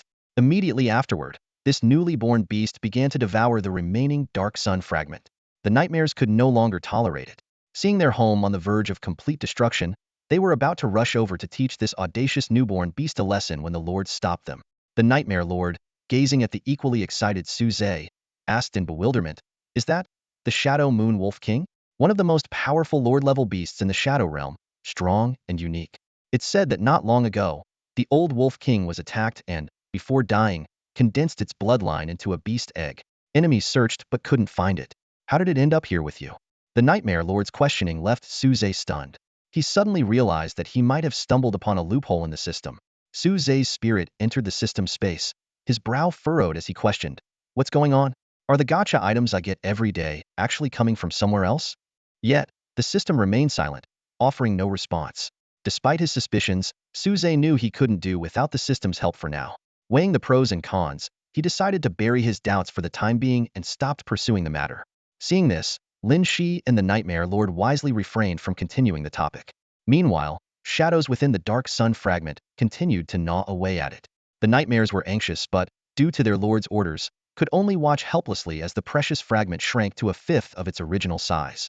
Only then did the wolf shadow stop, belching loudly. This scene further agitated the nightmares, who began to jump around restlessly. Seeing this, the Nightmare Lord finally allowed them to approach. They rushed over in a frenzy, nearly in tears at the sight of the battered fragment. The shadow hadn't just eaten it, had practically demolished their home. The remaining pieces were now so scattered that they were no longer habitable. At this point, the Nightmare Lord spoke. There's no need to be so upset. We can just find a new place to live. As dual attribute beasts, nightmares benefit from the pure dark attribute of the dark sun, which can temporarily boost our leveling speed. But in the long run, an imbalance in attributes could be harmful. He explained that he'd been planning to relocate them for a while, and this incident provided the perfect opportunity. Although the other nightmares were reluctant, they understood the truth in their lord's words. The dominance of the dark attribute over their spiritual attribute had already made it difficult to feed on human dreams. In comparison, a less ideal living environment wasn't a significant issue. Just then, the newly hatched Shadow Moon Wolf King emerged from the dark sun. Though it had only recently hatched, it had absorbed enough energy during the process to skip the vulnerable juvenile stage and enter its growth phase. Lin He, sipping his drink, remarked, "Is that the Shadow Moon Wolf King? No wonder it's on par with you as a Lord-class beast, truly impressive." Beside him, the Nightmare Lord was also intrigued. Once an ordinary nightmare, it had broken through its limits after being contracted by Lin He and had refined its bloodline through various opportunities to achieve its current lord-level strength. It hadn't yet faced off against other realm lords, only learning about them through its subjects. Now, it couldn't help but take a few more glances at the Shadow Moon Wolf King, despite its relative weakness. Only Su Zhe, listening to their praises and watching the confident, intelligent-looking wolf approach him, wore a peculiar expression. "Impressive? Are you kidding me? Isn't this just a larger husky?" he thought to himself. Indeed, to Su Zhe, the so-called Wolf King resembled nothing more than a purebred Siberian husky, complete with striking blue eyes. Coupled with its recent demolition of the Nightmare's home, Su Zhe was more convinced of his assessment. The husky approached Su Zhe, its belly full, and said with a wise look, "Are you my master?" Hiccup so weak. Though familiar with being underestimated by high-level beasts, this time Su Zhe covered his face, unable to bear the sight. The huskies, face up close, seemed to be trying hard to appear cute. Su Zhe couldn't help but wonder if bringing this beast along would defeat enemies by sheer silliness. He sighed and began to examine the Shadow Moon Wolf King's stats. Species: Shadow Moon Wolf King. Bloodline: Platinum grade. Upgradable. Level: 46. Skills: Shadow Stealth, Moon Howl, Shadow Prison, Shadow Thrust. Innate skill: Moon Devour. Level 46? Su Zhe exclaimed in surprise at the data. Typically, a platinum-grade beast would hatch between levels 20 and 30, only reaching above 30 under optimal conditions. Yet, this Wolf King, resembling a husky, had hatched at a remarkable level 46, astonishing Su Zhe. After examining the Moon Devour skill, Su Zhe finally understood. Moon Devour allows the Shadow Moon Wolf King to consume enemies directly in battle and absorb power to level up quickly. It had used this skill to reduce the large dark sun fragment to a fifth of its size. However, the skill comes with a downside.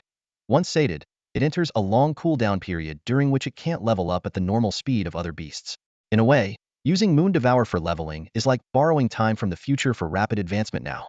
The goal was to enable the Shadow Moon Wolf King to instantly level up in response to sudden dangers. Su Zhe looked at the newly hatched Wolf King in front of him and felt secretly delighted.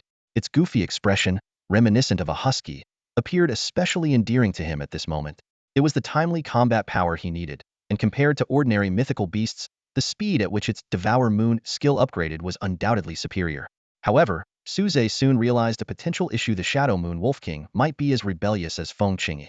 But with prior experience, he didn't hesitate to reach out and vigorously rub the Wolf King's head. Whimper. The Shadow Moon Wolf King let out a low whine, its tongue involuntarily sticking out, and its tail wagging happily. Finally, it rolled over, exposing its soft belly, looking quite content. Su Zhe withdrew his hand with satisfaction and said with a smile, "I may not be great at raising birds, but I've got a knack for dogs." The Shadow Moon Wolf King begrudgingly got back on its feet, protesting, "I am a noble and free wolf, not a dog." Yet, the happily wagging tail behind it betrayed its true feelings. At this point, Lin He spoke up. "Now that the mythical beast egg has hatched, we should leave the Shadow Realm as soon as possible. This place isn't suitable for ordinary people to stay for long." Su Zhe nodded in agreement. Although his level was high, and he wasn't afraid of the Shadow Realm's dark element erosion, he was starting to feel a bit uncomfortable. As he was about to leave, the Shadow Moon Wolf King followed closely behind, urgently saying, "Master, don't leave me behind. Those nightmares look like they're going to eat me. It's too dangerous. Plus, my bloodline memory tells me there are enemies chasing me in the Shadow Realm." Anyway, after using Devour Moon, it doesn't matter where I cultivate, so I might as well hide in the real world with you. Considering the Shadow Moon Wolf King situation, Su Zhe thought it made sense and decided to take it into his beast space. With Feng Qingyi absent, there was just enough room. Afterward, Lin He led Su Zhe back to where they started. They passed through a barrier that resembled a black water curtain and instantly returned to the real world, still standing in the same spot. After bringing them back, the Nightmare Lord quietly disappeared into the shadows, returning to the Shadow Realm. Su Zhe knew that with just a word from Lin He, it could immediately reappear to fight. Just as Su Zhe steadied himself and was about to go out to greet Su Yao, he heard a commotion outside. The usually quiet breeding area was unusually lively today. He overheard someone telling Su Yao, everyone outside is saying he's done for. You should just forget about him. The passage of time in the Shadow Realm aligns perfectly with the real world, meaning that Su Zhe's time spent in the Shadow Realm matches exactly with Su Yao's waiting time in reality. Shortly after Su Zhe and Lin He left, a group of young men, clearly displeased, arrived at the breeding area. They were all suitors of Su Yao. These individuals had long noticed Su Yao's special regard for Su Zhe. During Su Zhe's peak, they were aware of his diamond-level beast and his impressive feat of defeating a school teacher with a single strike, which temporarily extinguished their hopes. However, rumors recently surfaced that Su Zhe's diamond-level beast had been killed, and the gossip intensified, with some even claiming that Su Zhe himself had been rendered useless due to a contract backlash. Initially, people were skeptical, but as the rumors grew more rampant and Su Zhe remained silent, these suitors began to believe the stories. What they didn't know was that Su Zhe was currently focused on protecting Feng Qingyi through her rebirth, oblivious to the chaos outside. Even if he had known, he wouldn't have cared, as this was the false rumor he had instructed Guo Linshan to spread. Everyone present, except for the Daxia spirit guards, was dead. If Guo Linshan had demanded the survivors keep the secret, the matter might not have spread. But Su Zhe specifically asked Guo Linshan to widely disseminate the news of his loss of the diamond-level beast, aiming to reduce the covert attention he was receiving. Of course, this could only deceive most people. Those like Zhang family's patriarch and Xiao Su, who were highly experienced, could still discern the truth. While this strategy diverted the interest of major figures, it emboldened some self-important minor characters, such as Su Yao's suitors. Su Yao, how can you work in such a filthy place like the breeding area? One suitor said with a frown. You're not really helping Su Zhe's teacher here, are you? Another asked sarcastically. He's a nobody now. He's not worth your effort. Exactly. The old man in the breeding area dares to order you around like this. Should we teach him a lesson for you? Before they could finish, there was a loud clank as Su Yao slammed an iron bucket to the ground. Her cold voice tinged with anger. Who said Su Zhe is a nobody? Show yourself. I'll deal with you first. Su Zhe, who was about to leave the room, was startled by Su Yao's tone. It was the first time he'd heard her so angry, but knowing she stood up for him filled him with warmth. Lin He, beside him, patted Su Zhe's shoulder and teased. Kid, your girlfriend's got quite a temper. Looks like your future won't be easy. Su Zhe retorted. You heard them, right? Those guys outside want to teach you a lesson, old man. So, what do you say? Want to give them a beating? Lin He chuckled. Hey, I've got a disciple here, don't I? No need for me to step in. Go on, show them what we're made of. And while you're at it, accidentally stir up some of those beasts nearby. This old man wants an extra meal today. With that, he gave Su Zhe a push. As Su Zhe appeared, the previously arrogant group took a step back in unison, then tried to regain their composure. Su Yao paused, her cheeks flushed as she approached Su Zhe, asking in a barely audible voice, Su Zhe, when did you get here? Did you hear everything? Su Zhe nodded, looking at Su Yao with appreciation for standing up for him. Su Yao, wanting to disappear from embarrassment, regretted that her ladylike image was shattered with a single outburst. Her shy demeanor captivated not only Su Zhe but also those suitors, who couldn't look away. Realizing it wasn't directed at them, they became indignant. The leader, a chubby guy named Zhu He, tentatively asked, Su Zhe, we heard there's trouble with your beast? Su Zhe nodded and admitted, yes, I was caught in a trap by Fuso's dark guards, and my beast died. You should have heard by now? Hearing Su Zhe's admission, the group exchanged glances, their confidence inflated. Zhu He spoke first. Su Zhe, since you know you're a nobody now, stop bothering Su Yao. You're not worthy. Just as Su Yao was about to speak up again, Su Zhe pulled her behind him. With a hostile glare, he said, I'm not worthy? Then who is? You? To everyone's surprise, Zhu He, lacking any self-awareness, nodded and replied, well, I'm more worthy than you. Su Zhe, both angry and amused, pointed at the black-scaled pig devouring its meal nearby with a mocking tone. Worthy? I think you'd be better suited to mate with that thing. This comment hit Zhu He where it hurt. Being overweight, he was already sensitive about being compared to a pig, let alone suggested to mate with one. Enraged, Zhu He roared, "You asked for it, you good for nothing." Before he finished, Zhu He summoned his Biasta short, stout canine monster. Without even giving it time to transform, Zhu He charged at Su Zhe with his beast in tow. Unfazed, Su Zhe quickly summoned his own beast, the phantom spirit turtle, and shouted, "Water cannon blast." A much stronger stream of water than usual shot out like an arrow, sending Zhu He and his beast flying. Despite his bulk, Zhu He was pushed over 10 meters away, landing precisely in the black-scaled pig's feeding trough. The pig, startled by this unexpected treat, curiously licked Zhu He's face a few times. This action completely shattered Zhu He's mental defenses, and with a scream, he fainted. Turning to the remaining onlookers, Su Zhe raised an eyebrow and asked, "Is he always this brave? I may have lost a beast, but my level surpasses his by over 10 levels. How dare he challenge me?" The group looked ashen-faced, their expressions grim. They silently cursed. Rumors said Su Zhe had lost his beast and was useless, but it seems only half of that was true. Seeing their expressions, Su Zhe waved them off. "Fine. If you don't want him left here to mate, then take him and get out." With that, he turned and walked back inside. The people, feeling as if they had been granted a reprieve, hurriedly went to help Zhu He. However, his size made it difficult for them to move him. Fearing that lingering would anger Su Zhe, they slapped Zhu He several times to wake him up. Groggy, Zhu He opened his eyes, the pain on his face reminding him of everything that had happened. As they helped him stagger away, he didn't forget to shout back, You'll see. My brother will avenge me." Inside, Su Zhe chuckled softly, thinking, "It won't be that easy after all." Zhu He's abilities were not particularly outstanding among the first-year students at the Beast Taming University, which puzzled Su Zhe. Despite rumors that Zhu He's beast had died in battle, causing a significant drop in his power, Su Zhe didn't expect him to be so easily dismissed. Su Zhe speculated that someone must be backing Zhu He, possibly the brother Zhu he often mentioned. Driven by curiosity, Su Zhe asked those around him about Zhu He's brother. To his surprise, Su Yao nodded knowingly. With a hint of sarcasm, she said, "If you had attended a few more classes, you would know the famous name of his brother, Zhu Ji.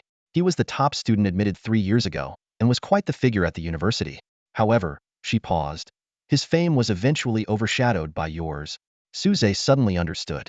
It was rare for someone his age to contract a diamond-level beast, but what truly made him famous was his public contract with a diamond-level beast, and his subsequent feat of wiping out an entire squad of Fusang Dark Guards. Such a remarkable achievement was unlikely to be surpassed anytime soon. Zhu. Su Zhe frowned, thinking, isn't there a Zhu family among the 4 major families? Could he be from the Zhu family? With this thought, Su Zhe couldn't help but feel a bit concerned.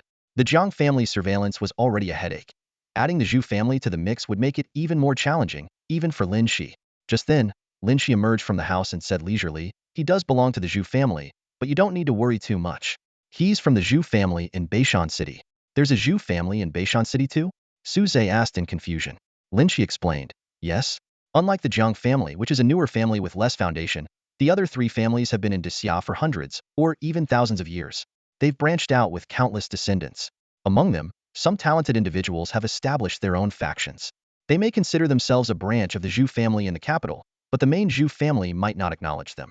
Unless someone emerges who is talented enough to attract the Zhu family's attention, they won't be fully accepted." Su Zhe nodded thoughtfully. Considering the rapid rate of human reproduction, coupled with the once envied, now condemned practice of polygamy a few centuries ago, the Zhu family's descendants might be spread across the nation. In terms of blood relations, perhaps half the country could claim connections to these major families, making it impossible to accept everyone. Since it wasn't the main Zhu family lurking behind the scenes, Su Zhe felt slightly relieved. However, he still had questions. He was admitted 3 years ago, so he should be in his 4th year now, right? Hasn't he graduated yet? If he hasn't reached level 20, he's not much of a threat. Su Yao shook her head, saying, "As far as I know, he could already defeat the school's teachers in practical combat classes during his 3rd year." She added, "The teachers for practical combat classes at Beast Taming University, like Zhang Jian back then, are at least level 30. Reaching that level a year ago, why hasn't he graduated?" Su Zhe pondered. Logically, the school shouldn't have anything more to teach him. Lin He lazily rocked in a chair and said, "He has indeed met the graduation requirements, but he doesn't want to miss the 10-year beast taming competition." The beast taming competition? Su Zhe recalled hearing about it before. Xiao Su left Beishan City to discuss this matter, giving the Jiang family an opportunity. It seemed the Jiang family merely took advantage of the situation. "What exactly is the beast taming competition?" Su Zhe asked curiously. Lin He took a sip of his drink and explained, The beast taming competition is essentially a stage for young beast tamers to showcase their abilities. Every 10 years, elite students from 5 beast taming universities gather for an intense competition. The ultimate winner receives substantial rewards. What kind of rewards would make them take it so seriously?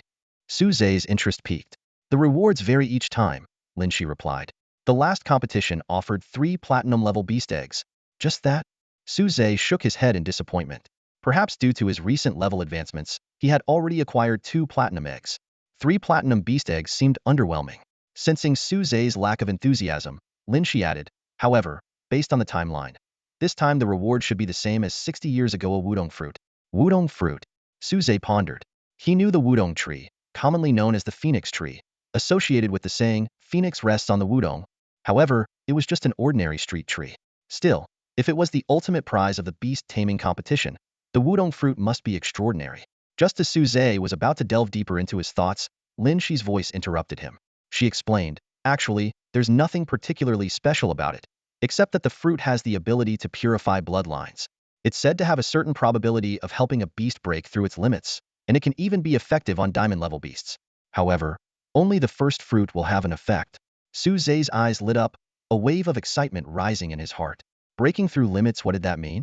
It could potentially upgrade a platinum beast, capped at level 90, to a diamond beast with a level cap of 100. No wonder the Jiang family coveted the wudong fruit so much. Its value was indeed immeasurable. Reflecting on his own experience of being targeted by the Jiang family because of his diamond beast, Su Zhe fell into deep thought. He recalled his knowledge about diamond-level beasts. Even at this tier, there are distinctions upper, middle, and lower, primarily determined by the grade and concentration of divine beast bloodlines. His golden feather phoenix, carrying the bloodline of the supreme divine beast, the phoenix, was of the upper echelon, with the potential to ascend all the way to level 100. Similarly, Shaoshang's Biyun dragon, with its top-tier dragon bloodline, could also easily reach level 100. However, for most diamond-level beasts, each level beyond 95 is an insurmountable barrier. This explained why the wudong fruit held undeniable value, even for diamond-level beasts. Zhu Ji evidently didn't want to miss the opportunity to acquire such a heavenly treasure, but Su Zhe was puzzled. Why was Zhu Ji targeting him? Was it because he lacked confidence in obtaining the wudong fruit and thought it better to seize a diamond-level beast directly? This speculation didn't quite add up. If that were the case, wouldn't it imply that Su Zhe possessed a diamond-level beast? Yet, if Zhu Ji had the confidence to challenge Su Zhe, who had a diamond beast, why would he fear the so-called beast mastery competition? As Su Zhe racked his brain to discern Zhu Ji's true intentions, the familiar sound of high heels interrupted his thoughts. Looking up, he saw the only teacher he'd ever had a class with, Xian, the instructor for beast breeding and reproduction, approaching. She waved at Su Zhe with urgency in her voice. Su Zhe, Principal Xiao wants to see you right away. Su Zhe had a strong impression of the dynamic teacher, even though he had only attended one of her classes. Her vigorous teaching style was truly memorable. Principal Xiao, Su? What's he looking for me for? Su Zhe asked, puzzled, with a slight frown. Xian shrugged and replied, I don't know. I just happened to pass by the office when he asked me to pass a message to you. And it's not just you he's calling. All the top students from the senior grades are there too. She paused, seemingly realizing something. These guys have already met the graduation requirements and are more capable than I am, but they just don't want to leave. She stopped herself, suddenly aware that Su Zhe, although a new student, was also one of those exceptional individuals. Wisely, she decided to keep quiet. Su Zhe raised an eyebrow, thoughtful. All the top students from the senior grades are there? I bet Zhu Ji is among them. He speculated internally that Xiao Su might be selecting participants for the so-called beast contest. If Xiao Su had his eyes on him, a freshman, then Zhu Ji's earlier actions were likely attempts to gauge his strength to see if he would be a threat in the competition. Su Zhe wasn't particularly interested in this contest meant to showcase the young generation's abilities. He understood well the saying, the shot hits the bird that pokes its head out. Standing out too much could make his future life restless, with potential threats lurking everywhere. However, the prize mentioned by Lin He was too tempting for Su Zhe to ignore, giving him a compelling reason to participate. In the underground space, he learned from Lin He about his parents' disappearance and the impending disaster facing the world. Given that mythical beasts were used as anchors, there must be a significant number of them in the beast world. Yet, the human world lacked equivalent power, which made Su Zhe uneasy. His thoughts turned to Feng Qingyi. Her bloodline was already among the best of the diamond-level beasts, and with the enhancement from the dragon flame seed, she could advance even further. Coupled with the wudong fruit, could she become akin to a pureblood phoenix? Only by possessing a mythical beast could Su Zhe have some assurance against future invasions from the beast world. As for whether the system could produce mythical-level beast eggs, Su Zhe had little doubt. The capsule machine contained some beast eggs rarer than diamond eggs, each with unique colors, which he suspected to be mythical beast eggs. The chances of obtaining one, however, were slim, and Su Zhe disliked leaving his fate entirely to chance. After careful consideration, Su Zhe decided not to decline and agreed to go see Xiao Su with Chan Xian. To his surprise, Su Yao insisted on coming along as well. He figured that Zhu Ji wouldn't dare make a move in front of the principal, so he didn't refuse her company. Behind them, Su Yao's gaze kept shifting between Chen Xian's ample bosom and her own figure. She sighed, feeling disheartened. Though she was considered a standout among her peers, she couldn't compare to a mature woman. Did such an impressive bust really need to exist in this world? On the way, Chen Xian asked Su Zhe numerous questions. Su Zhe, there's a rumor going around that your diamond-level beast is gone. Is that true? Chen Xian asked nervously, hoping the rumor wasn't true. Helping a diamond-level beast reproduce was her career goal, and Su Zhe was the only person she could contact with such a beast. To her dismay, Su Zhe nodded, confirming the rumor. He wasn't lying. Feng Qingyi had indeed died but had since been reborn. Chen Xian sighed in regret, feeling deflated. She continued to chat with Su Zhe. Su Zhe, I heard from the principal that your father is researcher Su Lin? That's right. Do you know my father?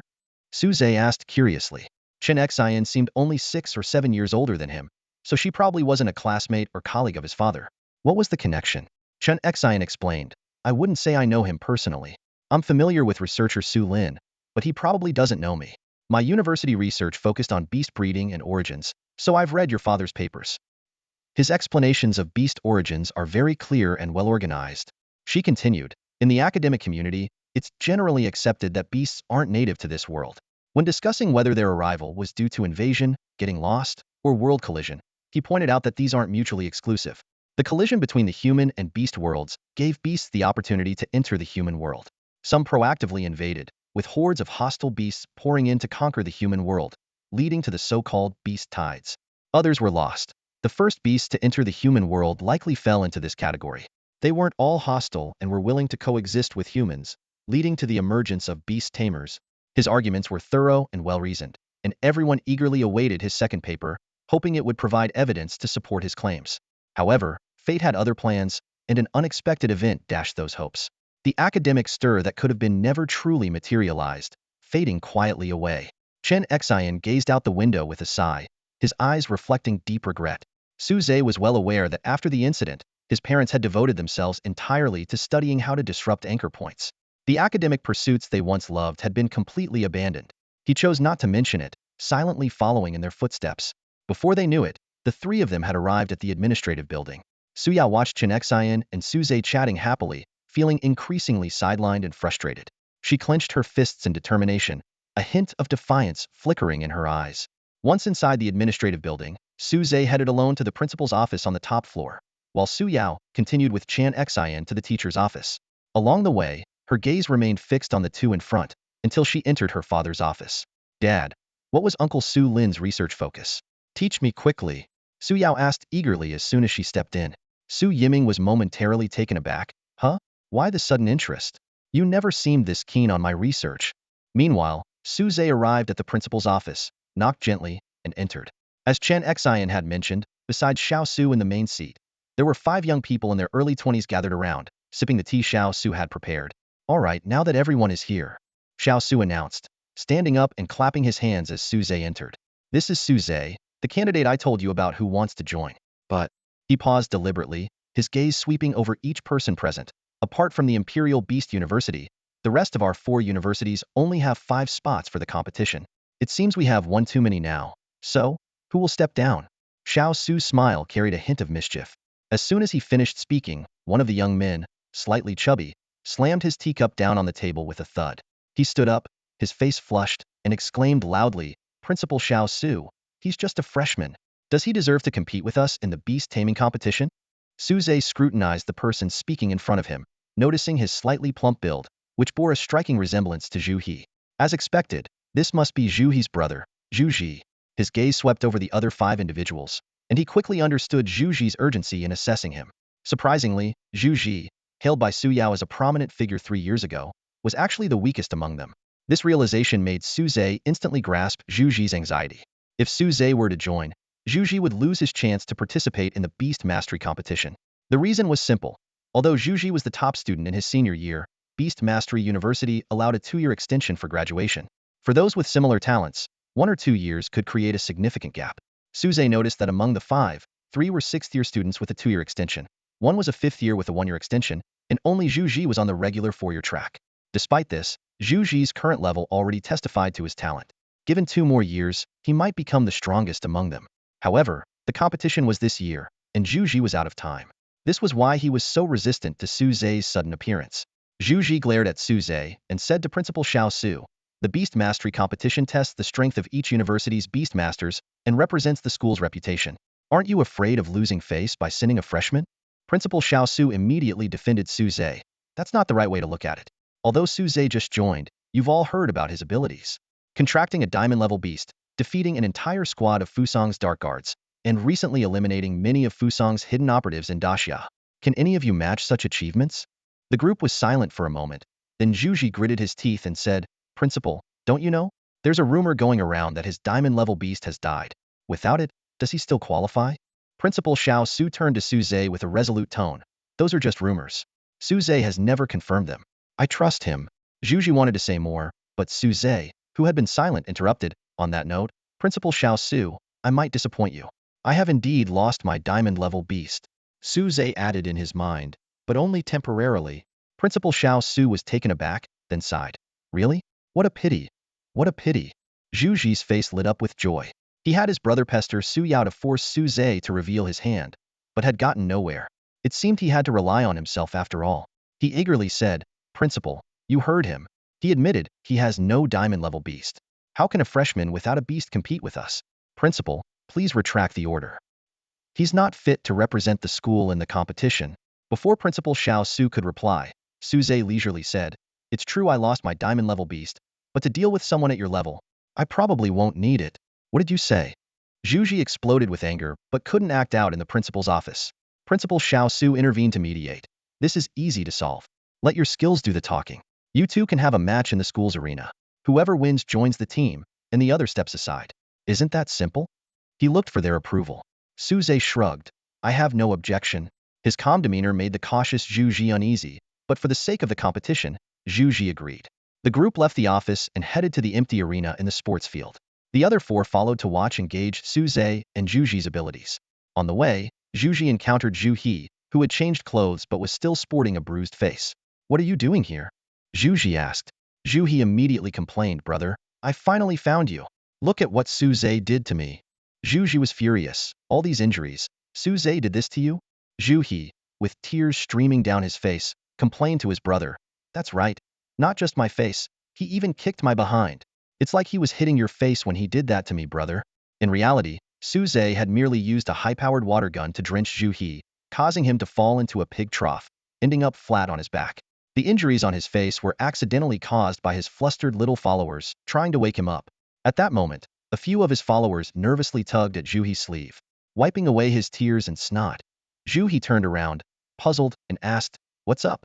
The followers pointed behind Zhu Ji, whispering anxiously, "Look, he's right behind your brother." Only then did Zhu He notice Suze standing not too far away, smiling and waving at him. This sight sent Zhu He stumbling backward in fear, stammering, "Brother? Why is he here too?" Seeing his brother's panicked expression, Zhu Ji shook his head helplessly. "Don't worry, I'm going to challenge him later and get revenge for you." He then lowered his voice and asked, "How did he beat you? What kind of beast did he use? Tell me everything." Zhu He quickly relayed all the information he had to his brother. After listening, Zhu Ji breathed a sigh of relief. "A gold-level turtle beast? Over level 20? No wonder you got beaten like that, but it's nothing too impressive." Armed with this information, Zhu Ji felt confident about the upcoming challenge. Soon, both of them stood on opposite ends of the arena, with Principal Xiao Su temporarily acting as the referee. The match attracted a large crowd of spectators. Look, look, the principal is acting as the referee. Who's in the ring to have such importance?" I know. One is Zhu Ji, the top senior, and the other seems to be Suze, the strongest freshman ever, who contracted a diamond-level beast." "Suze? Isn't that the guy? Didn't they say his diamond-level beast died in battle? How dare he challenge a senior? Are the rumors false?" The crowd buzzed with excitement, the atmosphere growing more intense. Zhu Ji addressed Suze. "I won't go easy on you just because you're my junior. You did quite a number on my brother, and I'll return the favor." Suze calmly replied, "Don't worry, I'll make sure you and your brother match perfectly." Oomph! Zhu Ji snorted, a flicker of anger in his eyes. With a command from Xiao Su, the two began summoning their beasts. Behind Zhu Ji, a golden summoning pattern appeared, opening his beast space, indicating his beast was gold level. But behind Su Zhe, a dazzling white light flashed. Is that silver level? Zhu Ji frowned, deep in thought. It seems the rumors are true, his diamond level beast really did have issues. But doesn't he still have a gold level beast? Why use a silver one? Although puzzled, the weaker Su Zhe was, the better for him. Just then, among the four other contestants preparing for the beast competition nearby, one sharpied participant suddenly exclaimed, "No, that's much brighter than silver, that's platinum level." The man who was recognized was Kuang Yi, an average-height individual with a rather appealing appearance. He stood at the edge of the arena, intensely focused on the battle unfolding before him. Kuang Yi was the strongest among the five who had been preparing for the beast mastery competition before Su Zhe joined. At this moment, his eyes sparkled with surprise and approval. "This is a platinum-level summoning array," Kuang Yi murmured, his voice low enough for only the three people beside him to hear. The glow of platinum was indeed similar to silver, but he recognized it instantly, showcasing his extraordinary insight. "Boss Kuang, are you sure it's a platinum-level beast?" Li Heng asked. He was the second in rank among the five, a tall and lean man exuding agility. Kuang Yi nodded solemnly. "There's no mistake.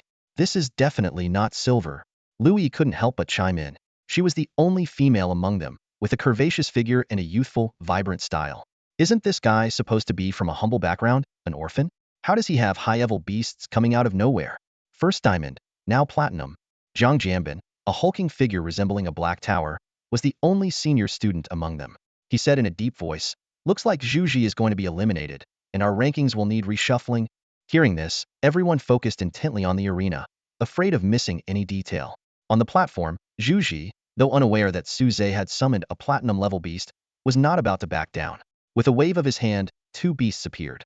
A silver-level jade-scaled snake that transformed into jade armor on his body, and a gold-level thunder leopard that became a pair of claws crackling with purple electricity.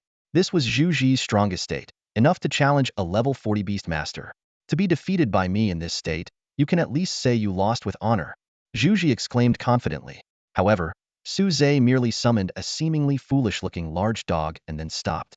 Zhu Ji couldn't resist taunting loudly, "Su Zhe, you only summoned this dumb silver-level dog? Are you looking down on me?"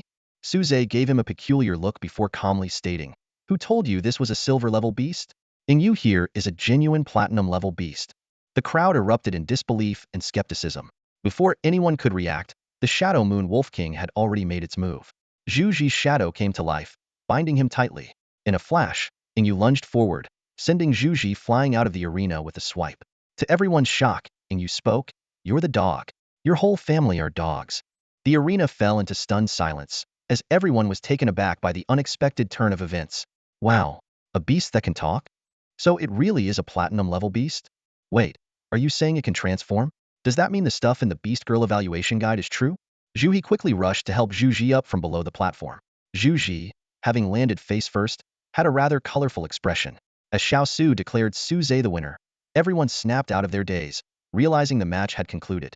Kuang Yi and the others couldn't help but grumble about how quickly the battle ended, leaving little to discern. But Kuang Yi quickly pointed out, "Could any of you have defeated Zhu Ji so swiftly and easily?" Lu Yi and Zhang Jianbin exchanged looks and shook their heads.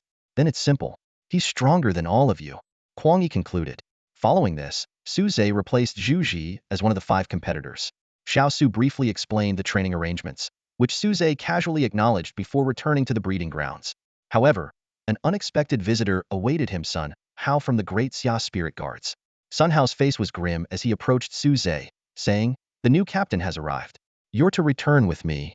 Su Zhe immediately sensed something was off. "Brother Sun, you look upset. This new captain doesn't seem friendly, does he?" Sun Hao replied with a bitter expression, "You're right. The new captain is from the Jiang family, and he's Jiang Tianlong's father, the father of Jiang Tianlong. So it's like you beat the son, and now the father shows up. I just hope we don't end up dealing with the grandfather next." Su Zhe couldn't help but quip, his brow furrowing slightly. Sun Hao nodded in confirmation, his expression serious. "That's right, his name is Jiang Sheng. He was originally with the Imperial Capital Legion, but somehow managed to get himself transferred to the Eastern Legion, taking over Captain Guo's position." Su Zhe wasn't too surprised by this. He recalled what Guo Linshan had said before leaving. The Jiang family was indeed vying for that vacant deputy commander position. Despite Gua Linshan's best efforts to prevent it, it was hard to compete with such influential families. Still, having Jiang Tianlong's father personally step in was unexpected, making his intentions all too clear. What's he want with me? Su Zhe asked, a hint of wariness in his eyes. Sun Hao shook his head, his tone heavy. Not sure, but it's definitely not out of goodwill. He brought a squad of spirit guards and upon arrival, he demolished Captain Gua's office, dismissed all squad leaders, and promoted his own cronies. He's doubled the daily training and tasks of eerie ones barely holding up. He spat on the ground in disgust. And they dare call themselves the Great Xia Spirit Guards? They look more like Zhang's private army with their sycophantic behavior. Su Zhe frowned, surprised at how brazenly they acted. Clearly, Jiang Shang was here for revenge, targeting not only Su Zhe but all the spirit guards in Beishan City. Sun Hao continued, Brother Su Zhe, I came to warn you because I'm worried he might try something against you. It's best if you stay at the school and pretend you don't know about this. He likely won't cause trouble directly at the school. Su Zhe considered this for a moment. Although the school had Lin He's protection, Lin He was occupied with guarding the Dragon Corp's anchor point in the underground space and couldn't leave easily. He asked, if I don't go, what about you? Jiang Sheng won't spare you, will he? Sun Hao shrugged, trying to appear nonchalant. At worst, I'll quit being a spirit guard and go find Captain Gua. He's been pretty bored since retirement anyway. You might be disappointed. Old Gua isn't home right now, Su Zhe mentioned casually, without elaborating. Just as Sun Hao was about to ask further, Su Zhe interrupted, Brother Sun Hao, no need to worry. I think I'll go meet this new captain. What? But, Sun Hao exclaimed, trying to dissuade him. Su Zhe reassured him, don't worry, I have ways to protect myself and won't act recklessly. He calculated in his mind. If Feng Qingyi could complete her rebirth soon, it would be ideal. A level 75 diamond-grade beast could escape unscathed even from an 80-level beastmaster, and the deputy commanders of the Great Xia Spirit Guards usually ranged from level 60 to 70. Unfortunately, Feng Qingyi still needed a few months, and the situation couldn't wait. Su Zhe walked into the house alone, where Lin He was already waiting for him. Kid, I can't guarantee I can protect you. The Jiang family has plenty of experts, Lin He said bluntly. Su Zhe inquired about the nightmare clone's capability. Lin He explained that it could instantly enter dreams for those below level 70, required some time to hypnotize those below level 75, and was ineffective beyond that. Su Zhe nodded, feeling that this should suffice. He requested Lin He to let the Nightmare Lord clone enter his shadow once more. Lin He took a sip of wine and said nonchalantly, the Nightmare Lord clone never left your shadow. It just ran out of power. I already helped it recover when I entered the Shadow Realm. Relieved, Su Zhe expressed his gratitude and returned outside, ready to face the upcoming challenges. Su Yao appeared at some point, her face etched with worry. Clearly, she had learned the entire situation from Sun Hao. Su Zhe approached her, gently patting her hand in a comforting gesture before turning to Sun Hao and saying, all right, Brother Sun Hao, let's get going. However, Su Yao grabbed the hem of Su Zhe's shirt anxiously and said, can't you just not go? It's really dangerous. Su Zhe let out a deep sigh, his tone resolute as he explained, Jiang Sheng is here to avenge his son, and he won't give up easily. Even if I don't go now, I can't hide at school forever. I might as well confront him and see what tricks he has up his sleeve. Seeing Su Yao still looking worried, Su Zhe had a sudden idea. Locking eyes with her, he sincerely suggested, since you're so concerned, why don't you go to the Beast Tamer Association and ask President Yu Shenghua for help? He has a good relationship with Captain Gua and has always looked out for me.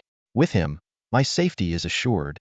Hearing this, Su Yao finally released her grip on Su Zhe's hand, but not without reminding him, you have to walk slowly and wait for me. Don't engage with that guy until President Yu arrives. Don't worry, Su Zhe nodded in agreement. With that assurance, Su Yao turned and hurried off towards the Beast Tamer Association. All right, Brother Sun Hao, let's go, Su Zhe said. Shouldn't we wait for President Yu? Sun Hao asked, puzzled. Su Zhe shook his head, explaining, last time, the Zhang family managed to lure away both Principal Xiao and President Yu, and this time won't be any different. In truth, he was concerned that Su Yao might follow them out of worry, so he had sent her away. Even though he had his nightmare avatar as a last resort, Su Yao's strength was too weak to withstand even the aftermath of an attack, and any mishap could lead to disaster. Su Zhe was determined not to let that happen. However, this time Su Zhe's assumptions were off. The previous incident had succeeded in diverting Xiao Su and Yu Shenghua because the Jiang family was pulling strings from behind the scenes. But this time, without orders from the Jiang family patriarch, it was merely a retaliatory act by Jiang Tianlong's grandfather, Jiang Lu. They had already stretched their resources to bribe the person replacing Gua Linshan, and they couldn't interfere with the Beast Tamer Association with just their branch's power. In fact, Yu Shenghua was still at the association, but he was preoccupied with urgent matters, leaving Su Yao waiting anxiously in the guest room. Meanwhile, Su Zhe had already arrived at the entrance of the new camp. As soon as Su Zhe reached the entrance, he felt the gaze of someone watching him. Unlike the usual scrutinizing looks, this one was filled with aggression and hostility, like an invisible blade piercing his back. Sun Hao's warning echoed in his mind. Not just the squad leader positions, but all key roles have been taken over by Jiang Sheng's people. Suppressing his discomfort, Su Zhe entered the camp. The shadowy figure in the dark didn't step out to stop him, merely watched silently as he disappeared from view. Then, the figure quietly emerged from the hidden post and slowly closed the camp gate. The scene before him made Su Zhe clench his fists. The Xia spirit guards were being drilled to exhaustion, collapsed on the ground. Some had old injuries reopened due to the excessive training, with blood seeping through their clothes. Is this all you can handle? How much training have you even done? A man as slender as a monkey stood by, his tone dripping with disdain. Get up, all of you, and run another 30 kilometers. From the stars on his shoulder, it was clear he was one of the newly appointed squad leaders by Jiang Sheng. Damn it, didn't you hear me say run? Move it. The skinny man made a move to kick a spirit guard whose leg injury had flared up again.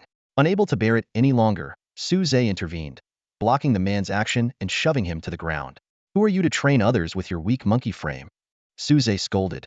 Why don't you get your own legs strong enough to stand properly first? The man scrambled up, both embarrassed and furious, yelling, damn it, who are you? How dare you lay a hand on me? I'm a squad leader now, and the duty of a Xia spirit guard is to obey orders. Do you want to be expelled from the guard? Before he finished speaking, Jiang Sheng's men, who had been lounging around, quickly surrounded Su Zhe and Sun Hao, glaring at them menacingly. Sensing the tension, the other spirit guards finally couldn't hold back and rallied behind Su Zhe and Sun Hao. One guard shouted angrily, damn it, I'm not training anymore. These guys do nothing but pile on more training for us. I've been running for miles without a drop of water since morning, and now I can't even squeeze out a drop of urine.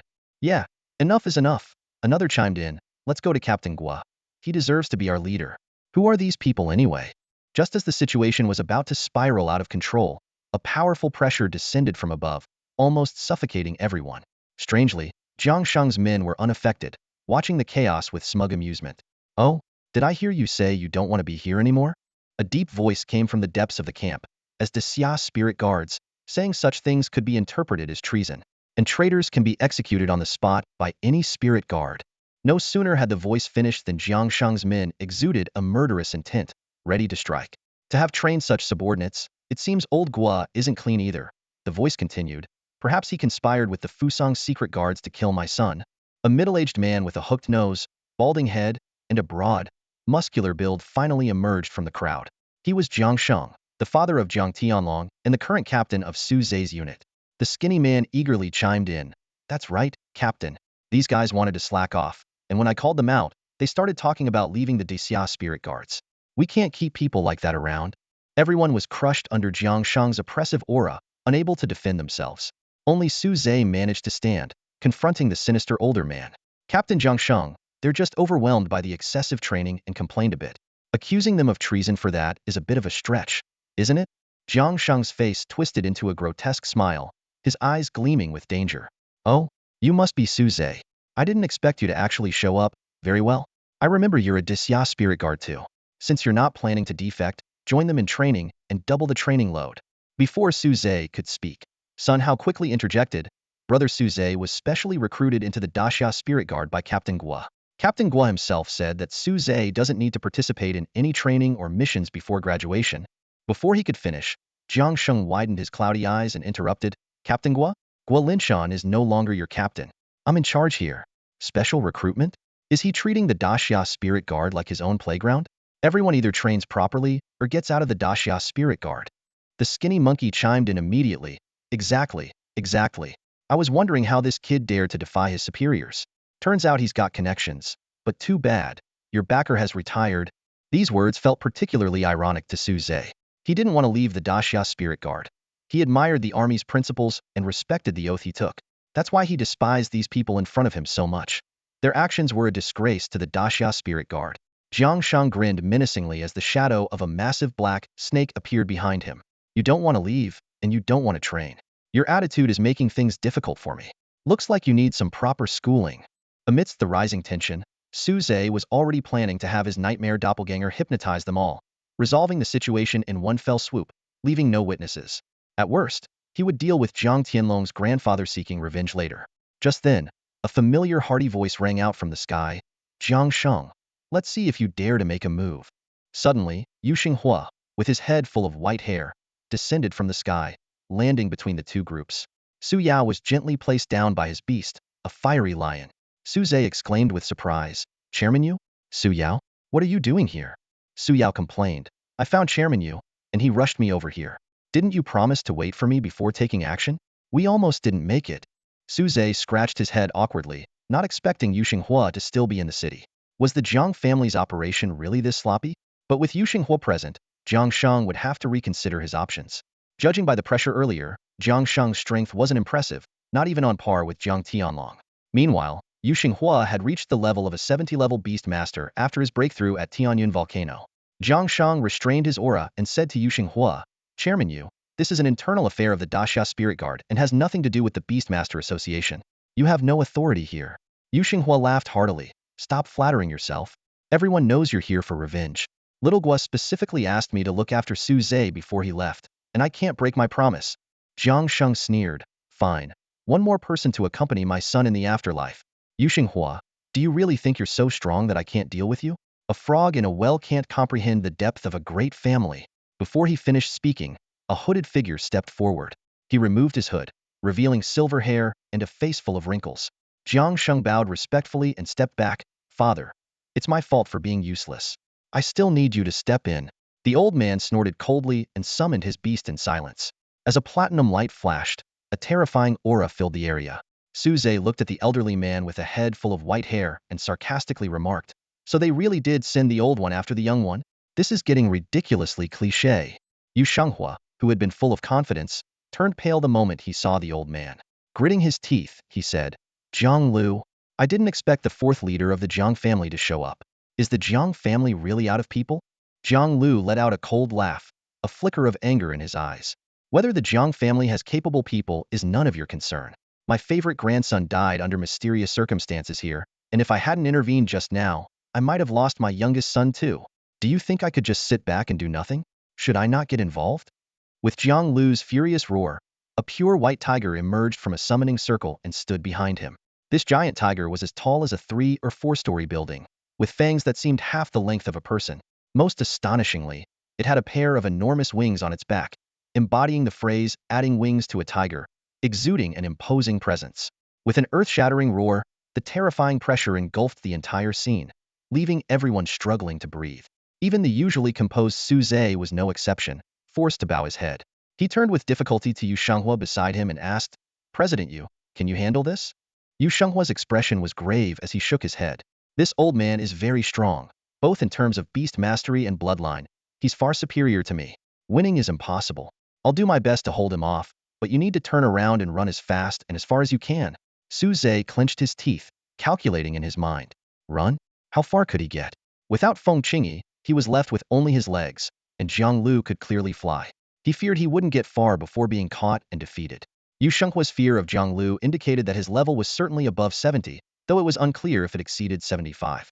He wondered if Lin He's nightmare avatar could still be effective. Su Zhe thought to himself, I'll have to take a risk. He lowered his voice and leaned close to Yu Shenghua's ear. President Yu, I don't think I can escape. I'd rather stay and help you fight him. Fight? How do you plan to fight? Yu Xinghua replied in a hushed tone. Are you saying your golden feather phoenix bird isn't dead? If so, you need to run even more. It can't fall into the Jiang family's hands. Su Zhe shook his head. The golden feather phoenix bird, it's indeed gone. Right now, I only have a platinum level beast that's over level 40. Then how do you intend to help me? Yu Xinghua snapped. Staying here will only hold me back. Stop hesitating and go. The sooner you escape, the sooner I can retreat, and our chances of survival will be higher. Su Zhe continued to explain, President Yu, while I can't assist directly, my shadow can. Master. Yes, a master. Left me with a life-saving measure in my shadow. It can hypnotize the enemy if we can just hold out for a while. Su Zhe didn't reveal Lin He's identity, but subtly made a hand gesture. To him, Jiang Lu's arrival was a chance to resolve everything at once, eliminating future threats. Yu Xinghua scrutinized Su Zhe for a moment, then nodded. If the master you're referring to is who I think it is, then there shouldn't be a problem. I'll trust you this time. Watching the two whispering, Jiang Lu stood by idly, seemingly unconcerned about any plans they might concoct against him. Done with your last words? If so, I'm about to make my move. Zhang Lu said, not using any beast mastery techniques, but simply pointing forward. The winged white tiger lunged at them. Yu Shenghua put all his effort into transforming his flame lion into a beast armor that encased him, charging forward. The aftermath of their battle was more than anyone else could withstand, and the crowd quickly retreated. As the dust settled, Yu Shenghua had managed to physically block the white tiger's assault, his hands firmly resisting the massive tiger paws. While it seemed they were evenly matched, Su Zhe, standing closer, could see that Yu Shenghua's beast armor on his hands was shattered, and his hands were a bloody mess, bones protruding through flesh. The white tiger, meanwhile, wore a disturbingly human-like expression of amusement, like a cat toying with a mouse. With each step Zhang Lu took forward, Yu Shenghua's expression grew more pained, his body sinking lower. As the two clashed, Su Zhe, under the curious gaze of Su Yao, prayed to his shadow. Great Nightmare, please help us out here. We can't just defend. We need to take the offensive. His shadow indeed responded, with black tendrils emerging, swaying hesitantly.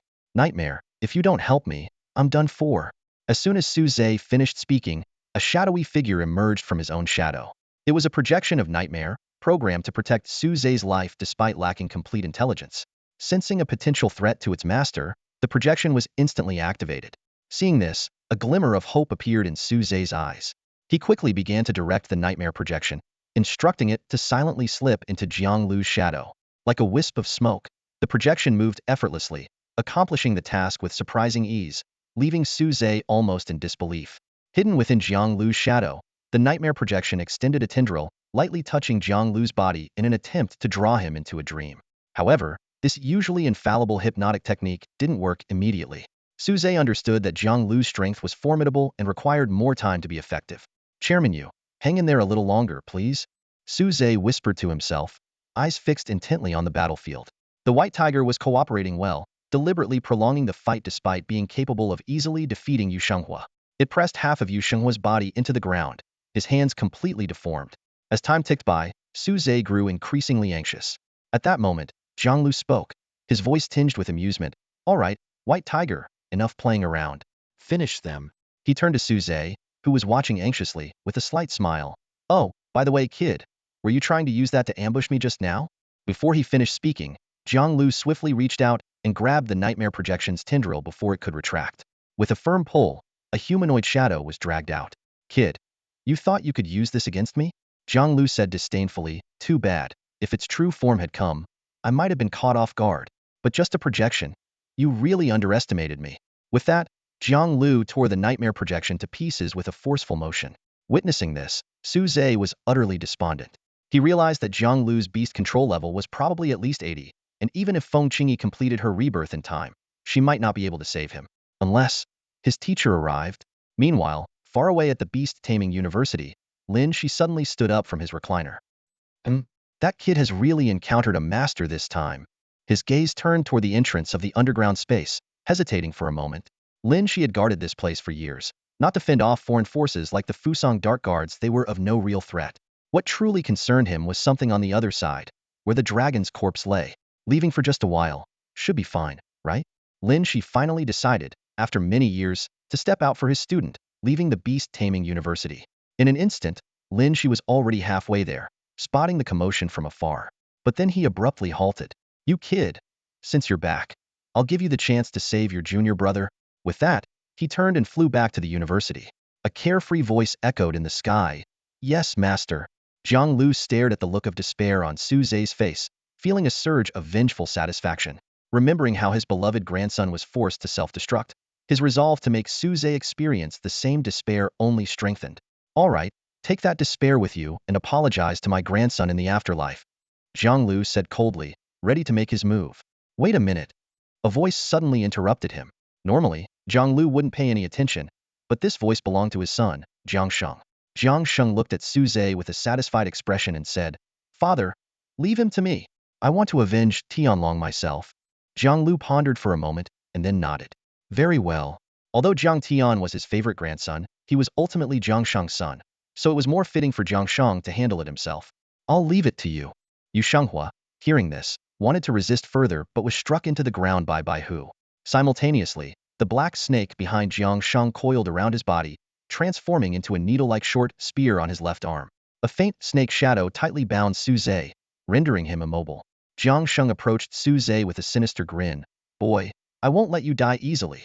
I'm going to inject poison into your body, slowly corroding you from the inside, letting you feel the agony as your organs melt away, and then die in excruciating pain.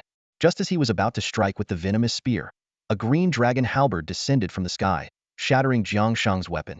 His beast returned to its original form, a black serpent writhing in agony under the halberd.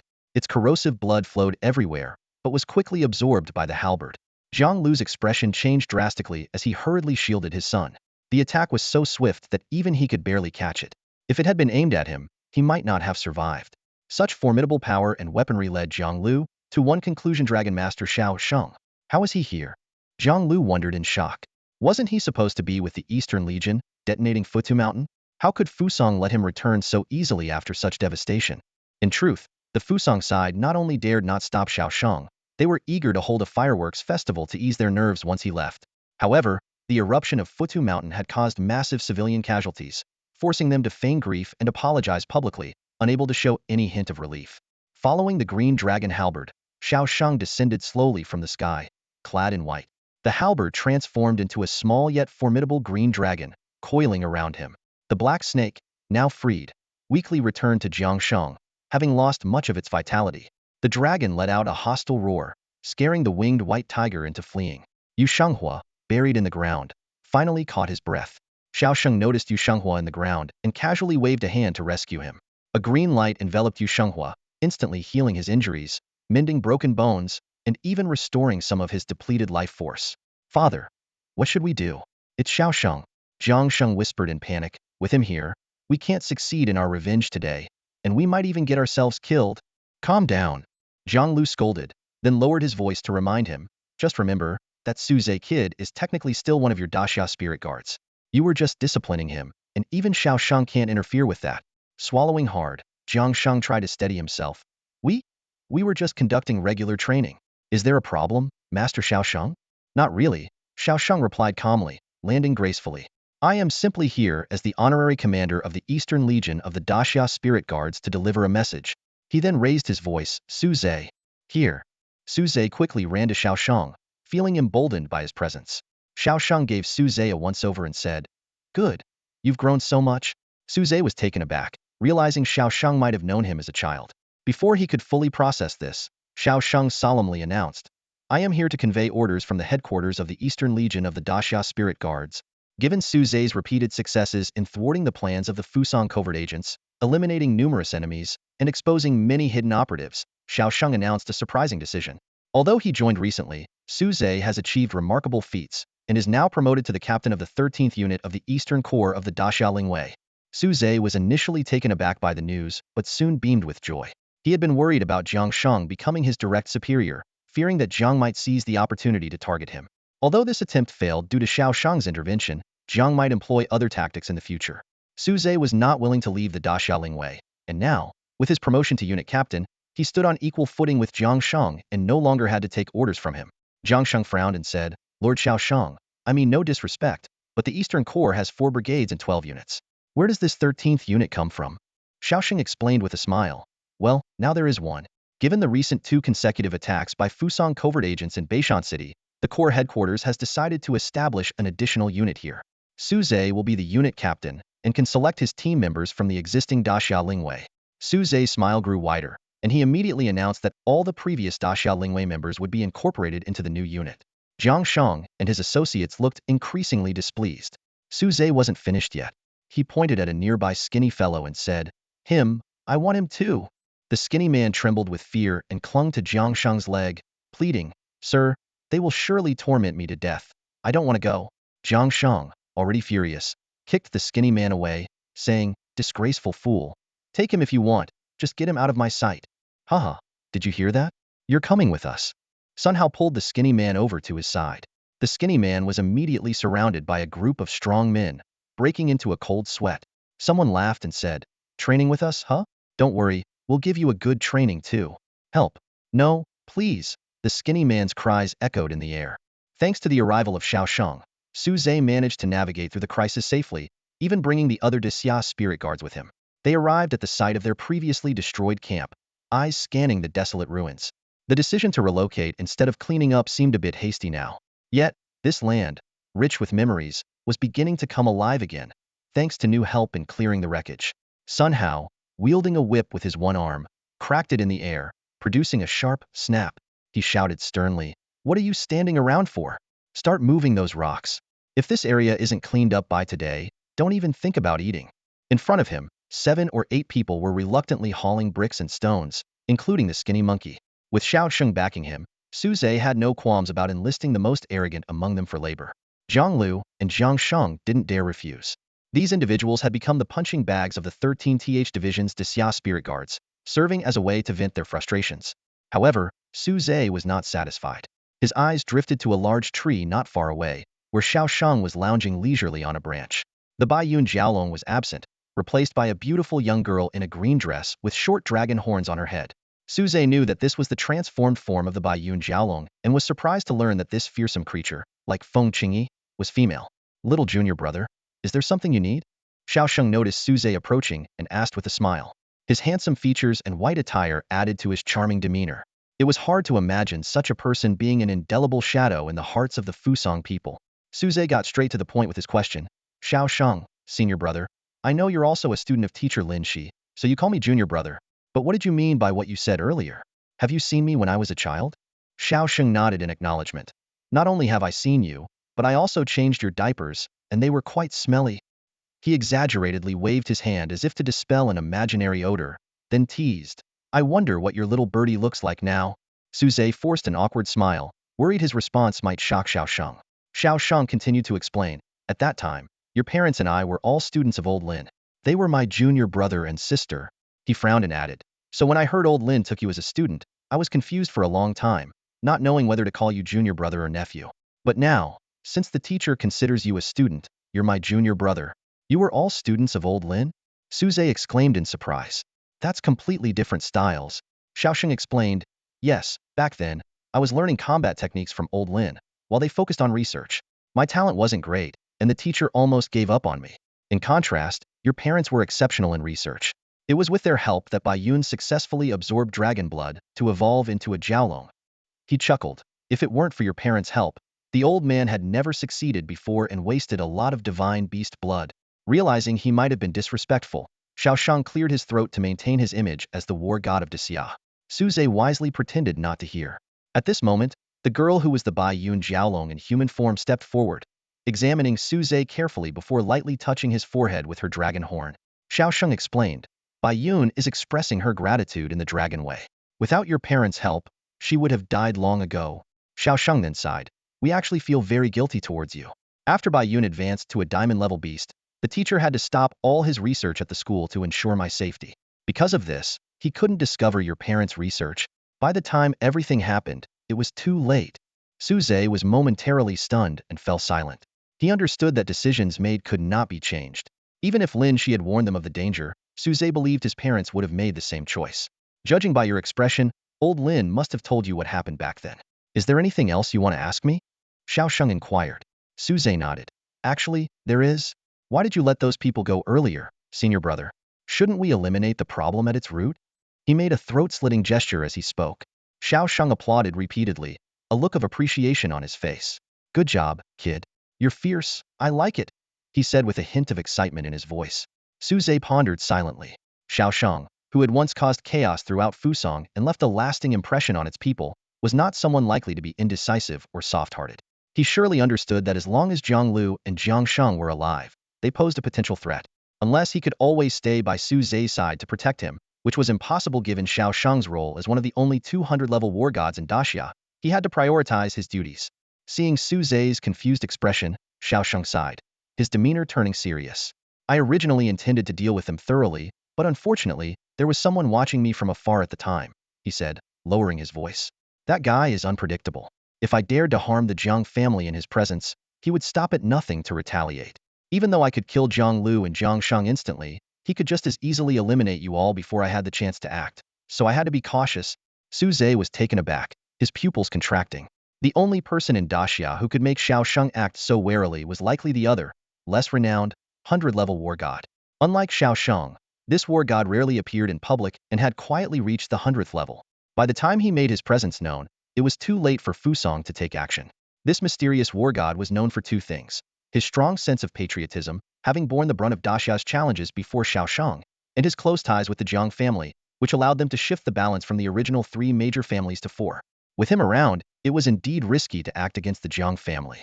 Biyun, standing nearby, nodded in agreement, pouting slightly. That's right. He seems normal most of the time, but once he starts fighting, he's a madman. I definitely don't want to face that big, thick staff of his. Her tone carried a hint of fear, indicating she'd had unpleasant encounters with it before.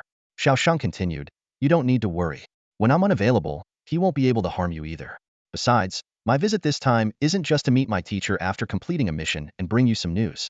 I also need to replenish the power of the statue clone recently used by the Beastmaster Association in Beishan City.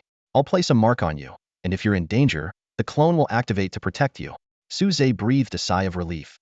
Although he hadn't witnessed the statue's power firsthand, he had heard it had easily crushed a pseudo-artifact. Such strength, at least at the 80 level, would be more than enough to handle Zhonglu. Unless the Jiang family decided to break the rules and involve their ancestors. Just as Su Zhe was about to say something, he felt a slight tremor underfoot. It was very faint and disappeared quickly. He thought it might be his imagination until he saw the serious expression on Xiaosheng's face. Biyun, beside him, became restless, as if affected by something. "Brother Xiaosheng, what's happening?" Su Zhe asked, his voice tinged with concern. Xiaosheng's brow furrowed, his voice low and urgent. "If I'm not mistaken, there might be a big problem. Stay here. I'll go check it out." With that, he leapt into the air, Biyun nestled in his arms, and they transformed into a pale green streak, disappearing into the distance. Su Zhe stood there, bewildered, watching Xiaosheng leave. He muttered to himself, "Over there. Is that the direction of the Beastmaster University? What could possibly be happening at the school to make Xiaosheng so anxious?" A dreadful thought crossed Su Zhe's mind. Could the anchor point have been compromised? The mere possibility made his heart skip a beat. If there was an issue with the anchor point, it could lead to an invasion from the beast world, or even involve divine beast-level combat strength. Even with the system's help, Su Zhe knew he was far from being able to handle such a situation. He took a deep breath, forcing himself to stay calm. No, perhaps it wasn't that serious. After all, there was more than one anchor point, and even if the one beneath the school was compromised, it wouldn't immediately lead to an invasion. Regardless, he needed to find out what was going on. If it turned out to be a major problem, he would have to awaken Feng Qingyi to ensure their survival. With this in mind, Su Zhe hurriedly followed in Xiaosheng's footsteps towards the school. However, he had barely set off when Xiaosheng, familiar with the route, had already opened a secret passage and disappeared into the darkness. Though the tremors had subsided, Xiaosheng remained vigilant, gripping the green cloud halberd, now transformed into a blue dragon. Suddenly, sensing something, he let out a helpless chuckle as a greenish aura spread around him. The aura dispelled the darkness and shadows, forcing a shadowy figure to reveal itself. "Teacher, at a time like this, please don't tease me," Xiaosheng said helplessly. Lin He emerged from the shadows, drinking wine. "Tisk, you've grown stronger. I can't joke around with you like I used to." Seeing Lin He safe and sound, Xiaosheng breathed a sigh of relief. But as Lin He took another step, he suddenly gasped in pain, as if a wound had been aggravated. He spat out the wine in his mouth, now mixed with blood. Xiaosheng was alarmed and rushed to support him, noticing the bloodstains on Lin He's chest. "Teacher, Yun and I sensed his presence earlier. What happened?" Lin He took a moment to steady himself and swallowed the bloody wine. "What do you think?" "It was a resurrection. Luckily, I was only gone for a moment and didn't give him a chance to develop further." With Xiaosheng's help, Lin He returned to the underground space. It was here that he had been fighting a dragon corpse on the wall. More precisely, a piece of the corpse. This was why he had been guarding this Placia dragon that should have been nothing but bones was not completely dead. In the brief time Lin He left to assist Su Zhe, the dragon corpse's flesh had started spreading from another world, attempting to fill the empty skeleton. No one knew if the dragon would revive once complete, nor the potential consequences. Lin He, upon returning and noticing the anomaly, acted immediately. However, his nightmare ability primarily affected the mind, leaving it useless against the mindless flesh. He could only suppress it with sheer force. The flesh, sensing resistance, transformed into a small, scarlet flesh dragon and counterattacked, injuring Lin He. Fortunately, the nearby Feng Qingyi, who was in nirvana, assisted. Though her power was limited, she managed to control a wisp of dragon flame from her furnace to repel the flesh dragon. Unexpectedly, it feared her flames, allowing her and Lin He to suppress it. Ultimately, they couldn't destroy it, and the flesh dragged the skeleton back to the beast world, leaving the skeleton in the human world significantly shorter. The gap between the two worlds seemed to narrow as a result. This puzzled Lin He the most. Logically, if the dragon corpse was reviving and no longer wanted to serve as an anchor point, its loosening should have increased the distance between the worlds. But the opposite was happening. With most research destroyed, and Su Zhe's parents, the experts on anchor points, gone, Lin He was left without answers. After explaining, Lin He opened his palm to reveal a restless drop of golden blood. The only good thing from this upheaval is I managed to get another drop of divine beast blood. What do you think? Should I give it to your Bai Yun Jiaolong? Typically, ordinary beasts can't handle the power of divine beast blood, but Bai Yun Jiaolong had succeeded before, advancing to a diamond-level beast. However, this time, Xiao Sheng declined on Bai Yun Jiaolong's behalf. No need. Dragon blood doesn't benefit Bai Yun anymore. We've both reached our limits. One drop of dragon blood won't change that. He paused before suggesting, how about giving it to that guy as a pledge? Lin He shook his head. A single drop is far from enough. Since you don't need it, I'll give it to my savior. Without her, I might not have made it. He flicked the dragon blood into Feng Qingyi's nirvana furnace. Feng Qingyi was delighted, but the nirvana process, which was nearing its end, was forcibly extended. She closed her eyes again and fell into a deep sleep. Before losing consciousness, she seemed to hear Lin He mutter, "She truly is," but couldn't catch the rest as she slipped away. Soon, a breathless Su Zhe arrived at the beast taming university. He had sprinted all the way to the breeding area. After ensuring no one was around, he opened the secret passage and entered. Su Zhe was tense the entire way, fearing a sudden surge of beasts. Luckily, that didn't happen.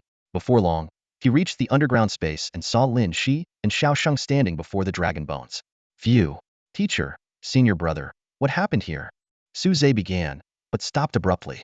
He immediately noticed the dragon bones were shorter.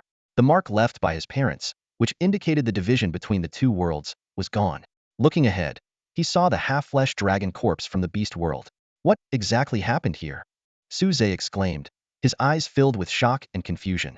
Lin He didn't hide anything and recounted the events that had just occurred to Su Zhe, including how he gave the drop of essence blood he obtained to Feng Qingyi, who was undergoing her rebirth. Hearing this, Su Zhe approached the furnace and peered inside through the door. With just one glance, he blushed and quickly averted his eyes. Inside the furnace, Feng Qingyi remained in a deep sleep. The flames, having been mostly absorbed by her, were weak and couldn't conceal her form. Su Zhe clearly saw a beautiful, unclad young girl curled up like a fetus inside the furnace, with her essential parts modestly covered by her long hair and a few fiery red feathers. The innocence of her youth was gone, replaced by a mature beauty. Feng Qingyi. She's really grown up in every sense of the word, Su Zhe thought, wiping his nose and casually closing the furnace door, silently reflecting. Although Lin He's drop of dragon blood extended Feng Qingyi's rebirth period, the benefits she gained were far greater. The fact that such advantages were given to him made Su Zhe feel a bit uneasy. Seeing this, Lin He explained, "Don't overthink it, kid. This is all compensation for what your parents did back then." This statement eased much of Su Zhe's concerns. He thought, it seems my parents had quite some influence, but I never felt it. Even when I couldn't become a beast master, no one came to help. The three of them stayed in the underground space for a while longer, ensuring that the dragon's corpse wouldn't undergo any further changes, and that Feng Qingyi's rebirth was progressing steadily before preparing to leave. However, Xiao Sheng said to Su Zhe, "Junior, you go on ahead. The teacher and I haven't seen each other in a long time. We want to catch up privately." Su Zhe nodded in agreement and left the underground space first. Once his figure had completely disappeared, Xiao Sheng glanced at the furnace where Feng Qingyi was rebirthing and turned to Lin He, saying, "Teacher, was the young phoenix's master really our junior? We've already owed him so much. You mustn't put him in danger again." Lin He sighed, "I understand. I've been secretly keeping an eye on him all these years. Not long ago, he only had an excellent spiritual talent, but couldn't form a contract with a beast. I didn't attempt to solve this problem because I thought it would be enough for him to live a stable life as an ordinary person. Who would have thought that soon after, high-level monster eggs kept appearing around him, enough to give away. Besides the diamond-level young phoenix undergoing rebirth, he gifted a platinum-level monster egg to Gua Linshan, who has already left his position, and recently hatched a platinum-level Shadow Realm Lord monster in front of me." Xiao Shang was equally astonished. These beasts weren't significant to him, as his collection was even more extensive and diverse. But the issue was, as one of the only 200-level war gods in Daxia, he had access to such high-level beasts. Meanwhile, Su Zhe was just a college freshman with no family background. If anything, he and the teacher might be Su Zhe's biggest backers.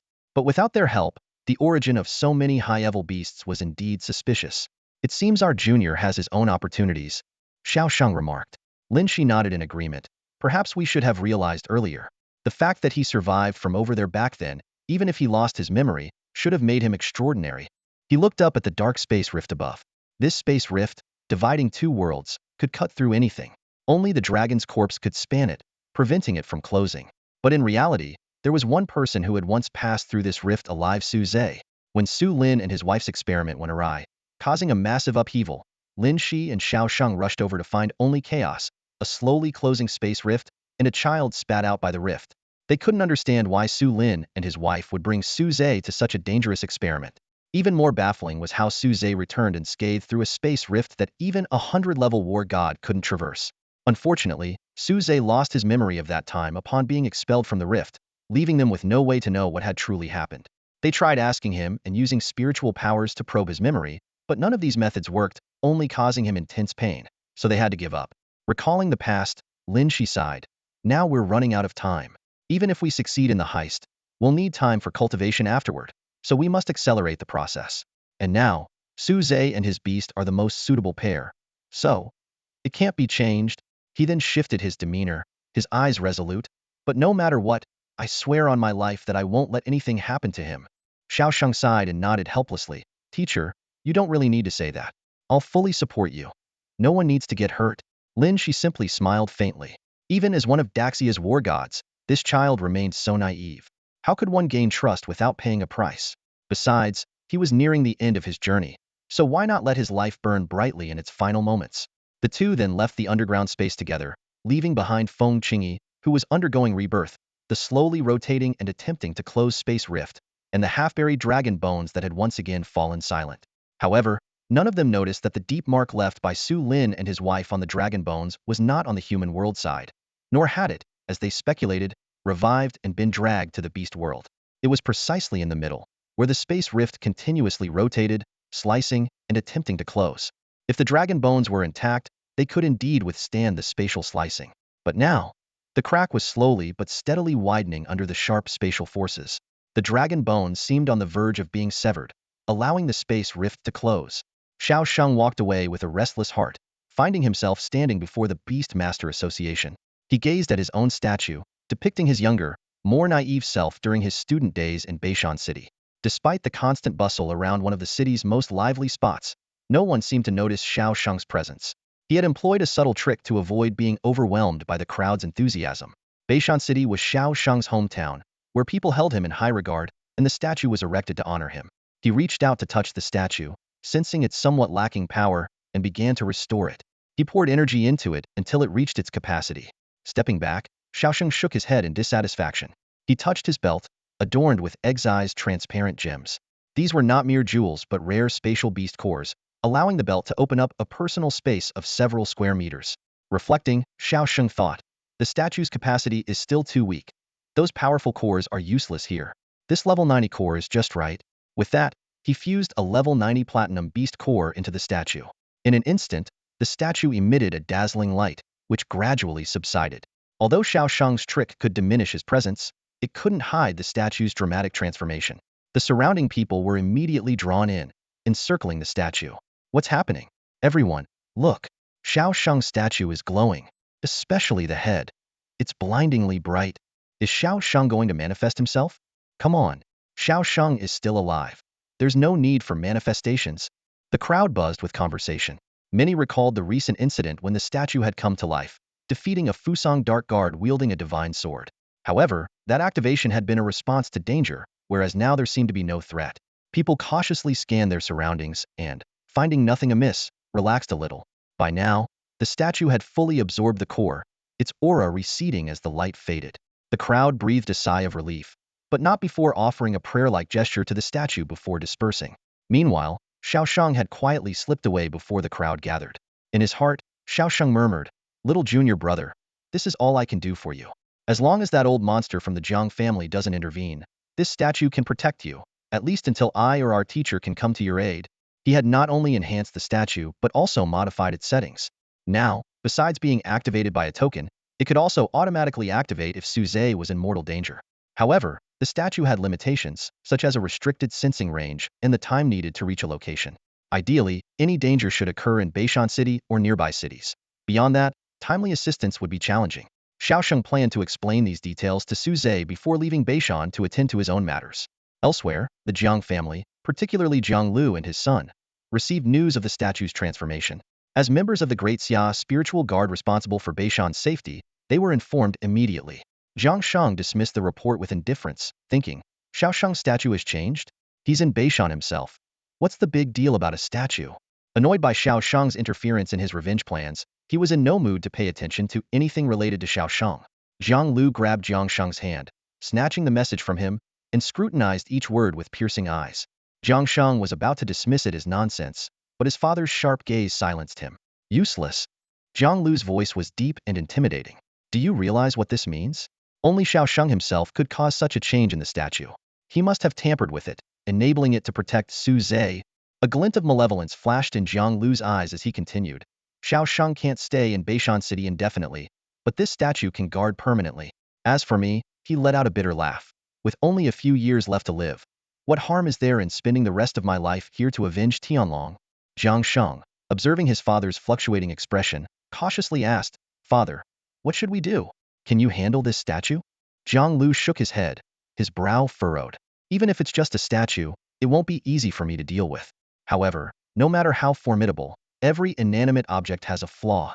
As Jiang Lu fell into deep thought, a sudden idea struck Jiang Sheng. If only Xiaosheng could help us fend off the statue. Didn't he say he wouldn't allow anyone to kill our Jiang family? Why didn't he intervene when it came to Tianlong? Jiang Lu let out a cold laugh at this. You're being overly simplistic. Xiaosheng promised not to let others kill Jiang family members in his presence, but to actively seek revenge for us? That's out of the question. After all, our Jiang family hasn't exactly been friendly to him. A gleam appeared in his eyes as he continued, it's not entirely hopeless. If we can lure Su Zhe far enough away, so the statue can't react in time, we might have a chance. The key is, what reason can we give him to willingly leave Beishan City? Jiang Lu's voice grew quieter as he sank into deep contemplation, seemingly plotting some grand scheme. Thanks to the tireless efforts of a few dedicated individuals, the reconstruction of the 13th Squad's camp is progressing smoothly. In the camp, one makeshift tent after another is being erected. Although simple, they offer a sense of renewed hope. Xiaosheng had left several days ago, and perhaps due to the unsettling events with the stone carvings, the Jiang family had temporarily quieted down. Su Zhe was relieved by this, but he soon discovered that beneath the calm lay new problems. The spirit guard team led by Jiang Sheng suddenly went silent, ignoring the various matters in the city, which nearly led to unrest. At this critical moment, the citizens learned about the existence of Su Zhe's 13th Squad. People flocked to the camp, stuffing the accumulated documents into the makeshift tents built on the ruins. Faced with the towering pile of paperwork, Su Zhe felt overwhelmed. As a student with little social experience both before and after his time travel, he found the contents of these documents completely baffling. Fortunately, the Xia spirit guards around him were all seasoned veterans. Sun Hao, in particular, despite having lost an arm, was highly experienced in handling such matters. While sorting the documents, he explained to Su Zhe, Captain Su, incidents like the Fusang invasion are rare, occurring maybe once in several years. This year is an exception. Normally, we deal with trivial matters between beast tamers, like disputes over whose beast impregnated another's during mating season, or disagreements over the ownership of a single beast born from a planned breeding. Occasionally, there are rogue tamers we need to subdue. Hearing this, Su Zhe couldn't help but think about his current strength. Thanks to the contract feedback from the Shadow Moon Wolf King, his spiritual level had reached 30, while the Wolf King itself was a level 45 lore class beast, comparable in strength to a diamond class beast of the same level. Although his actual combat power was yet to be tested, this was enough for Su Zhe to firmly hold the position of captain in the 13th Squad. Watching Sun Hao skillfully handle the documents, Su Zhe couldn't help but say, Brother Sun, since you're so adept at dealing with these matters, I'll leave them all to you. I really can't manage these things, and forcing it would only make a mess. Sun Hao chuckled and shook his head. Captain Su, I used to brazenly accept being called brother, but now that you're our captain, I can't accept that title. Seeing Sun Hao's serious expression, Su Zhe reluctantly nodded, feeling the weight on his shoulders grow heavier. Sun Hao took the documents from Su Zhe's hands and said, I'll find a few colleagues who used to handle paperwork. We'll take care of these. Captain Su can focus on your own matters. We all remember Eldergua's orders. You don't need to get involved in the tedious tasks of the Xia Spirit Guards until you graduate. Besides, the Onsen Beast Tamer tournament is about to start. With your talent, Captain Su, you'll definitely earn a spot. Use this time to prepare well. The tournament is a big deal. Even if you don't win, Just participating can bring fame and fortune. The guys are hoping to bask in your glory. The other team members chimed in. That's right. With the captain's talent, you'll definitely win the tournament. Just don't forget to share the spoils with us. Suze readily agreed. Sure, no problem. He had long coveted the prize of the tournament, the phoenix fruit, and was determined to win. However, he felt a bit guilty about leaving everything to them. So he told Sun Hao, brother Sun, I may not know much about other things, but I'm good at fighting. If you encounter any dangerous individuals, leave them to me. Sun Hao nodded earnestly. Don't worry, Captain. I'll remember that. Seeing everyone working together efficiently, Suze realized he was indeed unnecessary at the moment and left the camp with peace of mind. Returning to Qinglong Beast Tamer University, Suze didn't seek out his teacher, Lin He, but headed straight to the secluded training grounds at the other end of the school. If it weren't for the delays caused by matters with the Daxia spirit guards, he would have come here to train after securing Zhu Ji's spot in the tournament. Today was his first time here. As soon as he entered, the sound of fierce wind greeted him. Li Hong, the second-ranked, and Lu Yi, the third-ranked, were sparring on stage. Li Hong, with a lean physique and agile movements, fought without wearing a beast armor. He wore a pair of shoes transformed from a beast tool, enhancing his speed further. His right arm was equipped with a forearm covering blade extending about half a meter, sacrificing defense for extreme speed. His attacks were so fast that even Suze had difficulty following them with his eyes. The battle between Lu Yi and Li Hong was intense. Instead of opting for beast armor, she donned an exquisite mask that covered the upper half of her face. This mask not only helped her track Li Hong's movements, but also emitted mental attacks to disrupt him. Her hands were clad in thin silk gloves, from which she skillfully unleashed rings of water to slow Li Hong down and attack with water streams. Their fighting styles were vastly different from Suze's usual brute force approach. Their moves were clever and agile, captivating the audience. At this moment, Kuang Yi, who held the top rank, approached Suze and asked, What do you think? Scratching his head, Suze candidly replied, Impressive. Even though my beasts might be stronger, I doubt I could win. Although Li Hong and Lu Yi's beasts were around level 40 and didn't match the quality of the Shadow Moon Wolf King, Suze still lacked confidence in victory. Li Hong's speed and Lu Yi's ranged tactics were both challenging for him. Kuang Yi explained, Typically, a beast master can only contract 5 to 6 beasts, so choosing wisely is crucial. It's about matching them to one's own traits. Take Li Hong, for example. He specializes in speed, using his beast weaponization to be unstoppable. Suze nodded in understanding but didn't dwell too much on it. He realized that perhaps due to the system's effects, his beast slots increased as his mental level rose. Having just contracted the Shadow Moon Wolf King, he now had enough mental strength to contract another beast. However, the system hadn't been very generous lately, offering only a golden egg, which no longer impressed him.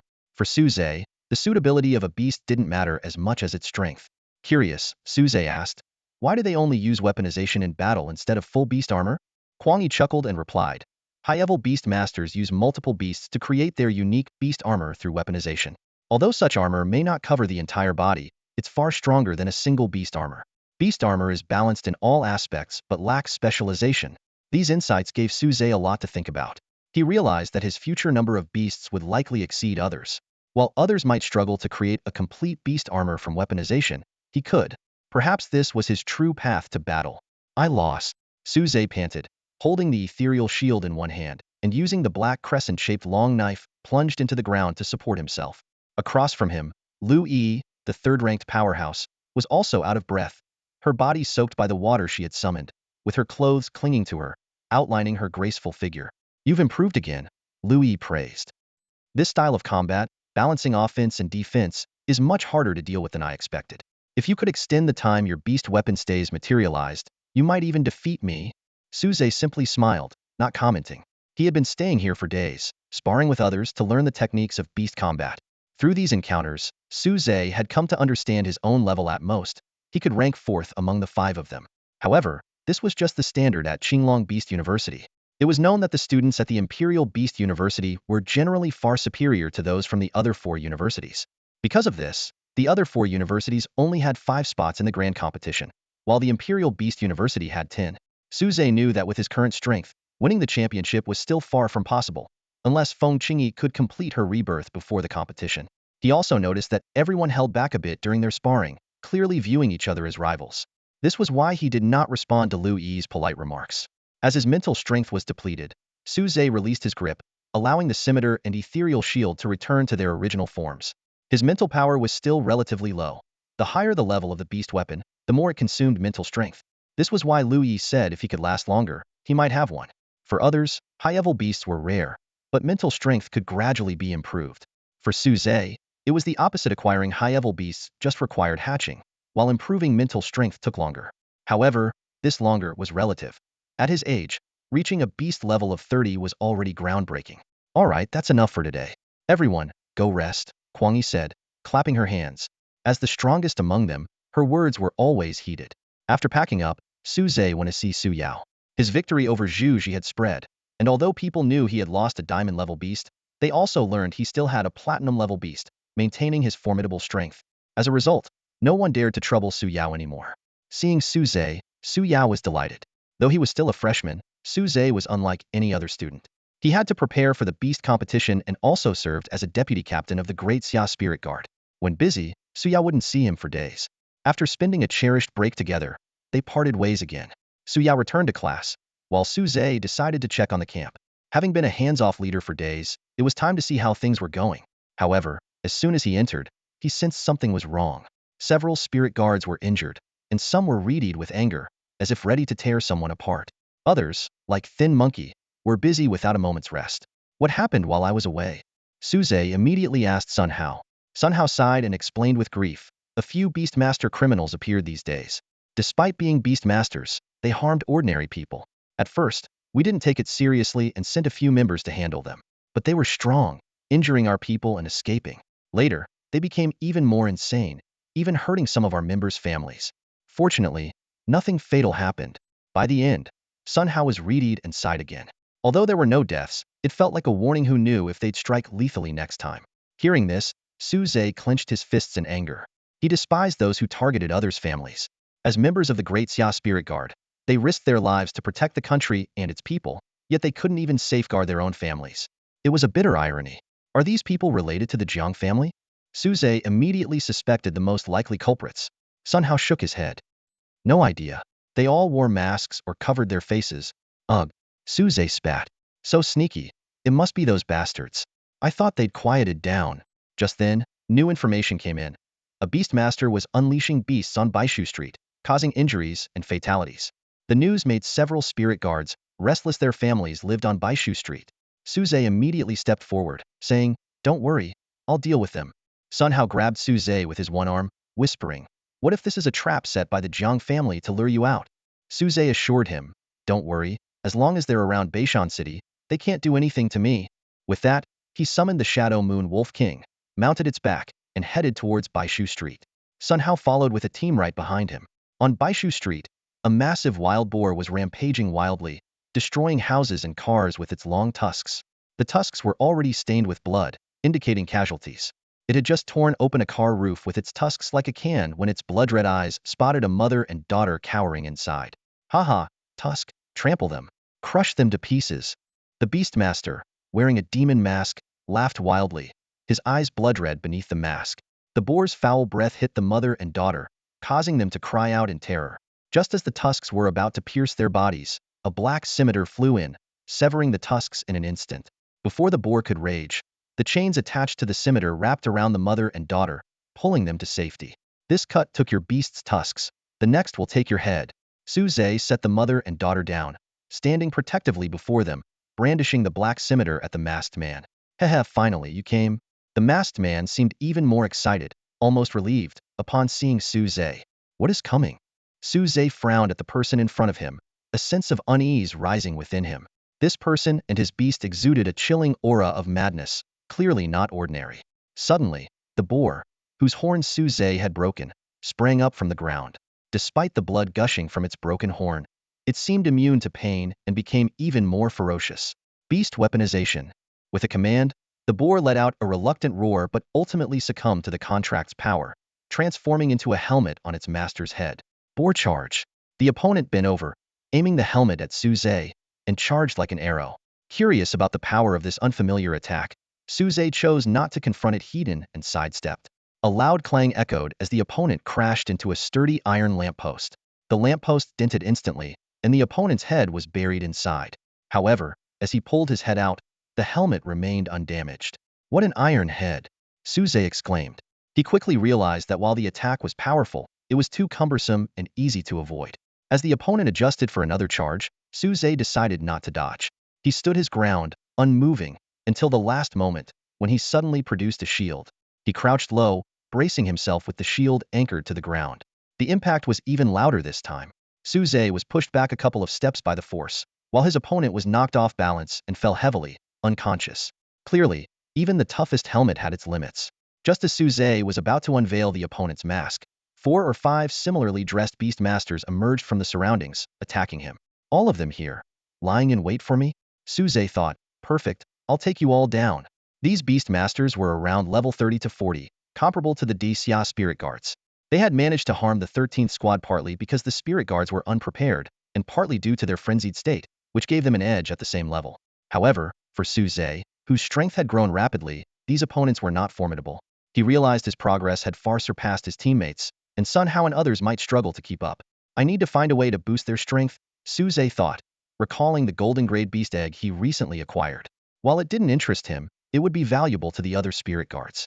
As Su Zhe pondered, the enemies surrounded him. Unfazed, he held a shield in one hand and a sword in the other, showcasing the results of his recent training. This life and death battle was a rare opportunity for real combat. The fight dragged on, with Su Zhe holding the advantage, but the sheer number of enemies made it difficult to subdue them quickly. As time passed, Su Zhe began to tire, while the frenzied opponents only grew more relentless. Just as Su Zhe considered retreating, Sun Hao and other Xia spirit guards arrived in time.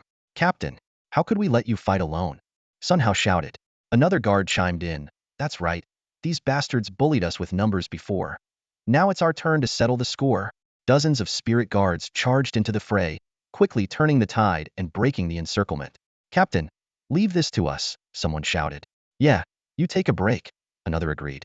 Additional guards established a perimeter to isolate the battlefield and prevent further destruction. Under the spirit guards' assault, the masked beastmasters were quickly subdued. However, one suddenly unleashed a burst of energy, breaking free and fleeing. Keep an eye on the others and try to capture them alive.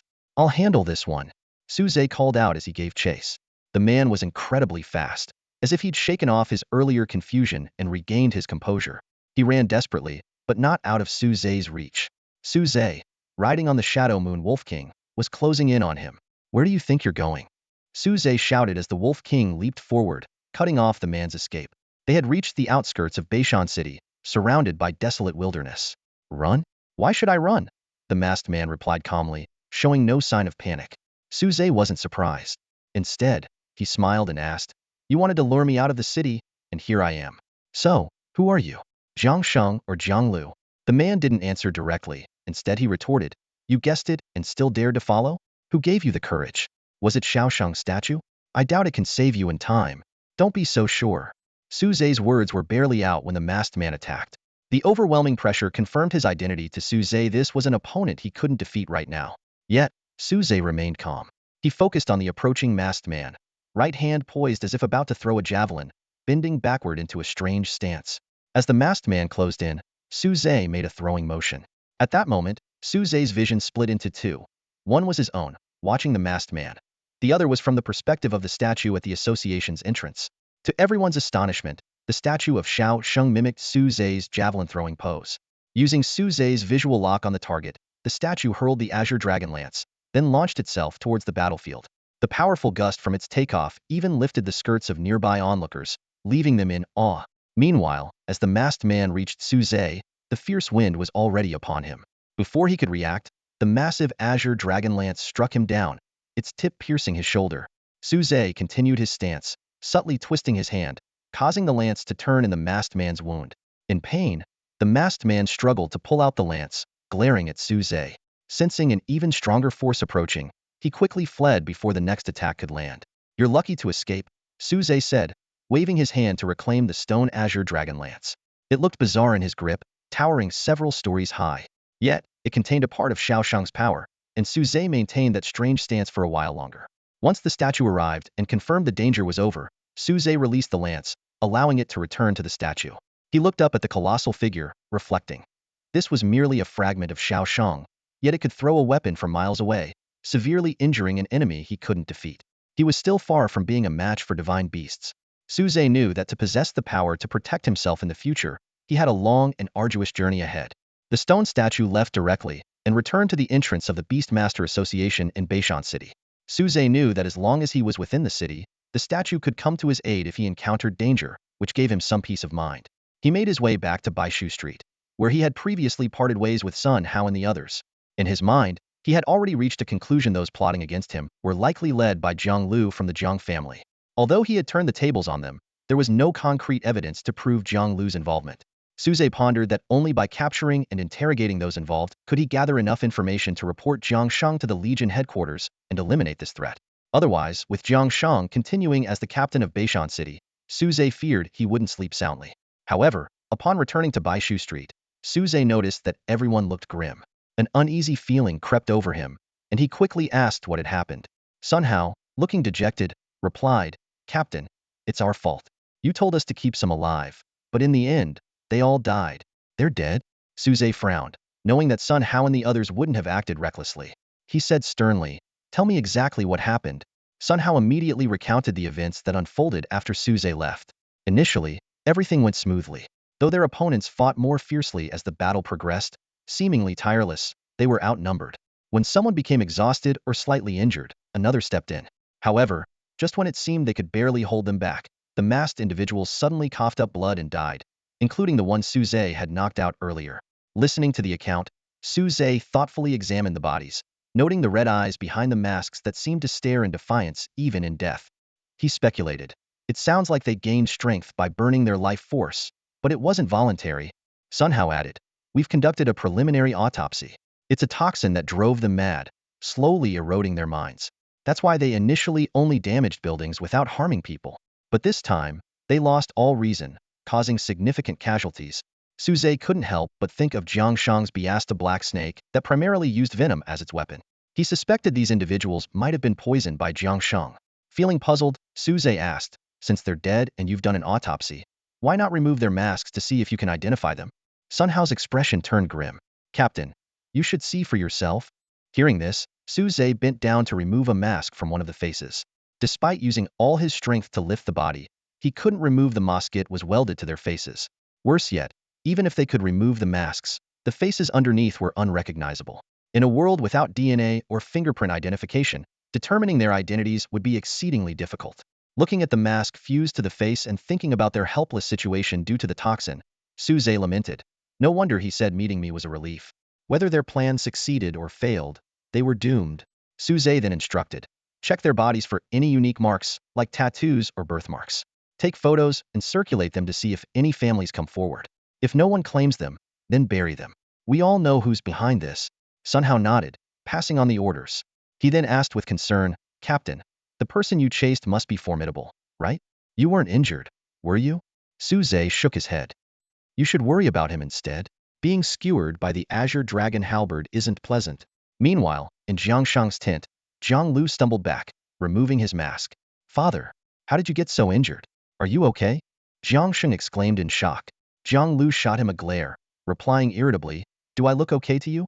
I underestimated Xiao Shang, thinking I'd be safe outside the city. But before I could even make a move, his statue severely wounded me." With that, he coughed up another mouthful of blood. Jiang Shang quickly called his beast to heal him. Though his black spirit snake emperor was known for its potent venom, poison and medicine are two sides of the same coin. The snake's tongue gently licked the wound, slightly alleviating Jiang Lu's condition, but it only stopped the bleeding. Full recovery was far off. Seeing this, Jiang Lu said, "My injuries are too severe, and my age hinders my recovery. I need to return to seek help from our ancestor to heal." Jiang Shang grew anxious. "Father, what about Suze? Are we just going to let Tianlong's death go unavenged?" Jiang Lu reprimanded him. "Of course not. But in my current state, I might end up dead before avenging Tianlong. We need to be strategic in dealing with him, not reckless. At least ensure he's outside the statue's protection range before making a move. Until I return healed, don't provoke him. I'll have your brother come to keep an eye on you, so you two can look out for each other." Jiang Shang reluctantly agreed. Jiang Lu then asked, "By the way, are those people you arranged going to expose us? We can't let that kid get any leverage. If the Eastern Legion headquarters takes serious action, it won't be easy to handle. This isn't the imperial capital. It's not our territory." Jiang Shang replied with a smile, "Don't worry, father. These people were orphans trained from a young age, just like the ancestor taught us. They have no family. Plus, with their faces destroyed, No one will recognize them. That's good. Jianglu nodded approvingly. I'll go back and heal now. Your brother will arrive in a few days. Remember, don't provoke Su Zhe while I'm away. No problem, father. Once Jianglu's figure disappeared completely, Jiang Sheng murmured to himself, the one who killed my son isn't just that kid. Since father won't let me touch him, there's still the Fusong group and that old fox Guolinshan. After their recent purge, Fusong's secret guards have closed off their country, not venturing out. So now, there's only one choice left. In the arena, Su Zhe skillfully wielded his shield, deftly blocking and dodging Lu Yi's ranged attacks. When faced with unavoidable strikes, he would vanish in an instant, reappearing moments later from the shadows, steadily closing in on his opponent. Although Lu Yi excelled at long-range attacks, she would be at a disadvantage if Su Zhe got too close. Over the past month, Su Zhe had solidified his position as the 4th rank, pushing out Jiang Jianbin. Surprisingly, the hulking man seemed to bear no grudge over the matter. Finally, Su Zhe reached Lu Yi, his curved blade slicing down decisively.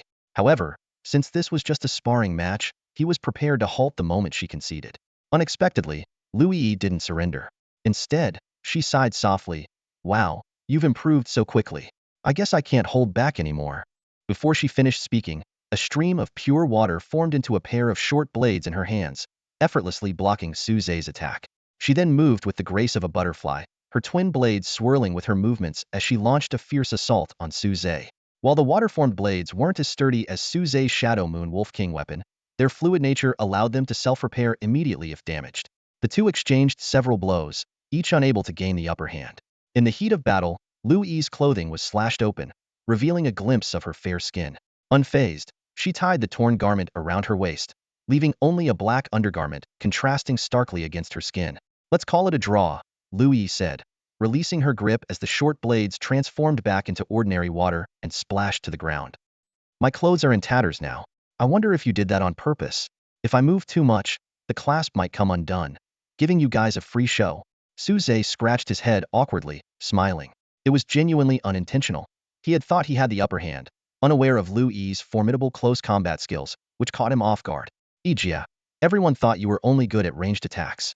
I didn't expect your close combat skills to be this strong, Su Zhe sincerely praised. As a freshman, he was 5 years younger than Lu Yi, who was in her 6th year. Lu Yi was somewhat annoyed. I was saving this for the Beast Mastery tournament, hoping to surprise everyone who thought they could win by getting close. But now it's out, and it won't work again once people know about it. She consoled herself, saying, oh well, if you could force me to reveal it, I guess I didn't hide it well enough. She cast a warning glance around, prompting everyone to quickly avert their gaze. Haven't you seen enough? I'm going home to change. Try peeking if you dare. With that, she left the training room in her current state, her departure followed by a chorus of exclamations outside. Kuang Yi, Li Hong, and Jiang Jianbin gave Su Zhe a thumbs up. Well done, brother. Su Zhe ignored these lifelong bachelors, as he still had his childhood friend Su Yao. The incident had truly been an accident. After leaving the training room, Su Zhe headed to the 13th Squad's camp. This month, he had drawn 3 golden eggs and several silver ones, but still no platinum-level beast egg. The extra beast slots remained unfilled. He now had 4 golden eggs, enough to significantly boost the 13th Squad's strength. However, he planned to distribute them as rewards, having already chosen the first recipient. The camp's repairs were nearly complete, thanks in no small part to Skinny Monkey and the others. They no longer needed to haul bricks, but they still underwent hundreds of kilometers of intense training daily. Even Skinny Monkey had bulked up considerably in the process. As soon as Su Zhe sat down in his office, Sun Hao began reporting important matters. Captain Su, we released the photos as you instructed, but no one has come to claim the bodies. Su Zhe nodded, not expecting to catch Jiang Sheng and his crew with this tactic. Then just have the bodies cremated and buried. Also, Sun Hao continued, our sources say Jiang Lu has been away for some time for unknown reasons. His eldest son, Jiang Donglin, has arrived in Beishan City.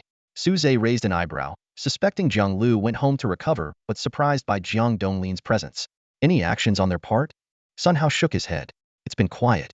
They seem to be probing for some information. Find out what they're looking into, but don't provoke them. I'll be going to the capital soon for the Beast Mastery tournament, Su Zhe instructed. After arranging matters for his absence, Su Zhe smiled and said, all right, call everyone in. It's the end of the month, time to distribute salaries, and I've got a surprise for you all. Sun Hao eagerly went to gather the team. Who doesn't look forward to payday, especially with the promise of a surprise? He was curious to find out what Su Zhe had prepared. The salary of the Great Xia Spirit Guards is above the average income level, but what truly makes the position invaluable is the additional military-grade spirit beads they receive. To ordinary people, these beads are mere decorations, but to beast tamers, they are priceless treasures, far more valuable than money. However, strict military regulations prohibit the private sale of these spirit beads, and violators face severe penalties from the Legion headquarters. Suze had just finished distributing the spirit beads when everyone's eager eyes turned to him.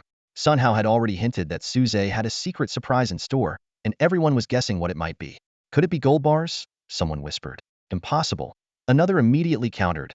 Captain Suze isn't that mundane. It must be something to enhance our abilities. I guess, could it be his own share of the spirit beads? This guess sparked a murmur of agreement. After all, as a team leader not from a prominent family, the most valuable thing Suze could offer might indeed be his spirit beads. However, someone voiced an objection. But Captain Suze is young and promising. He needs these spirit beads more. Plus, he's about to compete in the beast taming grand competition, and these beads could enhance his strength. We absolutely cannot accept them. Right? We can't take them. Others echoed in agreement. Unaware of the private discussions, Suze mysteriously pulled out a beast egg, but the expected cheers did not follow, leaving him momentarily puzzled. The crowd below was also stunned. Just an ordinary beast egg? Although valuable, a silver-level beast wouldn't significantly enhance their strength, and raising it would be time-consuming and labor-intensive. Unless, could it be a gold-level beast egg? But how is that possible? Sun Hao timely broke the silence. Captain Suze, this beast egg looks extraordinary. It must be special, right? Suze nodded in confirmation. Indeed, it is. This is a gold-level beast egg. I'm planning to award it to the person who performed best this month. As soon as he finished speaking, the entire room erupted in gasps. A gold-level beast egg? Is this for real? Could Captain Suze be an illegitimate child of a major family? That's so generous. Suze, pleased with the reaction, continued. And this month's top performer is Sun Hao. He handed the beast egg to Sun Hao, who was initially stunned, then held the egg excitedly in his arms. No one was surprised by this decision. Sun Hao's efforts had been evident to all, especially after losing a hand. He worked even harder, fearing he'd fall behind. Even so, others couldn't help but feel a twinge of envy. Who wouldn't want a gold-level beast? Looking around, Suze announced, "This is just the beginning. From now on, every month when salaries are distributed, I will award a gold-level beast egg to the top performer. Those who have already won are excluded." The crowd exchanged incredulous glances before bursting into enthusiastic cheers. Everyone felt invigorated, eager to dive into their work. Suze had intentionally not brought out the silver-level eggs. As to these elites, silver-level beast eggs were as useless as a chicken rib, better served in the kitchen. He then called Sun Hao aside, guiding him through the blood contract transfer and revealing a unique hatching method. Gold-level beast eggs require tough love. By hitting the eggshell, you promote hatching. The harder you hit, the stronger the beast that emerges. Although puzzled by this peculiar hatching method, Sun Hao didn't question it. Instead, he excitedly said, "Perfect timing. We're about to lay the foundation at camp. I'll bring the egg along for the work." After leaving the camp, Suze intended to head home to prepare for the upcoming trip to the imperial capital. However, just as he was nearing his home, he suddenly felt a strong surge in a beast contract. This is Feng Qingyi's contract. Did she succeed? Suze exclaimed excitedly to himself. He had already mentally prepared for the possibility that Feng Qingyi might not complete her nirvana before the competition began.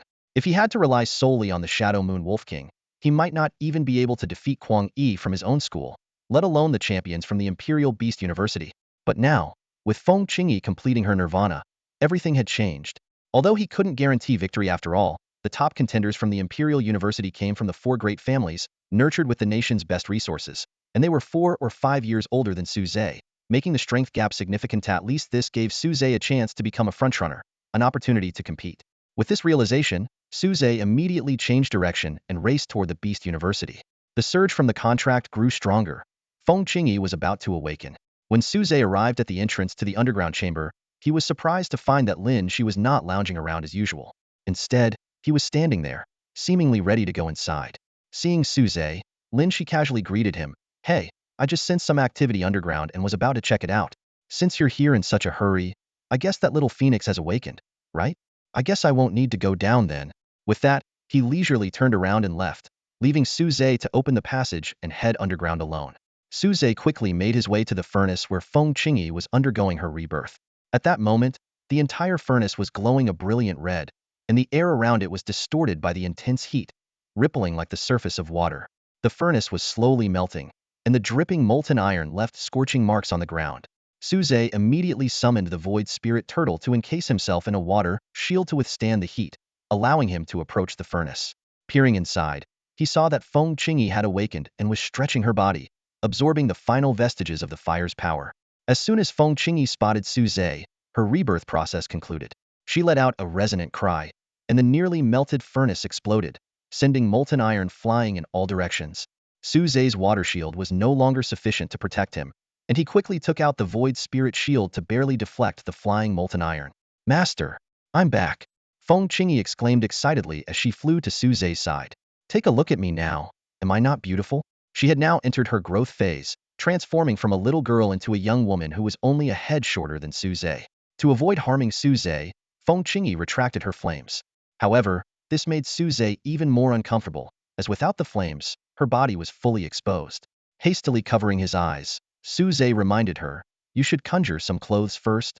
Realizing her oversight, Feng Qingyi quickly transformed a fiery red dress similar to her previous one. All done, she announced. Suze lowered his hand and took a good look at Feng Qingyi. In her new form, she was more captivating than ever, especially with those phoenix eyes that seemed to pierce one's soul. However, Suze was more concerned about her current strength. Species: Golden Feather Phoenix Beast with Phoenix Bloodline. Bloodline: Diamond Grade, Upgradable, Level 75, Growth Phase. Skills: Deathline, Solar Flare, Rebirth by Fire. Innate Skills: Phoenix Fire, Rebirth twice. Suze exclaimed with excitement. A level 75 Diamond Grade Beast. Winning the championship should be a sure thing. Just as Suze was about to leave the underground chamber with Feng Qingyi, he paused, feeling a surge of energy from the other end of their contract. Almost forgot about the contract feedback from the beast's advancement, he remarked, pulling out a box of pure military-grade mind-refining beads from his pocket. There's still some time before the competition starts. With these mind-refining beads, I should be able to elevate my own strength to a higher level. Although Feng Qingyi's power was formidable, Suze, as her master, might become a liability. If Feng Qingyi were to fight on her own, the enemy would only need to distract Suze momentarily to win. While using a transformation method to fight could avoid this issue, Suze's current mental strength didn't allow him to wield the weapon formed by Feng Qingyi for long periods, which was a drawback. Thus, enhancing his own strength was crucial. Soon, Suze sat cross-legged on the ground, beginning to rapidly refine the mind-refining beads. Feng Qingyi stood guard by his side. Time flew by, and 3 days passed in the blink of an eye. During this period, Suze remained in seclusion in the underground chamber, and even Lin He only came down once out of curiosity. Seeing that Suze was in the midst of a breakthrough, he didn't disturb him. However, today was the day of departure, and several large flying beasts were already lying on the training ground, ready to take off at any moment. Everyone was prepared to head to the imperial capital for the Beast Master competition, yet Suze was nowhere to be seen. Xiaoyao, do you know where Suze is? Su Yiming asked his daughter. As a teacher accompanying the team, he would be traveling with Principal Xiao Su. Su Yao, being an outstanding first-year student, had the opportunity to join the team as an observer, which was a rare learning opportunity. Each school would bring their top students from various grades to witness this grand competition. Su Yiming was well aware of the relationship between Su Yao and Suze. As an adult, he not only didn't object but also fully supported it. However, Su Yao shook her head, looking worried. I don't know either. I even asked the Great Xia Spirit Guards, but they said Suze hasn't been there since he appeared 3 days ago. The group waited a bit longer, but with only Suze missing, some began to show their dissatisfaction. Principal Xiao Su stood at the school gate, anxiously gazing into the distance, beads of sweat forming on his forehead. The surrounding teachers and students began whispering among themselves until someone couldn't help but speak up. Principal Xiao, we can't just waste time waiting for one person. If he doesn't show up, how long are we supposed to wait? Another teacher chimed in. Exactly, this isn't a solution. Just then, Zhu Ji pushed through the crowd. He was a standout senior, and initially had the opportunity to participate in the event. Someone had a sudden idea and suggested, since Zhu Ji is here, I propose reinstating his chance to compete, and we continue with the original team. Yes, that's right.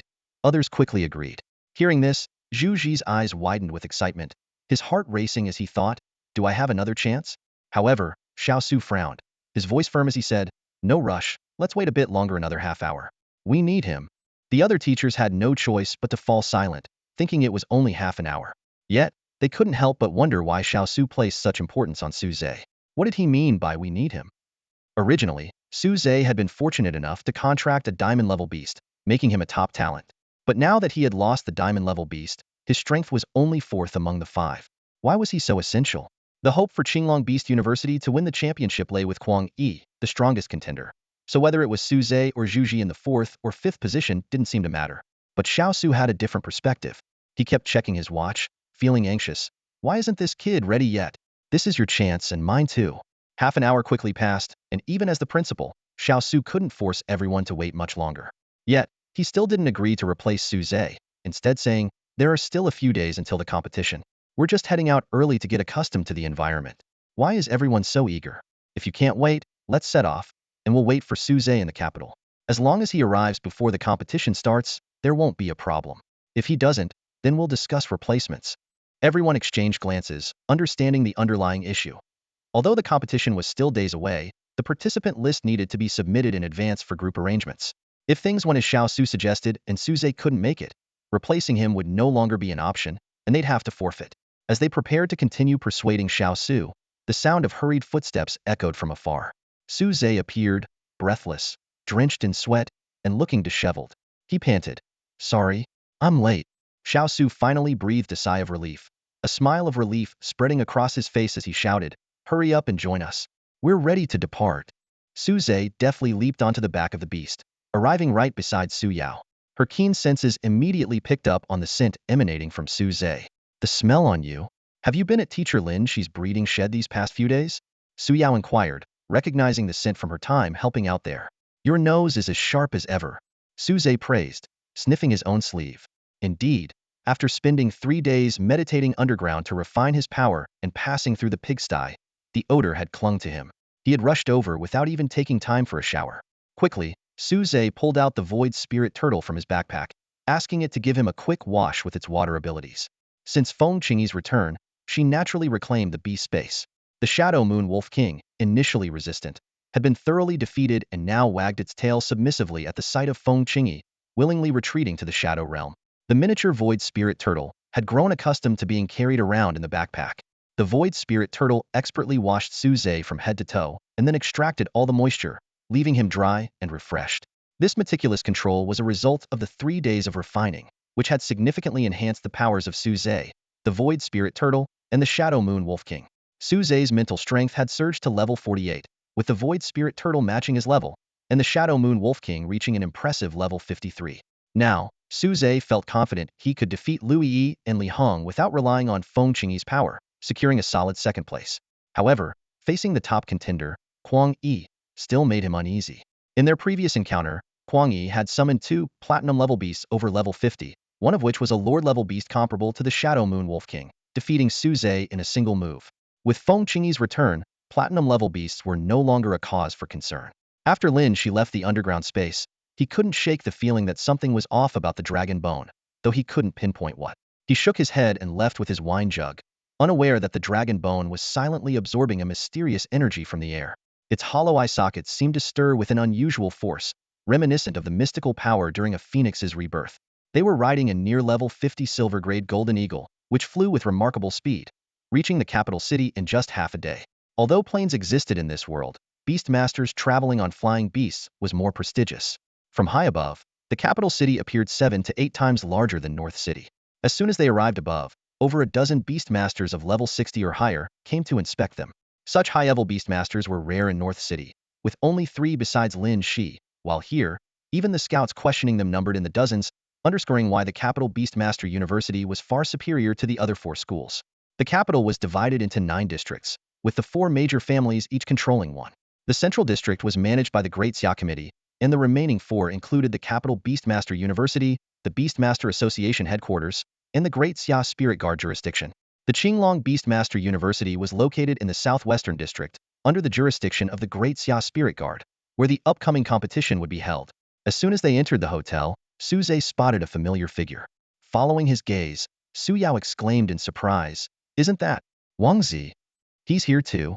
Wang Zi, who was eagerly chatting with a cold and elegant woman, turned around upon hearing his name and exclaimed with delight, "Huh? Su Yao, Su Zhe? You're here too." He patted his head and laughed, "Oh, silly me.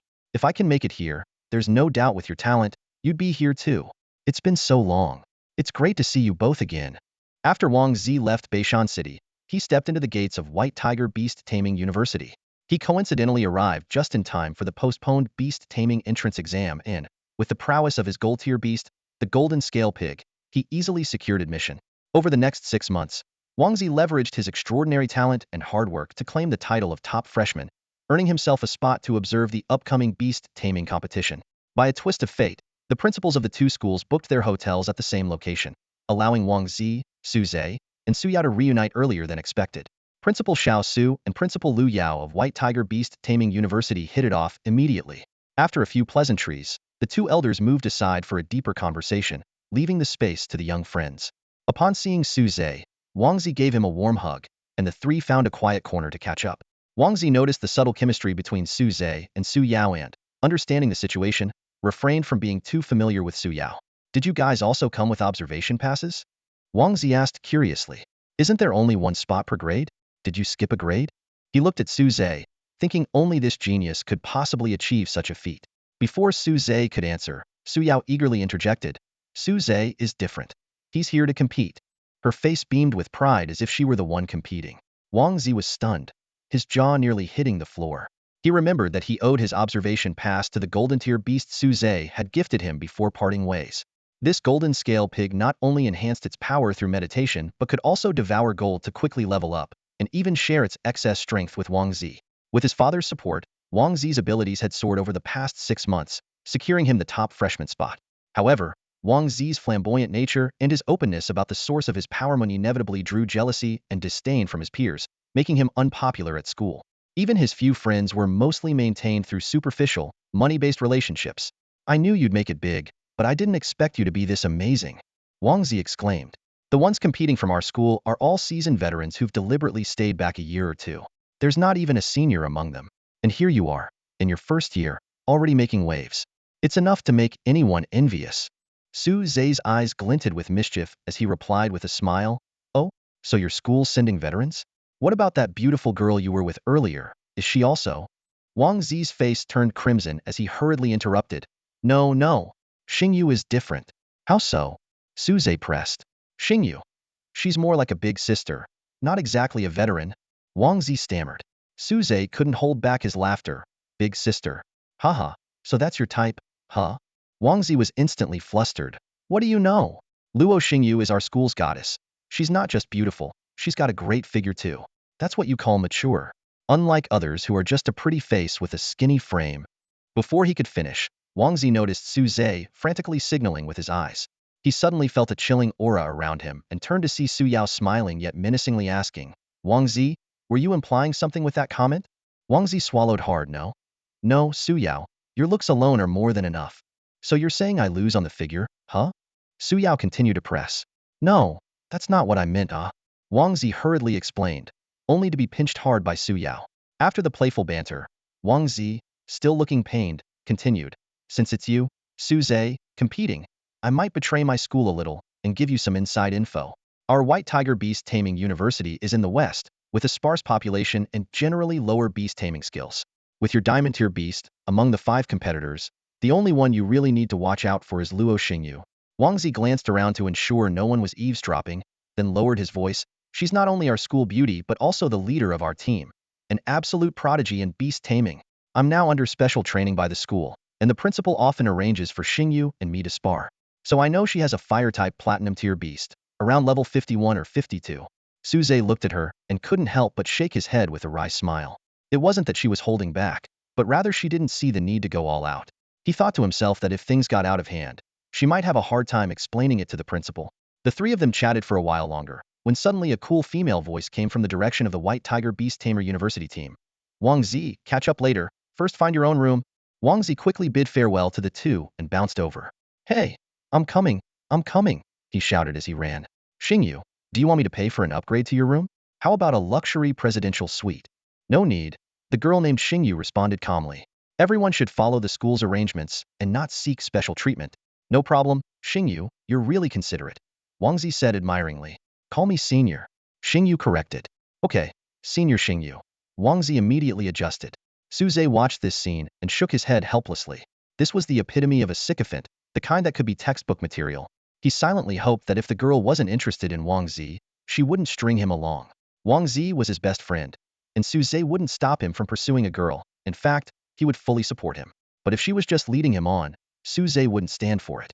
As a friend, he was confident he could help Wang Zi become someone others would find unattainable. Back in his own group, Wang Zi was racking his brain on how to continue the conversation with Luo Xingyu, when unexpectedly, she spoke first. I remember you're from Beishar City, right? The location of the Qinglong Beast Tamer University. Are those two your friends? Wang Zi was so thrilled that Luo Xingyu initiated the conversation that he nearly jumped up.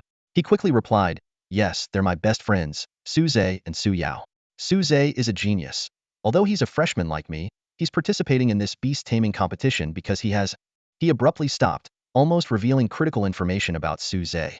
He regretted it internally, having already shared some intel about Luo Xingyu with Su Zhe. He didn't want to be a double-dealing spy. Though women were important, brothers came first. Wang Zi silently vowed, alas, it seems we're not meant to be. But that's okay. Blame me if you must, but I won't reveal Su Zhe's secrets. However, Luo Xingyu's next words shocked Wang Zi. I know him, the genius beast tamer who contracted a diamond-level beast for the beast taming entrance exam. He's not only famous but also quite handsome. Wang Zi's eyes widened in surprise. You know about that? He felt frustrated, thinking his mental preparation was pointless. He might as well have mentioned it to gain some favor. Luo Xingyu calmly explained. Who wouldn't know about something so famous? It's likely that people from other beast tamer universities have also gathered information on Su Zhe. She then sighed. It's a pity. His diamond-level beast was recently ambushed and killed in battle. Otherwise, he would have been a formidable opponent. But now, he's not much of a threat. What? Wang Zi's eyes widened in disbelief. How did Luo Xingyu know about such an important event while he was completely in the dark? Moreover, Su Zhe hadn't mentioned it during their chat. Wang Zi couldn't help but lament. Sigh. Brother, were you just putting on a brave face with me earlier? A mix of emotions surged within him, feeling both sorrow for his friend's misfortune and disheartened that he was kept in the dark. Xiaosu arranged standard single rooms for all the contestants, and the room assignments were left up to them to decide. Su Zhe and Su Yao cleverly managed to get their rooms right across from each other. Get some good rest, Su Yao said softly. Su Zhe replied with a smile. You should be the one resting well. I don't have to step into the ring and fight. They both entered their rooms, putting away their belongings. Although the rooms were standard singles and a bit cramped, being in a high-end hotel in the capital meant they were clean and comfortable. Su Zhe even found it more comfortable than his own apartment. Just as he was about to lie down on the soft bed, there was a knock on the door. Who is it? Su Zhe asked, reluctantly getting up to open the door. Wang Zi, what are you doing here? Su Zhe asked in surprise. We're competitors now, aren't you worried about appearances? Wang Zi frowned, speaking urgently. Never mind that. Be honest with me, is there something wrong with your diamond tier beast? Su Zhe hesitated for a moment, then nodded. There is, but it's not a big deal, really. He didn't want to reveal that Feng Qingyi had been revived, planning to keep it as a trump card unless forced to use it in a critical situation during the competition. Wang Zi was more agitated than Su Zhe. Not a big deal. Do you know what that means? It's a diamond tier beast. He sighed helplessly. This is all the doing of those damn Fusang shadow guards. I can't help you get revenge now, but rest assured, I'm at odds with them from now on. Su Zhe was touched and nodded, comforting him. Don't worry, even though I lost a diamond tier beast, I was lucky enough to bond with a platinum tier one. Wang Zi was taken aback, his expression shifting. Having lost a beast himself before, he knew how devastating it could be for a beast master, possibly ruining them. Yet Su Zhe managed to seamlessly bond with a platinum tier beast? Right, without a strong beast, you wouldn't be representing Qinglong Beast Master University in the competition. I was just worried and forgot about that, Wang Zi said sheepishly, scratching his head. At that moment, Su Yao opened her door across the hall, smiling at them. Su Zhe suggested, since we're all here, why don't we go out for a walk? We were in such a rush on the way here. I haven't had a chance to see the sights of the capital. Sounds good. Wang Zi agreed. I'm a bit hungry too. Let's check out the night market. My treat. The capital's night market was more bustling, larger, and tidier, but not much different from others in essence. Due to taste differences, the snacks weren't as satisfying as what they were used to. However, the unique aspect of the capital's night market was that, alongside regular food and trinket stalls, there were also stalls set up by beast masters selling beast cores and beast eggs. After eating and drinking their fill, as they were about to head back, Wang Zi was drawn to a beast egg at a stall.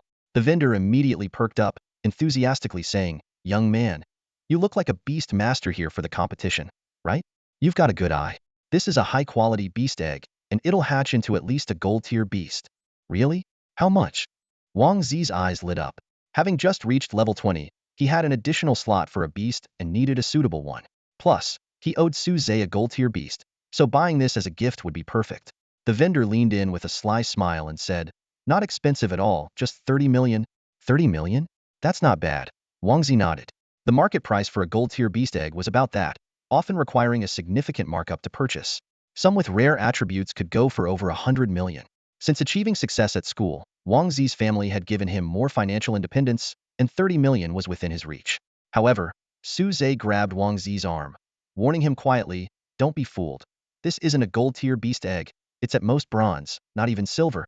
Su Zhe had encountered so many beast eggs that he could easily distinguish their quality at a glance. He immediately saw through the true quality of the so-called golden beast egg. The vendor, noticing this, became visibly anxious and his expression soured. Hey, kid, watch your mouth, he snapped, before turning to Wang Zi with a sycophantic tone. Young man, don't believe him. This egg is genuinely golden grade. He's just trying to spoil your deal. Hearing this, Wang Zi was furious, his face flushed with anger. What are you talking about? This is my brother. If he says it's no good, then it's definitely not a good egg.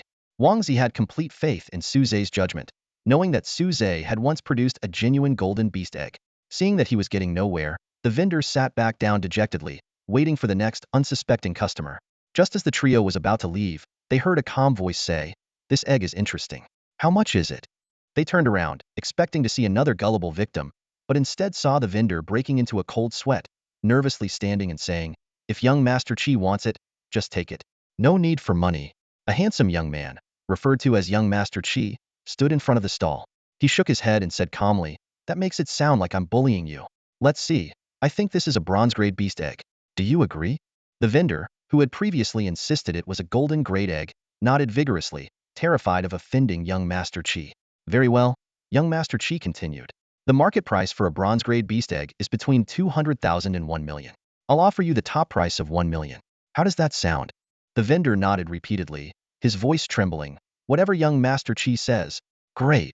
Young Master Qi waved his hand. Qi-san, give him the money. The butler-like figure behind him stepped forward to transfer the payment to the vendor. Meanwhile, young Master Qi picked up the egg and leisurely walked over to a nearby barbecue stall. He pulled out a stack of bills, handed them to the stall owner, and gestured for them to clear the grill before placing the egg on it. Watching the beast egg slowly heat up, young Master Qi couldn't help but swallow, murmuring to himself, grilled beast egg, I do miss its taste.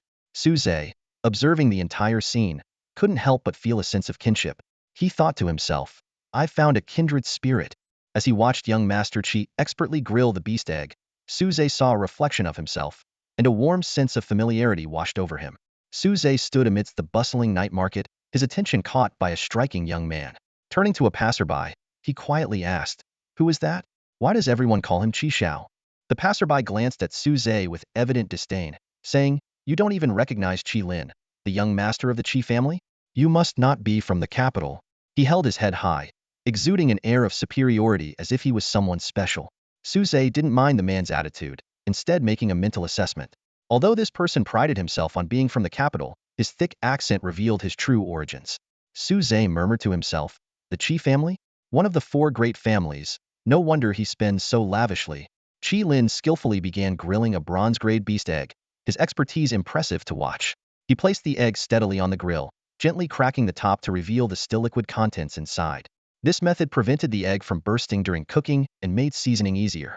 As the egg began to set, Qi Lin sprinkled a bit of barbecue seasoning and carefully stirred, trying to keep the yolk intact. As time passed, the egg mixture swelled, almost overflowing from the opening. At the critical moment, Qi Lin deftly picked up the steaming beast egg with tongs and placed it on a nearby tray. He extended his hand toward his butler, who promptly handed over a set of exquisite silver cutlery, neatly stored in a redwood box. Such refinement was unexpected for a night market setting. Eagerly, Qi Lin took the gleaming spoon, scooped a bite from the egg's opening, and savored it with closed eyes. The aroma was so enticing that those around couldn't help but swallow in anticipation, but knowing the egg's exorbitant price, they could only look on. This bronze-grade beast egg had cost Qi Lin 1 million, a staggering amount for ordinary people. Watching Qi Lin's method, Su Zhe was intrigued. Although he often ate beast eggs, they were always boiled. This new cooking style piqued his interest, but due to his reservations about the 4 great families, he had no intention of approaching. Beside him, Wang Zi marveled, the capital is truly something else. I've never been so impressed by someone's extravagance. A beast egg, and he just grills it like that. And it actually looks delicious. Wang Zi clapped Su Zhe on the shoulder, continuing, brother. I finally understand how you felt back then. This is capital. It's maddening. It's not just about not having capital. It's about not having enough. I really want to try it. But it's hard to justify. That's a beast egg. Su Zhe, you must understand this struggle, right? Su Yao listened to Wang Zi's complaints and gave Su Zhe a peculiar look. She thought, Su Zhe probably doesn't understand this struggle, as he frequently cooks beast eggs, even silver-grade ones. She recalled it had been a while since she last tasted one of Su Zhe's eggs and couldn't help but swallow in anticipation. Noticing Su Yao's reaction and Wang Zi's longing, Su Zhe decided to fulfill their wishes. Their hotel had a communal kitchen, rarely used, but it would be perfect for this purpose. The trio quietly left as Qi Lin indulged in his meal. Su Zhe also learned that Qi Lin was a contestant in the Beastmaster tournament, but as one of the top 3 from the Capital Beastmaster University, he didn't need to participate in the group stage. On their way back to the hotel, Wang Zi bought a variety of snacks, munching as they returned. However, at the hotel entrance, they encountered 2 unexpected visitors. The 2 men looked similar, both with gaunt faces and prominent cheekbones, appearing exhausted. With sly smiles, they rubbed their fingers together, saying, Wang Fatty, finally you're back. We've been looking for you all over. The prices in this city are outrageous, especially for chicken. It's unaffordable. We heard you're well off. How about lending us some money to have fun? Su Zhe recognized them as participants from White Tiger Beastmaster University, who had previously followed Luo Xingyu. Wang Zi leaned in to whisper to Su Zhe, they're the Shen brothers, Shun Kuei and Shan Su, the 4th and 5th among our school's contestants. I don't usually associate with them, but I think they're really here for you. Wang Zi was right. Although Luo Xingyu considered Su Zhe no longer a threat to the Shen brothers, as fellow 4th and 5th ranked contestants, Su Zhe was still a competitor worth knowing. Given the group stage draw, they were likely to be in the same group. There are 30 participants in the Beast Taming competition. The Imperial Capital Beast Taming University has secured 10 spots, while the other 4 universities each have 5. The top 5 from the Imperial Capital Beast Taming University automatically advance to the knockout stage, while the remaining 5 must compete in the group stage along with tamers from other schools. The 25 tamers are divided into 5 groups for the group stage, ensuring students from the same school are in different groups. Each group holds matches between every pair, with winners earning 1 point. The top 2 from each group progress to the knockout stage, making a total of 10 qualifiers. The university with the most participants advancing will earn glory and rewards. After the group stage, the 10 winners join the top 5 from the Imperial Capital Beast Taming University, making 15 competitors for the knockout stage, which continues until a champion is crowned. At this stage, the contestants compete for personal glory rather than representing their schools. During group stage assignments, participants are divided into 2 tiers. The top 3 from each school are shuffled into 3 groups, while the remaining 2 are placed into the other 2 groups, avoiding encounters with their schoolmates. Thus, Su Zhe, who is 4th from Qinglong Beast Taming University, won't face the top 3 from other schools, and either Shen Kuei or Shan Su will be in the same group as Su Zhe. Because of this, the Shun brothers are eager to gauge Su Zhe's strength. When they see Wang Zi whispering to Su Zhe, they immediately scold him. Wang Fatty, what are you doing? Are you trying to leak our information to competitors from other schools? The 2 brothers approach aggressively, their mental pressure bearing down on Su Zhe like a collapsing wall. To their surprise, Su Zhe remains unfazed. After all, he had withstood Jiang Shang's mental pressure before, and these 2 tamers, barely over level 40, were no threat even together. The Shun brothers looked serious, puzzled at how a freshman could possess such strong mental power. Could it be he was only selected because of a high-level beast? Facing their pressure, Su Zhe steps forward and coldly states, fighting is not allowed in the capital. I'll let you off today. But remember, only a few can call him Fatty, and you certainly don't have that privilege. The brothers feel an overwhelming pressure, struggling to breathe. They watch in horror as their shadows rise, a sharp claw extending from it to lightly graze their necks before retracting. When they snap back to reality, Su Zhe and his friends have already left. Shen Kuei touches his slightly sore neck, the blood confirming the encounter was no illusion. He tells his brother, it seems our intel was wrong. He's no weakling. Whoever faces him should be prepared to aim for second place. Shen Su nods in agreement. Originally, they just wanted to borrow money, having underestimated the capital's expenses and indulged in some extravagant hobbies, leaving them broke. In the end, they had to swallow their pride and borrow money from Luo Xingyu to fill their bellies. Elsewhere, Wang Zi, who initially feared trouble, couldn't help but admire Su Zhe's effortless handling of the Shen brothers. You've really got it. I can't figure you out anymore, he remarked. He had chosen to go all the way to White Tiger Beast Taming University to avoid being left too far behind by Su Zhe, but the gap only seemed to widen. The next morning, Su Yao was awakened by a delicious aroma and followed it to Su Zhe's room, where a table full of food awaited. Su Zhe, smiling, told her to brush her teeth first while he went to fetch Wang Zi. As he stepped into the hallway, Su Zhe saw Wang Zi in pajamas, sniffing the air in search of the source of the smell. Wang Zi explained, "Didn't you smell it? It's the same as last night's grilled beast eggs, even better." Back in the room, Su Yao couldn't resist sneaking a taste, her cheeks puffed with food. Wang Zi was stunned by the sight before him. Grilled beast eggs, boiled beast eggs, and beast egg custard? My goodness, what on earth have you made? That's all for today. Thank you so much for watching. I hope you guys enjoyed. If you wish to have another part of this recap, please give us at least 1,000 likes. Please don't forget to comment and subscribe to our channel for more content like this. Until next time.